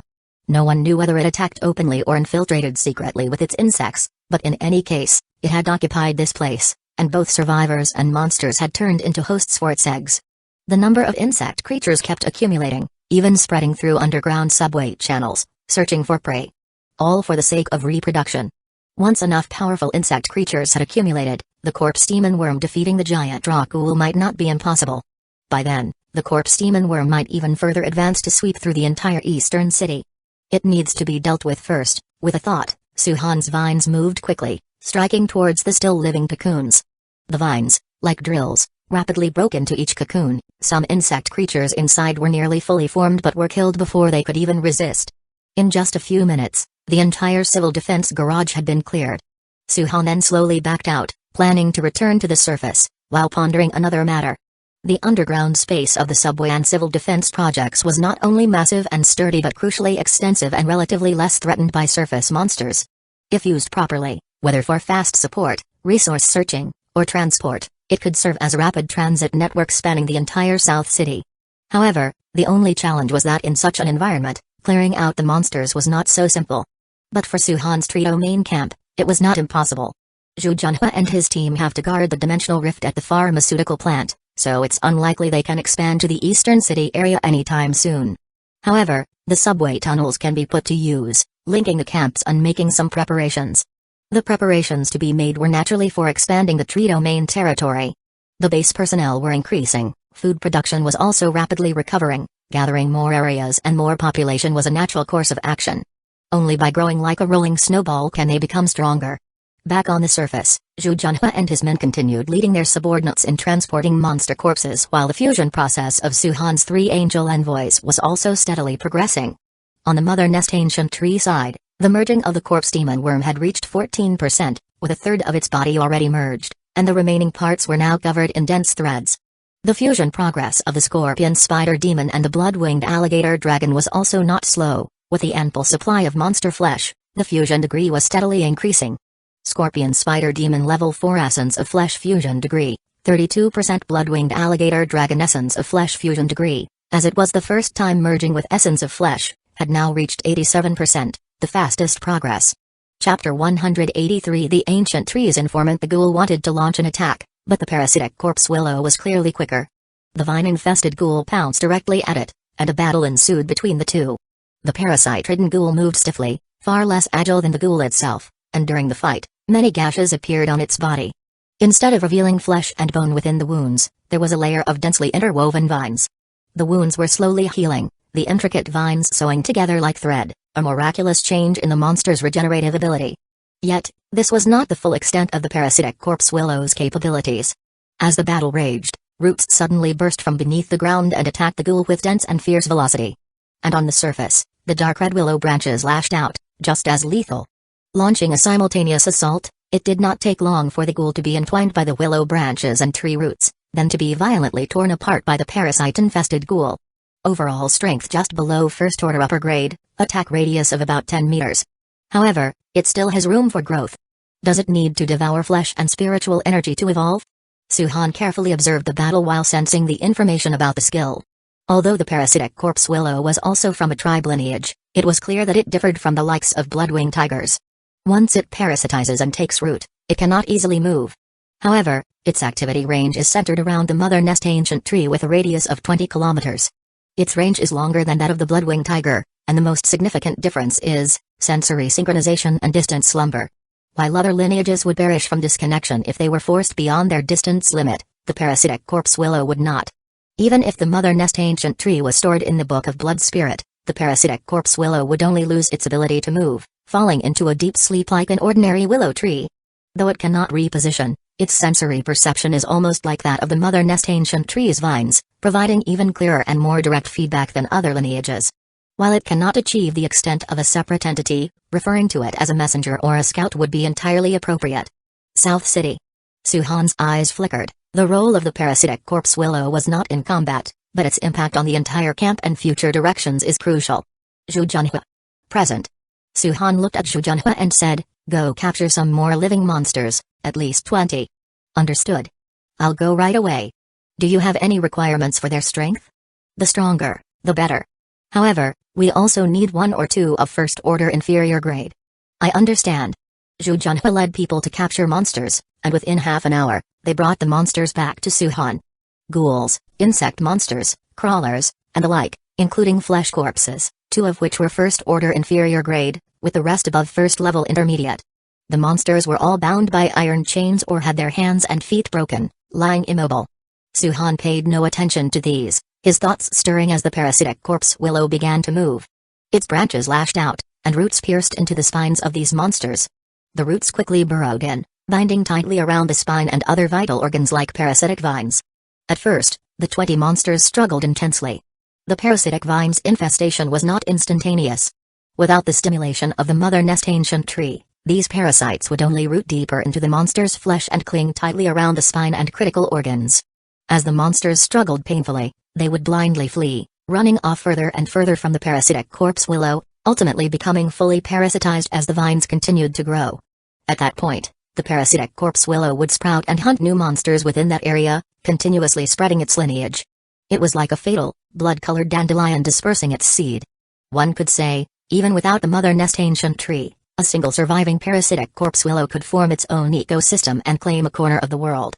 But now, such a parasitic corpse willow would become eyes and messengers around the mother nest ancient tree, playing an unimaginable role. Under Su-Han's control, the parasitic vines began to grow, quickly entwining the monsters' spines. The 20 monsters became listless as if half dead. Although not fully grown yet, the monsters were incapable of resisting. Place them around the pharmaceutical factory as guards. Zhu Junhua's expression changed slightly, but he nodded immediately. "I'll do it right away." He hadn't expected Su-Han to use the parasitic corpse willow in his way, but on second thought, if these creatures were stationed for long, it seemed that only monsters exceeding a certain threshold could breach the defenses. Moreover, even if the parasitic corpse willow was ripped apart, as long as it parasitized in time, a new parasitic corpse willow would grow out of the monster's carcass. The growth speed, incubation time, and population limit would only be constrained by the mother nest ancient tree. After merging with the mother nest ancient tree, the remaining 1 to 2,000 monster corpses would not last long. In less than 3 hours, the scorpion spider demon had completely melted the flesh of these monsters. Level 5 Essence of Flesh Fusion completed. Scorpion spider demon has acquired the skill, Bloody Handburst. What is this? Su-Han was momentarily stunned at the name but didn't have time to wonder, as he quickly sensed the information about the skill. Vital energy condensed, a hand formed out of the void. It was a derivative skill of Blood Chi Blessing and Coagulation Cannon. With a thought, the scorpion spider demon immediately sprang into action, its vital energy swiftly gathering upon its 4 arms, like crimson demonic patterns. Then, with a brilliant flash, a blood-colored hand appeared out of nowhere, ferocious and terrifying, with blood flowing within it. The scorpion spider demon swung its arm, and the crimson blood hand had already reached out, embedding itself into the ground several meters away. The blood hand, formed by vital energy, was as hard as iron during its eruption, directly tearing through the large blue bricks of the plaza floor. With a grip of the blood hand, a booming sound immediately followed. The vital energy burst forth like an explosion. The several chunks of blue stone in its grasp were instantly pulverized, rivaling the power of the coagulation cannon, but even more concentrated. Undoubtedly, with this new tactic, the scorpion spider demon's strength had greatly increased. The three angel envoys had roughly fused the monster corpses, leaving only the giant Dracul yet to be fused. With no more monster flesh to serve as lower-grade material, they couldn't continue the fusion at the moment. Moreover, Yi Kaling had arrived early in the morning with a contingent of contract-bound blood-winged tigers riding aerial cavalry, descending directly around Wanji Square. Second-order intermediate, you broke through? Upon seeing Yi Kaling, Suhan immediately noticed the change in the aura of her bat-wing beast and red-scale lizard monster. Their presence was open, with not the slightest concealment, clearly at the level of a second-order intermediate. Just broke through last night. Yi Kaling answered Suhan's question, but her eyes were sizing up Zhu Junhua and the others nearby. Owing to professional habit, she was better at recognizing people than Suhan and quickly identified the person as Zhu Junhua, the athlete who came from South City. Did Miu send you over, or was it Guan? Yi Kaling's arrival wasn't too surprising to Suhan, as he hadn't returned all night. Knowing Yan Miu and the others' cautiousness, they would definitely find a way to contact him, although he had also said that the mission east of the city wasn't something that could be solved in just a day or two. As the materials needed for fusion became increasingly scarce, naturally, more time was needed. Therefore, hunting monsters outside meant that Suhan had to spend even more time. It was Cullen. Yi Kaling explained, Cullen asked me to get in touch with you, not only to confirm your safety but also because something has happened. We found refugees from Lissa County and received some news. She glanced at Zhu Junhua, leaving her sentence half-finished. But Suhan's brows had already furrowed. Lissa County, you sure? With such dense fog, traveling 40 or 50 kilometers is not easy. How many people are there? Lissa County was one of the counties under the jurisdiction of South City and wasn't too far from the urban area, separated by just a stretch of 40 or 50 kilometers of national road. If one took the highway, the distance was about the same, and with the higher speed, it wouldn't take more than half an hour to reach the city. But that was before the apocalypse. Now, enveloped in dense fog, who knew how many monsters lurked in the wild, making the journey treacherous? While not a road of certain death, any sensible person, given the choice, would not willingly step into the fog. We separated and interrogated right away, and after verification, they indeed escaped from Lissa County, a total of over 200 people, most of them injured. According to their account, Lissa County has completely fallen, no large survivor settlements remain, humans are living scattered, fighting for survival, and monsters have completely taken over there. Yi Kaling spoke solemnly, conveying the information she had gleaned to Suhan. Though not explicitly defined, the term fallen has somehow become a consensus when describing the situation during exchanges with the South City camp. If there are survivors in a city who have formed a significant scale, there is still hope for city recovery and resistance. The word fallen wouldn't easily be used. Only when a city's forces can no longer turn the tide, and monsters rampage, completely dominating, is such a term used. South City Camp and Suhan's Trito main camp joined forces, rapidly growing like a snowball to preserve the power of South City's humanity, to prevent South City from falling. Suhan's expression became even more serious. Is it that bad? What are the capabilities of their leader, and did they clarify what's happening in Lissa County? Second order low grade, and as for the situation in Lissa County. Yi Kaling paused, then continued, they didn't see the most powerful monsters, but just within the beast tide that swept through the entire Lissa County, there were no less than 30 of second order. If it weren't for a dispersed attack and some camps attracting the monsters' attention, they wouldn't have been able to escape. Even so, on the outskirts of Lissa County, they still suffered an attack and were hit by an unknown toxic fog, which killed most of them. She glanced at Zhu Junhua again, shocked. He also quickly reacted and hurriedly said, I'll go take care of the monster corpses. Suhan didn't stop him, and once Zhu Junhua left, he asked, did you find out anything else? Dean Cao Yubao and Mr. Bei found the substance of the poison on the wounds caused by the toxic fog in the injured. Its potency is higher than that of paralyzing poison, and the spiritual energy structure and quality are also higher. Suspected to be from a 3rd grade superior or possibly even 4th grade. Chapter 184 Preparing for Battle. Suhan looked at Yi Kaling in surprise. Are you sure? Yes. Yi Kaling nodded affirmatively. Cullen redid the tests, and the toxin levels are indeed very high. It couldn't possibly be from a second-order monster. Moreover, Cullen says that such a situation is not improbable in Lissa County. Geographically, they are already in a mountainous suburb, and there isn't a stronger tribe to suppress them. The small county town didn't have a large population, perhaps just several 100,000, with perhaps only around 300,000 as permanent residents. But that's just the human population. If you include the various animals in the vicinity, their numbers would far exceed those in the city. In South City, whether it's the South City camp or the tree domain, powerful gathering places would sweep their surrounding environment clear of monsters, thereby forming a competitive ecology. The more concentrated the humans are, the stronger their strength, the more the nearby monsters would be suppressed. Just like Suhan, who was based in the northern district of the city, but upon learning of a third-order monster in the eastern district, came directly to raid them, the same principle applies. Monsters and humans naturally compete for ecological niches. However, the situation is much graver in Lissa County. If there isn't someone with decent talent who can quickly unite all strengths and stand out, as time passes, the unchecked monsters, in the wake of repeated psychic tides, surging mists, and the possible descent of fissures from other dimensions, would become increasingly stronger. Eventually, it is highly possible that higher-level monsters would be bred, completely disrupting the balance and leading the county to fall. Lock down the information, and then prepare for battle. Suhan pondered for a moment, his eyes intent as he spoke. Keep the information confined to the upper echelons, have the search teams, patrol teams, and reservists intensify their training, and hasten the increase of our strength. As for the matters here, I'm going back today. You go and call for Zhu Junhua and Bai Ye Long, and take them back with you. Yes.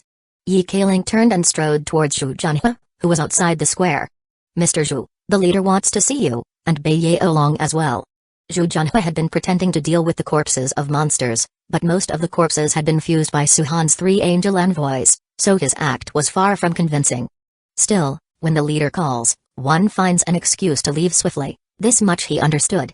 Stirred by Yi Kaling's voice, he hurriedly replied, "All right, I'll be right there." He called Bai Ye Long over, but his heart was filled with trepidation, wondering why the leader would suddenly summon him. Could it be that the situation is quite serious? Although he had only heard snippets of conversation, he realized that the world outside South City in this post-apocalyptic era seemed to be in even worse shape. Once the 3 of them were gathered, Zhu Junhua asked, "Are we going to take any action?" "You'll come back with me, get acquainted with the main camp. I'll have someone brief you on what comes next," Suhan replied succinctly, and then the blood-winged alligator dragon had already flown over, landing in the square. "Everyone get on." He signaled for everyone to board, as the Mother Nest Ancient Tree and the Scorpion Spider Demon had already been taken back into the Book of Blood Spirit. The wings of the blood-winged alligator dragon beat powerfully, grasping the giant rock ghoul from the square, and with a surge of its wings, the creature quickly navigated through the mist, the whooshing of wind slicing past their ears, the white expanse of the fog eerily terrifying. Suhan had been preparing to return to the camp, and the emergency undoubtedly hastened his pace. Lissa County was dozens of kilometers away from South City, a distance he believed the monsters would likely not attack over in the short term. But the event rang alarm bells for Suhan. If one Lissa County could end up like this, how many others might have already fallen? There could be a second, a third, or even more places that had already succumbed without a single survivor escaping. South City might not have many enemies within, but outside South City, there may well be more than one terrifying existence. Preparation for an emergency was a necessity, which meant certain arrangements had to be moved up the schedule. Less than 20 minutes later, the tree domain camp came into view. Nearly every other segment of the camp was outfitted with ancient tree crystals. The mist dispersed outside the entire camp, and despite the Mother Nest Ancient Tree's absence, it was brightly lit as if with lamplight. The walls were towering, with people coming and going, debris on the roads largely cleared away, and goods and crops being managed in an orderly manner, faintly displaying the order of the pre-apocalyptic world. Although they only got a distant glance from the sky, Zhu Junhua and Bai Ye Long felt as if they had entered a haven like peach blossom spring, utterly incredulous. This, after all, was the post-apocalypse. They themselves were running a sizable survivors camp, with over 1,000 people taking over a stadium. The more people there were, the more complex it got, and the myriad of issues became harder to manage. Just being alive was already a luxury, let alone thinking of restoring any kind of order. But the tree domain camp was an entirely different story. Whoosh, with the flapping of wings, the blood-winged alligator dragon landed, causing the surrounding guards and residents to light up with joy at the sight of it. "Leader!" they shouted in greeting, and Suhan nodded, descending with Yi Kaling, Zhu Junhua, and the others. Kaling, Take them to Old Zhu and inform him of the situation, then coordinate with Miu. Their camp is equally important, Su-han instructed. Understood. On the way, Yi Kailing had came to know that Zhu Junhua and the others were from a survivors' camp that Su-han had subdued in the eastern district of the city. The spatial rifts and distance in the eastern district made it difficult to integrate all the people from the camp at once. But that didn't mean it was impossible in the future. Yi Kailing led the people away, and Su-han immediately went to find Baikalin. Inside Villa Number 9, it wasn't just Baikalin working, Beishan and Cao Yubao were also deep in research. The sound of Su-han's footsteps immediately drew their attention. Seeing that it was Su-han, they unanimously stopped their work. How's the situation? Cao Yubao sighed. There are 30 people poisoned, and for now, only 2 with lighter wounds and stronger abilities have survived. The others were eroded by the toxin, and their internal organs collapsed. He could see that those poisoned were not directly exposed to the poison fog. More accurately speaking, they weren't the real targets of the fog at all. It's likely they were only touched by the fog that had diffused outwards. Their wounds were not severe, but as contractors, the ease with which they died was concerning.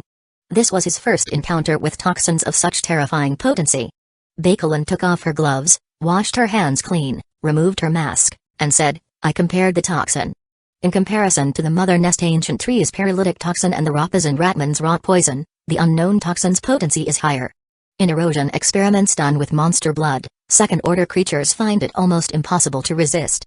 Among third-order creatures, the Mother Nest Ancient Tree has the highest resistance, followed by the Scorpion Spider Demon, and finally the Blood-Winged Alligator Dragon. Although they can resist, they each suffer different degrees of erosion. Beishan added, from the perspective of spiritual energy structure, this toxin also contains a high level of spiritual energy. All 3 conveyed the same message: the toxin was of high grade, and the monster was of even higher grade. Can we speculate about the type of monster? Not for the moment, Baikalin shook her head. We don't have much data for comparison, and finding the prototype is too difficult. Moreover, it might not even be an Earth-native creature. I don't recommend that you hunt this monster. We know too little information about it. She thought Su-han intended to hunt the creature and thus, she spoke up to dissuade him. Su-han paused for a moment before replying, I have no such plans for now, but we need to be cautious on our side.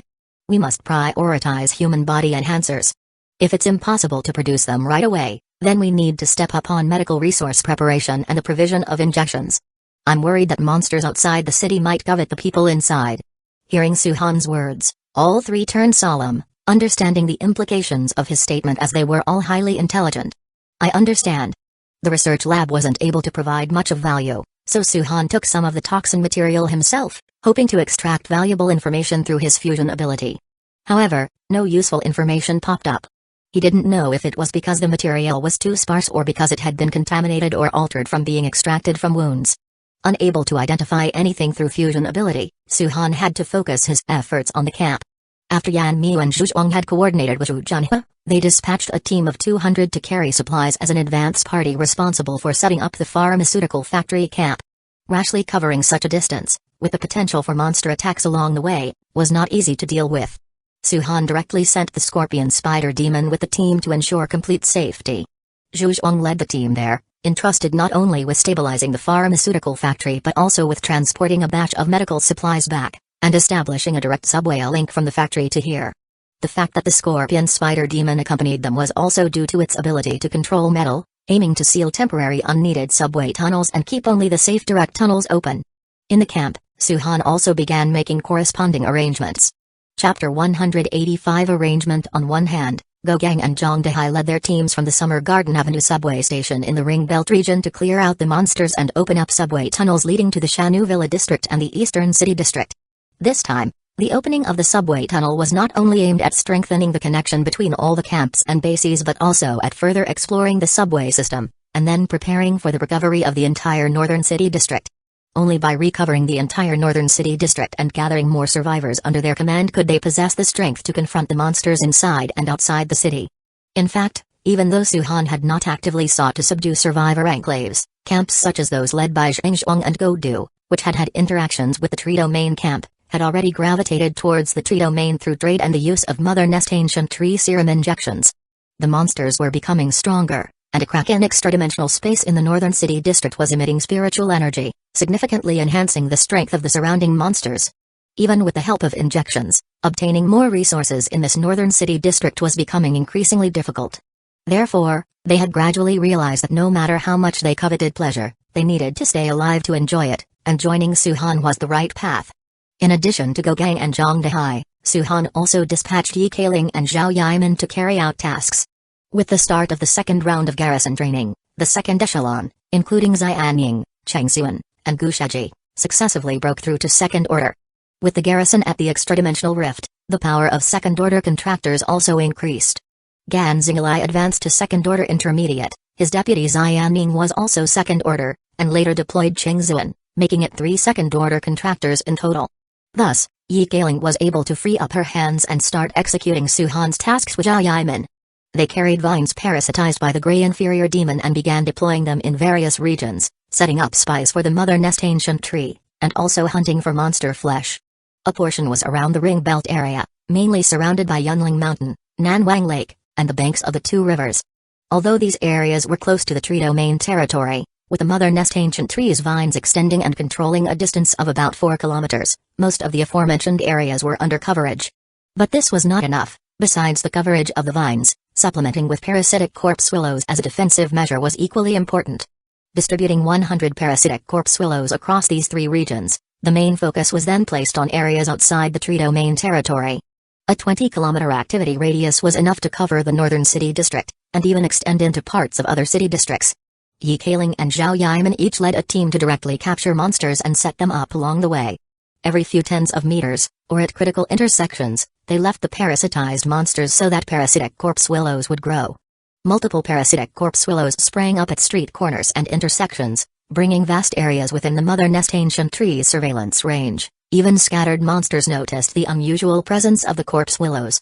Some monsters launched exploratory attacks after Yi Kailing and her team left, and a considerable number of these attacking monsters were immediately killed by the parasitic corpse willows, while others, wounded but not dead, had parasitic vines planted in them under the control of the Mother Nest Ancient Tree. These monsters scattered and fled, carrying the parasitic vines further afield. In this manner, the presence of parasitic corpse willows began proliferating throughout the northern city district, and key intersections in the eastern and southern city districts also saw the emergence of parasitic corpse willows. Beneath the cloak of mist, the parasitic corpse willows lay quietly in wait, turning wandering monsters into their prey, while the slightest rustling movement was captured by the Mother Nest Ancient Tree. As Yi Kailing and Zhao Yiman took action, Su-han was not idle. He drove the Mother Nest Ancient Tree to assimilate another third-order monster, the giant rock ghoul. The giant rock ghoul possessed what appeared to be rock and soil control skills, a trait that undeniably made it highly valuable. Among Su-han's 3 angels, after contemplating, it seemed more appropriate for the Mother Nest Ancient Tree than the combatively oriented blood-winged alligator dragon and scorpion spider demon, to potentially acquire rock and soil-related abilities. Firstly, it was a matter of positioning. The Mother Nest Ancient Tree leaned towards territorial attributes and also possessed significant combat capabilities, allowing it to utilize whatever abilities it obtained effectively. Secondly, enhancing strength was crucial as more monsters were present outside the city area, not to mention the possibility of unknown extra-dimensional rifts, which could emit more extra-dimensional monsters. Legion warfare and large-scale combat were imminent. The stronger the Mother Nest Ancient Tree was, the more beneficial it would be for the entire camp and for him as well. With these considerations, Su-han decided to let the Mother Nest Ancient Tree assimilate the giant rock ghoul. Over a day and a night, fusing with the giant rock ghoul proved much more challenging than the corpse demon worm. Perhaps the attributes were incompatible, or perhaps the giant rock ghoul itself was more powerful. After a full day and night, the giant rock ghoul was completely assimilated, and its fusion degree reached 32%. A fusion degree of 32% was not very high, but Su-han had anticipated this, so the Mother Nest Ancient Tree extended its roots, penetrating the buried monster corpses underground, and then began to continue the assimilation. Although Su-han had previously visited the eastern city district, the camp's monster hunting had not ceased. Now, with a large number of combat personnel involved in city defense and exploration tasks, many monsters had been killed and transported back. Cumulatively, there were 6,000 to 7,000 monsters worth of flesh. The Mother Nest Ancient Tree continued to assimilate relentlessly. Within a day, the flesh was consumed entirely, yet the assimilation progress reached only 67%. This time, the demand for flesh has been so high? Su-han's brows furrowed slightly, but since the assimilation had already begun, it was impossible to halt it, so he passed down the order. Monster hunting search teams in the ring-belted area and Gan Xinglai at the 3rd hospital with extra-dimensional fissures all sprang into action, slaughtering the surrounding monsters. It wasn't just them. Yan Mi also relayed orders to the surrounding survivors' camps. Monster corpses were exchanged for contribution values and materials, with the exchange ratio increased by 20% within 7 days. Under this order, Zhang Zhuang, Go Du, and others were quick to move, leading their people towards the areas denser with monsters. Compared to the usual exchanges, such ratios had never been seen before. Large amounts of monster flesh were transported back by cars and vine giant rat carts and piled under the root system of the Mother Nest ancient tree. On the first day, over 3,000 monsters were completely assimilated by the Mother Nest ancient tree, giant rock ghoul fusion degree, 75%. On the second day, after completing the task of arranging the parasitic corpse willow, Yi Kaling and Zhao Yiman took over the task, leading a team to hunt monsters. While they hunted, they patrolled around the parasitic corpse willow, transporting back the monsters they killed. On the second day, over 5,000 monsters were sent back. The Mother Nest ancient tree accepted all comers, rapidly assimilating, assimilation progress 92%. Suhan had thought that they would need a third day to continue collecting monster flesh. However, unexpectedly, Go Gang, Zhang Dehai, and Zhu Zhuang had made up for the remaining monster flesh. In the subway, a large number of monsters were slain by them, clearing the tunnels to the Eastern City District Pharmaceutical Factory and Gymnasium alone accounted for thousands of monsters. Tree-borne worms continuously brought back to the camp, filling this final deficit. In the early hours of the third day, the assimilation progress finally reached 100%. Giant rock ghoul fusion 100% complete. Mother Nest ancient tree acquires skill, level 1 black rock tree monster. A majestic aura emanated from the Mother Nest ancient tree, and the tribals knelt on the ground, emitting loud and uniform roars. The ancient, sturdy tree trunk continued to grow taller. The 100-meter giant tree grew over 10 meters more, reaching a height of 110 to 120 meters, vines swirling like snakes, hanging between the branches. At first glance, without looking up, the root source invisible, it looked more like a dark green vine rain. Among these hanging vines, black tree pouches hung down, much larger than those belonging to the vine giant rat. Suhan sensed the skills, his eyes suddenly brightened, filled with delight, because although the black rock tree monster was a tribal, among its abilities, there was one he greatly desired: rock and soil control. Although it was only primary rock and soil control, it was already enough. Controlling rock and soil, condensing walls, this ability was certainly not trivial for the camp. Only 10, but the average strength is at least first level intermediate, with the majority being first order upper grade, the range of activity 2,000 meters, that should suffice for now, Suhan said.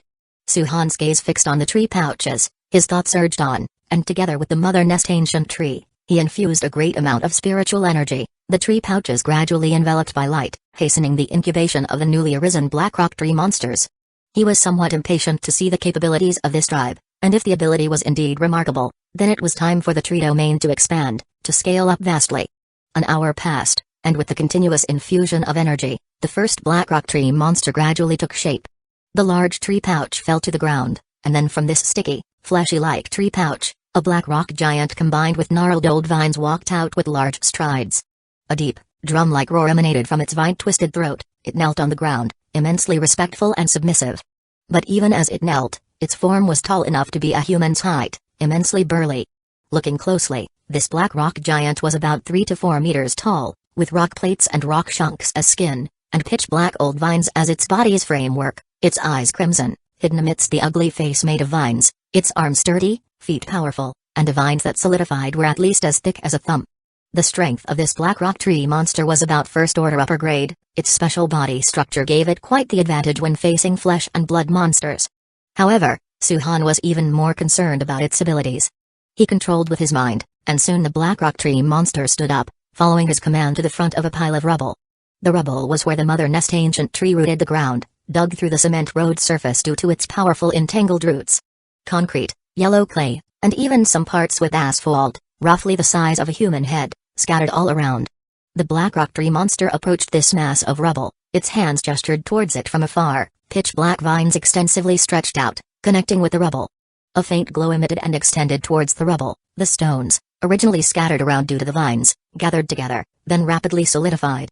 With a rumbling sound, under Suhan's gaze, they quickly solidified into one piece, tightly joined, even as if remade. A newly constructed stone slab more than a person tall, a palm wide, appeared before Suhan.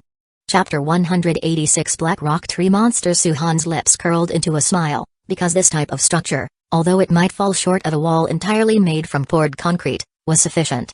But it was already enough. If the strength wasn't adequate, then they would add more steel rebar. If that still wasn't enough, then they would build thicker walls. His testing hadn't ended, but he directly asked for Zhang Dehai, who was preparing to follow the infrastructure team to explore other subway tunnels, to be called over. "Boss, you looking for me?" "Oh, new laborers?" Suhan's expression twitched slightly, although he knew that in addition to being combat units, the descendants had another important role, as production units. As typical people from Xia country, everyone seemed to have a talent for developing the descendants as tools of production. For instance, many in the infrastructure team had voluntarily entered into contracts with the tree barnworms and vine giant rats. Not for combat, but for convenience in excavating foundations and transporting bricks during construction. Over at the agriculture and pasturage team, the vine giant rats were directly used like oxen, and the tree barnworms never stopped tilling the soil. In short, they were highly efficient tools. With improved living conditions, everyone couldn't help but jokingly refer to a portion of the descendants as labor force. "Old Zhang, you've worked in construction before. You handle the testing that comes next. I need to know the scope of the black rock tree monster's rock and soil control abilities, as well as the extent of the soil's strength. Whether we can build high walls or not is up to you." Zhang Dehai's eyes widened, looking incredulously at Suhan. "Boss, what? What did you just say? It can control rock and soil?" "Yes," Suhan nodded. "Test it as soon as possible." "I'm on it." "Wait, let me call a few people, grab a handful of hammers." Zhang Dehai, who dealt in real estate and now led the infrastructure team, knew all too well the importance of the black rock tree monster. Although some walls had been erected in the ring area, they were at best temporary structures, merely blocking roadways and relying on metal gates and adjacent buildings to form a defensive perimeter. This might not be a major issue for ordinary people, but buildings could be breached during monster assaults. The storefronts on the ground floor on both sides of the street were mostly for business, with structures that favored multiple windows and doors over walls, making their defensive capabilities inferior to a proper city wall. He was indeed keen on building city walls, but there were insufficient materials. Concrete might seem readily available during construction, but that's mostly because concrete projects often involve daily mixing on the spot. Now, with work halted and a lack of raw materials, they were using packaged concrete they found, and there simply wasn't enough. He had already been pulling at his not-so-abundant hair, grappling with this issue, and now, with this great aid, how could he not be happy? Blackie will henceforth be the brother of the infrastructure team. I, Zhang Dehai, have spoken. Delighted with the thought, Zhang Dehai went to gather a team for testing. An hour later, Suhan received preliminary, more comprehensive data. A single black rock tree monster's primary rock and soil control could only be activated through vine contact, handling up to 10 cubic meters. It could solidify soil and rock with no major difference in strength from ordinary rock, however, it could integrate steel rebar as a framework to significantly enhance its solidity. And most importantly, when activated by a group, control power would greatly increase, and the ability to consume more energy allowed for a higher degree of solidification. In Zhang Dehai's tests, walls made of rock and soil, reinforced and about 20 centimeters thick, could withstand repeated charges from second-grade monsters with barely any significant damage. Boss, lend me a few, I can get the subway tunnels that need sealing and doors that need reinforcing done in 2 days, we might even break through to the inside of the camp. Then it's a straight line to the third hospital, the pharmaceutical factory. Only 10. Suhan threw a wet blanket on him, causing Zhang Dehai to pause. Only 10? That's not even close to the spare change of tree-born worms? Use it for now, and go on with your tasks.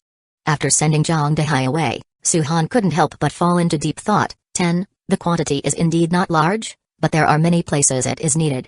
Contracting is a method, but to directly contract a first-level intermediate, or even first-order upper grade, there are hardly a few who can achieve it, lacking a bit in terms of physical strength. If it were a second-order contractor, they would naturally have the physical strength to easily contract the black rock tree monster. But for an ordinary person, to use the first page of the Book of Blood Spirit to contract a black rock tree monster, the difficulty would not be small. It's nearly impossible for first-order upper grade, and even for a first-level intermediate, it would probably be difficult, ultimately coming down to physical strength. To enhance human physical strength, you need strengthening potions, or a large amount of evolved kind flesh to enhance, which is somewhat troublesome. The former hasn't been researched yet, and the latter can't supply everyone in terms of quantity, and the time frame isn't necessarily short. The fastest way is still to level up, but is this thing even about fusing flesh anymore? Suhan was baffled, as there was no visible flesh on the black rock tree monster's body. Its physical structure had already shown significant differences. According to the usual rules, the flesh of monsters likely has a significant impact on skills related to kin or offspring clans. But now, he felt somewhat uncertain. If it isn't about fusing flesh, could it be about fusing rocks or the earth? A thought struck Suhan, and he suddenly looked down at the ground, at the scattered dirt and rubble around him. His talent was fusion, and he had already experimented with many materials. However, the compatibility of some was so low it was exasperating. For instance, rocks and soil, although fusible, required time and quantity that was not so simple. Forget it, if I'm going to try, might as well try. Who knows, the giant rock ghoul might undergo some changes after fusing. With that thought, he willed it, and vines already spread towards the rocks and soil. Discovered fusible material, ordinary rocks and soil. Begin fusion? Fusion. Suhan silently thought fusion, and soon fine filaments sprouted from the vines, then burrowed into the ground. The concept of fusion is broad, such as with general metals, water, etc. It seems that behind its rules, there is inherently some will, some power of the mind. To some extent, it's like interfering with the material world. Quickly, as fusion progressed, the soil and rock began to disappear slowly. 1 cubic meter, 2 cubic meters. As the mother nest ancient tree grew stronger, even the first fusion of a certain material required a shocking amount of it. About 3 cubic meters of soil vanished, taking half an hour, and then the fusion progress slowly increased. Level 0 rock and soil, fusion progress, 0.9%. Suhan felt some frustration. According to this progress, it would take several days to fuse slowly, and it's still uncertain if it will work. Take a risk, a bike might just turn into a motorcycle. Suhan's eyes became resolute. Since there isn't much monster flesh at the base anyway, might as well try. While he let the mother nest ancient tree carry on with the first attempt, not expecting too many fusions, just an effect that would grant some decent abilities would suffice. No sooner had he left the vicinity of the mother nest ancient tree, he saw guards stationed at the entrance. Leader, people from South City Camp have come, saying they want to express their thanks. Chapter 187. Jayakian's determination. Suhan left the stronghold at the mother nest ancient tree, rode divine giant rat, and arrived at the Summer Garden Mall. Once he entered and got upstairs, in the sitting room, he saw the people from the South City Camp. There were 6 people sitting in the living room, Yan Miu on one side of the sofa, and to his surprise, Baikolin was also there. Opposite the sofa, Go Wu Tao, Jayakian, and Qing Zanyang sat, with tea placed in front of them. But aside from those 3, there was an old man with grizzled hair sitting next to Go Wu Tao, none other than Baikai Yuan. Baikai Yuan wore an old-style jacket, frayed at the sleeves, his figure thin. Compared to the last time they met, his face was more gaunt, and his hair had whitened considerably. Professor Bai, long time no see. Suhan walked in. Go Wu Tao and the others stood up to greet him, saying, long time no see. Baikai Yuan smiled faintly and nodded, it has been some time. Please, everyone, have a seat. Suhan beckoned everyone to sit down and then took a seat in the middle. As soon as he sat down, Baikolin handed him a stack of documents. Her slender fingers traced a line of text on the top document without leaving a mark. Suhan was momentarily startled, and then upon closer inspection, he recognized it was a description related to the strengthening potion research. However, it was just a description, not the detailed data. Thoughtfully, he wondered if this was the purpose of their visit. Director Go, what's caused you to come personally this time? Normally, it's either Captain Zhao or Old Qing who would suffice. Suhan asked, putting down the documents, and smiled at Go Wu Tao. This visit is necessary. The news from 3 days ago was a lifesaver for us, so I had to come personally. Go Wu Tao spoke with sincerity, not just offering pleasantries. 3 days prior, while hunting monsters, Suhan had also instructed his people to report to the South City Camp about monsters rampaging outside the city. Particularly in Lissa County, there had already been the presence of both third-order and even fourth-order monsters, although it was just a county. But seeing a part could provide insights into the whole, one could imagine other areas were likely far more terrifying. This warning was indeed significant. You're exaggerating, information exchange is part of our agreement, and it's only right for survivors to caution each other. Their trading had always been ongoing, including crystal energy generators, production tools, and monster materials. They contacted each other periodically to update some post-apocalyptic information, including monsters information, distribution, and threat levels. It was just that this time, Suhan's news was particularly important. He smiled slightly and said, however, Director Go, your intent must be more than just expressing thanks, otherwise Elder Bay wouldn't have needed to come. Is this visit related to the research or to special monsters? Go Wu Tao shook his head, we are not feigning any other intent. We all unanimously agreed to come and express our thanks in person to Old Li and Old Yan. However, this visit does indeed include the intent to propose further trading. We've been under great pressure clearing the area around the industrial park recently, and progress is not looking optimistic. Su-han looked curious and asked, "What's the situation on your side?" Most of the industrial park's factories have been taken, but monsters are abundant, especially in some remote factories near the street and residential buildings, and their strength is increasing under the push of the psychic tide. In a small hardware factory, there were 2 or 3 second-order intermediate monsters, which made clearing it very tough. Not to mention, the fallen are causing trouble. "They're even tougher to handle," replied Go Wu-tao with a wry smile. "Thankfully, we haven't encountered any third-order monsters, otherwise, we'd have to resort to desperate measures." Go Wu-tao sounded pitiable, but Su-han just smiled silently. With so many factories captured, who knows how many dangerous items there are? Just the previous chemical bombs were enough. If they really fought desperately, significantly damaging a third order was possible. Though it would also come at a cost, it was definitely not as dire as Go portrayed. Not every third-order monster is like Su-han's 3 angel envoys, brimming with skills. If we don't clear out the monsters, they'll just keep getting stronger. Who knows if there are other dimensional rifts inside South City? He shifted the topic, alluding to something. "Aren't you researching strengthening potions? If successful, you should rapidly gain strength and reduce the pressure significantly."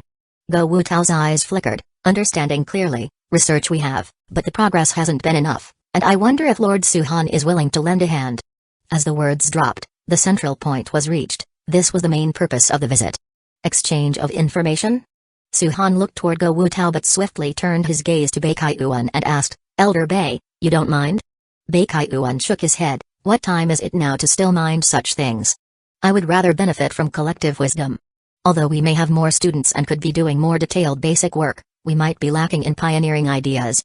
If we could complete the data, the progress should be much quicker." Even though Bei Kai-uan did not say it explicitly, Su-han understood his meaning. Both camps had their strengths and weaknesses. Unquestionably, Bei Kai-uan had a more robust foundation, and even if both camps were new to studying post-apocalyptic creatures and strengthening potions, his solid academic background kept his progress steady. However, South City was a step behind in the spiritual energy system, with only the material samples from the double-headed gray inferior demon at the third order to work with. On Su-han's side, not only were the angel envoys at the third order, but he had also slain more than one third-order monster. In terms of frontier development, Bakelin would undoubtedly derive more inspiration. Chapter 188 Fusion complete. Su-han's eyes lit up with joy, and indeed, it was the abilities of the likes of the Black Rock Tree monster that were amplified by the rock and soil fusion. As the fusion completed, the ancient tree slowly grew taller, its massive body stopping at about 110 meters, and its vines lengthened, gaining a few more meters, extending the control radius to 5 kilometers. The branches became thicker, and from these branches hung more darkened pouches, signifying the number of Black Rock Tree monsters. 30 level 2 Black Rock Tree monsters, able to move up to 3,000 meters. Su-han pondered, muttering to himself, "The number is still a bit low, but I can continue fusing them. However, it's time to start planning." The Black Rock Tree monsters could continue to fuse. This was the right direction. As long as he allowed time for it, he could gradually enhance them in this manner. For the second batch of Black Rock Tree monsters, Su-han did not use extra spiritual energy to hasten their incubation but allowed the Mother Nest ancient tree to nurture them on its own. The first batch of Black Rock Tree monsters were immediately deployed in the Belteria's construction, led entirely by Zhang Dehai, entering the subway station. With a height of around 3 meters, they felt somewhat cramped in the subway station but could still manage to get in.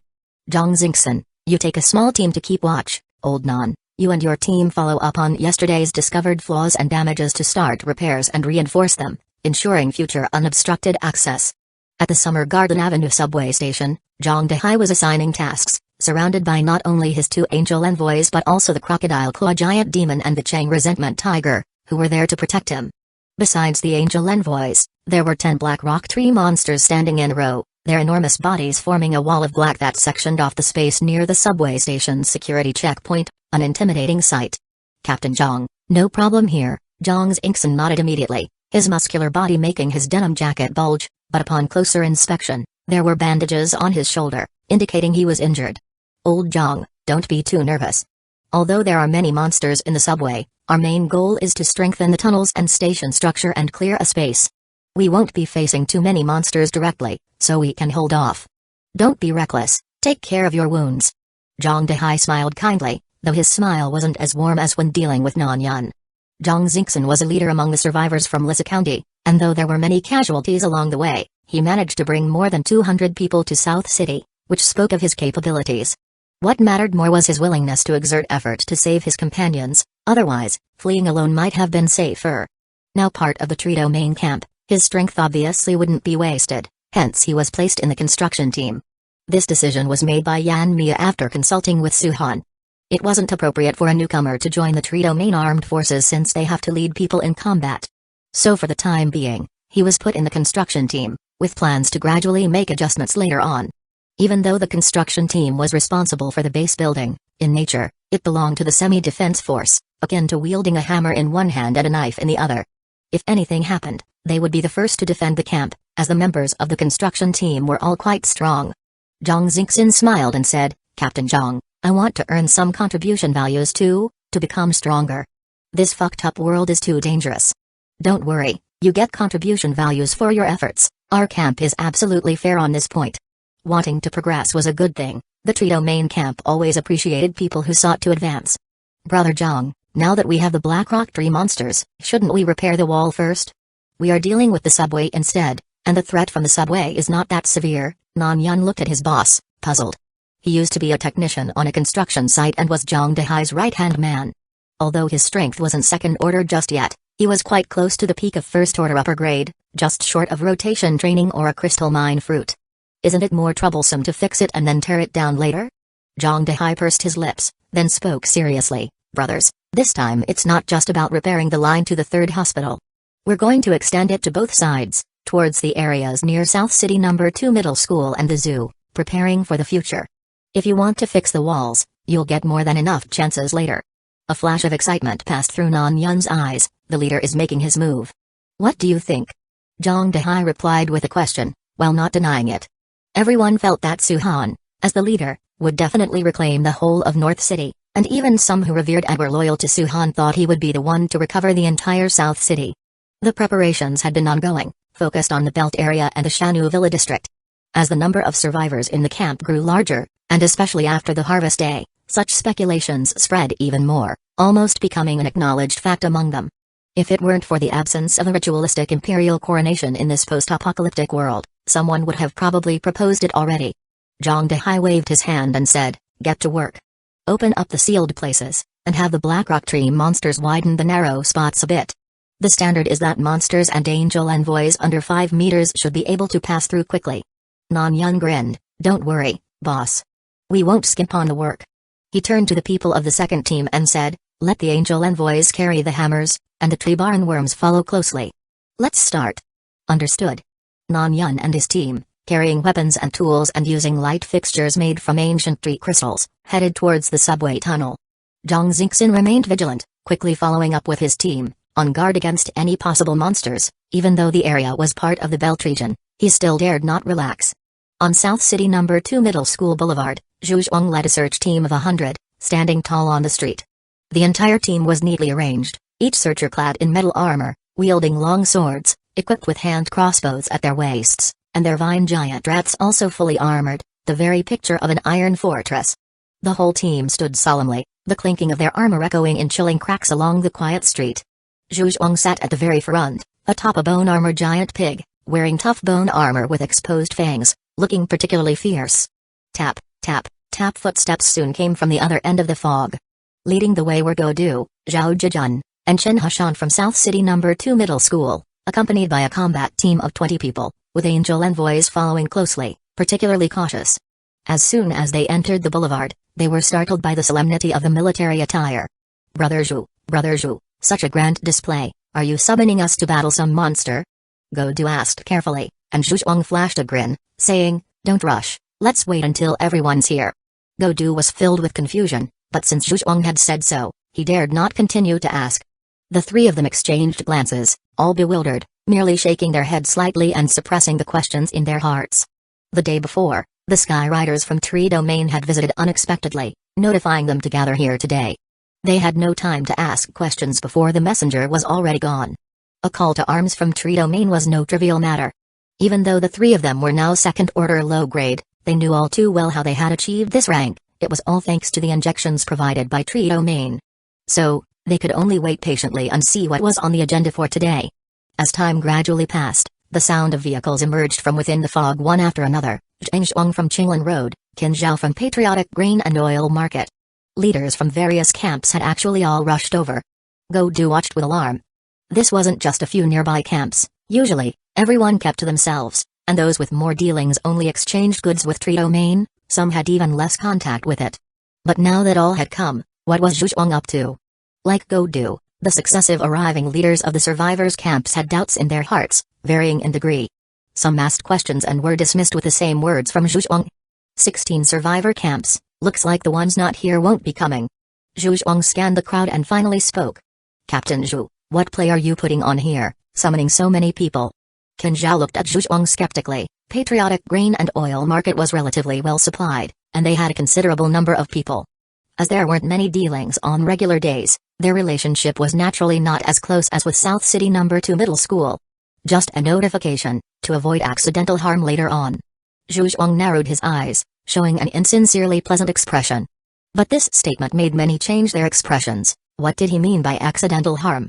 In the coming days, we from Trio Main will be clearing out the monsters and reclaiming lost territory, so please prepare yourselves. We don't want to cause any unintended harm.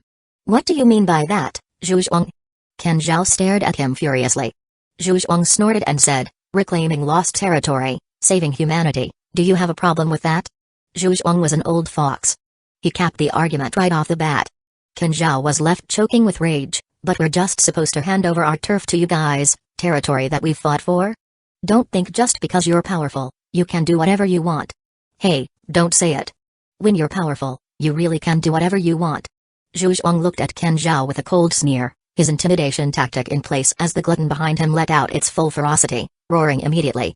Everyone's face changed color. Although it wasn't as terrifying as the ancient trees in Trio Main, this show of strength was still significantly greater than theirs.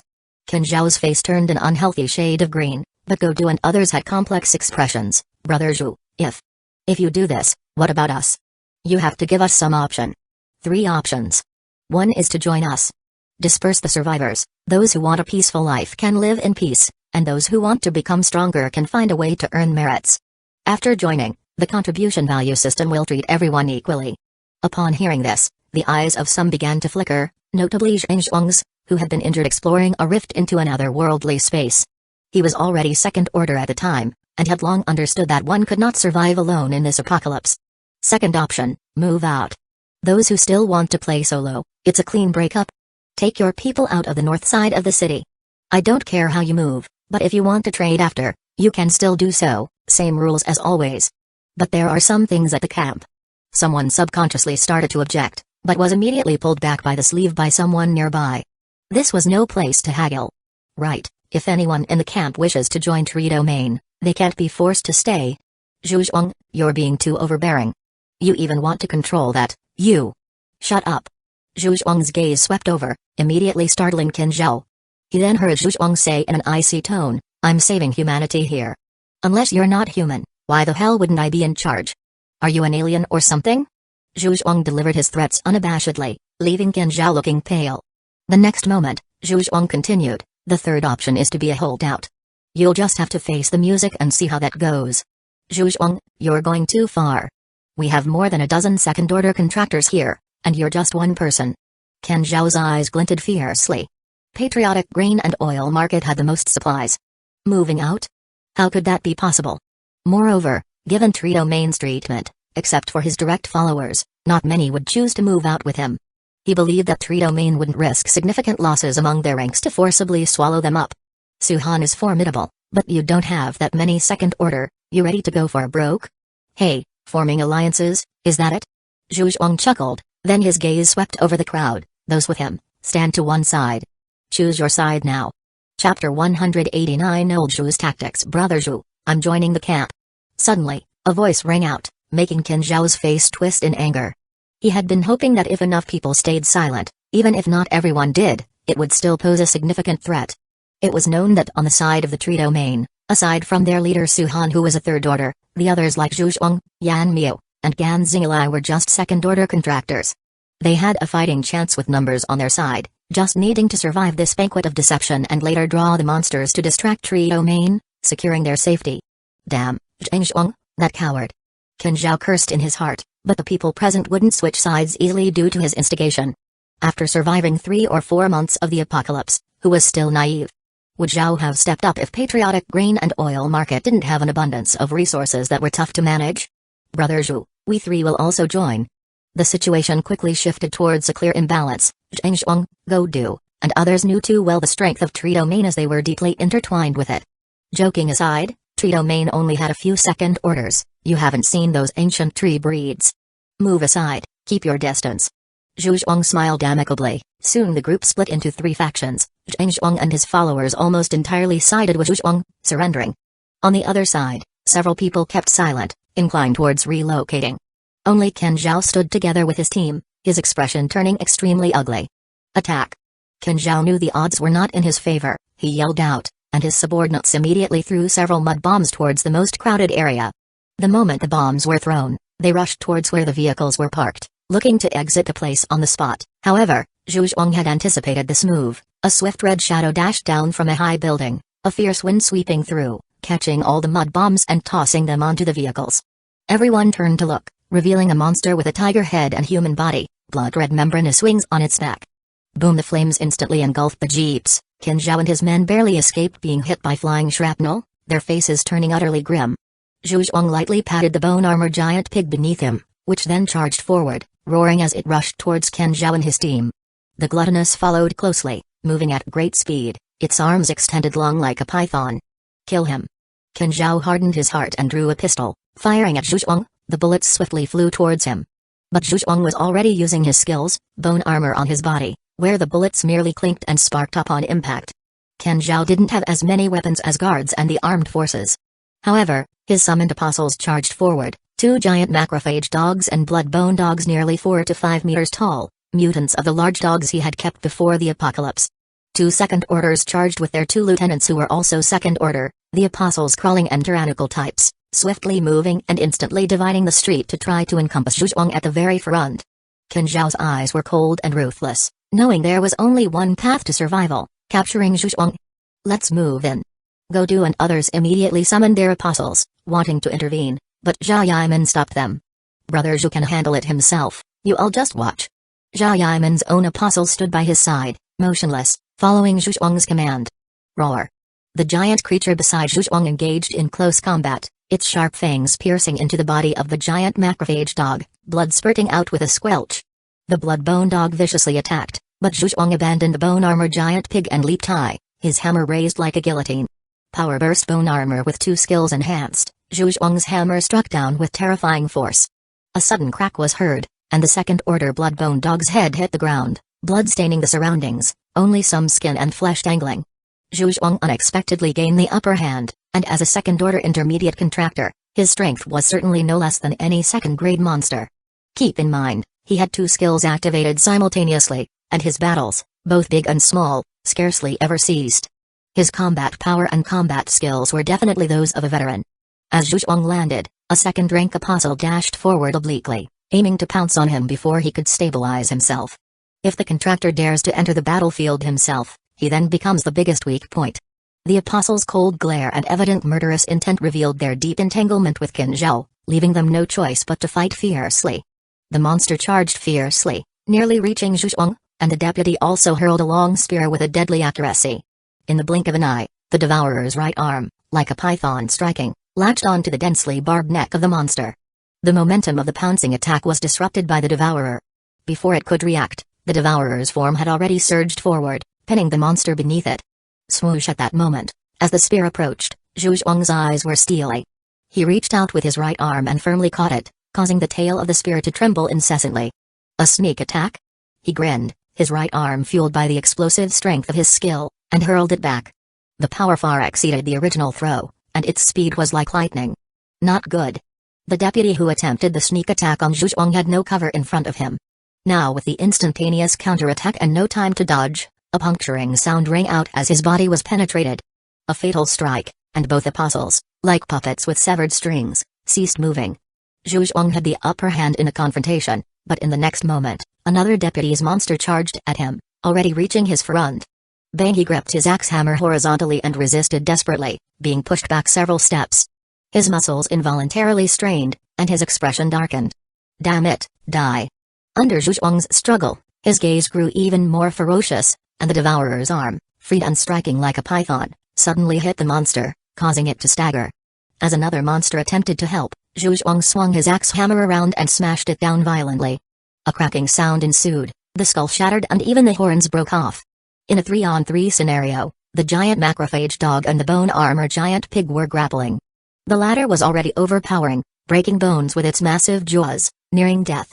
The Devourer was pinning down another second-rank apostle, mercilessly beating it, while another second-rank apostle in front of Zhu Zhuang was just trying to struggle back to its feet to continue the attack. But another heavy blow from the axe hammer had already descended, crushing the head entirely, like smashing a melon. Zhu Zhuang strode toward Ken Zhao and the man beside him, his body smeared with the blood of the apostles, the bone armor looking even more fierce. Bang bang bang! Ken Zhao was frantically firing a handgun, but under Zhu Zhuang's control, the bone armor covered his entire body, even resembling a skull mask on his face. The bullets were ineffective, and Zhu Zhuang had already reached him. PSSH with a sweep of his axe hammer, two heads dropped to the ground instantly, leaving no chance for pleas. Clang! With the death of the two men, the 40 to 50 subordinates immediately dropped their weapons and begged for mercy. Boss Zhu, we'll join the tree domain. Yes, we'll join. Please, let us go. I'm first order upper grade, still useful. Zhao Yimeng, round them all up and interrogate them before dealing with them. Yes. Zhao Yimeng led his men forward, and the search team members controlled them one by one, chaining their hands and feet. Although this couldn't suppress the summoned apostle, as long as the apostles appeared, they could directly eliminate the contractors who fled, which was still highly intimidating.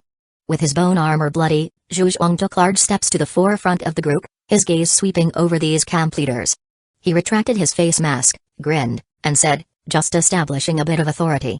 The tree domain will take back the north side of the city, and anyone who stands in our way will be eliminated.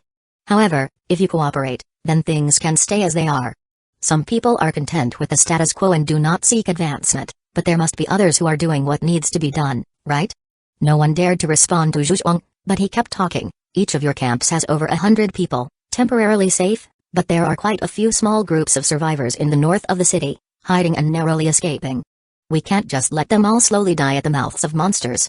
So, how you choose in the next 3 days is what you'll do. The east side of the city is a bit safer, you can go there to buy some more time. Though the west is chaotic, we have no immediate plans to go there, you can stay even longer. Consider it carefully, just don't regret it later, consider this a fair warning. Chapter 190 Conference 4 survivors chose to seek refuge in the tree domain territory, one of which was Zhang Zhuang, who occupied the Qinglan Street subway station. Although he only held one subway station, his personal strength was quite formidable, so the number of survivors he gathered at the entire site was approximately 200 to 300. At the same time, thanks to the discovery of traces of the rift to another dimension last time, they had obtained a second-order low-grade injection from the tree domain. Along with the usual scavenging of metallic resources and monster flesh to exchange for resources with the tree domain, there were two people at the camp who were second-order. One was him, and the other was his deputy, Li Yuan, who also possessed second-order low-grade strength. However, this time he stayed behind at the subway station and did not come out. He had a great deal of trust in the tree domain, which is why he didn't deploy everyone, unlike Ken Zhao. Not only had all three of their second orders come along, but they'd also brought bombs, indicating they were fully prepared. They had merely miscalculated the difference in strength between them. The second survivors' camp was naturally the trio from South City No. 2 Middle School, who capitalized on the geographical advantage of South City No. 2 Middle School, gathering the most people, nearly 500, and all three of them were second order, also a formidable force. It wasn't that they couldn't move away, but they were bound too closely to the tree domain camp. Most of their people had exchanged for injections and were well aware of the tree domain's might. Instead of moving now and struggling to survive elsewhere for a few months, it was better to join now and contribute more to improve their strength. As for the third and fourth, they were survivors from the nearby Along Garden community and He-Waiting community, with two second-order leaders, and about 200 people in total. Most were community residents who had banded together, with families in tow. Joining was actually a good thing. They had not joined previously because the tree domain camp once consciously controlled and didn't actively gather too many gathered survivors. At that time, they also didn't understand the tree domain well and dared not entrust themselves and their families to it. But now it was different. The crowd headed back to the tree domain from the South City No. 2 Middle School Boulevard. The closer they got to the tree domain, the more shocked Zhang Zhuang and his fellows were. Along the street, every few dozen meters stood creepy, 5 to 6 meter tall dark red willow-like monsters. Their branches and vines twisted and thrashed, entangling many monster corpses, piercing through their bodies. Each parasitic corpse willow seemed like a tree of death adorned with hanging corpses. The eerie scene frightened them greatly, but they unanimously believed that this must be the work of the tree domain. With the corpse willows as guards, killing monsters, and given their sheer number, the tree domain camp had become even more unfathomable. Apart from those terrifying corpse willows, scouting teams, patrol teams, and various logistics teams were busy going back and forth. Carts pulled by vine giant rats carried loads of monster corpse and resources towards the belt area. In the sky cavalry on blood-winged tigers flew back and forth at a low altitude, scouting the surrounding environment. On the ground, a large number of vine giant rats bustled about, either carrying people or patrolling in teams. They were in full military preparedness. This was everyone's first impression. The entire tree domain was operating like a vast machine. Captain Zhu. The guards on patrol duty at the gate immediately greeted Zhu Zhuang. Zhu Zhuang nodded and said, "Open the gate, then lead the others to the reception house to wait." The others referred to the followers of Zhang Zhuang and Godu. As for the people captured by Ken Zhao's side, Zhao Yiman would personally detain them in the prison until their guilt or innocence could be ascertained and further decisions about their release could be made. "Yes, sir." The guard opened the gate, and Zhu Zhuang led the people in. At that moment, the patrol squad's team leader approached and said, "Captain Zhu, please head to the Summer Garden Mall to wait for a bit, the leader is calling for a meeting." Zhu Zhuang was taken aback and then said, "I understand, thanks." He glanced at Zhang Zhuang and the others, thought for a moment, and said, "You come with us, too. Wait there, and perhaps the leader will meet with you." "Thank you, Brother Zhu." All of them were emotionally intelligent, and they immediately understood Zhu Zhuang's kindness. Having the opportunity to meet the boss after submitting was much different than not meeting him. At least they might have a chance to show their loyalty. Zhu Zhuang led the group to the vicinity of Summer Garden Mall. The towering mother nest ancient tree stood beside the building, surpassing the height of high-rise buildings by a substantial margin, with robust branches and leaves covering a large swath of the sky. Beneath the thick and secure canopy, crystalline fruits and ancient tree crystals draped the branches, like a host of stars under the leafy sky, illuminating the whole area. Mysterious and sacred was the first impression upon facing the mother nest ancient tree. Countless monsters made it their mother nest, yet its radiance would dispel the fog. Coming out of their initial shock, Zhang Zhuang and the others hurried to keep up with Zhu Zhuang's footsteps, hastily making their way toward the Summer Garden Mall. The abandoned vehicles, discarded items, and rubble along the route had been completely cleared. The dry street trees and lawns on both sides had been cleanly cut down, and now, fruit trees had been planted, and wheat sown. While not lushly verdant, these living plants brought even more joy. Zhang Zhuang and his companions took it all in, and somehow, their anxiety diminished. Upon arriving at Summer Garden Mall, Zhu Zhuang turned and said to them, "You wait in the reception room for a while." "Understood, Brother Zhu." The guards escorted Zhang Zhuang and his 6 companions to the reception room, served them tea, and then closed the door as they left. Everyone took their seats around the tea table and fell into a long silence until Tian Shao from the Long Garden community, with his deep voice, broke the quiet. "Brothers, what do you think?" Tian Shao was a short and burly man with a scruffy beard who had saved his family of 3 with his brute strength. Naturally, he felt anxious about such a critical decision. Godu glanced at Tian Shao and said, "Going by the rules, we all know about Tree Domain's reputation. An old brother of mine, Zhao Qian, lost an arm during a hunt and joined this place earlier. Now he is a squad leader in the agriculture and pasturage team doing quite well. Zhao Qian was the brother who was severely injured during their escape from the Eye Beast, and later, because of his lost arm, he quenched his desire for adventure and joined the Tree Domain. Although he was a strong fighter, his serious injury made it difficult for him to join the combat sequence, but he was doing well working in the agriculture and pasturage team, where all were angel envoys." Zhang Zhuang interjected, "We should be able to trust them. They've even set up a hospital here, which is at least better than ours. We've all thought about reclaiming the north of the city before, haven't we? It's just that they acted quicker than we expected, but this is a good thing." Inside the conference room, Zhu Zhuang pushed the door open and entered to find that nearly everyone was already there. Su Han was seated at the head of the table, with Baikelin beside him, followed by Yan Miu, Gan Xinglai, and Yi Kaling in that order. The first circle consisted of the core members of the entire camp, while the second row had Bazio, Zhu Ziking, Cheng Xuan, serving as deputy middle layers of the camp, with a slightly larger number of people. Old Zhu, Please have a seat first. Suhan gestured for Zhuang to sit down across from Yan Mi in a genuine leather armchair of his choosing. The conference room was not particularly solemn but was used for advancing important plans. The last time was about the camp's system division, and this time was undoubtedly for the cleanup plan. As soon as he sat down, Zhuang started his report. 16 surrounding camps have been warned, 4 chose to merge. Qin Zhao from the patriotic grain and oil market reacted fiercely, so we made an example of them. The rest opted to relocate. Which 4 are they? Zhang Zhuang from Qinglan subway station, Godu from South City No. 2 middle school, Tian Shao from Long Garden community, and Wang Qinghai from Huiting community.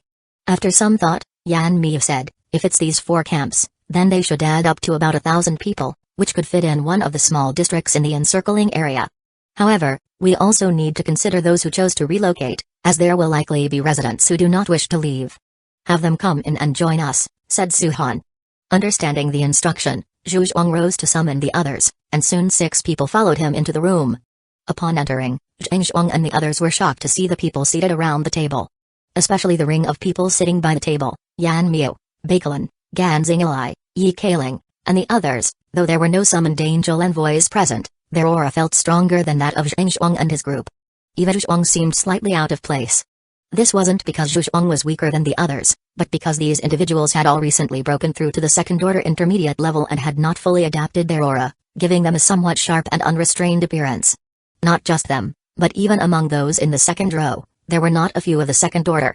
Damn it, Qin Zhao, that idiot, did he really think that tree domain lacked second-order individuals? Thought Zhuang and his group, cursing Qin Zhao inwardly. But since they had chosen the right side to join, they were now safe. Sorry for the interruption, they said politely. Zhuang suggested, sit in the second row with Xianing and the others, listen to the arrangement together. From now on, we're all one of us. The newcomers nodded and quickly took their seats. Suhan glanced at them and said, we've all interacted before, so I'll skip the introductions. Let's talk about the plan for integrating your 4 camps. After the 4 camps merge, their public supplies will go directly into the common storehouse. Personal items must be declared and checked before they can remain with their owners. For this merger, management will award a certain amount of contribution value based on the size of the camp, the quantity of supplies, and the demographic situation. Me will be in charge of this. Any objections? No objections here, no objections at all, the newcomers unanimously expressed. A look of pleasant surprise flashed in their eyes as Zhuang and the others had assumed that with the merger, they would have to slowly accumulate contribution value in the future, but they hadn't expected to be awarded contribution value just for joining. As for the public supplies, I do not want them, for any reason, to become private property. You all know what needs to be accounted for, Suhan added sternly. Don't worry, leader, we will definitely clean it up, there won't be such a situation, assured Godu, taking it upon himself to speak up first. Now that they had contribution values, there was no need for shrewd tricks, he certainly didn't want to die for it. They would need to keep strict control over their people to prevent any disgrace. Looking at them, Suhan inquired, how many fighters do you have in your camps? After an initial pause and a moment of hesitation, Tian Shao asked, does the leader mean contractors, or those with a certain level of combat capability, excluding the old, weak, and contractors, Suhan clarified. Upon understanding Suhan's meaning, Tian Shao pondered for a moment before replying, Long Garden community has about 60 combatants, 1 second-order low-grade, 5 first-order upper-grade, and about 20 or so first-level intermediates. All eyes turned towards the other representatives, waiting for their responses. Chapter 191 Progress of the Strengthening Potion. Wang Qinghai continued, there are about 60 or so in Huiting community, including myself as a second-order, 6 first-order upper-grade, and around 20 first-level intermediate. About 100 fighters at Qinglan Road subway station, 2 second-order low-grade, 7 first-order upper-grade, and more than 30 medium. Around 200 fighters at South City No. 2 middle school, 3 second-order low-grade, 13 first-order upper-grade, and more than 60 first-level intermediate. Suhan calculated in his mind that the number of combatants from the 4 camps that could be brought into play was over 400, nearly half of the total number. This was different from the tree domain camp, which hadn't established a corresponding scale of production order, so there was no way to accommodate that many people in production. As a result, more hands would be put into the combat sequence, but now they were just right for use. Over 400 people, after merging, pick out some men to join the search and patrol teams as well as the reserves. Each of you will take command of a squad, he said. Understood. Old Zhang, how is the progress on the subway line? Suhan looked at Zhang Dehai and asked, We've already cleared through to 3rd Hospital subway station. Cleaning up towards South City number 2 middle school and the zoo direction is ongoing. Once we're past the encircling area, there are quite a few cockroach-sized monsters and rat monsters attacking, but still under control. How many days will it take to deal with everything? 3 days. In 3 days' time, all the renovations will be complete, and then we'll be able to fully mobilize materials and transport fighters. Suhan nodded, then turned to Yi Kailing and inquired, "How's the scouting of the surrounding situation?" "We've roughly surveyed it. There are a lot of monsters in the north of the city. Although there are fewer near where we operate, in the farther renovation areas, the eastern side's garment and electronics factories, and urban villages, there's obvious clustering of monsters, with a total number possibly reaching 200 to 300,000, she reported. At the mention of this number, everyone fell silent. But this was the reality. South City originally had a population of about 2 million, with several 100,000 people per district being quite normal. Even though at the onset of the event, many people did not mutate, the ones who could become monsters were not limited to humans. Insects, rodents, monsters that escaped from other dimensions, and the offspring they produced all added up to a number far greater than Yi Kailing's estimate. Yi Kailing paused, then said, "Currently, the camp has about 700 fighters in the search team, 700 in the patrol team, and 500 in the reserves. Adding the people from the 4 camps, we have about 1,900 fighters. Even if we count angel envoys as double their actual number, that's still less than 4,000. The combat pressure is substantial, and we can't deploy everyone." Of course, she was aware that all 3 of Suhan's angel envoys were incredibly powerful, each capable of taking on thousands or even more powerful entities. But clearing operations were not about destruction. You can't just destroy your way from one building to the next. Progress and clearing are crucial, and personnel are vital. The Mother Nest ancient tree could indeed offer the Yizu for battle, about 2,000 strong, but it was still a drop in the bucket. After all, they couldn't directly mobilize everyone for clearing activities. Currently, the camp's population is around 6,700, and it's still slowly growing. If we need to draw from fighters, there are still plenty of contractors in the infrastructure and agriculture and pasturage teams. No need, Suhan shook his head. Clearing was meant for better construction, not for committing all hands, and even if everyone were involved, it would not be practical. Proceed with the planned area-by-area blockade and clear. He looked at everyone, then said, "Deal with the affairs of those camps first in these 3 days. Olju. Here. Take your men and take over the patriotic grain and oil market, gather the people, secure the supplies. Those who need to be dealt with, categorize them properly between those to be eliminated and those to be absorbed into our ranks." Understood. We'll question them individually. If there are victims to point them out, we have a procedure for all this. We won't let any bad apples in. Good, take care of it. Suhan did not insist on everyone being genteel, polite, or modest in the post-apocalyptic world. That was nonsense. But he did demand that killings had reasons, pleasure not coerced. Those were the bottom lines. The cruel, murderous, and those who took pleasure in torment were unstable elements wherever they went. Moreover, in such a state, he always felt it closely resembled a fallen, and in the future, as one grew stronger, the likelihood of becoming distorted was undoubtedly higher. Mio, you take people and keep an eye on the camps that need to be moved. I expect they'll make some moves. Loosening up on manpower transitions and material exchanges for contribution value can be moderate. We still have use for them. Understood. Zio has been preparing for this. The lab and Ji Minyang's team have been continuously making injectables, and we have sufficient quantities. From the outset, allowing the existence of small camps and opening a trading system was with the preset goal of harvesting. The existence of small camps, constantly clearing the surrounding monsters, scouring the area for resources, did more than just stabilize the surroundings and concentrate resources into tree domain's hands through trade. It also presaged the present moment, when it was time for expansion and relocation. The population and resources that couldn't be taken would necessarily be converted into portable resources, such as injectables, medicine, and so on. At this time, it would be a second harvest, or cutting the leaks. Suhan didn't mind providing them with a bit more help at this point, trading inconsequential human body enhancers for more human resources and valuable materials, while also enhancing their strength to stabilize and expand more territories. Zhang Zhuang and the others, upon hearing this arrangement, also understood the underlying logic and couldn't help but exchange wry smiles with one another. Good thing we joined him, otherwise we would really be calculated against at every step. Suhan continued with his arrangements, saying, after handling the affairs of the camp, start the overall clearance. Use the 3rd hospital, South City number 2 middle school, and the zoo as the second defensive wall line. Once the Blackrock Tree monsters and the construction team have finished with the subway, they should start building walls and blocking roads, and then sweep the interior of monsters. Conquering the north of the city wouldn't be accomplished overnight. Without a doubt, if this encirclement were to be established, half of the northern part of the city would be brought under the Tree Domain Camp's control. Understood. Everyone understood the plan and began calculating how they could contribute based on their own position. Even with the division, the number of monsters within this circle was significant, and clearing buildings was far from simple as one might imagine. The meeting was brief, and even some minor issues wouldn't be brought up here. For instance, the first batch of medications for external injuries was about to be ready, requiring manpower for preparation, and the hospitals needed to reallocate some educated young people to train in medical skills. Among other things, these were always handled by Yan Miu. Only pressing matters concerning the entire camp and related to the direction of its development were discussed in this meeting room.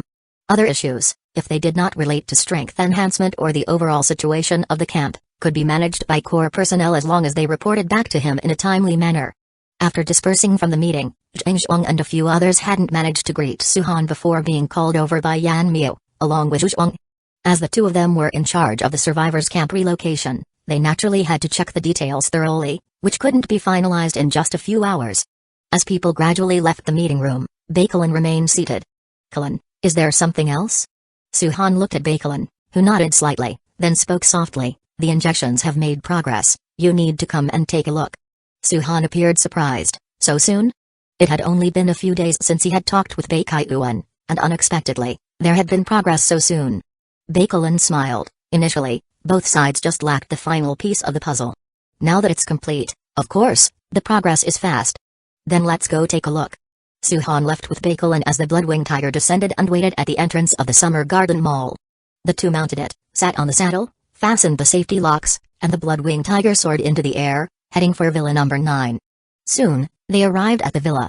Su-Han observed the property, guarded by patrols and illuminated by ancient tree crystals. However, compared to the situation around the Summer Garden Mall, it seemed somewhat cramped. It was hard to believe that a large number of injections were produced here. "What's the matter?" Seeing Su-Han stationary, Baikalin looked at him with a puzzled expression. "After a while, have me organize a building next to the Summer Garden Mall as the new laboratory building. This place has become too small." Baikalin laughed. "That doesn't need your saying. We are already preparing for it, including some newly found laboratory equipment that is being moved in. However, some projects still need to be finalized here. Let's go, it's in the backyard." Baikalin led Su-Han around to the back where the field that used to hold captive monsters was now entirely occupied by the laboratory and isolated. Ordinary people were not permitted to get close. As soon as Su-Han and Baikalin arrived, Ji Minyang, Shu Hongwing, and others noticed the commotion. Bei Shan was also there and turned around in surprise. "Su-Han, you've come." In his hands, Bei Shan held different types of prepared injections. In front of him, there were neatly aligned metal cages containing not only monsters but also many men and women. Su-Han seemed unfazed by this, as a camp consisting of thousands of people, with constantly accepted survivors, always had many unstable individuals. Some had done things they shouldn't have. The camp had a prison, and the possibility of hard labor was slim. They would contribute directly to the experiments instead. What stage has the process reached now? Su-Han looked at what was before him and asked Bei Shan and Baikalin. "Let Kalin explain." Bei Shan gestured for Baikalin to speak, who did not decline. "The development of the human body enhancers has completed the initial experiments. We have now prepared the number 1 injection, and the corresponding enhancement level should be around first level intermediate. 20 different men and women, both ordinary people and contractors, were tested for comparison, and all showed varying degrees of enhancement effects. Since the materials used were primarily spiritual energy mines and crystal mine fruits, with spiritual factors extracted from monsters as an auxiliary, no significant side effects were observed." "Side effects?" "Yes, since it's an enhancer, there will be side effects during the process, including the possibility of severe pain or a certain degree of facial mutation. The chances of mutation are very slim, and the extent is not severe. The fundamental reason is that those being enhanced are not only ordinary people but are also suffering from diseases."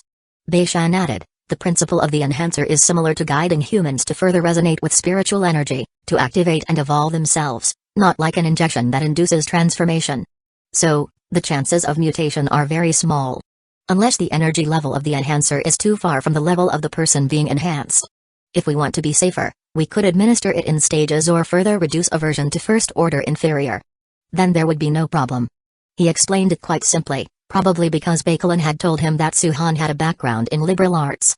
Bakelin handed Suhan a document and said, "Actually, I wanted you to come and look at this.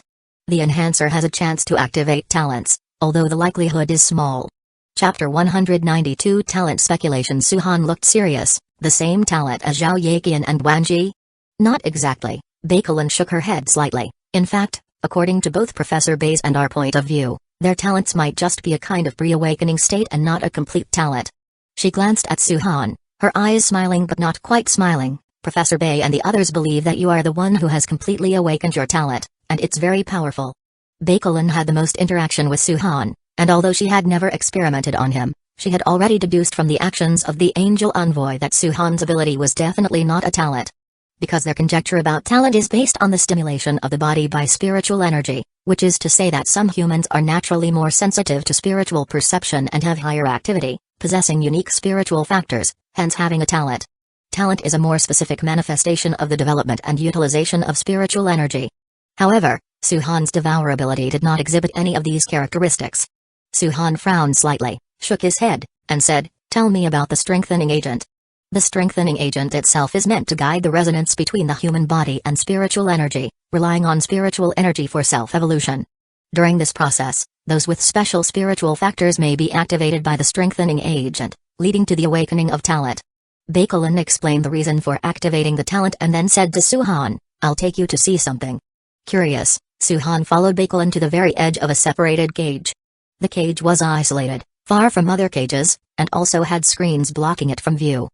Once the screen was removed, it revealed a dark-colored metal cage, 5 meters in length, width, and height. The solid iron bars constructing the cage were almost as thick as a wrist, incredibly sturdy.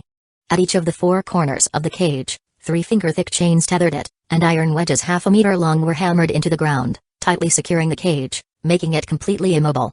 Suhan recognized this cage. It was the same one he had used before to imprison a second-grade monster.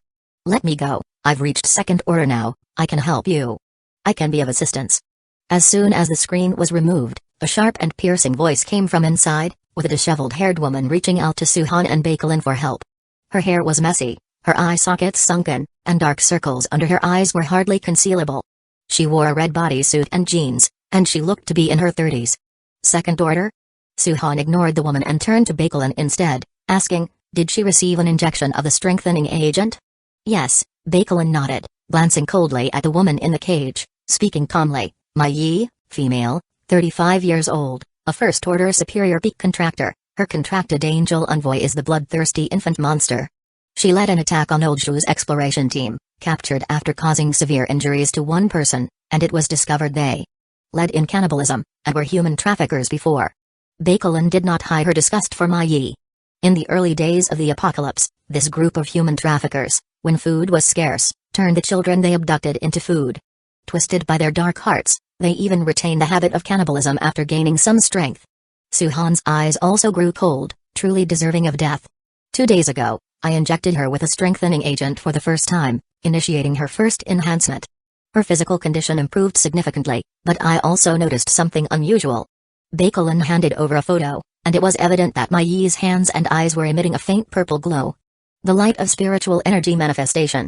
I don't think it's a mutation, it could be a talent. After comparing her genetic and spiritual factor data with that of Zhao Yaqian, I found similarities. So, I injected her with a second dose of the strengthening agent, and the spiritual light became even more pronounced. "You want to continue?" Suhan understood Bakelin's intentions, and she nodded. "I think she's about to awaken successfully." "Then let's try," he quickly agreed with Bakelin's idea. To him, she was just trash, and even if she might possess a talent, what of it? No sooner had he spoken, than the woman's eyes suddenly became vicious and full of venom, like a poisonous snake. "Why won't you let me go?" She banged against the cage violently, causing a loud clang, all her previous pitiable demeanor just a disguise. Her attempt to escape from Suhan, the leader, had clearly failed. The loud commotion awakened the monsters in the distant cages, and roars rose, accompanying Mai Yi's gaze, indescribably terrifying. At that moment, Suhan also noticed the faint purple light on Mai Yi's hands, not just light but more like spiritual energy coalescing into some kind of tangible matter. Spiritual energy resides within humans and monsters and is the source of all changes. But directly using materialized spiritual energy, controlling it, that was an ability Suhan currently couldn't achieve.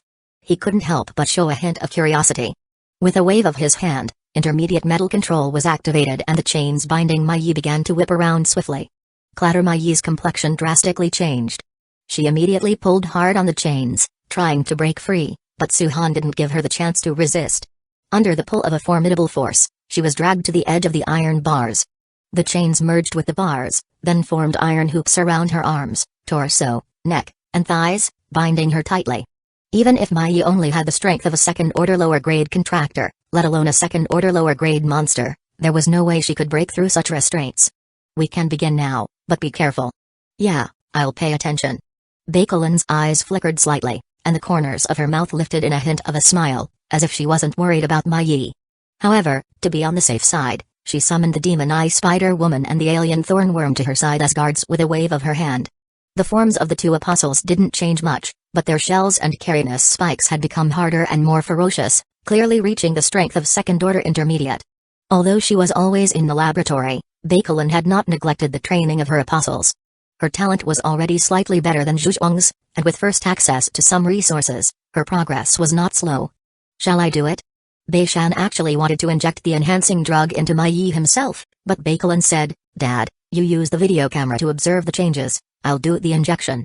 Thanks to the restoration of electric power, some scavenged video cameras, mobile phones, and computers could now be used, even though they could not connect to the internet. Of course, more delicate equipment was more prone to damage. Those that could barely function in their hands had been selected many times before they were found. Then be careful. Bei-shan seemed to be worried about his daughter as well, and summoned his own apostle, quickly surrounding the entire cage.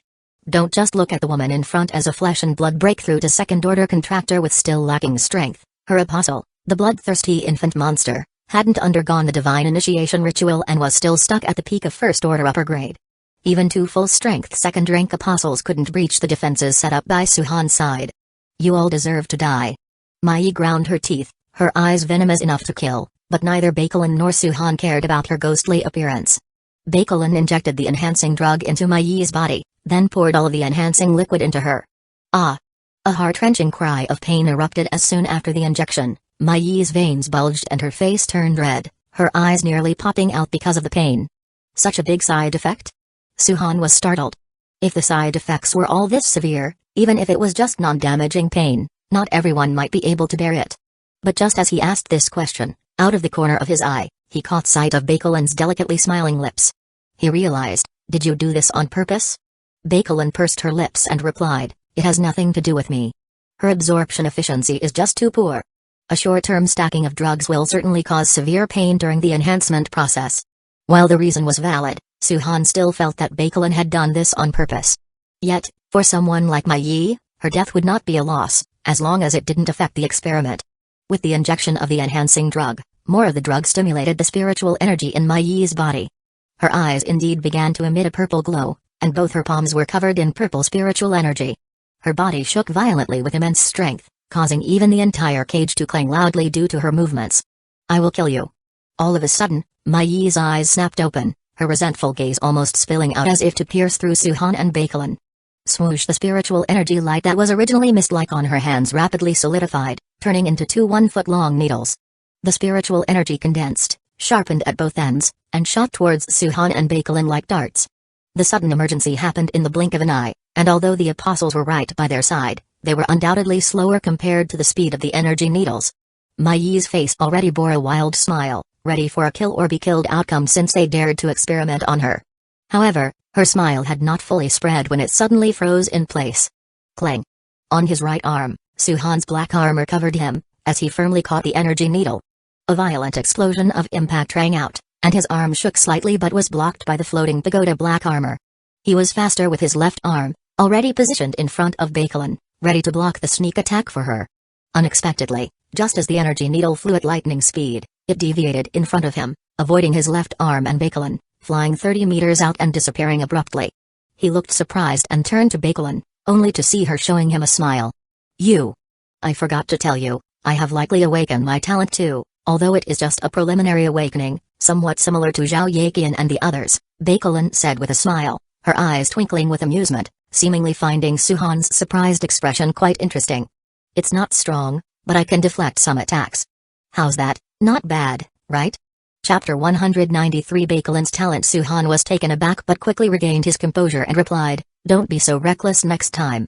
He also realized that Bakelin was always cautious, so how could it be possible that for this experiment she merely had the angel envoy stand by her side, rather than in front of her? Moreover, knowing that Mage might awaken a talent, she certainly wouldn't stand so close after the injection. What she was relying on was her newly awakened talent. However, even so, if something unexpected had happened, it wouldn't have been good at all. Bakelin just nodded without answering. Suhan thought she wasn't worried about Mage's sneak attack because of her trust in her talent, but what he didn't know was that she was at ease because Suhan was by her side. Just now, even if she hadn't blocked, Suhan had already moved to protect her a step earlier. "You all deserve to die." The triumphant smile on Mage's face had turned into endless curses, and she condensed her spiritual energy into a solid light, trying to continue gathering spiritual energy long needles for an attack. However, before two spiritual energy long needles could be formed, a cold light swept through Suhan's eyes as he activated metal control. Chains and iron hoops immediately grew spikes, piercing into Mage's body, and the intense pain made her lose control of the spiritual energy long needles. Beishan quickly stepped forward at this time, injecting a syringe into her body, and the anesthetic instantly spread, soon rendering Mage completely immobile. "Dad, remember to draw her blood, take a bit more, she won't be around for long." "Understood." Beishan turned his head to look at Ji Minyang and the others. "Minyang, come over and help." With Beishan's assistance, Bakelin took a few steps back with Suhan, making room for Beishan and the others to work. That spiritual energy long needle just now was quite good, but it doesn't seem to make much of a difference compared to synchronized skills, does it? Synchronized skills, though currently there weren't many in the camp capable of synchronization. Suhan was one, Zhu Zhuang was another, and Yan Miu had synchronized the Shadow Strike skill, but not many were aware of it. Without exception, they could all unleash special abilities. There's a difference, but it essentially points to the same thing. Bakelin gave an enigmatic answer and Suhan, puzzled, asked, "What do you mean?" "Spiritual energy." As Bakelin recorded the data on Mage, she murmured softly, "Spiritual shaping control, range 30 meters, strength close to metal, speed undetermined." Although the recorded data marked as undetermined, it was more about the direct impressions during the attack. But that was enough. After all, what she wanted wasn't to research Mage's spiritual power talent, but to confirm certain conjectures. She raised her head and said to Suhan, "I believe that talent itself is a special development of the human body with spiritual energy, and as contractors keep strengthening their powers, you too might be able to control spiritual energy directly at 4th or 5th order and beyond, shaping it for attacks." Suhan was still a little confused. Talent and skills are essentially both applications of spiritual energy. Yes, but skills are dependent on it. They can't be enhanced or deciphered without synchronization, besides the skill itself. Bakelin lifted her fair right hand, with the Book of Blood Spirit on it glowing slightly red. "We are not sure about the good or bad, the pros and cons of this Book of Blood Spirit." The origin of the Book of Blood Spirit, other than possibly being related to that demon eye, was completely unknown. Skills can be used, but leveling up can only happen through the advancement and synchronization with an angel envoy. Many people find it difficult to cross that step, and only during a divine initiation ritual might there be a major change, unlike you. Advancing skills had locked pathways, at least they weren't that easy. Suhan reflected on this, realizing he had indeed overlooked this point. Although he had skill synchronization, among the many angel envoy skills, it was only the intermediate metal control, level 2 floating pagoda black armor, iron skin, and primary self-healing that were synchronized. A lot of usage and comprehension could synchronize skills, but this in itself was not simple, not to mention many people's angel envoys might not have significant skills. "I have been negligent. But according to you, talent has no limits." "I never said that." Bakelin shook her head and said, "It can improve autonomously, and that's enough. Develop it yourself, grow stronger by yourself, and as the body gets stronger, take it further, making the power increase all the more substantial. After all, it's better to walk on 2 legs than 1. The principle was simple and easy to understand. Having an alternative plan was also about enhancing humanity's overall strength. If there's no problem with the enhancement drug, let's prepare it as soon as possible. If the base physical quality is stronger, even without awakening a talent, one can contract with a stronger first-level angel envoy, raising the overall power. The first-level intermediate enhancement drug requires either a spiritual energy or a crystal mine fruit. The monster blood material is actually simpler. With so many descendants, the overall consumption isn't that big. An average of 10 spiritual energy ores can be found on the beach every day in the rift to the otherworldly space, but I'm concerned that it will strain your resources, so I've only used the crystal mine fruit. Crystal mine fruit. Suhan pondered. It seems that about 10 to 20 can be converted daily, and it depends on the consumption by the Mother Nest ancient tree that day. The crystal mine fruit was produced by the Mother Nest ancient tree, converting the spiritual energy in the environment and the monster flesh and blood absorbed by its roots. If the ancient tree crystals converted were more that day, or the replacement of descendants was higher, the distribution to the ancient tree crystal would be less. Naturally, production would drop significantly unless the level of level 1 crystal mine fruit was increased. Let's not use the spiritual energy ore for now. I'll find a way for the crystal mine fruit. Bakelin nodded, as this was also her intention. The stronger Suhan became, the stronger the camp would be. The resources must be concentrated on Suhan first, as that was the optimal solution. How many enhancement drugs can we currently produce? If they're all first-level intermediate, then around 100 or so. However, if we prepare first-order upper grade, or even second-order enhancement drugs, there will be fewer. Suhan frowned slightly. This amount wasn't much. The spiritual energy mine in the rift of the different space in the eastern district of the city is also being sent over here. I will increase the production of the crystal mine fruit in a few days. There's another thing. Bakelin suddenly interrupted Suhan and spoke up at this time. What is it? Go ahead. I want to apply for an enhancement drug injection. Have you act as my protector to see the exact situation of my awakened talent? We've just finished the experiments. Let's wait until others have used it too. You. Don't worry about it, said Bakelin. When it gets to our own people using it, it's necessary to use it sooner or later, and I've already preliminarily awakened. If fully developed, the reference value will be higher. Wait for you. At this point, Bakelin stopped speaking. Among all the people, aside from herself showing some signs, Suhan was undoubtedly the most likely to awaken his talent. I'm ready. Bakelin picked up a box from the experimental table set on the grass beside her, which still contained 3 enhancement drugs, marked with the number 2. The number 2 enhancement drug was equivalent to first-order upper grade, slightly weaker than her own strength, but the quantity was sufficient to compensate.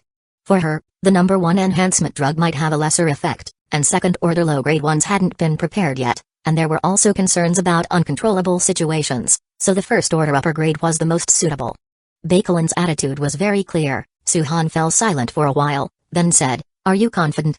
Bakelin spoke. I have a premonition that my talent should be somewhat effective. My research progress has accelerated a lot these past few days. Then let's try it. If anything goes wrong, stop immediately. Bakelin showed a smile.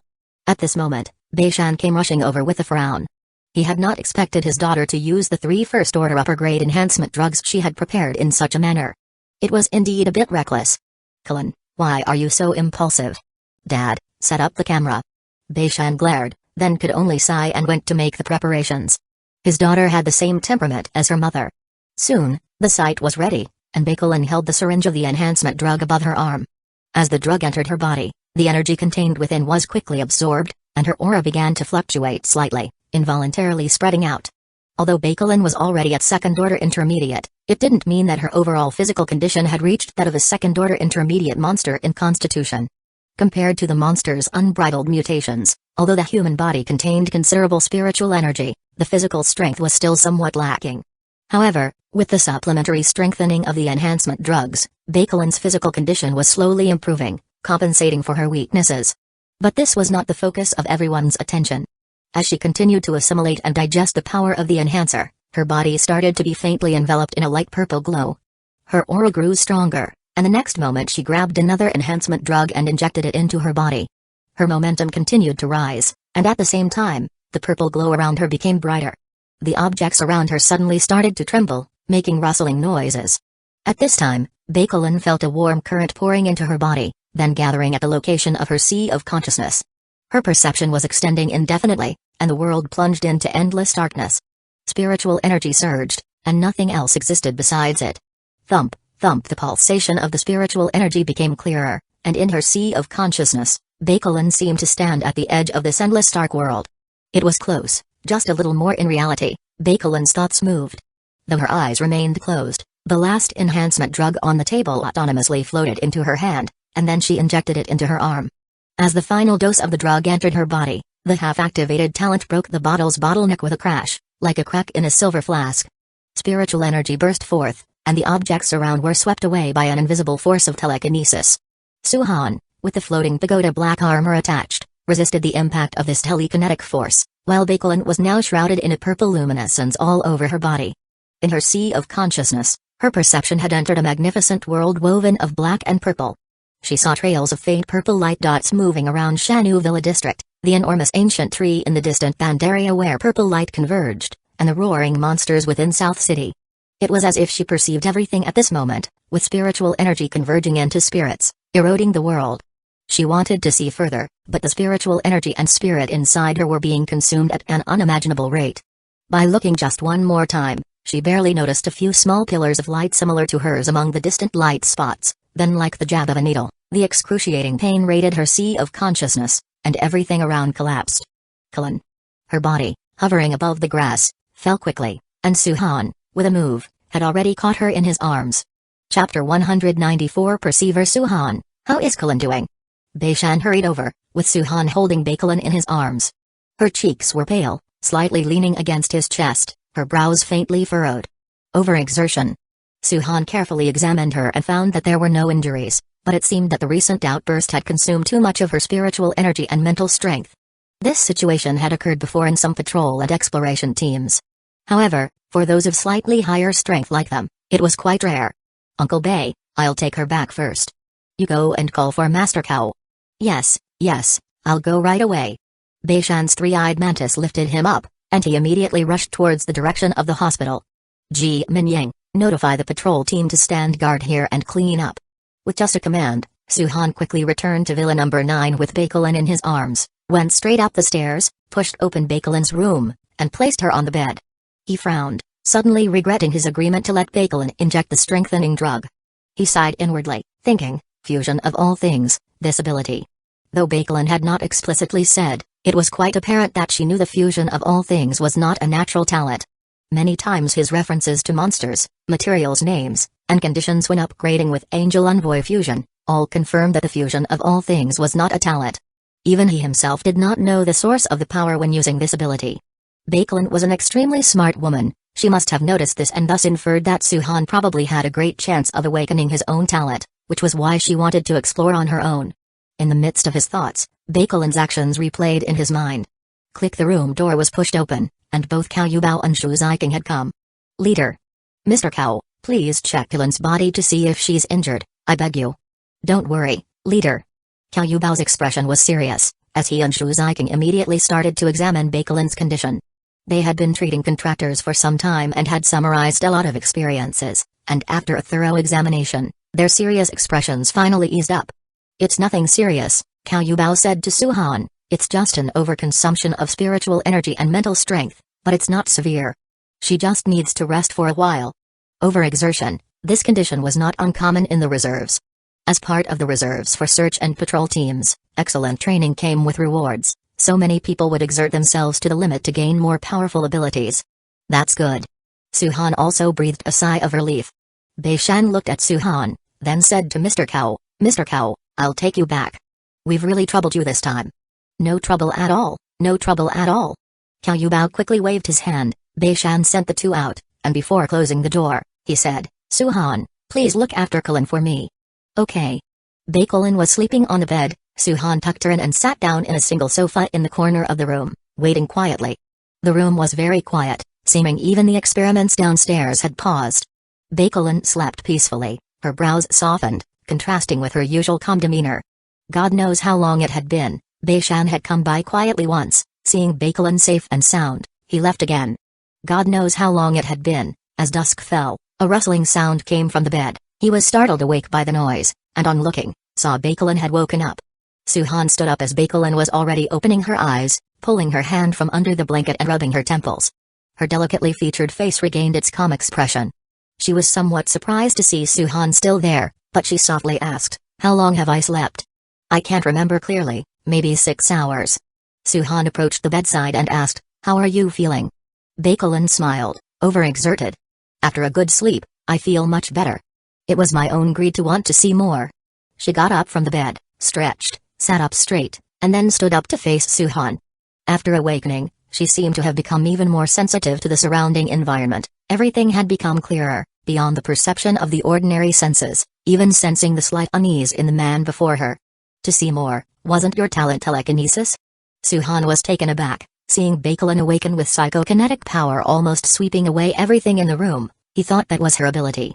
Not entirely. Psychokinetic power is just an incidental ability, nowhere near as useful as the real talent. Bakelin pondered for a moment, then suddenly asked with a smile, "Would you like to experience it?" Suhan was puzzled, but Bakelin had already taken his hand and whispered, "Don't resist." A strange sensation rose from both of them as if their consciousnesses touched and clustered together. Bakelin's face turned slightly red. Using this method for the first time, she hadn't controlled it very well. However, she quickly calmed down and immersed her spirit in the consciousness space, instantly taking Suhan with her. Suddenly everything around them became dark and boundless, and they stood above a black lake with darkness all around. Suhan looked around in surprise, knowing this place wasn't the real world. "I call this the spiritual world." Bakelin still held his hand, speaking softly beside him. As her voice faded, ripples surged, and then, in this boundless dark world, streaks of purple began to appear. The darkness gradually took shape, resembling buildings, with purple lights, bright and dim, moving around them. Suhan immediately realized, "Is this around Shenu Villa?" Bakelin nodded and said, "My ability is mainly spiritual perception, sensing psychic fluctuations, using spiritual telepathy, and I also have a bit of telekinesis. This is the spiritual world. Entities with spiritual energy can see more clearly here. The upcoming cleansing operation should be much easier. Let's exit first." Suhan held her hand and suddenly said. Bakelin was stunned, then heard Suhan say, "This state consumes a lot of your energy." Both were holding hands, and Bakelin was almost unguarded. Suhan could vaguely feel the consumption of spiritual energy. Bakelin suddenly smiled, nodded, and hummed an acknowledgement. The spiritual world faded away, and their consciousnesses returned to the real world. "If I don't try to probe beyond the limits, the consumption is significant, but not immense." Bakelin released Suhan's hand and explained to him. "Probing the boundary? Perception has its boundaries.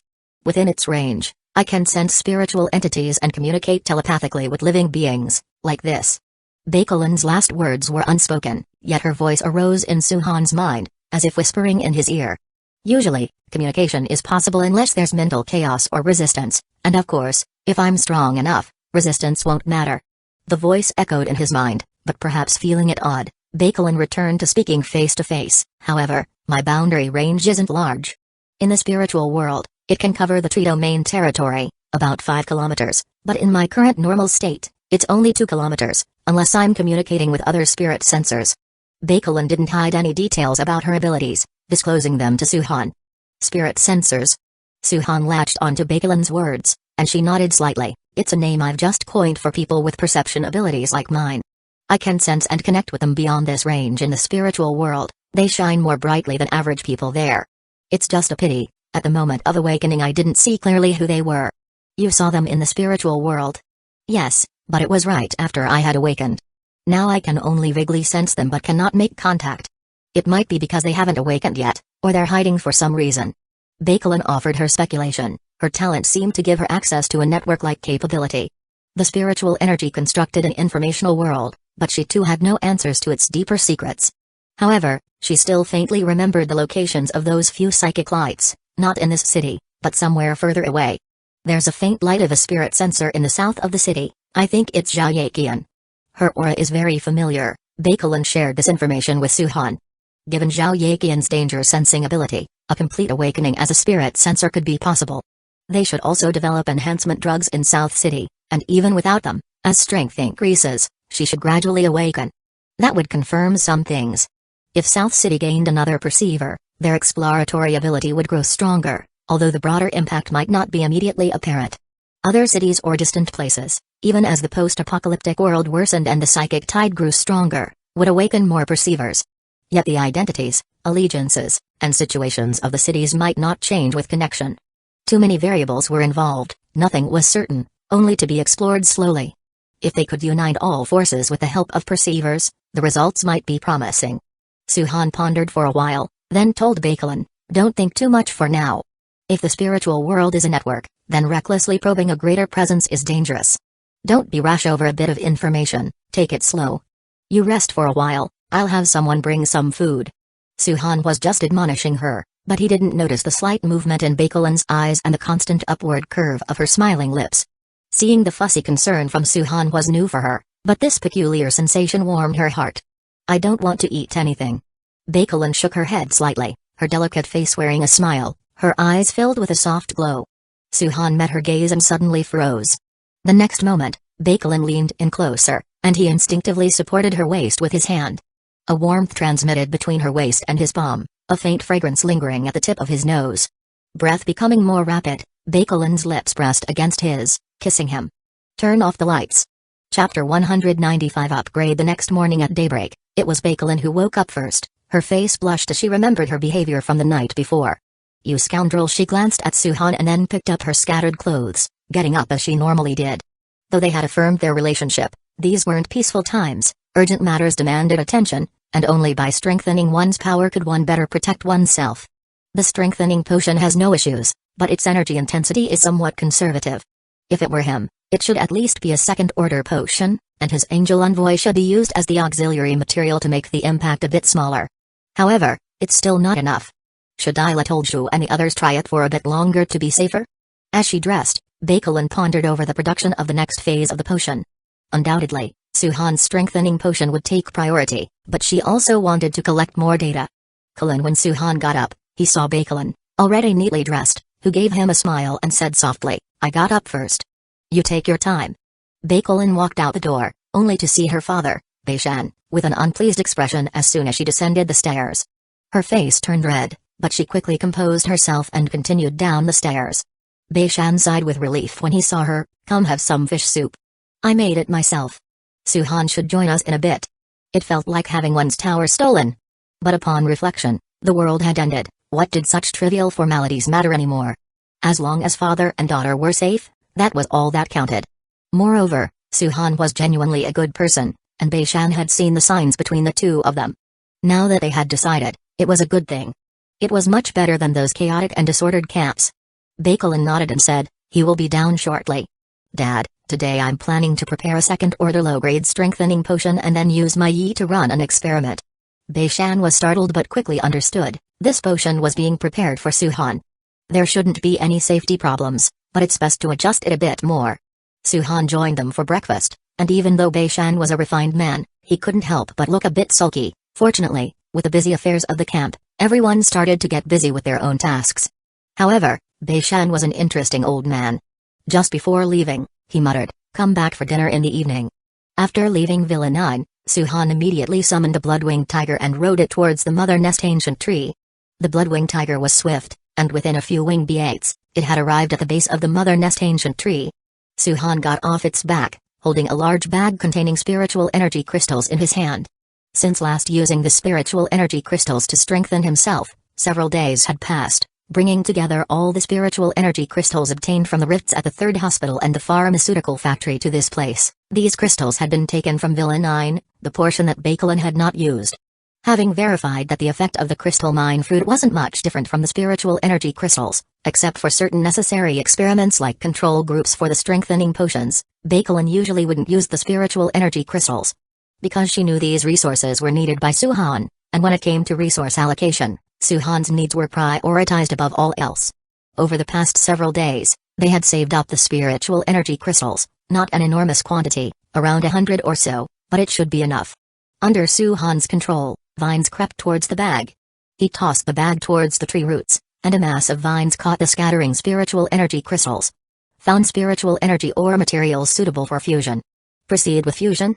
Fusion. Suhan silently invoked fusion, and fine threads of tissue began to spread over the spiritual energy ores, slowly assimilating them. The spiritual energy ores gradually disappeared. The fusion process was not particularly fast. Would it take a little over a day? Estimating the speed silently, Suhan's eyes flickered as he summoned the blood-winged tiger and began to look for his other two angel envoys. The scorpion spider demon set out with the team to scout and slaughter monsters, merging with more monster flesh, while Suhan also had the blood-winged alligator dragon return to Nanwang Lake to prepare to fuse with the water.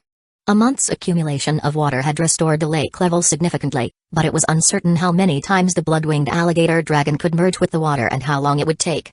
As time passed, the mother nest ancient tree completed the fusion of the spiritual energy ores after a day and a half. It was not just the initial 100, but also 23 more ores delivered that day that filled the fusion degree.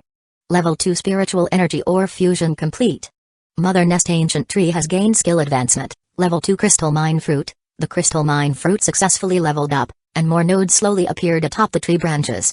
Tiny crystal mine fruits began to form on them, slowly converting the surrounding spiritual energy into crystal mine fruits. The output of level 1 crystal mine fruit was only about 10 to 20 fruits per day, but level 2 saw a significant increase to around 20 to 50 pieces, with a substantial improvement in conversion capability. As a result of the successful fusion, the Mother Nest ancient tree gradually grew larger, its form became even more massive, and the area it covered expanded to 6 kilometers. Vines extended gently outwards, no longer confined to the ring belt area, but spreading towards the surrounding streets, yet this was still not enough. Su-han, observing the colossal body of the ancient tree and its waving vines, appeared contemplative as he pondered a question: should he focus on fusing with monster flesh next or with rock and soil? The fusion with rock and soil was slower and had a lower compatibility rate, but the advantage lay in its quantity. The compatibility rate with monster flesh was not low, and fusion was comparatively faster, but both the Mother Nest ancient tree and the scorpion spider demon required monster flesh. There would be some degree of competition for resources. If there was ample time, the choice wouldn't matter, but given the current need to sweep the entire northern city sector, Su-han decided to opt for efficiency. From level 6 to level 7, the amount of monster flesh needed for essence of flesh fusion could be substantial. Su-han mulled it over. Previously, thousands of monsters' flesh had been required for level 6 essence of flesh, and who knew if it would take tens of thousands for the next level up or if higher grade monsters would be needed. The demand for rock and soil was significantly less, and crucially, the role of the black rock tree monster was substantial. Having made his decision, Su-han directed the vines with his thoughts. Some extended towards the vicinity of Nanwang Lake, preparing to fuse with the surrounding rock and soil, including part of the lake bed, to expand the lake's capacity. Back in the ring belt area, Zhang Dehai had previously dug 2 large ponds that were now home to horned carps, black-finned arowanas, red mudloaches, and black armor river clams, all aquatic evolved kinds, as well as evolved kind plants like purple lotus and thorn algae. They were breeding quickly, especially since Ji Jichun's fish-rearing team was already experimenting with mixed grain feed, so considering the breeding rate of these evolved kinds, the 2 large ponds might not be enough. Though having black rock tree monsters could make digging simpler, real estate in the city was incredibly valuable. Though the population had decreased, destroying buildings seemed a waste, and reconstruction later would be difficult. It was better to enlarge Nanwang Lake. Besides expanding the lake, the vines also extended over some collapsed buildings and wastelands. Found materials suitable for rock and soil fusion. Proceed with fusion? Fusion. Meanwhile, Su-han was continuously fusing materials, enhancing the Angel Envoy's power. On Zhu Zhuang's side, he was leading Zhang Zhuang and others in handling the relocation of the camp, and they had to clean up the surrounding camps thoroughly.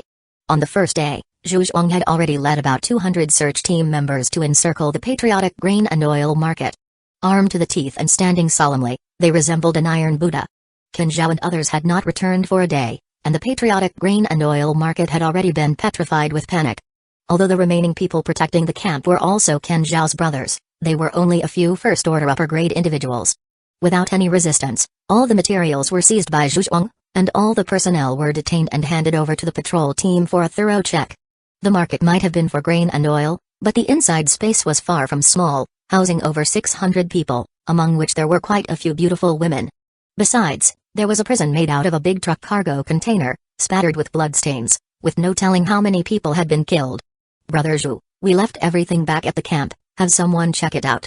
The convoy assembled in front of the Walmart, with 3 big trucks and about 10 smaller vehicles.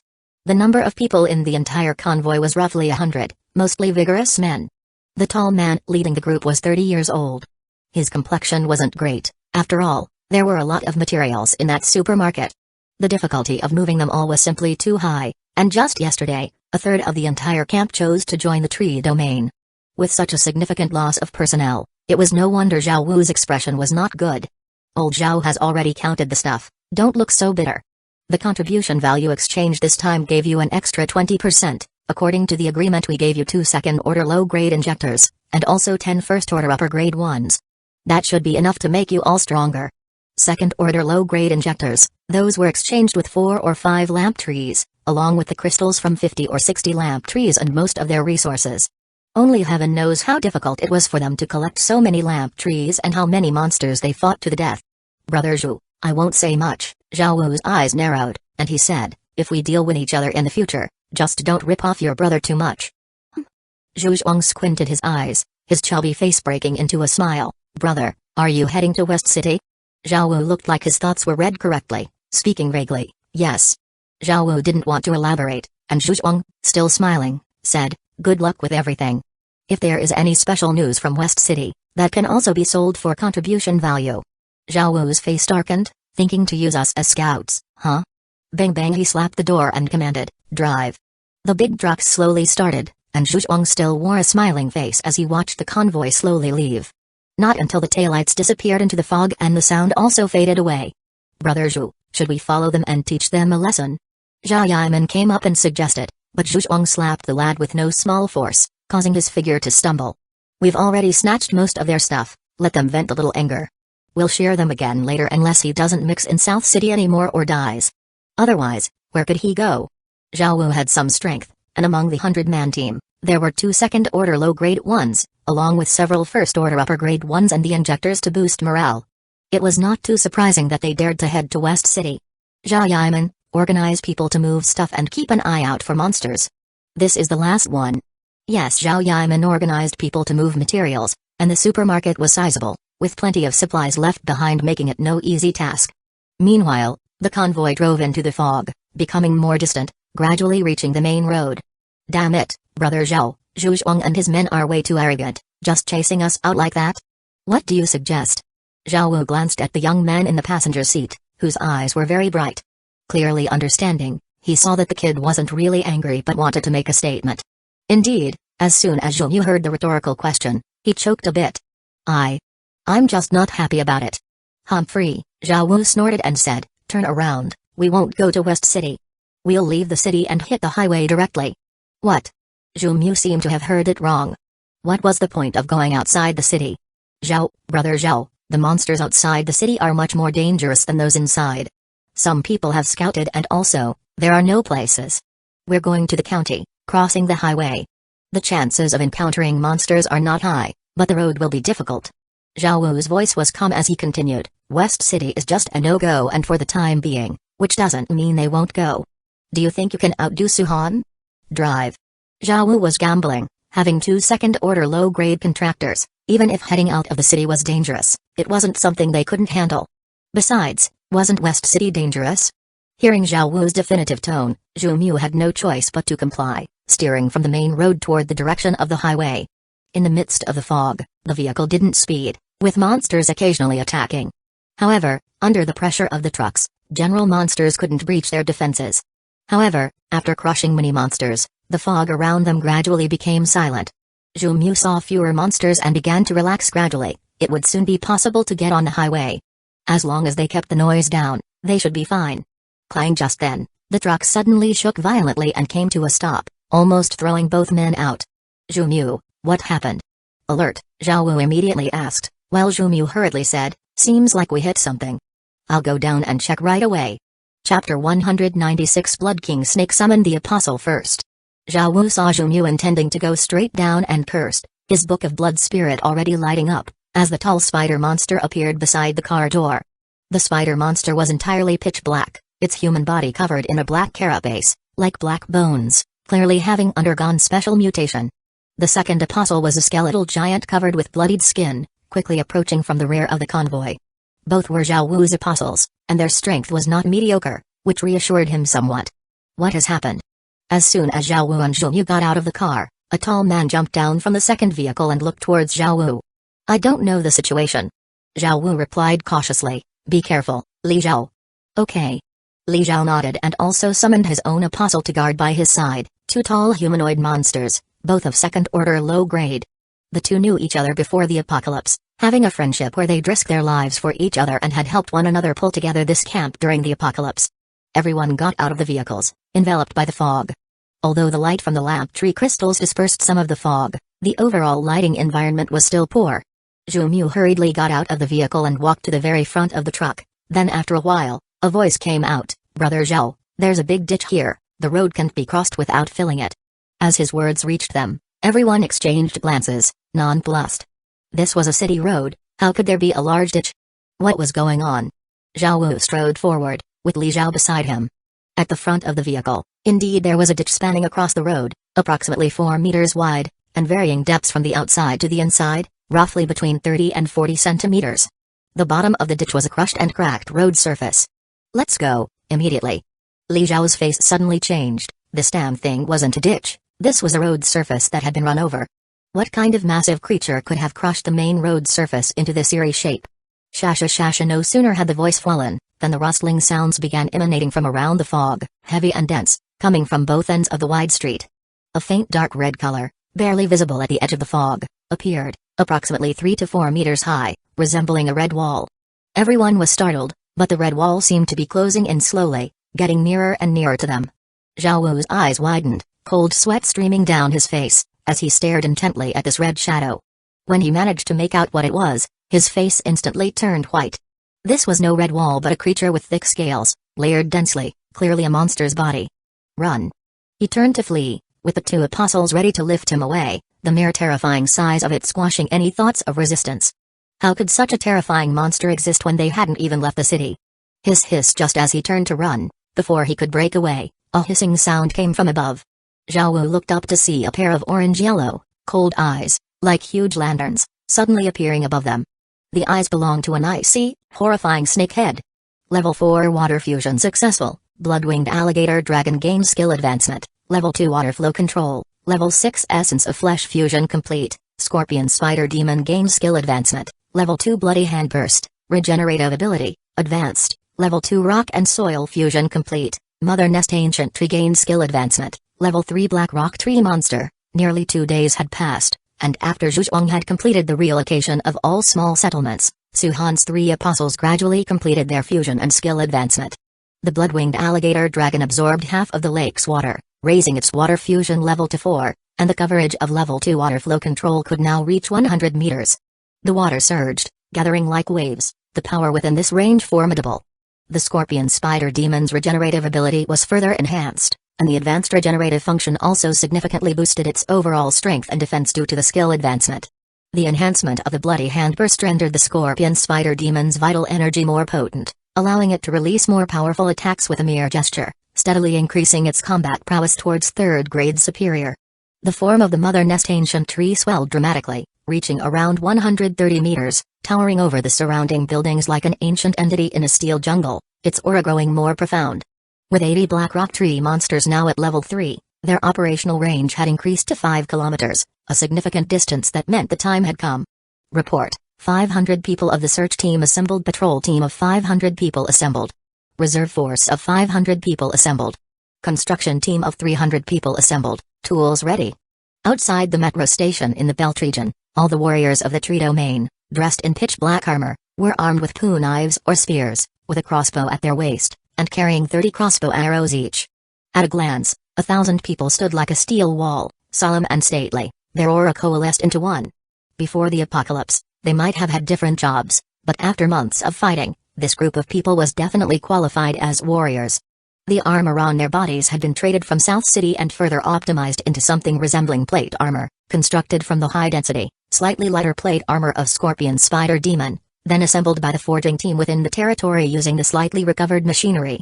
There were both existing machines and those made from blueprints traded from South City or directly produced in South City's camp. Although the industry had not fully recovered to large-scale manufacturing and production, with the driving power of the psychic energy generators, small-scale production was being restored and built. In addition to these more than 1,000 fighters, 1,000 vine giant rats were lined up neatly, clad in heavy armor, almost like biological tanks. Su Han stood before the formation, his eyes calm, and said, "Start the blockage according to the plan, prioritize the protection of the construction team first, then start clearing after the blockage. After the clearing operation, the top 50 merit earners will be given priority for the enhancement potion." Su Han didn't speak nonsense, but as soon as he finished, everyone's breathing quickened.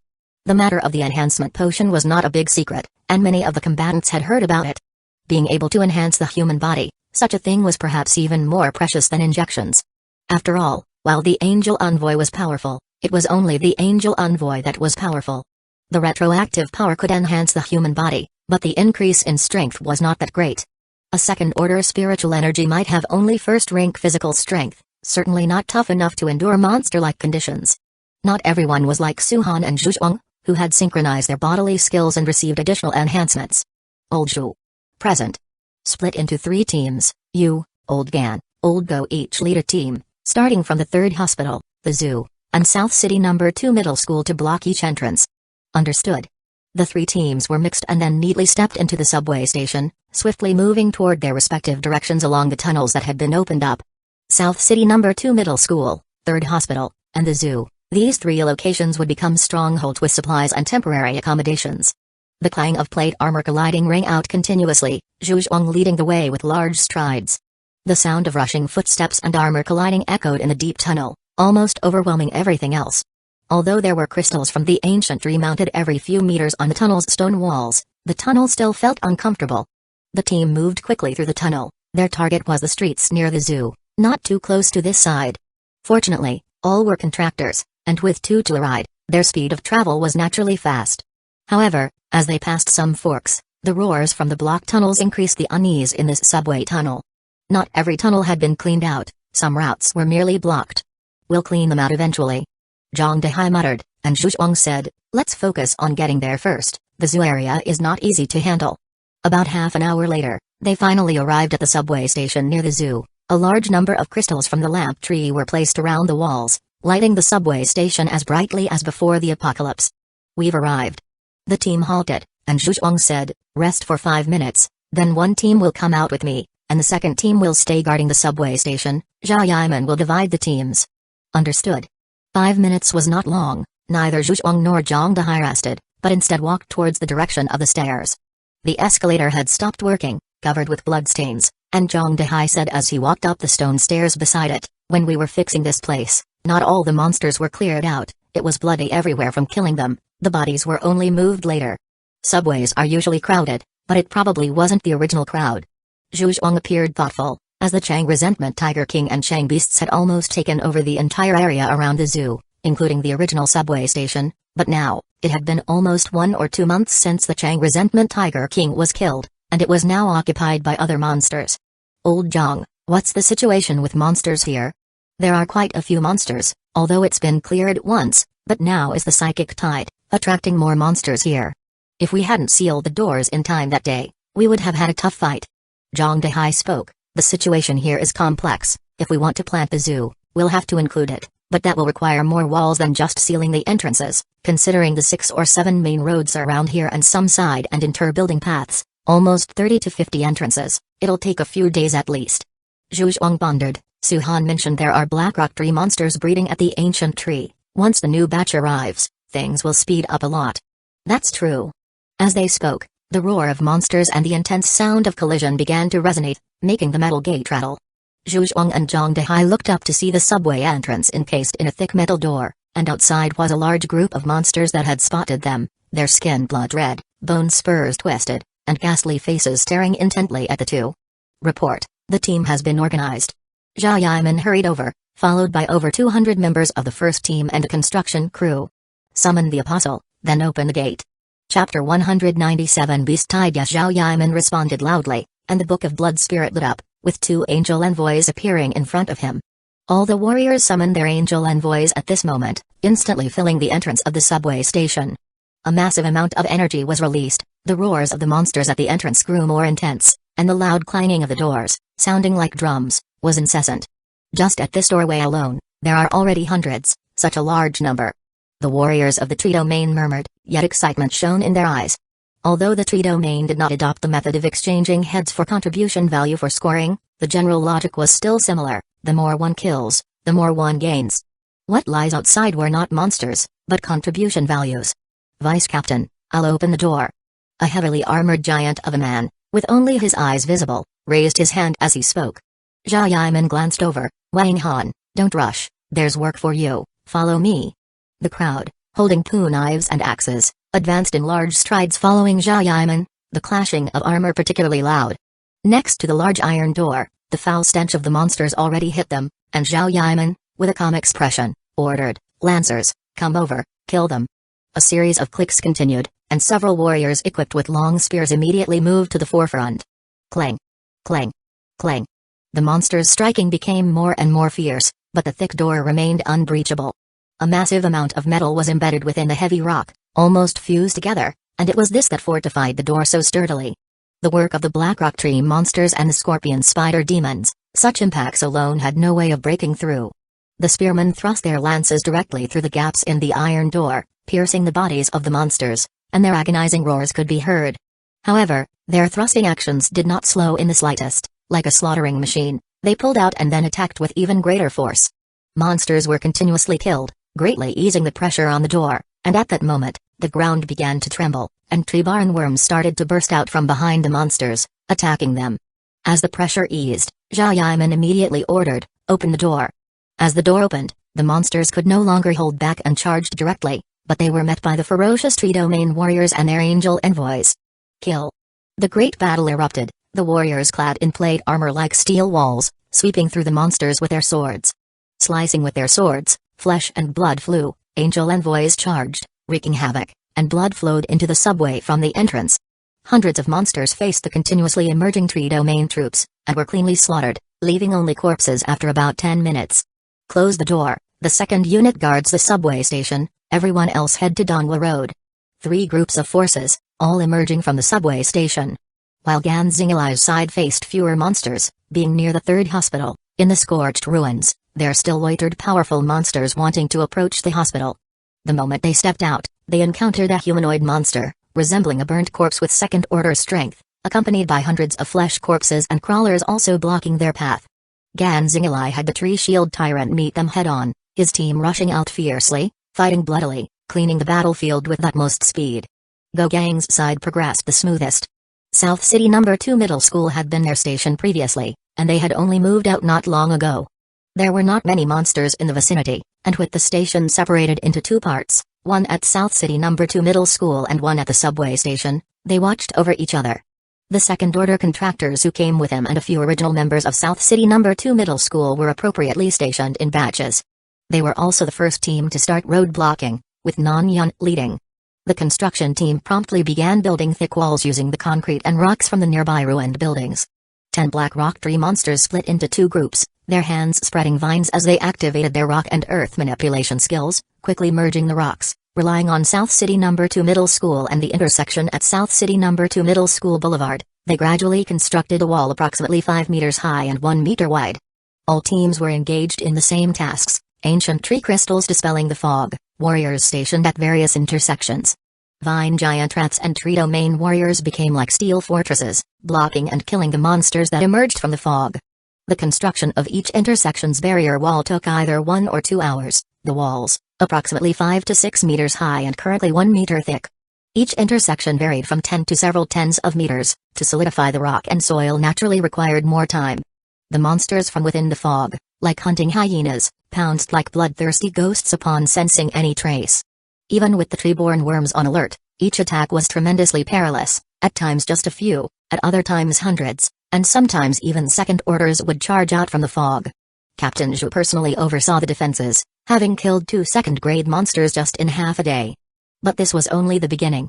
Under the protection of plate armor, by morning, 2 brothers had fractured their hands, sent back to be bandaged. The plate armor was nearly dent and damaged, without it, they would have been the ones dead. This was war between man and monster, and it was not so simple. On the first day, Tree Domain Camp had 12 injuries, about 1,300 monsters killed, 32 intersections blocked, and 42 barrier walls constructed and fortified. Besides the intersection walls, clearly vulnerable places also needed repairs.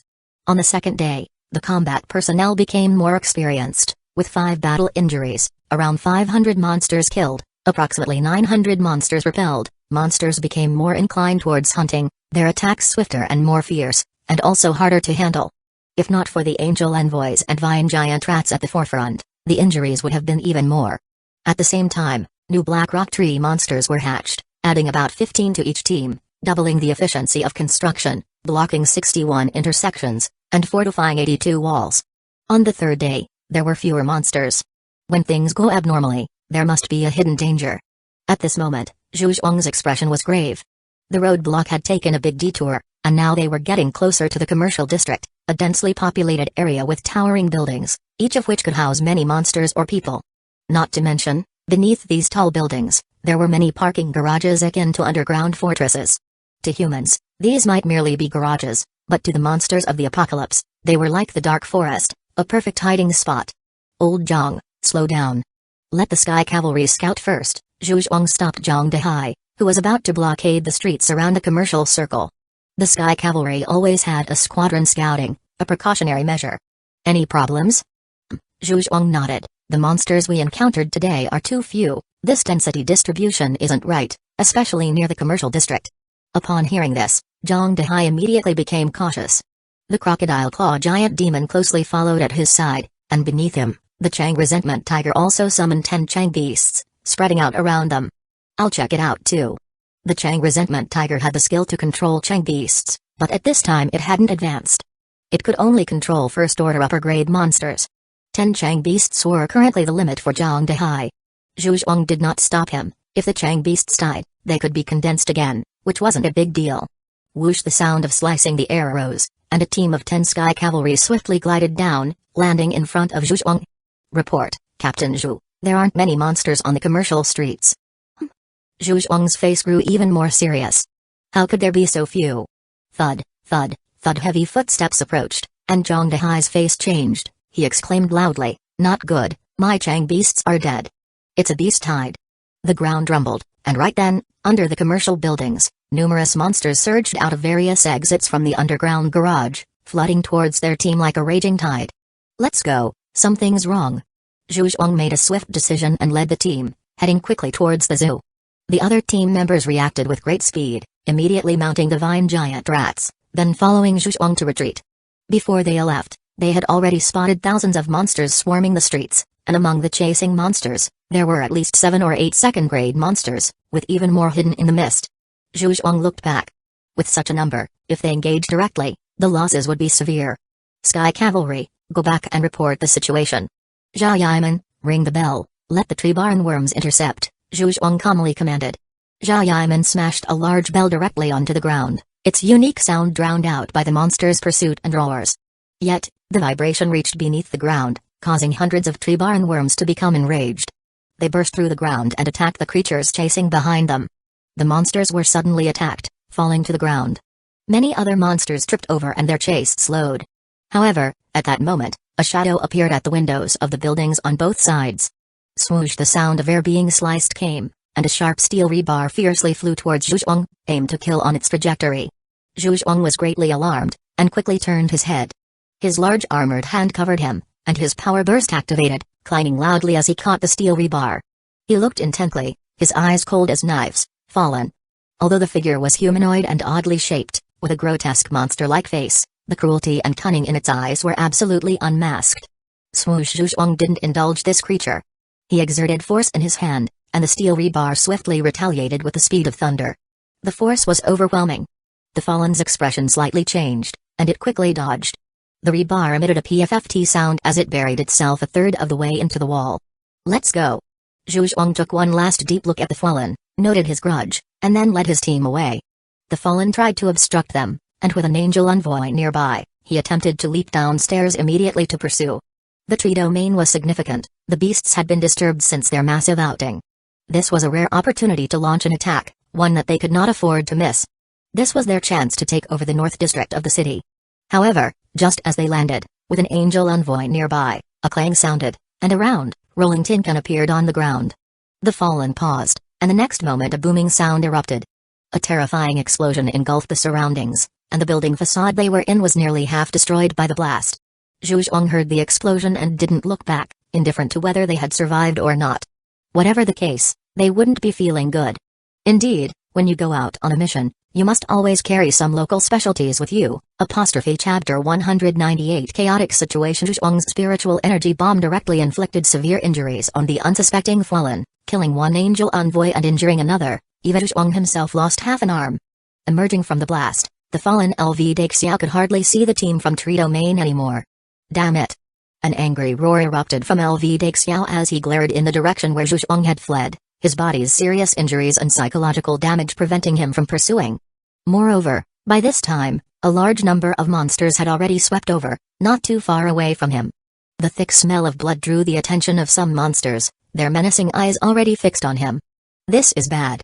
LV Daxiao instantly realized the danger and hurriedly led the angel envoys in a swift retreat. While their bodies as monsters allowed them to avoid other monsters' attacks to some extent, or even redirect some, it didn't mean they were immune to monster attacks under any circumstances. Coincidentally, it wasn't just Zhu Zhuang's team that was attacked by groups of monsters, but also the teams of Gan Xinglai and Go Gang. A massive tide of beasts swept into the ruins around the third hospital, launching an attack on Ganzingalai. Unlike Zhu Zhuang's area, they were not as good at concealing themselves and were discovered by the Sky Cavalry as soon as they initiated the attack. After they entered the second ring zone, they immediately engaged in fierce combat with a parasitic corpse willow. The monsters kept coming in waves, thousands of them nearly engulfing the entire ruins, but the parasitic corpse willow fought ferociously, its roots, willow branches, and corpse parasites continuously attacking and slaying one monster after another until their own demise. The hidden fallen attempted to assassinate Ganzingalai, and 2 of them rushed out at once. 2 monster-like fallen, along with 4 fiercely shaped angel envoys, were practically intent on killing Ganzingalai. However, Ganzingalai was already near the third hospital's base. Once the wave of monsters began, Xianing received the news and immediately came to the rescue. In terms of second-order strength, Ganzingalai's side outnumbered them, making it unlikely for the fallen to capture them. Even with the interference of thousands of monsters, the entanglement by the parasitic corpse willow made it impossible for the large number of monsters to properly encircle them. By the time Ganzingalai counterattacked and killed a fallen, then led everyone to break through the siege, the casualties were not significant. 3 warriors died, and Xianing was lightly injured by a second-grade giant crawler from the swarm of monsters. On Gogang's side too, he sustained a collision injury. As the beasts surged in groups, attacking with South City No. 2 Middle School as the pivot, Godu's group fought valiantly, breaking the monster's charge to rescue Gogang. Gogang reacted quickly, relying on the mental shock from the one-eyed giant monster to interrupt the fallen's attack, and incited a beast riot, at the cost of 7 to 8 Chang beasts, covering his subordinates' safe retreat. All 3 teams encountered attacks, and although the losses were not significant, the situation within the second ring area had already descended into chaos. The monsters spread out from their gathering spots, particularly centering around the third hospital, zoo, and South City No. 2 Middle School, with the numbers continually increasing into tens of thousands. The number of monsters around the third hospital is gathering more and more, and their target is still the dimensional space rift. As soon as the combat erupted and continuous deaths began at the third hospital's parasitic corpse willow, Suhan was already informed, and along with others like Zhu Zhuang, had quickly retreated back to the second ring zone through the subway tunnels. Gogang did the same, but only Ganzingalai knew not to abandon the third hospital, and he, along with Xianing's forces, began a joint defense, resisting the monster attacks. Now that the second ring zone is still not sealed, if we don't deal with it quickly, they might find a way to draw in more monsters from the outer circle. Then let's get to work, seal it off well, and we won't have to worry about monsters rushing in. If it is not sealed at all, then the monsters can roam anytime, making it extremely difficult to clear them out.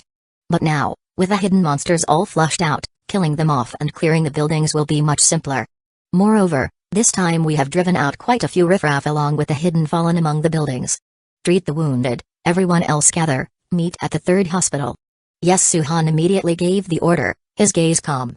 Zhu Zhuang, Yi Kailing, and others immediately got up and quickly left the Summer Garden Mall. I should go too, there's definitely more than these fallen. Baikalin volunteered, and Suhan was taken aback, nodded and said, stay by my side. The team had just returned from combat and barely needed any additional preparation. Everyone was immediately ready, and the base construction team also changed into full plate armor, holding weapons in hand. Over 1,300 people, their pitch-black armor rattling, all their gazes aflame. Depart at Suhan's command, Zhu Zhuang immediately led the people from the subway tunnel towards the third hospital. A shadow swept across the sky. The blood-winged alligator dragon descended. Suhan jumped on with Baikalin. The mother nest ancient tree transformed into its anthropomorphic state, then vines spread out from its arms, connecting with the 4 claws of the blood-winged alligator dragon, which soared into the sky carrying it directly toward the third hospital. The blood-winged alligator dragon was extremely fast and soon arrived around the ruins of the third hospital. Looking down, amid the scorched ruins and the empty, pitch-black collapsed buildings, a large number of monsters surged on the streets, including blood-red flesh corpses, twisted crawlers, shell-coated cockroach-scythe monsters, giant split-mouth spiders, groups of tentacle-faced monsters, and more. One could say all sorts of monsters had emerged, their roar ceaseless to the ear, turning the entire ruins into a hell swarming with countless demons. Some monsters, amidst howling, bit off the heads of other monsters next to them and then shoved aside weaker creatures in front of them, rushing towards the third hospital. Ordinarily, these monsters might have fought each other for the proliferation of their species and continuously evolved, but after the rift in the alternate space appeared, the richer spiritual energy gave them a unified target of contention, not to mention that in this area, the biggest threat to their species was actually the tree domain. Under the deliberate guidance of the fallen ones, the monsters gathered here and launched an attack like a ferocious tide. Suhan watched calmly, seated atop the blood-winged alligator dragon as it swiftly swept over the ruins to reach the third hospital. The towering walls, the product of the construction team, were 7 meters high and 2 meters thick, with warriors continuously launching attacks with crossbow arrows at the swarming monsters from atop them. Watch those large monsters, get the city defense crossbows ready, and ensure second-order angel envoys do not let them reach the wall top. Gan Zingilai was commanding with a stern expression and sharp eyes, surrounded by the tree shield tyrant whose arms turned to vines, constantly swinging to knock down monsters attempting to climb the wall. The bone-nested rat demon was also defending a section of the wall alone, its large, bone-spiked hands continuously killing the climbing monsters. Xianding and Zhang Xingxin were also organizing the defense on top of the wall. Clad in plate armor, they continually attacked with a hand crossbow in one hand, while angel envoys launched attacks simultaneously. An unending flow of monsters assaulted the wall, some stacking over each other, or using the advantage of their huge size trying to scale it directly. But the ordered combat of the defending warriors repeatedly killed them, their carcasses falling off. Blood flowed in streams, dyeing vast tracts of land red, the thick smell of blood almost covering the burned smell above the ruins. Roar. Several second-grade monsters from within the monster wave roared as they charged toward the wall, towering 5 meters tall, merely needing one leap to potentially scale the wall. At that moment, however, a shadow swept over the entire battlefield. It's the leader. Cheers erupted. Everyone saw the silhouette of the blood-winged alligator dragon, and instantly felt relieved. With the Lord here, the battle was assuredly under control. Kill those monsters. Someone shouted, their movements becoming even more fierce. Just as a crawler climbed the wall, it met a burly man clad in armor who thrust a long spear at it, pushing it down. The blood-winged alligator dragon tossed the mother nest ancient tree down, instantly crushing several unlucky monsters as it landed in the midst of innumerable ones. Roar. Monsters originally headed for the wall suddenly changed direction and attacked the mother nest ancient tree. In an instant, a dark cloud overwhelmed the city, completely surrounding the mother nest ancient tree. Twisted bodies collided together, and sharp claws in the melee even grabbed other monsters. All the monsters rushed over as if mad, completely falling into frenzy. The mother nest ancient tree's vine arms suddenly spread, branching into countless sharp ends that instantly shot out, piercing through the monsters encircling it. Blood-colored vines began to spread through the pierced monsters that didn't even fall down, but died standing. Several exceptionally strong vines suddenly lit up, enhanced with the skill of light and shadow blade. The vines swept horizontally at half a person's height, with light and shadow flickering, and the neat sounds of puncturing were heard. Within dozens of meters, whether first-rank or second-order monsters, they all paused in their actions, then their torsos began to slide off, blood spurting out, as the ground became a grisly mix of the blood river and severed limbs. Merely one strike had already cleaved hundreds of monsters into halves, and only then did the mother nest ancient tree revert from its anthropomorphic state, its shape exploding, and vines bursting forth, turning in a blink of an eye into a colossal entity over 100 meters tall, standing mightily on the battlefield. Roar. A majestic roar emanated from the face of the tree, as an endless horde of monsters also launched another group attack at this time. They charged en masse, but at that moment, suddenly there was a disturbance among the monster group. Numerous monsters fell to the ground, convulsing all over, their spines contorting and bulging, with sounds of bursting as vines broke out from their bodies, and several dark red parasitic corpse willows rose from the ground under the stir of the mother nest ancient tree, growing into monsters 5 to 6 meters tall. Blood-red willow branches and vines constantly spread, grabbing the monsters around them, entwining continuously. In just a moment, it resembled a change of home field, within a range of several hundred meters. The mother nest ancient tree, corpse willows, and tree barn worms emerging continuously from the ground, had turned this area into a bloodthirsty thicket, binding and killing hundreds to thousands of monsters. Monsters kept surging from the streets, but the present vine and monster-formed defense line was so impregnable. Suhan descended from the blood-winged alligator dragon onto the wall, his gaze sweeping across the battlefield, then in a calm voice that reached everyone's ears, counterattack. Chapter 199 Bakelin's perception. Suhan's command invigorated everyone in the tree domain, their faces under the armor lit up with excitement. Kill. The city gates burst open, and more than 800 warriors charged out. The sound of plate armor colliding clacked loudly. The heavy armor didn't slow any of them down. Having been surrounded and beaten by monsters, they had long been seething with frustration. Now, it was finally their turn. A contractor and an angel envoy worked together, rushing forward decisively, targeting the monsters entangled by the parasitic corpse willow first. Sharp weapons fell upon the monsters, chopping them into a bloody mess. The angel envoy pounced on the monsters, biting off large chunks of flesh, the sounds of melee drowning out everything else. A myriad of monsters fell to the tree domain's warriors, yet monsters continuously surged from all directions. The scent of blood stimulated every monster, and every person's nerves. Second-order monsters began their assault, not just the low-grade but also the intermediate ones.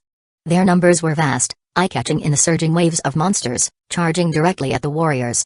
"Humphrey, I'll feed you some knife," Ganzingalai's eyes flashed coldly, and the tree shield tyrant leapt forward to block a giant scythe insect. The giant scythe insect swung its massive scythe-like limbs at the tree shield tyrant, sharp as blades, but the next moment, they were entwined by the tree shield tyrant's arms. Vines locked around its body, rendering it immobile. Ganzingalai strode forward, his poo knife descending from above, snickering as it cleanly severed the monster's head. As the second-order monster fell, Ganzingalai couldn't help but smile, feeling exhilarated. Not admitting he was never frustrated by the sneak attacks and ambushes would be a lie. Yet, before he could relax, more monsters rushed up, their ranks swiftly replenished by the cockroach scythe monster and others taking the giant scythe insect's place. Even though they were weaker, there was no innate fear left under such overwhelming waves. This was war. Ganzingalai swung his poo knife, assisted by the tree shield tyrant's vines, continuously slaughtering monsters. From atop the wall, Suhan and Bakelin surveyed the scene. The area in front of the third hospital, the ruins and the streets were completely overtaken by the mother nest ancient tree. The parasitic corpse willow and fighters from the tree domain, along with the angel envoy, had formed an unbreakable defense line, ceaselessly decimating monster lives, leaving behind broken corpses and blood-soaked ground. Bodies piled up, but more monsters still surged from afar. The thousands slain were merely a fraction of the entire onslaught. "Something's wrong," Bakelin sharply sensed that something was amiss. Second-order monsters were mostly engaging in combat with Suhan's side second-order contractors, but the rhythm of the monster assault was clearly off, more intense than before. She closed her eyes and immediately entered the spiritual world. A purple world, constructed from numerous sprits of spiritual energy, appeared before her. Among these surging monstrous waves, several bright spots were particularly noticeable under the dark purple silhouettes of monsters. They were all located around second-order contractors. Bakelin's eyes snapped open, her spiritual energy condensed, and she immediately activated her power. Ganzingalai to your left, a unicorn monster, Zhang Xingxin 5 meters ahead in the pile of bodies, Xianing to your right, a one-eyed monster. Everyone, startled by her voice, trusted her without condition and immediately focused on those monsters. Indeed, at just one glance, he noticed the differences between these humanoid monsters and other monsters. Beneath their vicious and brutal gaze was, surprisingly, a hint of evasiveness. They were not monsters. Just from the first impression, Ganzingalai and his team immediately determined that these were the fallen ones.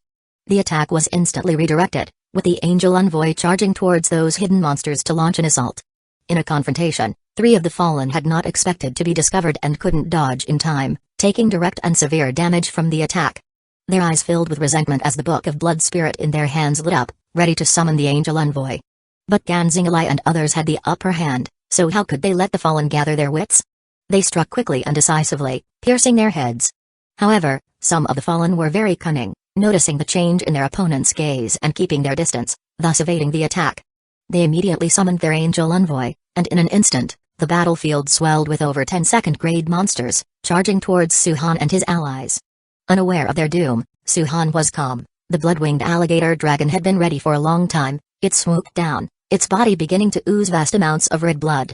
Blood Spring activated. A vast amount of blood enveloped its body, forming a ribbon constructed from blood, while the fresh blood from the numerous monsters killed on the ground was drawn towards it. Level 2 water control activated, instantly transforming the flow into a river of blood that swept across the battlefield. A great number of monsters, including the Fallen's angel envoys, were swept up by the blood river. Under the crushing force of the blood river, whose power was comparable to any solid material, many monsters had their bones crushed and were submerged in the blood. Meanwhile, outside the range of the blood river but still within the battlefield, the effects of the blood spring skill were exceedingly apparent, causing the blood inside the bodies of monsters to pulsate and their movements to slow. Then they were slain by the warriors fighting from the tree domain. Evil crocodile prison. The blood-winged alligator dragon charged at monsters, its body not only surrounded by the crimson blood river, but also started using black water. Under the cover of the black water, a vast number of evil crocodiles surged out, then plunged into the blood river, beginning to strangle the monsters within. This was truly a massacre. The blood river grew intensively from the slaughter, making the blood-winged alligator dragon at the end of the river look immensely terrifying. With a large number of the Fallen's angel envoys killed, they fell into pain and panic, unable to restrain Suhan's actions with such an enormous group of monsters. Their plan to exhaust the enemy had failed. They had to run, to leave this place. The intent to retreat had already emerged, but at that moment, amidst the monsters' roaring, a more powerful battle cry suddenly erupted from the main street behind them. Zhu Zhuang arrived with his people. A great number of armored warriors riding heavily armored vine giant rats charged into the battlefield from the end of the street, like iron Buddhas, a steel torrent rampaging through the monsters. Countless monsters were knocked over by the force, falling to the ground only to be harvested by the iron Buddha-wielding warrior at their side, and some even became prey for the angel envoys. The rhythm of the monster wave was instantly disrupted, and several of the fallen ones became even more panicked. Suhan's eyes flickered slightly, and with everyone gathered, the slaughter began. Cage of trees vines rose into the sky from the distant streets, continuously stretching towards the heavens, weaving a massive cage of trees. The vines of the mother nest ancient tree had already spread to a distance of 7 kilometers. This distance could already cover several city blocks. However, to increase vine density to form such a cage, the radius needed to be shortened. But even so, it was already sufficient. In the midst of the battle, a large number of vines had covered the surrounding city blocks, and a radius of 3 kilometers had become the entrapment area of this tree cage. Many vines burst forth from the ground, casting sound wave tree fruits among the monsters. Thuds continuously rang out, explosions scattering the monsters into disarray. The enclosing turbulent formation was disrupted, and no new monsters were replenishing from the outside, turning the tens of thousands of monsters inside the cage into trapped beasts. Kill. Seeing the tree cage take shape, the warriors of the tree domain grew even more exhilarated, relentlessly attacking the monsters. Second-order contractors continuously killed the second-grade monsters among the monster horde. General against general, soldier against soldier. A second-grade monster was still a significant threat to a first-order contractor in plate armor. So they needed to intercept these monsters first. And with the second-order contractors' swift actions, the number of second-grade monsters was rapidly decreasing, the massacre operating like a meat grinder, starting to devour the entire battlefield's monsters. The fallen finally collapsed, the 4 remaining fallen ones turned and rushed towards the end of the street. At this time, their angel envoys were not intact, only one person still had 2 angel envoys, while the remaining fallen ones had their angel envoys being slaughtered in the blood spring. But now they no longer had the energy to pay attention to this matter. Escape, they must meet up with their own people. Damn it, still trying to run? Zhu Zhuang, holding in his anger, immediately searched for the fallen ones upon entering the battlefield. Seeing the 4 fleeing, although they all had monstrous forms, their distinct stances were too unique. Zhu Zhuang grasped the long spear in his hand, and under a burst of power, the spear flashed past like lightning. The fallen ones were caught off guard during their escape. How could they notice the attack from behind? The squelching sound was heard as the entire monstrous body lurched forward and flew out. Clanging loudly, the spear penetrated the road surface, burying a third of its length. The fallen one, who had been pierced through the left shoulder, was nailed to the road surface just like that. Save me! The fallen cried out, but the footsteps of the 3 companions did not stop at all, cold as ice. They continued to run forward, weaving through the chaotic mass of monsters in escape, causing a great disturbance. The pierced fallen could only direct his angel envoy to save him, but then Zhu Zhuang, riding the bone-armored giant pig like a tank, charged through. Along the way, all monsters were knocked over, and even a few half-dead monsters were skewered on its tusks. The fallen saw Zhu Zhuang charging over, his chubby face twisted with a terrifying smile that scared him. He directed his angel envoy to throw itself at Zhu Zhuang, trying to slow him down. But with a cruel sneer in his eyes, Zhu Zhuang swung his axe from his waist in a chopping motion. Clang, the bony arm only blocked for a moment, and the next, the axe had already chopped through the angel envoy's arm, then with a swing, it severed its head. The fallen's face contorted in pain, deathly pale, and the bone-armored giant pig showed no mercy. It opened its gaping mouth and crunched down, a loud snap sounding as its head smashed like a melon, dead beyond doubt. The 3 fallen were still fleeing. As second-order beings, they ran extremely fast, and in no time, amidst their entanglement with the vines, they approached the boundary of the tree cage. The vines grew fiercer, their shapes like venomous dark green snakes. Damn it, why are they so tough to deal with? While cursing, they eyed the network of vines fiercely, and pronounced, break through it. The angel envoys rushed forward, attacking the tree cage. The vines, sensing their attack, began to strike from all directions. The attacks grew more intense, and the 3 stood back to back, entangled continuously. A multitude of vines struck their bodies, leaving numerous wounds, but even so, they dared not relax at all. The angel envoys still valiantly attacked the walls of the tree cage, and by this time, Zhu Zhuang had gradually caught up to them. Damn it! The battle grew more intense, and the wounds more numerous. Zhu Zhuang's spear in hand had already targeted one of them, and whoosh, it flew towards them. Chapter 200. Strangling. The sound of the spear breaking through the air was urgent, and the fallen ones, who did not wish to engage, quickly dodged. The spear grazed his shoulder and shot out, clanging onto the road surface and embedding in the ground. At this moment, Zhu Zhuang charged forward with large strides, followed closely by the frenzied blood, giving the impression that what he faced was not three fallen ones and their angel envoys. This is too much. The fallen ones' eyes reddened, as they could clearly see that Zhu Zhuang was taking advantage of their desire to flee rather than fight to the death. Otherwise, would Zhu Zhuang, alone with 3, fight against 7? Although angry at heart, the continuous attacks by the 4 angel envoys had torn up much of the vine cage, enough to escape through the cave entrance should the assault continue. The 3 fallen ones steeled themselves and pressed forward. One among them was tall, standing 5 meters high. His back was bristling with bone spurs, and his body was covered in hard, dark red skin and horny plates, charging boldly at Zhu Zhuang. Bang! A dull thud sounded as the red-armored fallen one firmly grasped the fangs of the bone-armored giant pig, his arms bulging as he exerted full strength to wrestle with it. But even though he was large and his muscles as hard as rock, he inwardly groaned. The bone-armored giant pig's charging momentum and its own terrifying strength quickly pushed the fallen one toward the vine net, his arms cracking due to the exertion of power beyond their limits. Before he could regain his footing, the bone-armored giant pig shook its massive head, nearly flinging the fallen one who was gripping its fangs. Seeing their companion so suppressed, the other 2 fallen ones couldn't just sit back and immediately launched an attack on Zhu Zhuang. To the left, one had a pitch-black claw full of suction cups like those of an octopus, and as he charged forward, he clawed at the bone-armored giant pig's eyes. The fallen one on the right also swung his tentacles in a flash, aiming for Zhu Zhuang on the bone-armored giant pig. The 2 fallen ones attacked fiercely, but the frenzied blood had already arrived, pouncing on the black-clawed fallen one, his right arm swinging like a meat python, continuously tearing and biting. The tentacle-bearing fallen one's attack had not yet reached Zhu Zhuang when he was forced back by Zhu Zhuang wielding an axe hammer, then leaping down and continuing the fight. The bone-armored giant pig continued to wrestle with the first fallen one, the terrifying force proving too much for him, constantly pounded and gradually falling out of favor. The remaining black-clawed fallen one and the tentacle-bearing fallen one didn't fare well either, sustaining serious injuries during the fight. And just then, the attacks by the 4 angel envoys finally took effect, tearing a huge hole in the vine wall, instantly freeing 2 angel envoys to pounce on Zhu Zhuang. Zhu Zhuang's heart chilled, he retreated from the brunt, quickly returning to the side of the frenzied blood and the bone-armored giant pig. This gave the 3 fallen ones a chance to relax, where they dared not linger any longer, directly rushing toward the breach, quickly running away. Zhu Zhuang rapidly pursued, but the fallen ones fled so fast that even though vines lashed and burrowed into their bodies, they bit through them desperately to break free. The 3 fallen ones got out one after another, angel envoys closely following, but the remaining 2 angel envoys were caught in the act by Zhu Zhuang while they were maintaining the hole. They also tried to escape, but the vines quickly spread, entangling the 2 angel envoys. Zhu Zhuang swung his axe, directly splitting their heads open.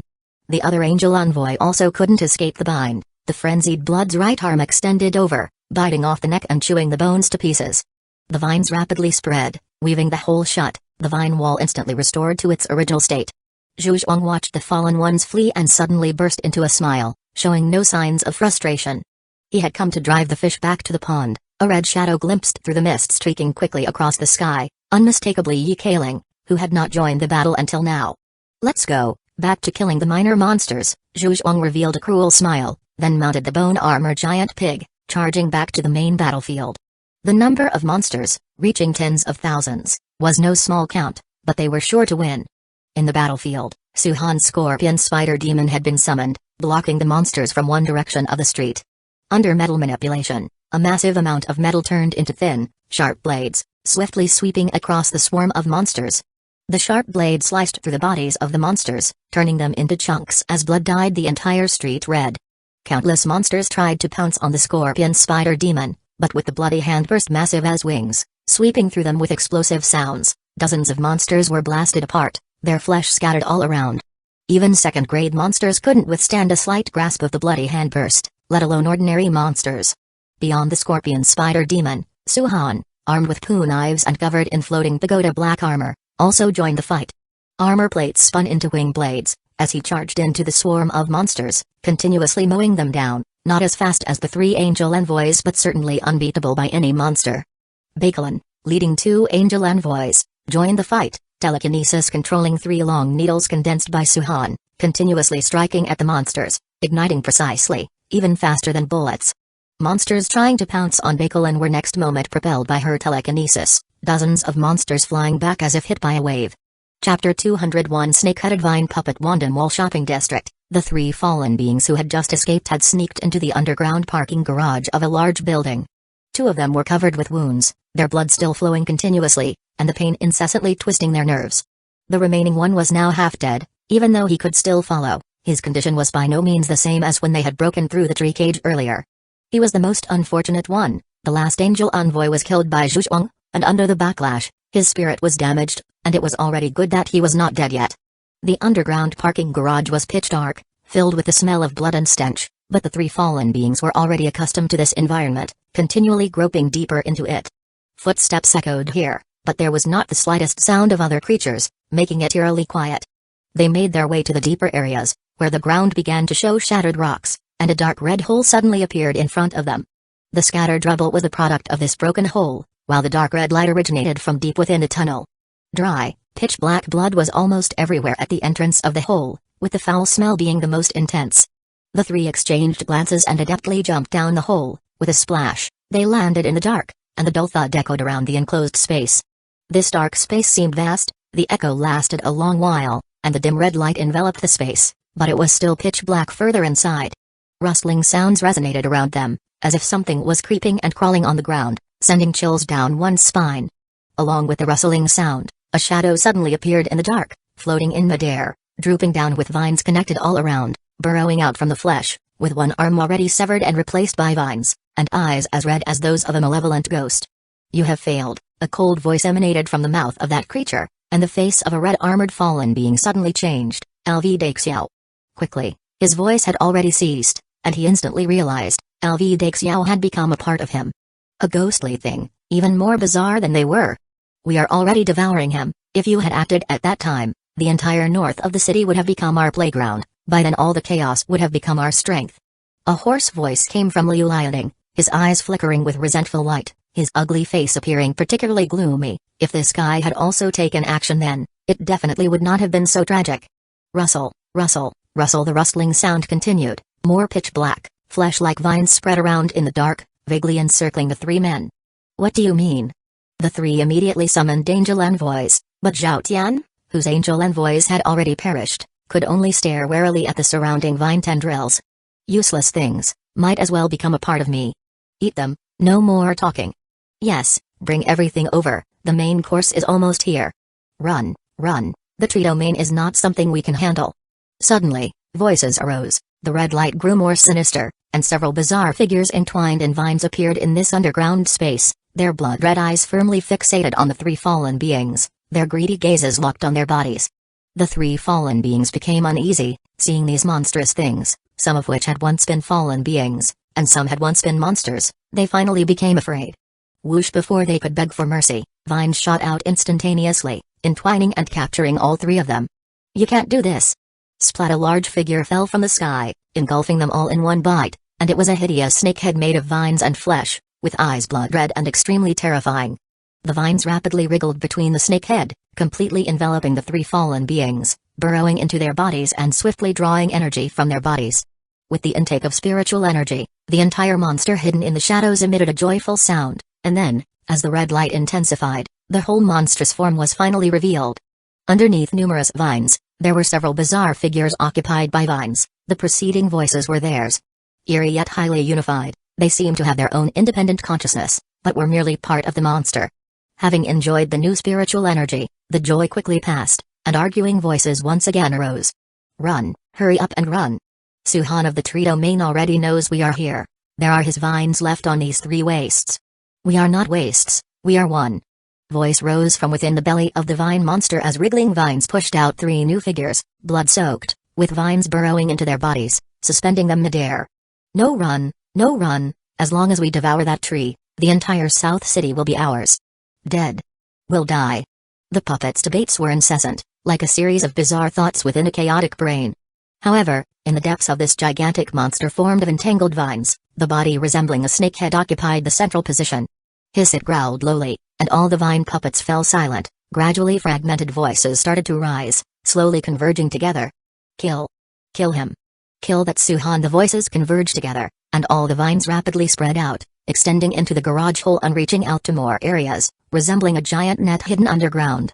Suhan, carrying Bakelin, rode the blood-winged alligator dragon directly to the Wanda Mall district.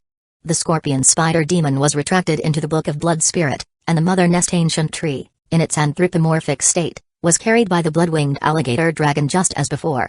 No sooner had the blood-winged alligator dragon reached halfway than Suhan frowned. What's wrong? Bakelin sensed something amiss and asked aloud.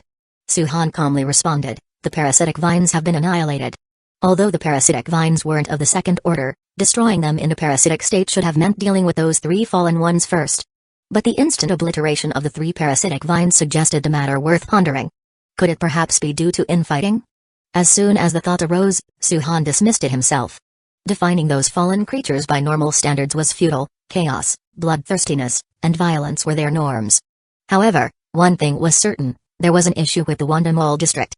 The last location was pinned down there. At the thought, Suhan's mind moved, and he instantly conveyed orders.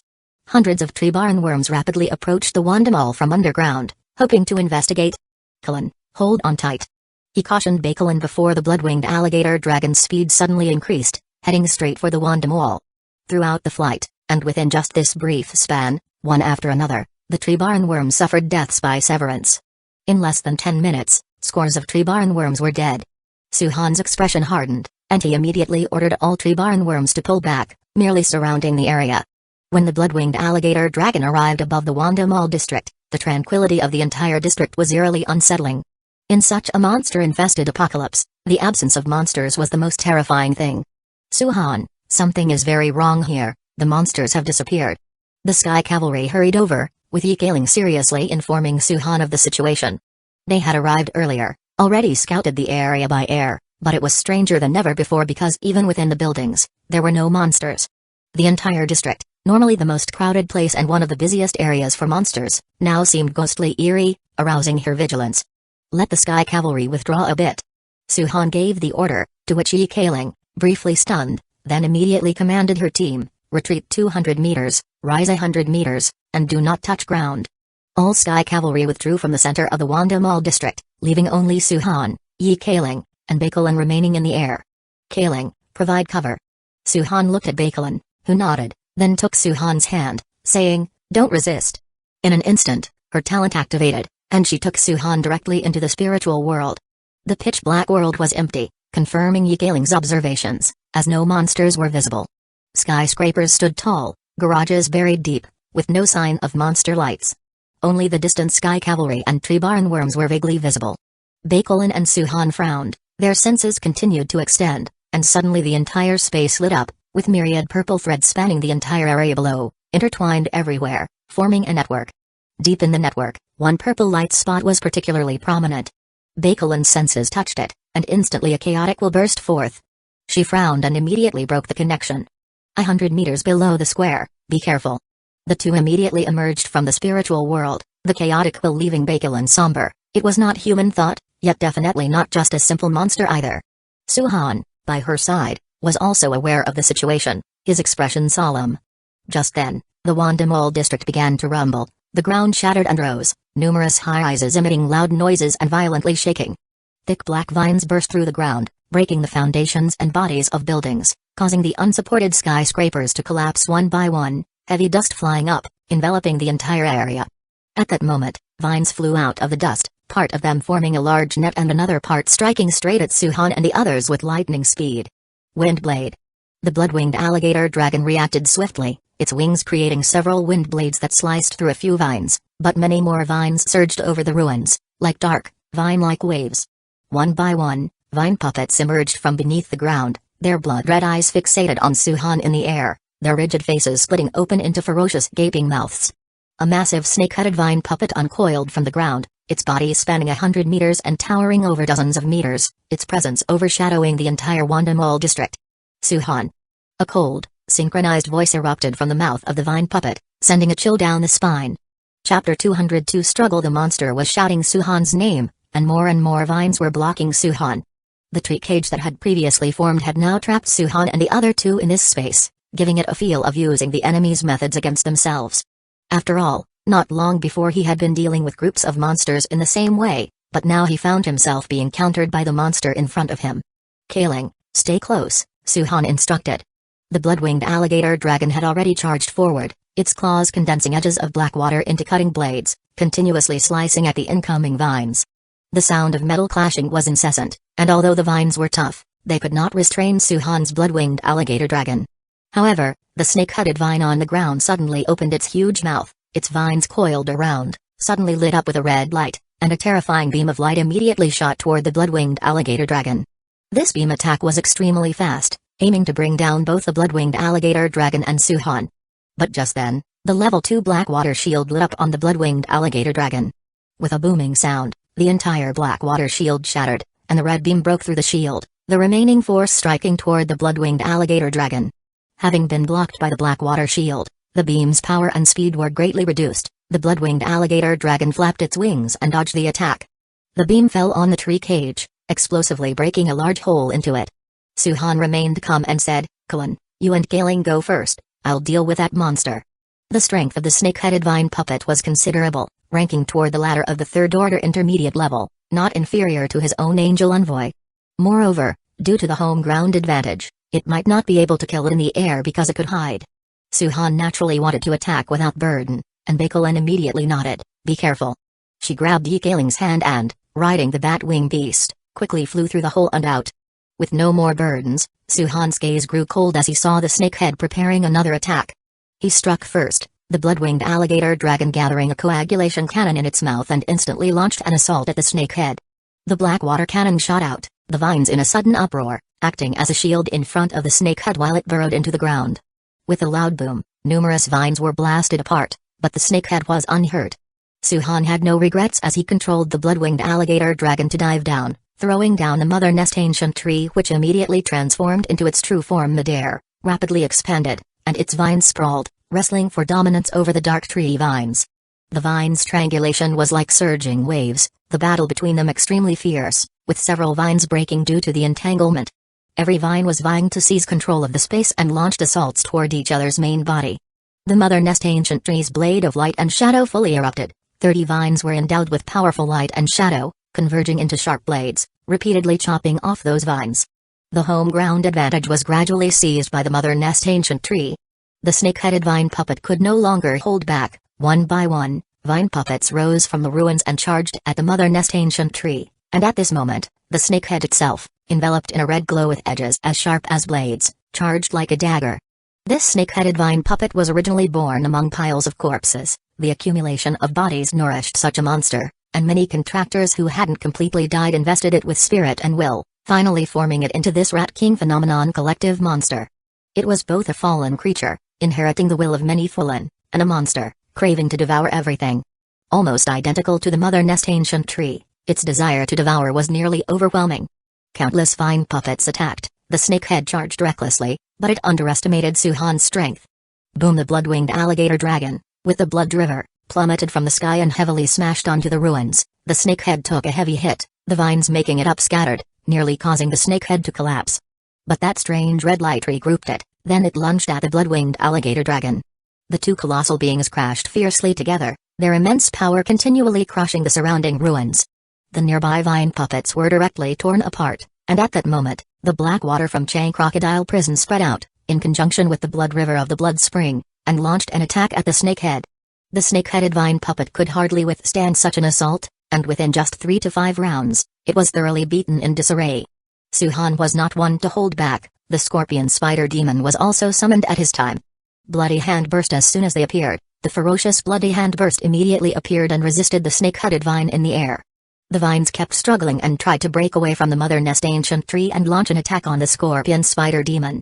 However, being in tune with Suhan's intentions, the mother nest ancient tree could not possibly let go of most of the vines, and the strangulation intensified.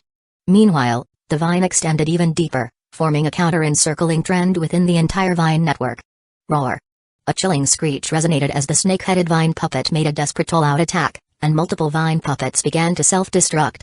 Thunderous explosions echoed continuously, raising dust from the ruins, with many of the mother nest ancient trees' vines being severed, as were the vines of the snake-headed vine puppet. Suhan's gaze turned icy as he immediately directed the scorpion spider demon to grab and burst the bloody hand burst. Bloodlight exploded, the vine shattered, and 100 meters or more of the snake-headed vine almost broke off and was decapitated. After such a strike, the snake-headed vine puppet began to retract its vines, wanting to retreat underground. The blood-winged alligator dragon would not allow it. Its black water cannon had been accumulating for some time and was ready to fire, striking the snake-headed vine with a surging water column. The powerful attack staggered it and shattered even more vines. By this time, the snake-headed vine puppet was severely injured, making escape more urgent, but none of the three angel envoys would let it escape. All the metal amidst the ruins was controlled, resembling chains threading into the body of the snake-headed vine puppet. The blood river of the blood-winged alligator dragon continuously infiltrated the gaps in the vines, launching attacks, while the vines of the mother nest ancient tree were the most lethal, having spread to the deepest parts of the earth. The head still resisted stubbornly. Under Bakelin's precise direction, the man-eating vine of the mother nest ancient tree had already found the root source of all the snake-headed vine puppet's vines. More than 100 meters deep underground, a monstrous flesh ball of intertwined corpses and vines, measuring 40 to 50 meters in diameter, was uncovered. PFFT the vines attempted to fend off the attack of the man-eating vine but, being restrained by the three angel envoys, the snake-headed vine puppet could not allocate more vines. In the midst of the fight, 4 man-eating vines bit into the heart-like flesh vine ball. The battle had already determined the victor. Above the ruins, the snake-headed vine puppet plunged into frenzy, but any desperate attack was restrained. If it weren't for the concern of killing it, the scorpion spider demon would have already launched both the bloody handburst and the coagulation cannon. With hammering and blasting, the vine-constructed snakehead could not withstand it. For a full half hour, the continuous injection of paralyzing poison finally took effect, and all the vines lost their ability to move. Above the ruins, dark vines spread everywhere, with a huge snakehead half above the ground and half collapsed in the ruins. Suhan had been on the back of the blood-winged alligator dragon. Now that the battle was over, he came down above the ruins. Yi Kaling and Bakelin also hurriedly arrived, landing behind Suhan and still showing shock in their eyes as they viewed the monster. After all, it was a monster similar to the mother nest ancient tree. Kaling, inform Zhuang and others to have the construction team come over immediately. There's a lot to be built here, Suhan said. Okay. Yi Kaling immediately instructed her subordinates to communicate, and Bakelin examined the monster's appearance, noting that with vines on the outside and flesh inside, the entire snakehead could unleash an extremely powerful force. If it were not for the multiple methods of Suhan's angel envoys, if such a monster retreated underground, no one would be able to do anything. Of course, this monster likely wouldn't hide. Its desire to evolve made it continuously hunt. Suhan's gaze fell on the snake-headed vine puppet, with vines intertwined underground, making it nearly impossible to completely excavate the entire monster. Therefore, it could only be dealt with on the spot here, and only the mother nest ancient tree was capable of handling it. Detected a live monster available for fusion, snake-headed vine puppet. Initiate fusion? Fusion with the command issued, the vines of the mother nest ancient tree began to move, extending through each vine of the snake-headed vine puppet and gradually starting the fusion process. Chapter 203 Cleaning and harvesting the fusion of the snake-headed vine puppet was destined not to be an easy task, as the progress was slow because even in its unconscious state, its resistance was extremely strong. Suhan made a quick estimate. According to the current rate of fusion, it would take at least a day to fully amalgamate such a massive body. However, fortunately, after the snake-headed vine puppet had been subdued, the fallers that had occupied the area had already scattered like birds and beasts. Originally, the fallers had gathered here because they were guided by the snake-headed vine puppet. Through torture and seduction, it turned contractors into fallers and then devised ways to gather more monsters to this place, slowly devouring everything. All the power it possessed was gathered through such methods. The fallers it nurtured were one of its sources of sustenance, as the strong spiritual energy and willpower were very rare food for its own body. The reason it occupied this area was partly due to its intense desire to devour the mother nest ancient tree, and on the other hand, it did not have the same mobility as the mother nest ancient tree. Although it could move, its body structure made it almost impossible to leave without making a sound. This was also why, when the Trito main camp was noisily closing in on the second ring area, they would emerge at this time. There was no other choice. However, precisely because of this premature eruption of the beast tide, about 50 to 60% of the monsters in the entire second ring area had been slaughtered, greatly accelerating the Trito main's project progress. Zhang Dehai arrived with the entire construction team. In the recent battle, Although some of them were injured, it was not very serious, hence the team remained intact. Good gracious, this is terrifying. Zhang Dehai looked at the Wanda Mall commercial district, which now resembled ruins. High-rises had collapsed, mountains of concrete and rubble had formed, with steel reinforcements laid bare, most of which had been pulled out and pierced into the snake-headed vine puppet by the scorpion spider demon. Standing before these ruins, everyone felt as if they were looking up at a small hill. Nan-yun, survey the terrain and plan how we will build the walls. Old Zhang, pay close attention to covering and guarding our surroundings. The follow-up work can wait for Old Zhu and the others to come over and take over. Understood. The construction team immediately went into action and began to survey the entire area surrounding the Wanda Mall commercial district. Due to the damage from the battle, much of the ground and surrounding buildings were destroyed, naturally reducing the number of places that could be used as entry points for a defensive wall. To build a wall, the entire perimeter would have to be enclosed. However, since it was all ruins now, all the concrete slabs and stones became available materials. Zhu Zhuang arrived with his team, accompanied by a large number of vine giant rats. Together, they transported masses of rock slabs to designated spots. The construction team then came up with a plan to build enveloping defensive walls around the Wanda Mall commercial district, with the current ruins to be turned into a Wang City fortress. In a single day's time, under the continuous efforts of 80 black rock tree monsters, a defensive wall, 7 meters high and 2 meters wide, was quickly erected. The ground was rapidly leveled and, at the same time, the scorpion spider demon used large quantities of metal to forge a massive gate, completing the enclosure of the Wanda Mall commercial district.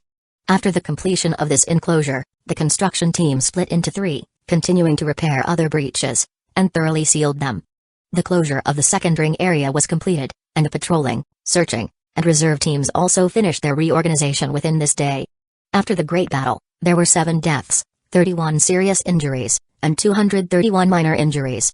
These were the exact numbers after a complete tally. Compared to the number of combatants, the casualty rate was less than 1/10, which was considered a major victory. But eradicating a large number of monsters was just a beginning, for the monsters scattered throughout the second ring area, especially those hidden in high-rises, garages, and civil air defense works, still accounted for a significant proportion. Yi Kaling estimated that their number should be between 10 to 20,000, probably not much less than the previous besieging monsters.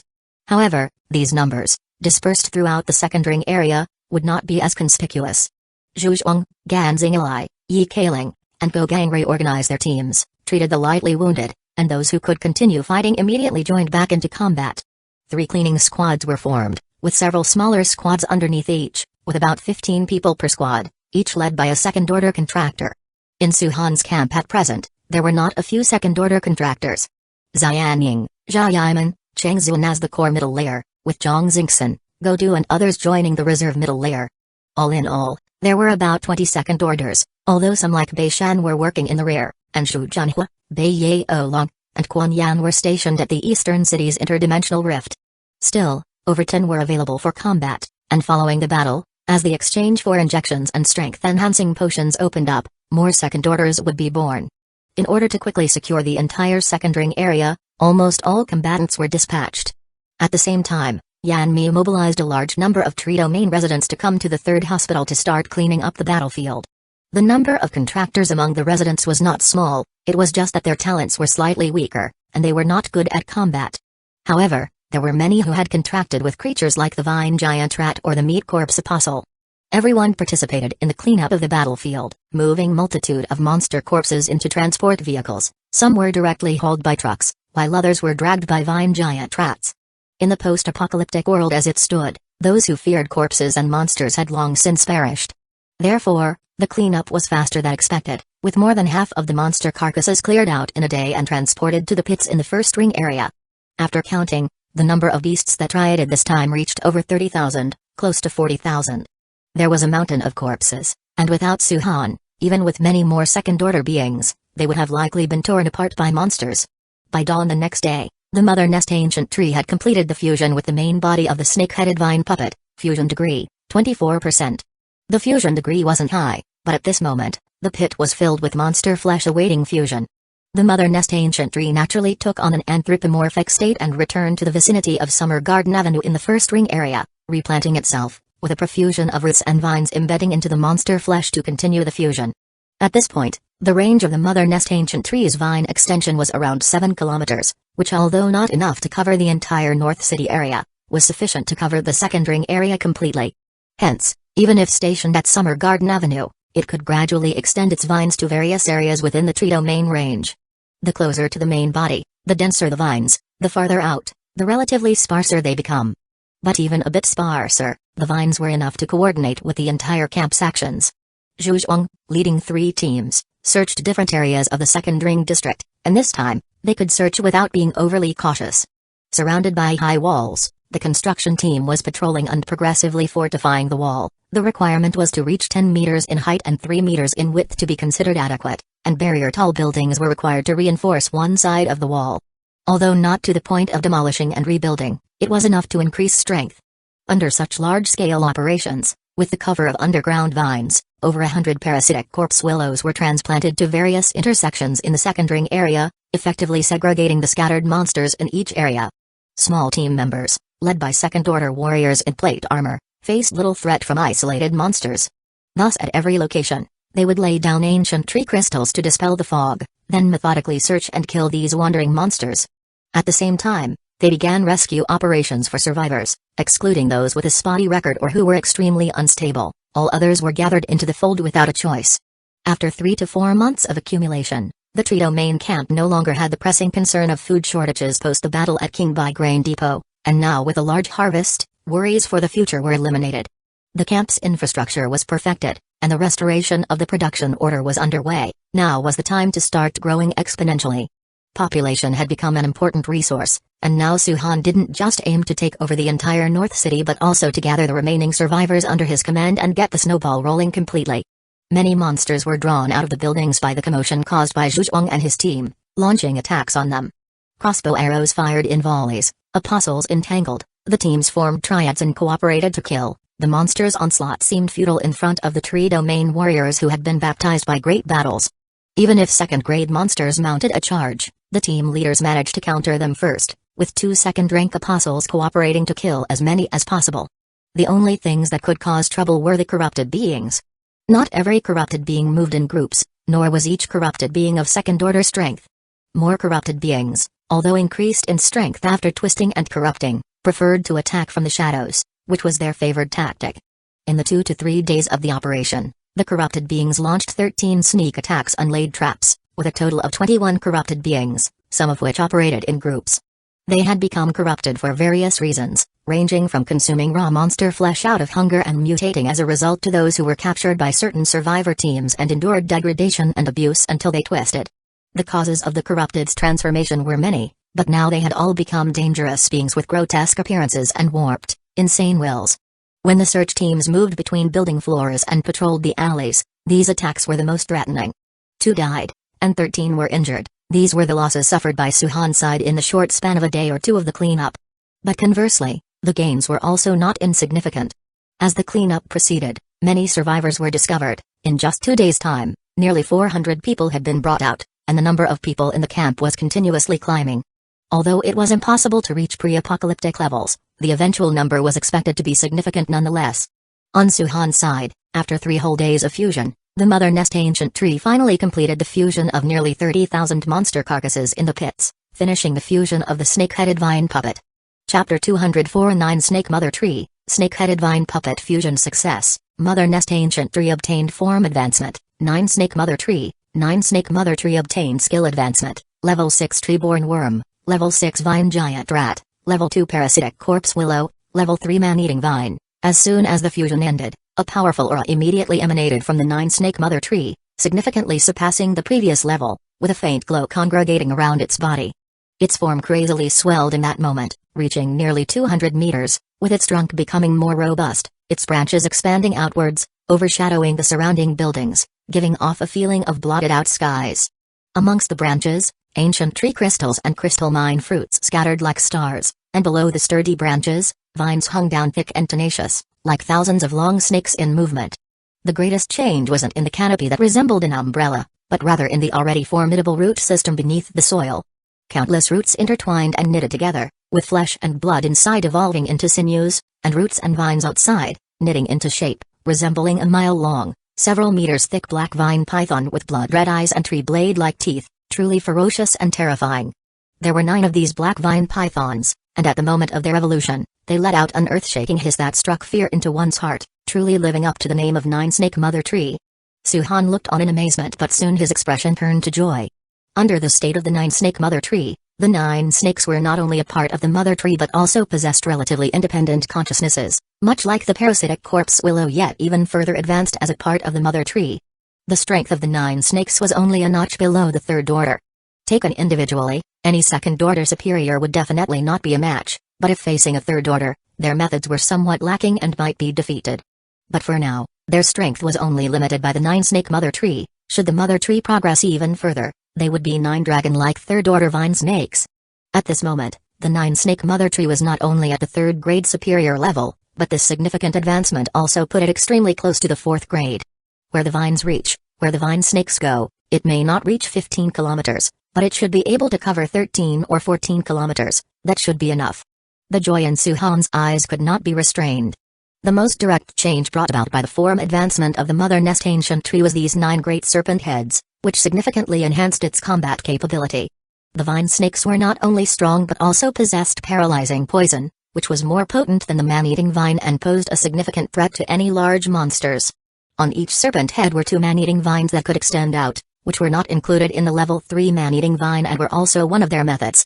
With the 9-snake Mother Tree possessing serpent heads and thus stationing in the center of the camp, ordinary monsters could be dealt with by the vines, which had now grown dramatically in length to 15 kilometers. The entire northern district of the city was now within the control of the vines, and naturally, the serpent heads could move out as well, although they could not fight well at their extreme range and were not agile. Suhan calmed his emotions and glanced over the 4 advanced skills, carefully checking, and couldn't help but feel delighted. Let's set aside level 3 man-eating vine for the moment, as the change in man-eating vine was an increase in quantity, reaching 50 vines.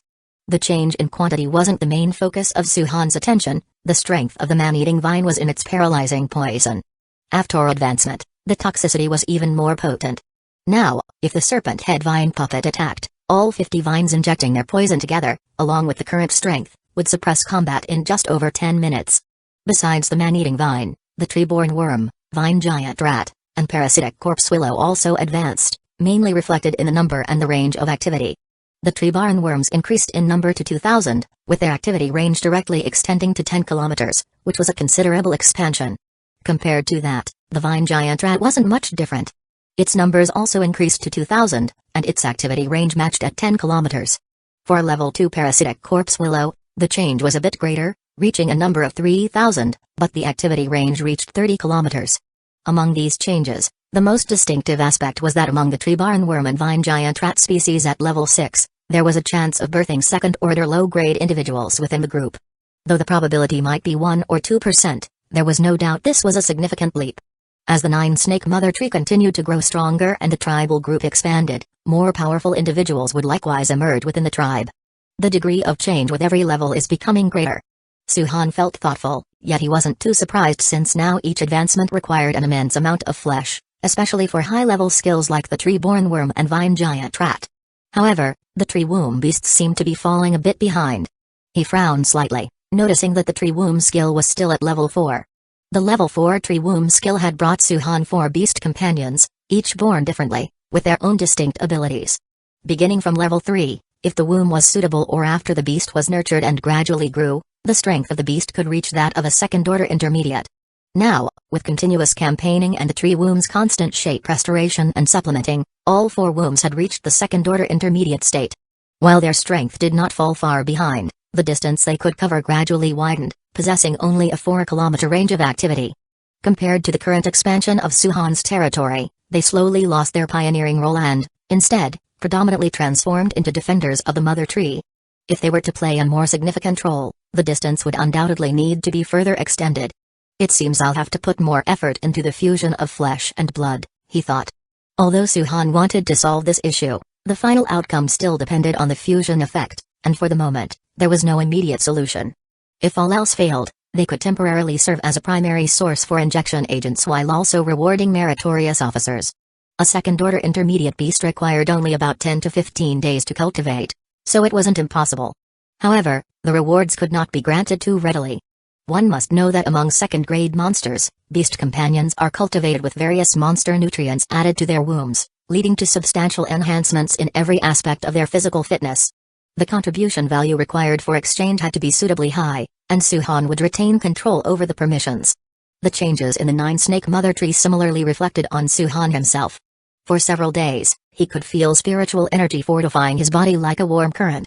Even without the enhancements from strengthening agents, his bodily strength and speed had further improved and were not inferior to that of a monster of the lower tier of the third order. Suhan and the 9-snake mother tree's 9 vine snakes had tested each other in battle at a ruined site. Though he was not victorious, with the aid of the floating pagoda black armor and his own strength, he had not fallen behind in the fight against the snakeheads.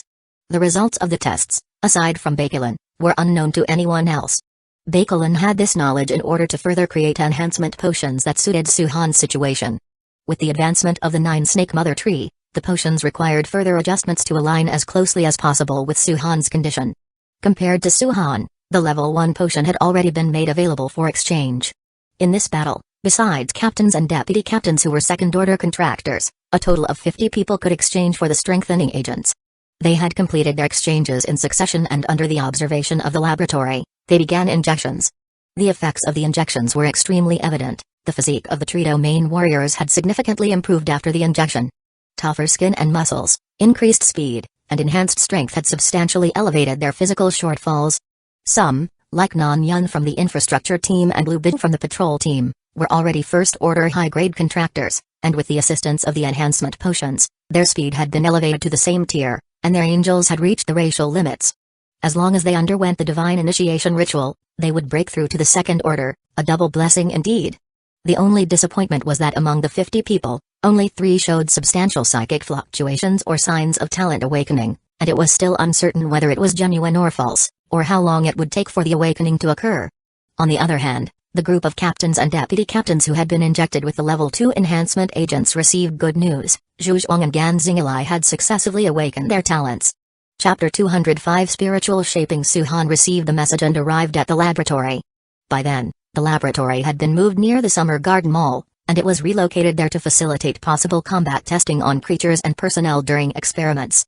In front of the laboratory building, there was a large open space, which had been reinforced by the construction team. The underground parking garage of the laboratory building was further reinforced, exhibiting considerable strength. Looking at the laboratory building from the outside, the area was extremely open, featuring a solitary building that was over 10 stories high, resembling the hilt of a sword. Suhan entered the building and Ji Minying was already waiting there. "Boss, Ms. Cullen is on the lower first floor, having Captain Gan Xinglai and Captain Zhu Zhuang test talents," he said.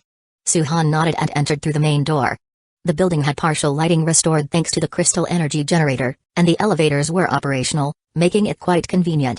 Suhan went down the elevator to the underground parking garage. Just stepping out of the elevator, he saw Zhu Zhuang and Gan Xinglai sparring. Neither had summoned their apostle. They were faintly glowing with purple spiritual energy.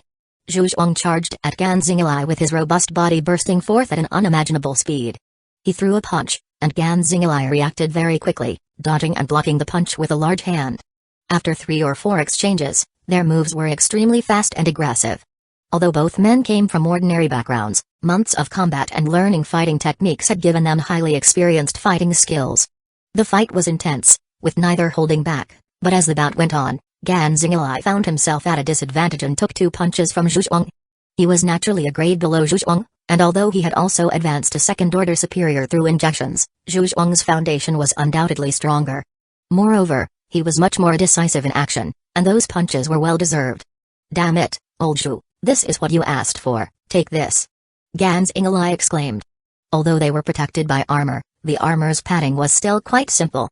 Having taken 2 punches, he managed not to get injured, but it was inevitably very painful. With a warning shout, Gan Xinglai's hands glowed with purple spiritual energy, then he gathered energy and suddenly fired a purple energy bullet rapidly at Zhu Zhuang. Zhu Zhuang's eyes widened. Was it coming already? He dodged, and the energy bullet hit the ground behind him, exploding on impact and blasting a small crater in the concrete floor. Debris shot out in all directions, striking load-bearing pillars and walls with loud impacts. "Times have changed, old Zhu," Gan Xinglai said. Using his talent, Gan Xinglai conjured 2 more energy bullets, preparing to strike Zhu Zhuang. Suhan's gaze intensified, and he noticed the details. This ability consumed a significant amount of spiritual energy. When the spiritual energy bullets formed, Gan Xinglai was visibly more focused, and his arms trembled slightly, clearly not as effortless as it seemed.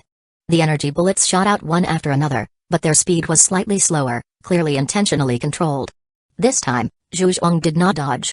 Raising his left arm, purple energy surged out, instantly forming a large rectangular shield that was as wide as it was tall. Boom! An explosion erupted instantly, purple light and shockwave blasting outward, the blast even reaching where Su-Han and Baikelin were standing. But at the center of the explosion, Zhu Zhuang, the purple spiritual energy shield didn't budge and radiated an energy ripple that neutralized the shockwave.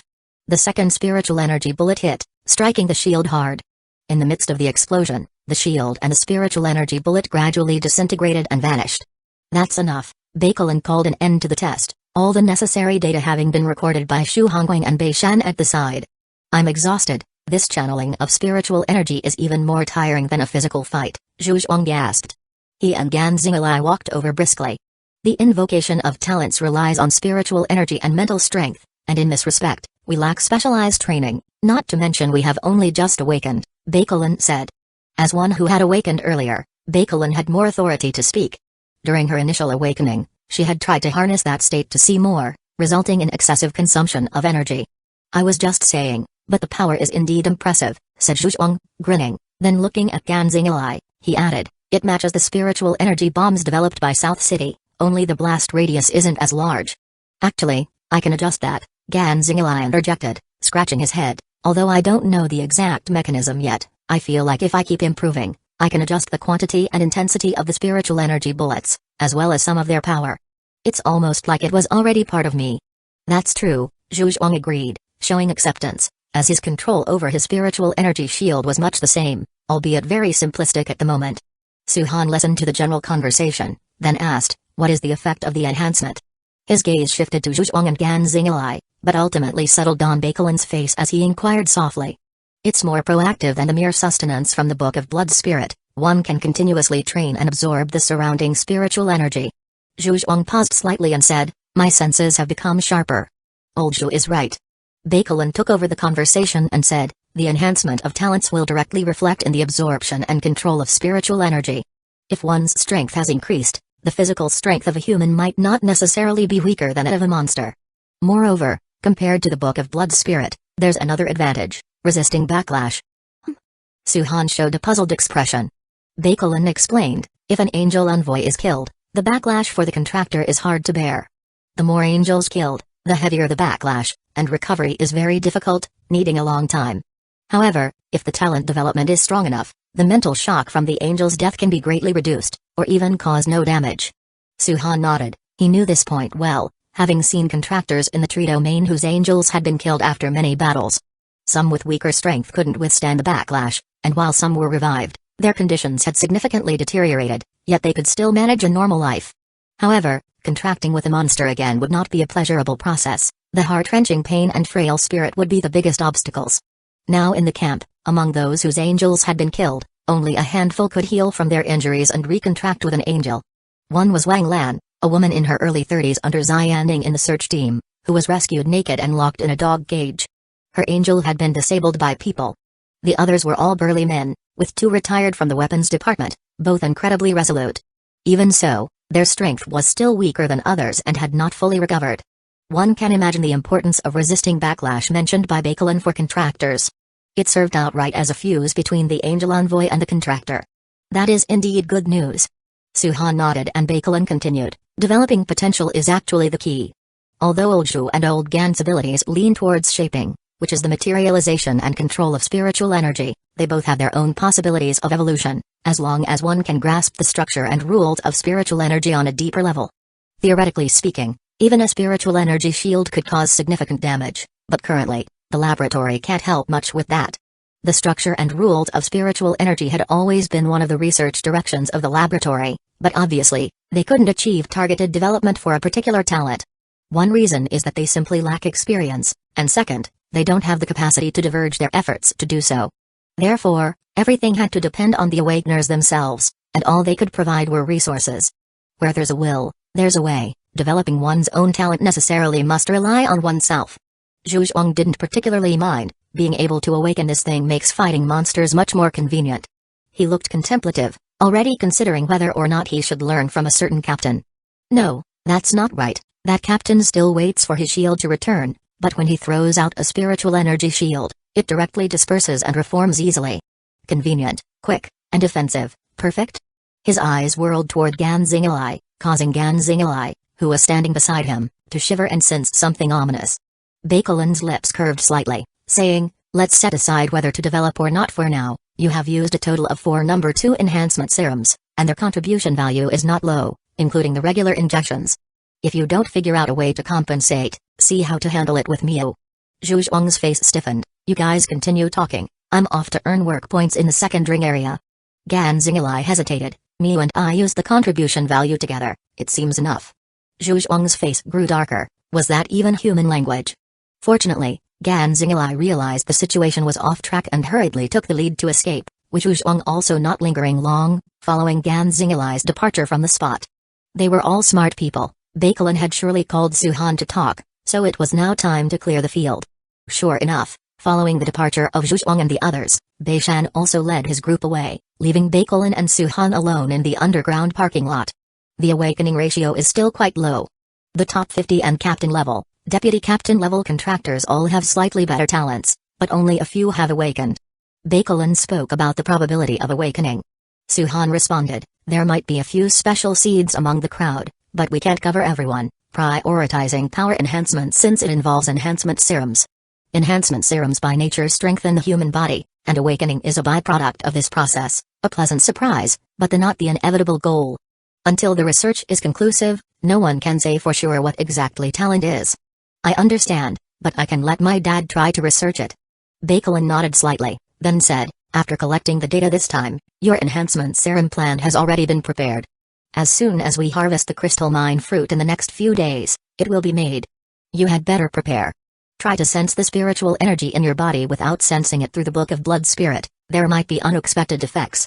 Suhan was startled, then smiled and said, "Then I'll give it a try. The enhancement serum matter, I'll leave to you." Chapter 206 Soul Fusionist. There was no prolonged lingering. Suhan came back from Bakelin's place with some additional materials and then returned to his room on Summer Garden Avenue. At Summer Garden Mall, Suhan looked through the materials and discovered that they contained conjectures about spiritual energy, talent, the human body, and so on, which represented the current understanding of these fields. It couldn't be said to be absolutely correct or entirely without error, but it was certainly one of the latest versions humanity had come up with. There was also a book about meditation from before the apocalypse. Bakelin, based on her research and current findings, tentatively classified talents into 2 categories. One category was the perception type like hers, focusing on perception, spirit, and other aspects. The intuitives were the most direct manifestation of this, but it did not rule out the emergence of strange spiritual power talents such as mental control, interference, or spiritual attacks. Although she had not personally encountered such talented ones, by inferring from past encounters with the 100-eyed monster, Eye Beast, Angel Envoys, Scorpion Spider Demon's Crimson Demon Eye, and Demon Eye Spider Woman's Demon Eye, it was not hard to speculate on certain directions in which talents could appear. In essence, talent was just an application and expression of spiritual energy, an individual organism's development of spiritual energy. And spiritual energy itself symbolized the power of the soul, spirit, and will. Telekinesis was also one of the extensions of this kind of talent, merely focusing on different aspects. Beyond that, there was the other category like Mage and Zhu Zhuang's, which utilized the materialization of energy. Although it seemed only materialized, the structure of spiritual energy clearly took on a different architecture, meaning that materialized entities would possess distinct powers.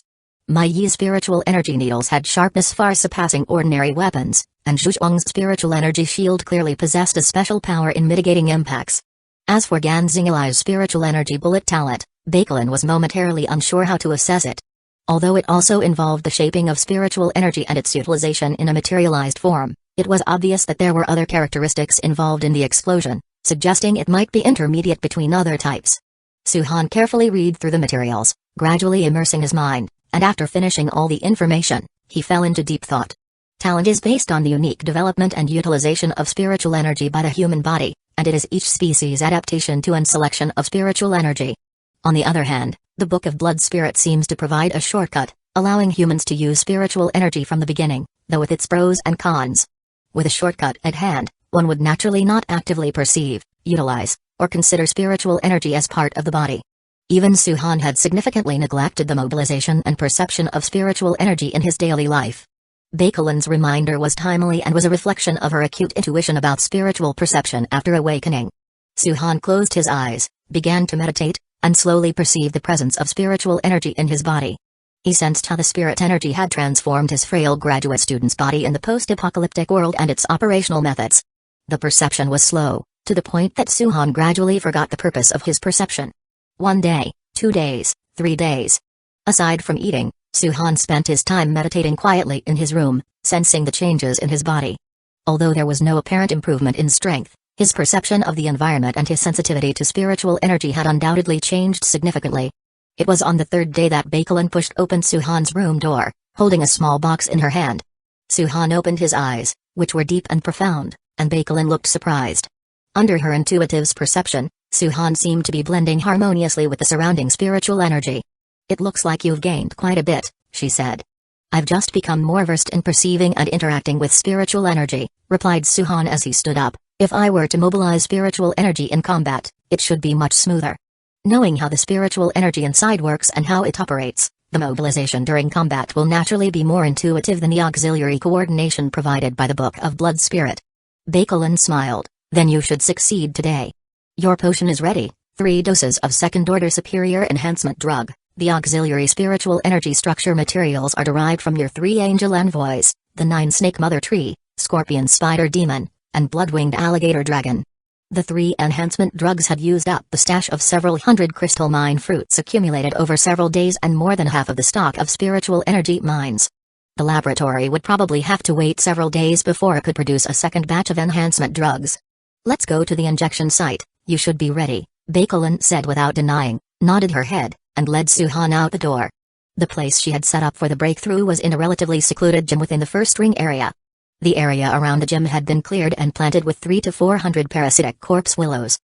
Beasts and descendants had gathered quite a force to guard the site, and with Suhan's arrival, the 3 angel envoys also arrived at the gym.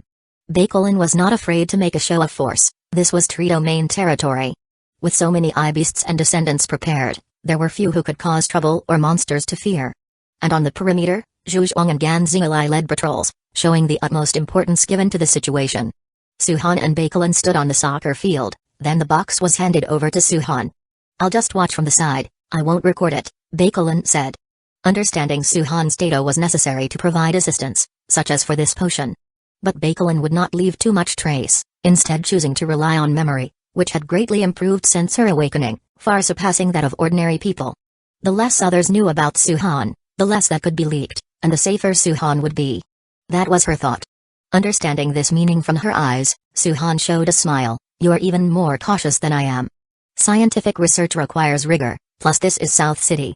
Baekeland didn't take it seriously. The world was vast, and the level of danger outside far exceeded everyone's expectations. Suhan nodded and then cautioned, "Stay a bit further away from me, I'm worried there will be accidents." Zhuzhuang and Gan Xinglai's awakenings seemed to have caused little commotion, but Suhan remembered when Baekeland awakened, telekinesis had run wild, tossing many things around. Baekeland, without needing Suhan's reminder, had already summoned the angel envoy, who guarded her as she moved to the edge of the soccer field. In the center of the soccer field, Suhan opened the case. 3 enhancement drugs lay inside, each meticulously labeled by Baekeland: scorpion spider demon, 9 snake mother tree, and blood-winged alligator dragon. With a slight smile, Suhan then picked up the scorpion spider demon enhancement drug. There was no indicated order for injection, so he might as well follow the order of his contracts. Although he was focused on awakening his talent, his mood was becoming calmer, without too many fluctuations. He closed the case and set it aside, then injected the enhancement drug into his arm. His body's strength had already reached an extremely formidable level. Even as the needle pierced his arm, he could feel a distinct resistance. The liquid drug slowly entered his system, and soon Suhan felt the drug's effects rapidly taking hold, forming a surging warm current that began to roam throughout his body. The enhancement drug strengthened Suhan's body. Had it been any first-order high-grade contractor, such a drug would have caused their bodies to collapse under the torrent. The strength of the drug was high, even for a second-order contractor. At least a second-order intermediate, and one with decent talent, could withstand it. Yet under the first drug, Suhan only felt the surging warmth and a vague sense of strengthening in his limbs and body. Rather than the enhancement, Suhan began to perceive the spiritual energy that mingled with the warm current, belonging to him. Spiritual energy roamed his entire body, spreading deeper and inward, then directly aiming for the depths of his heart. He was quite surprised, but soon he picked up the second enhancement drug and injected it into his body. The surging energy, like overlapping waves, continually washed over Su-han's body, infusing every muscle and bone. Meanwhile, Su-han's consciousness, accompanied by the flow of spiritual energy, also entered the realm of consciousness. The Book of Blood Spirit was right behind him. He stood in the darkness, facing the boundless void. At that moment, the light gradually brightened, and purple lines appeared in the dark, slowly outlining the contours of the world: skyscrapers, giant trees, humans, animals. In a trance, everything passed by quickly, constantly evolving and reconstructing before him. His perception of the spiritual energy was exceptionally intimate, and his intuition told Su-han that he was only one step away from his goal. In the real world, his body began to emit purple light, completely enveloped by spiritual energy, and a powerful force stirred up a great wind inside the gym, howling loudly.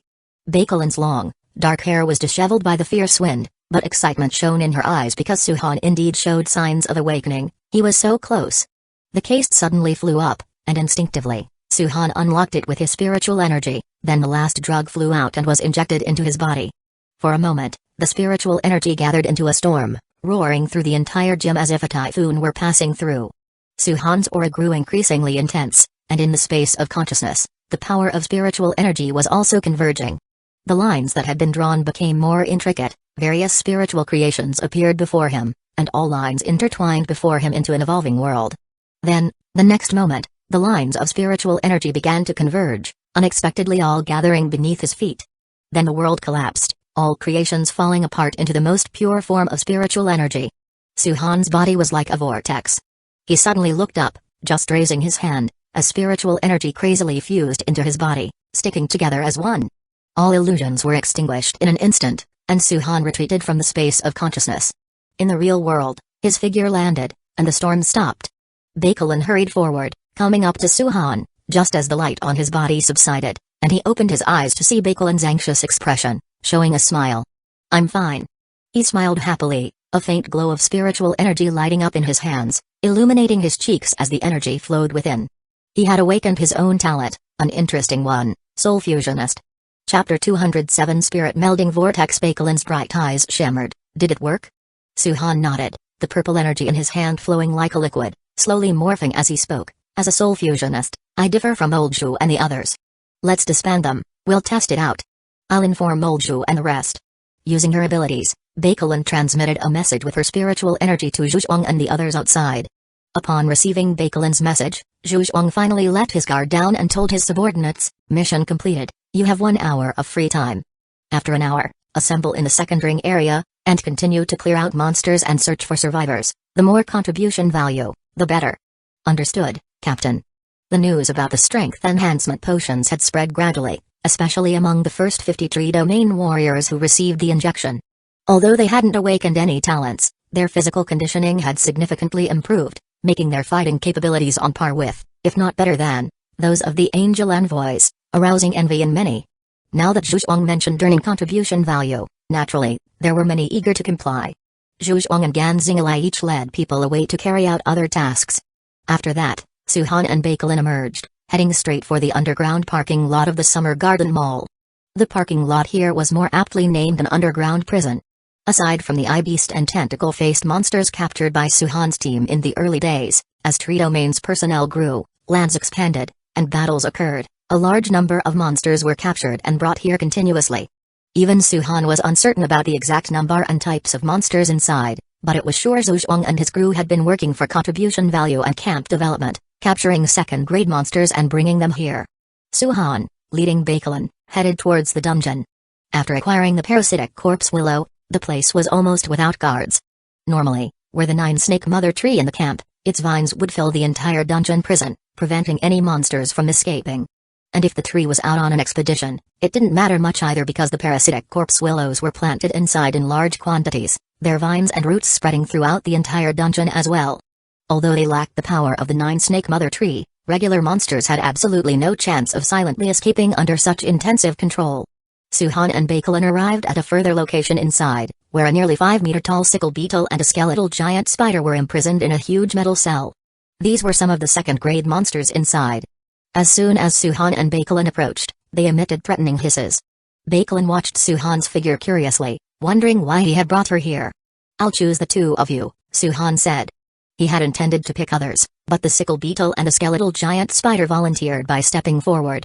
Controlled by his will, the metal cell holding the sickle beetle began to deform, hard metal bars immediately forming a huge hole.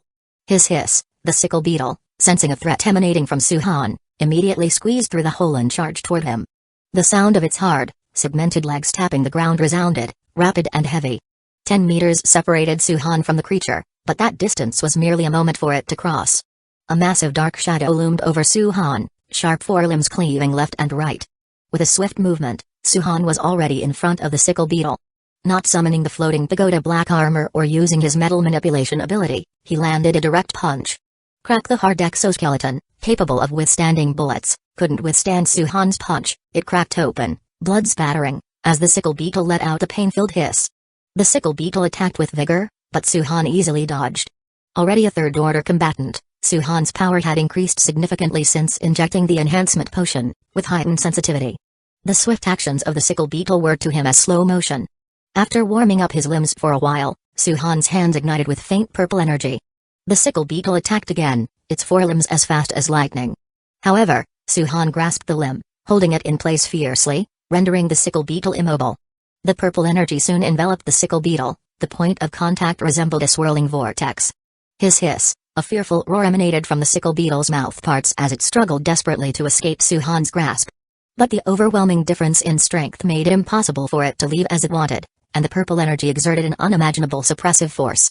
With the vortex at the contact point as the nexus, energy spreading over the sickle beetle's body became a conduit. Vast amounts of spiritual energy flowed from the sickle beetle to Suhan, merging slowly through the spirit melding vortex into Suhan's body.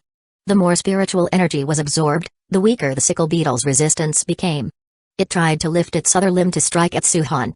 But with a light chuckle, Suhan reached out to catch it, and the force in the forelimb became increasingly feeble under his control. Spiritual energy was a fundamental foundation of creatures in this post-apocalyptic world. As Suhan withdrew massive amounts of it, how could the sickle beetle possess any strength to resist? The improvement is not bad, Suhan thought. Vast amounts of spiritual energy infused into his body, slowly enhancing his physique, and his strength increased while the accumulated spiritual energy inside his body converged continuously. In the space of consciousness, the spiritual energy gathered like droplets of water, and the absorbed spiritual energy resembled floating spheres that suspended themselves around him, waiting to be integrated. The pace of spiritual energy extraction was swift, and in the face of the vast disparity in power, the resistance of the sickle claw bug against the pull of the spirit melding vortex was futile.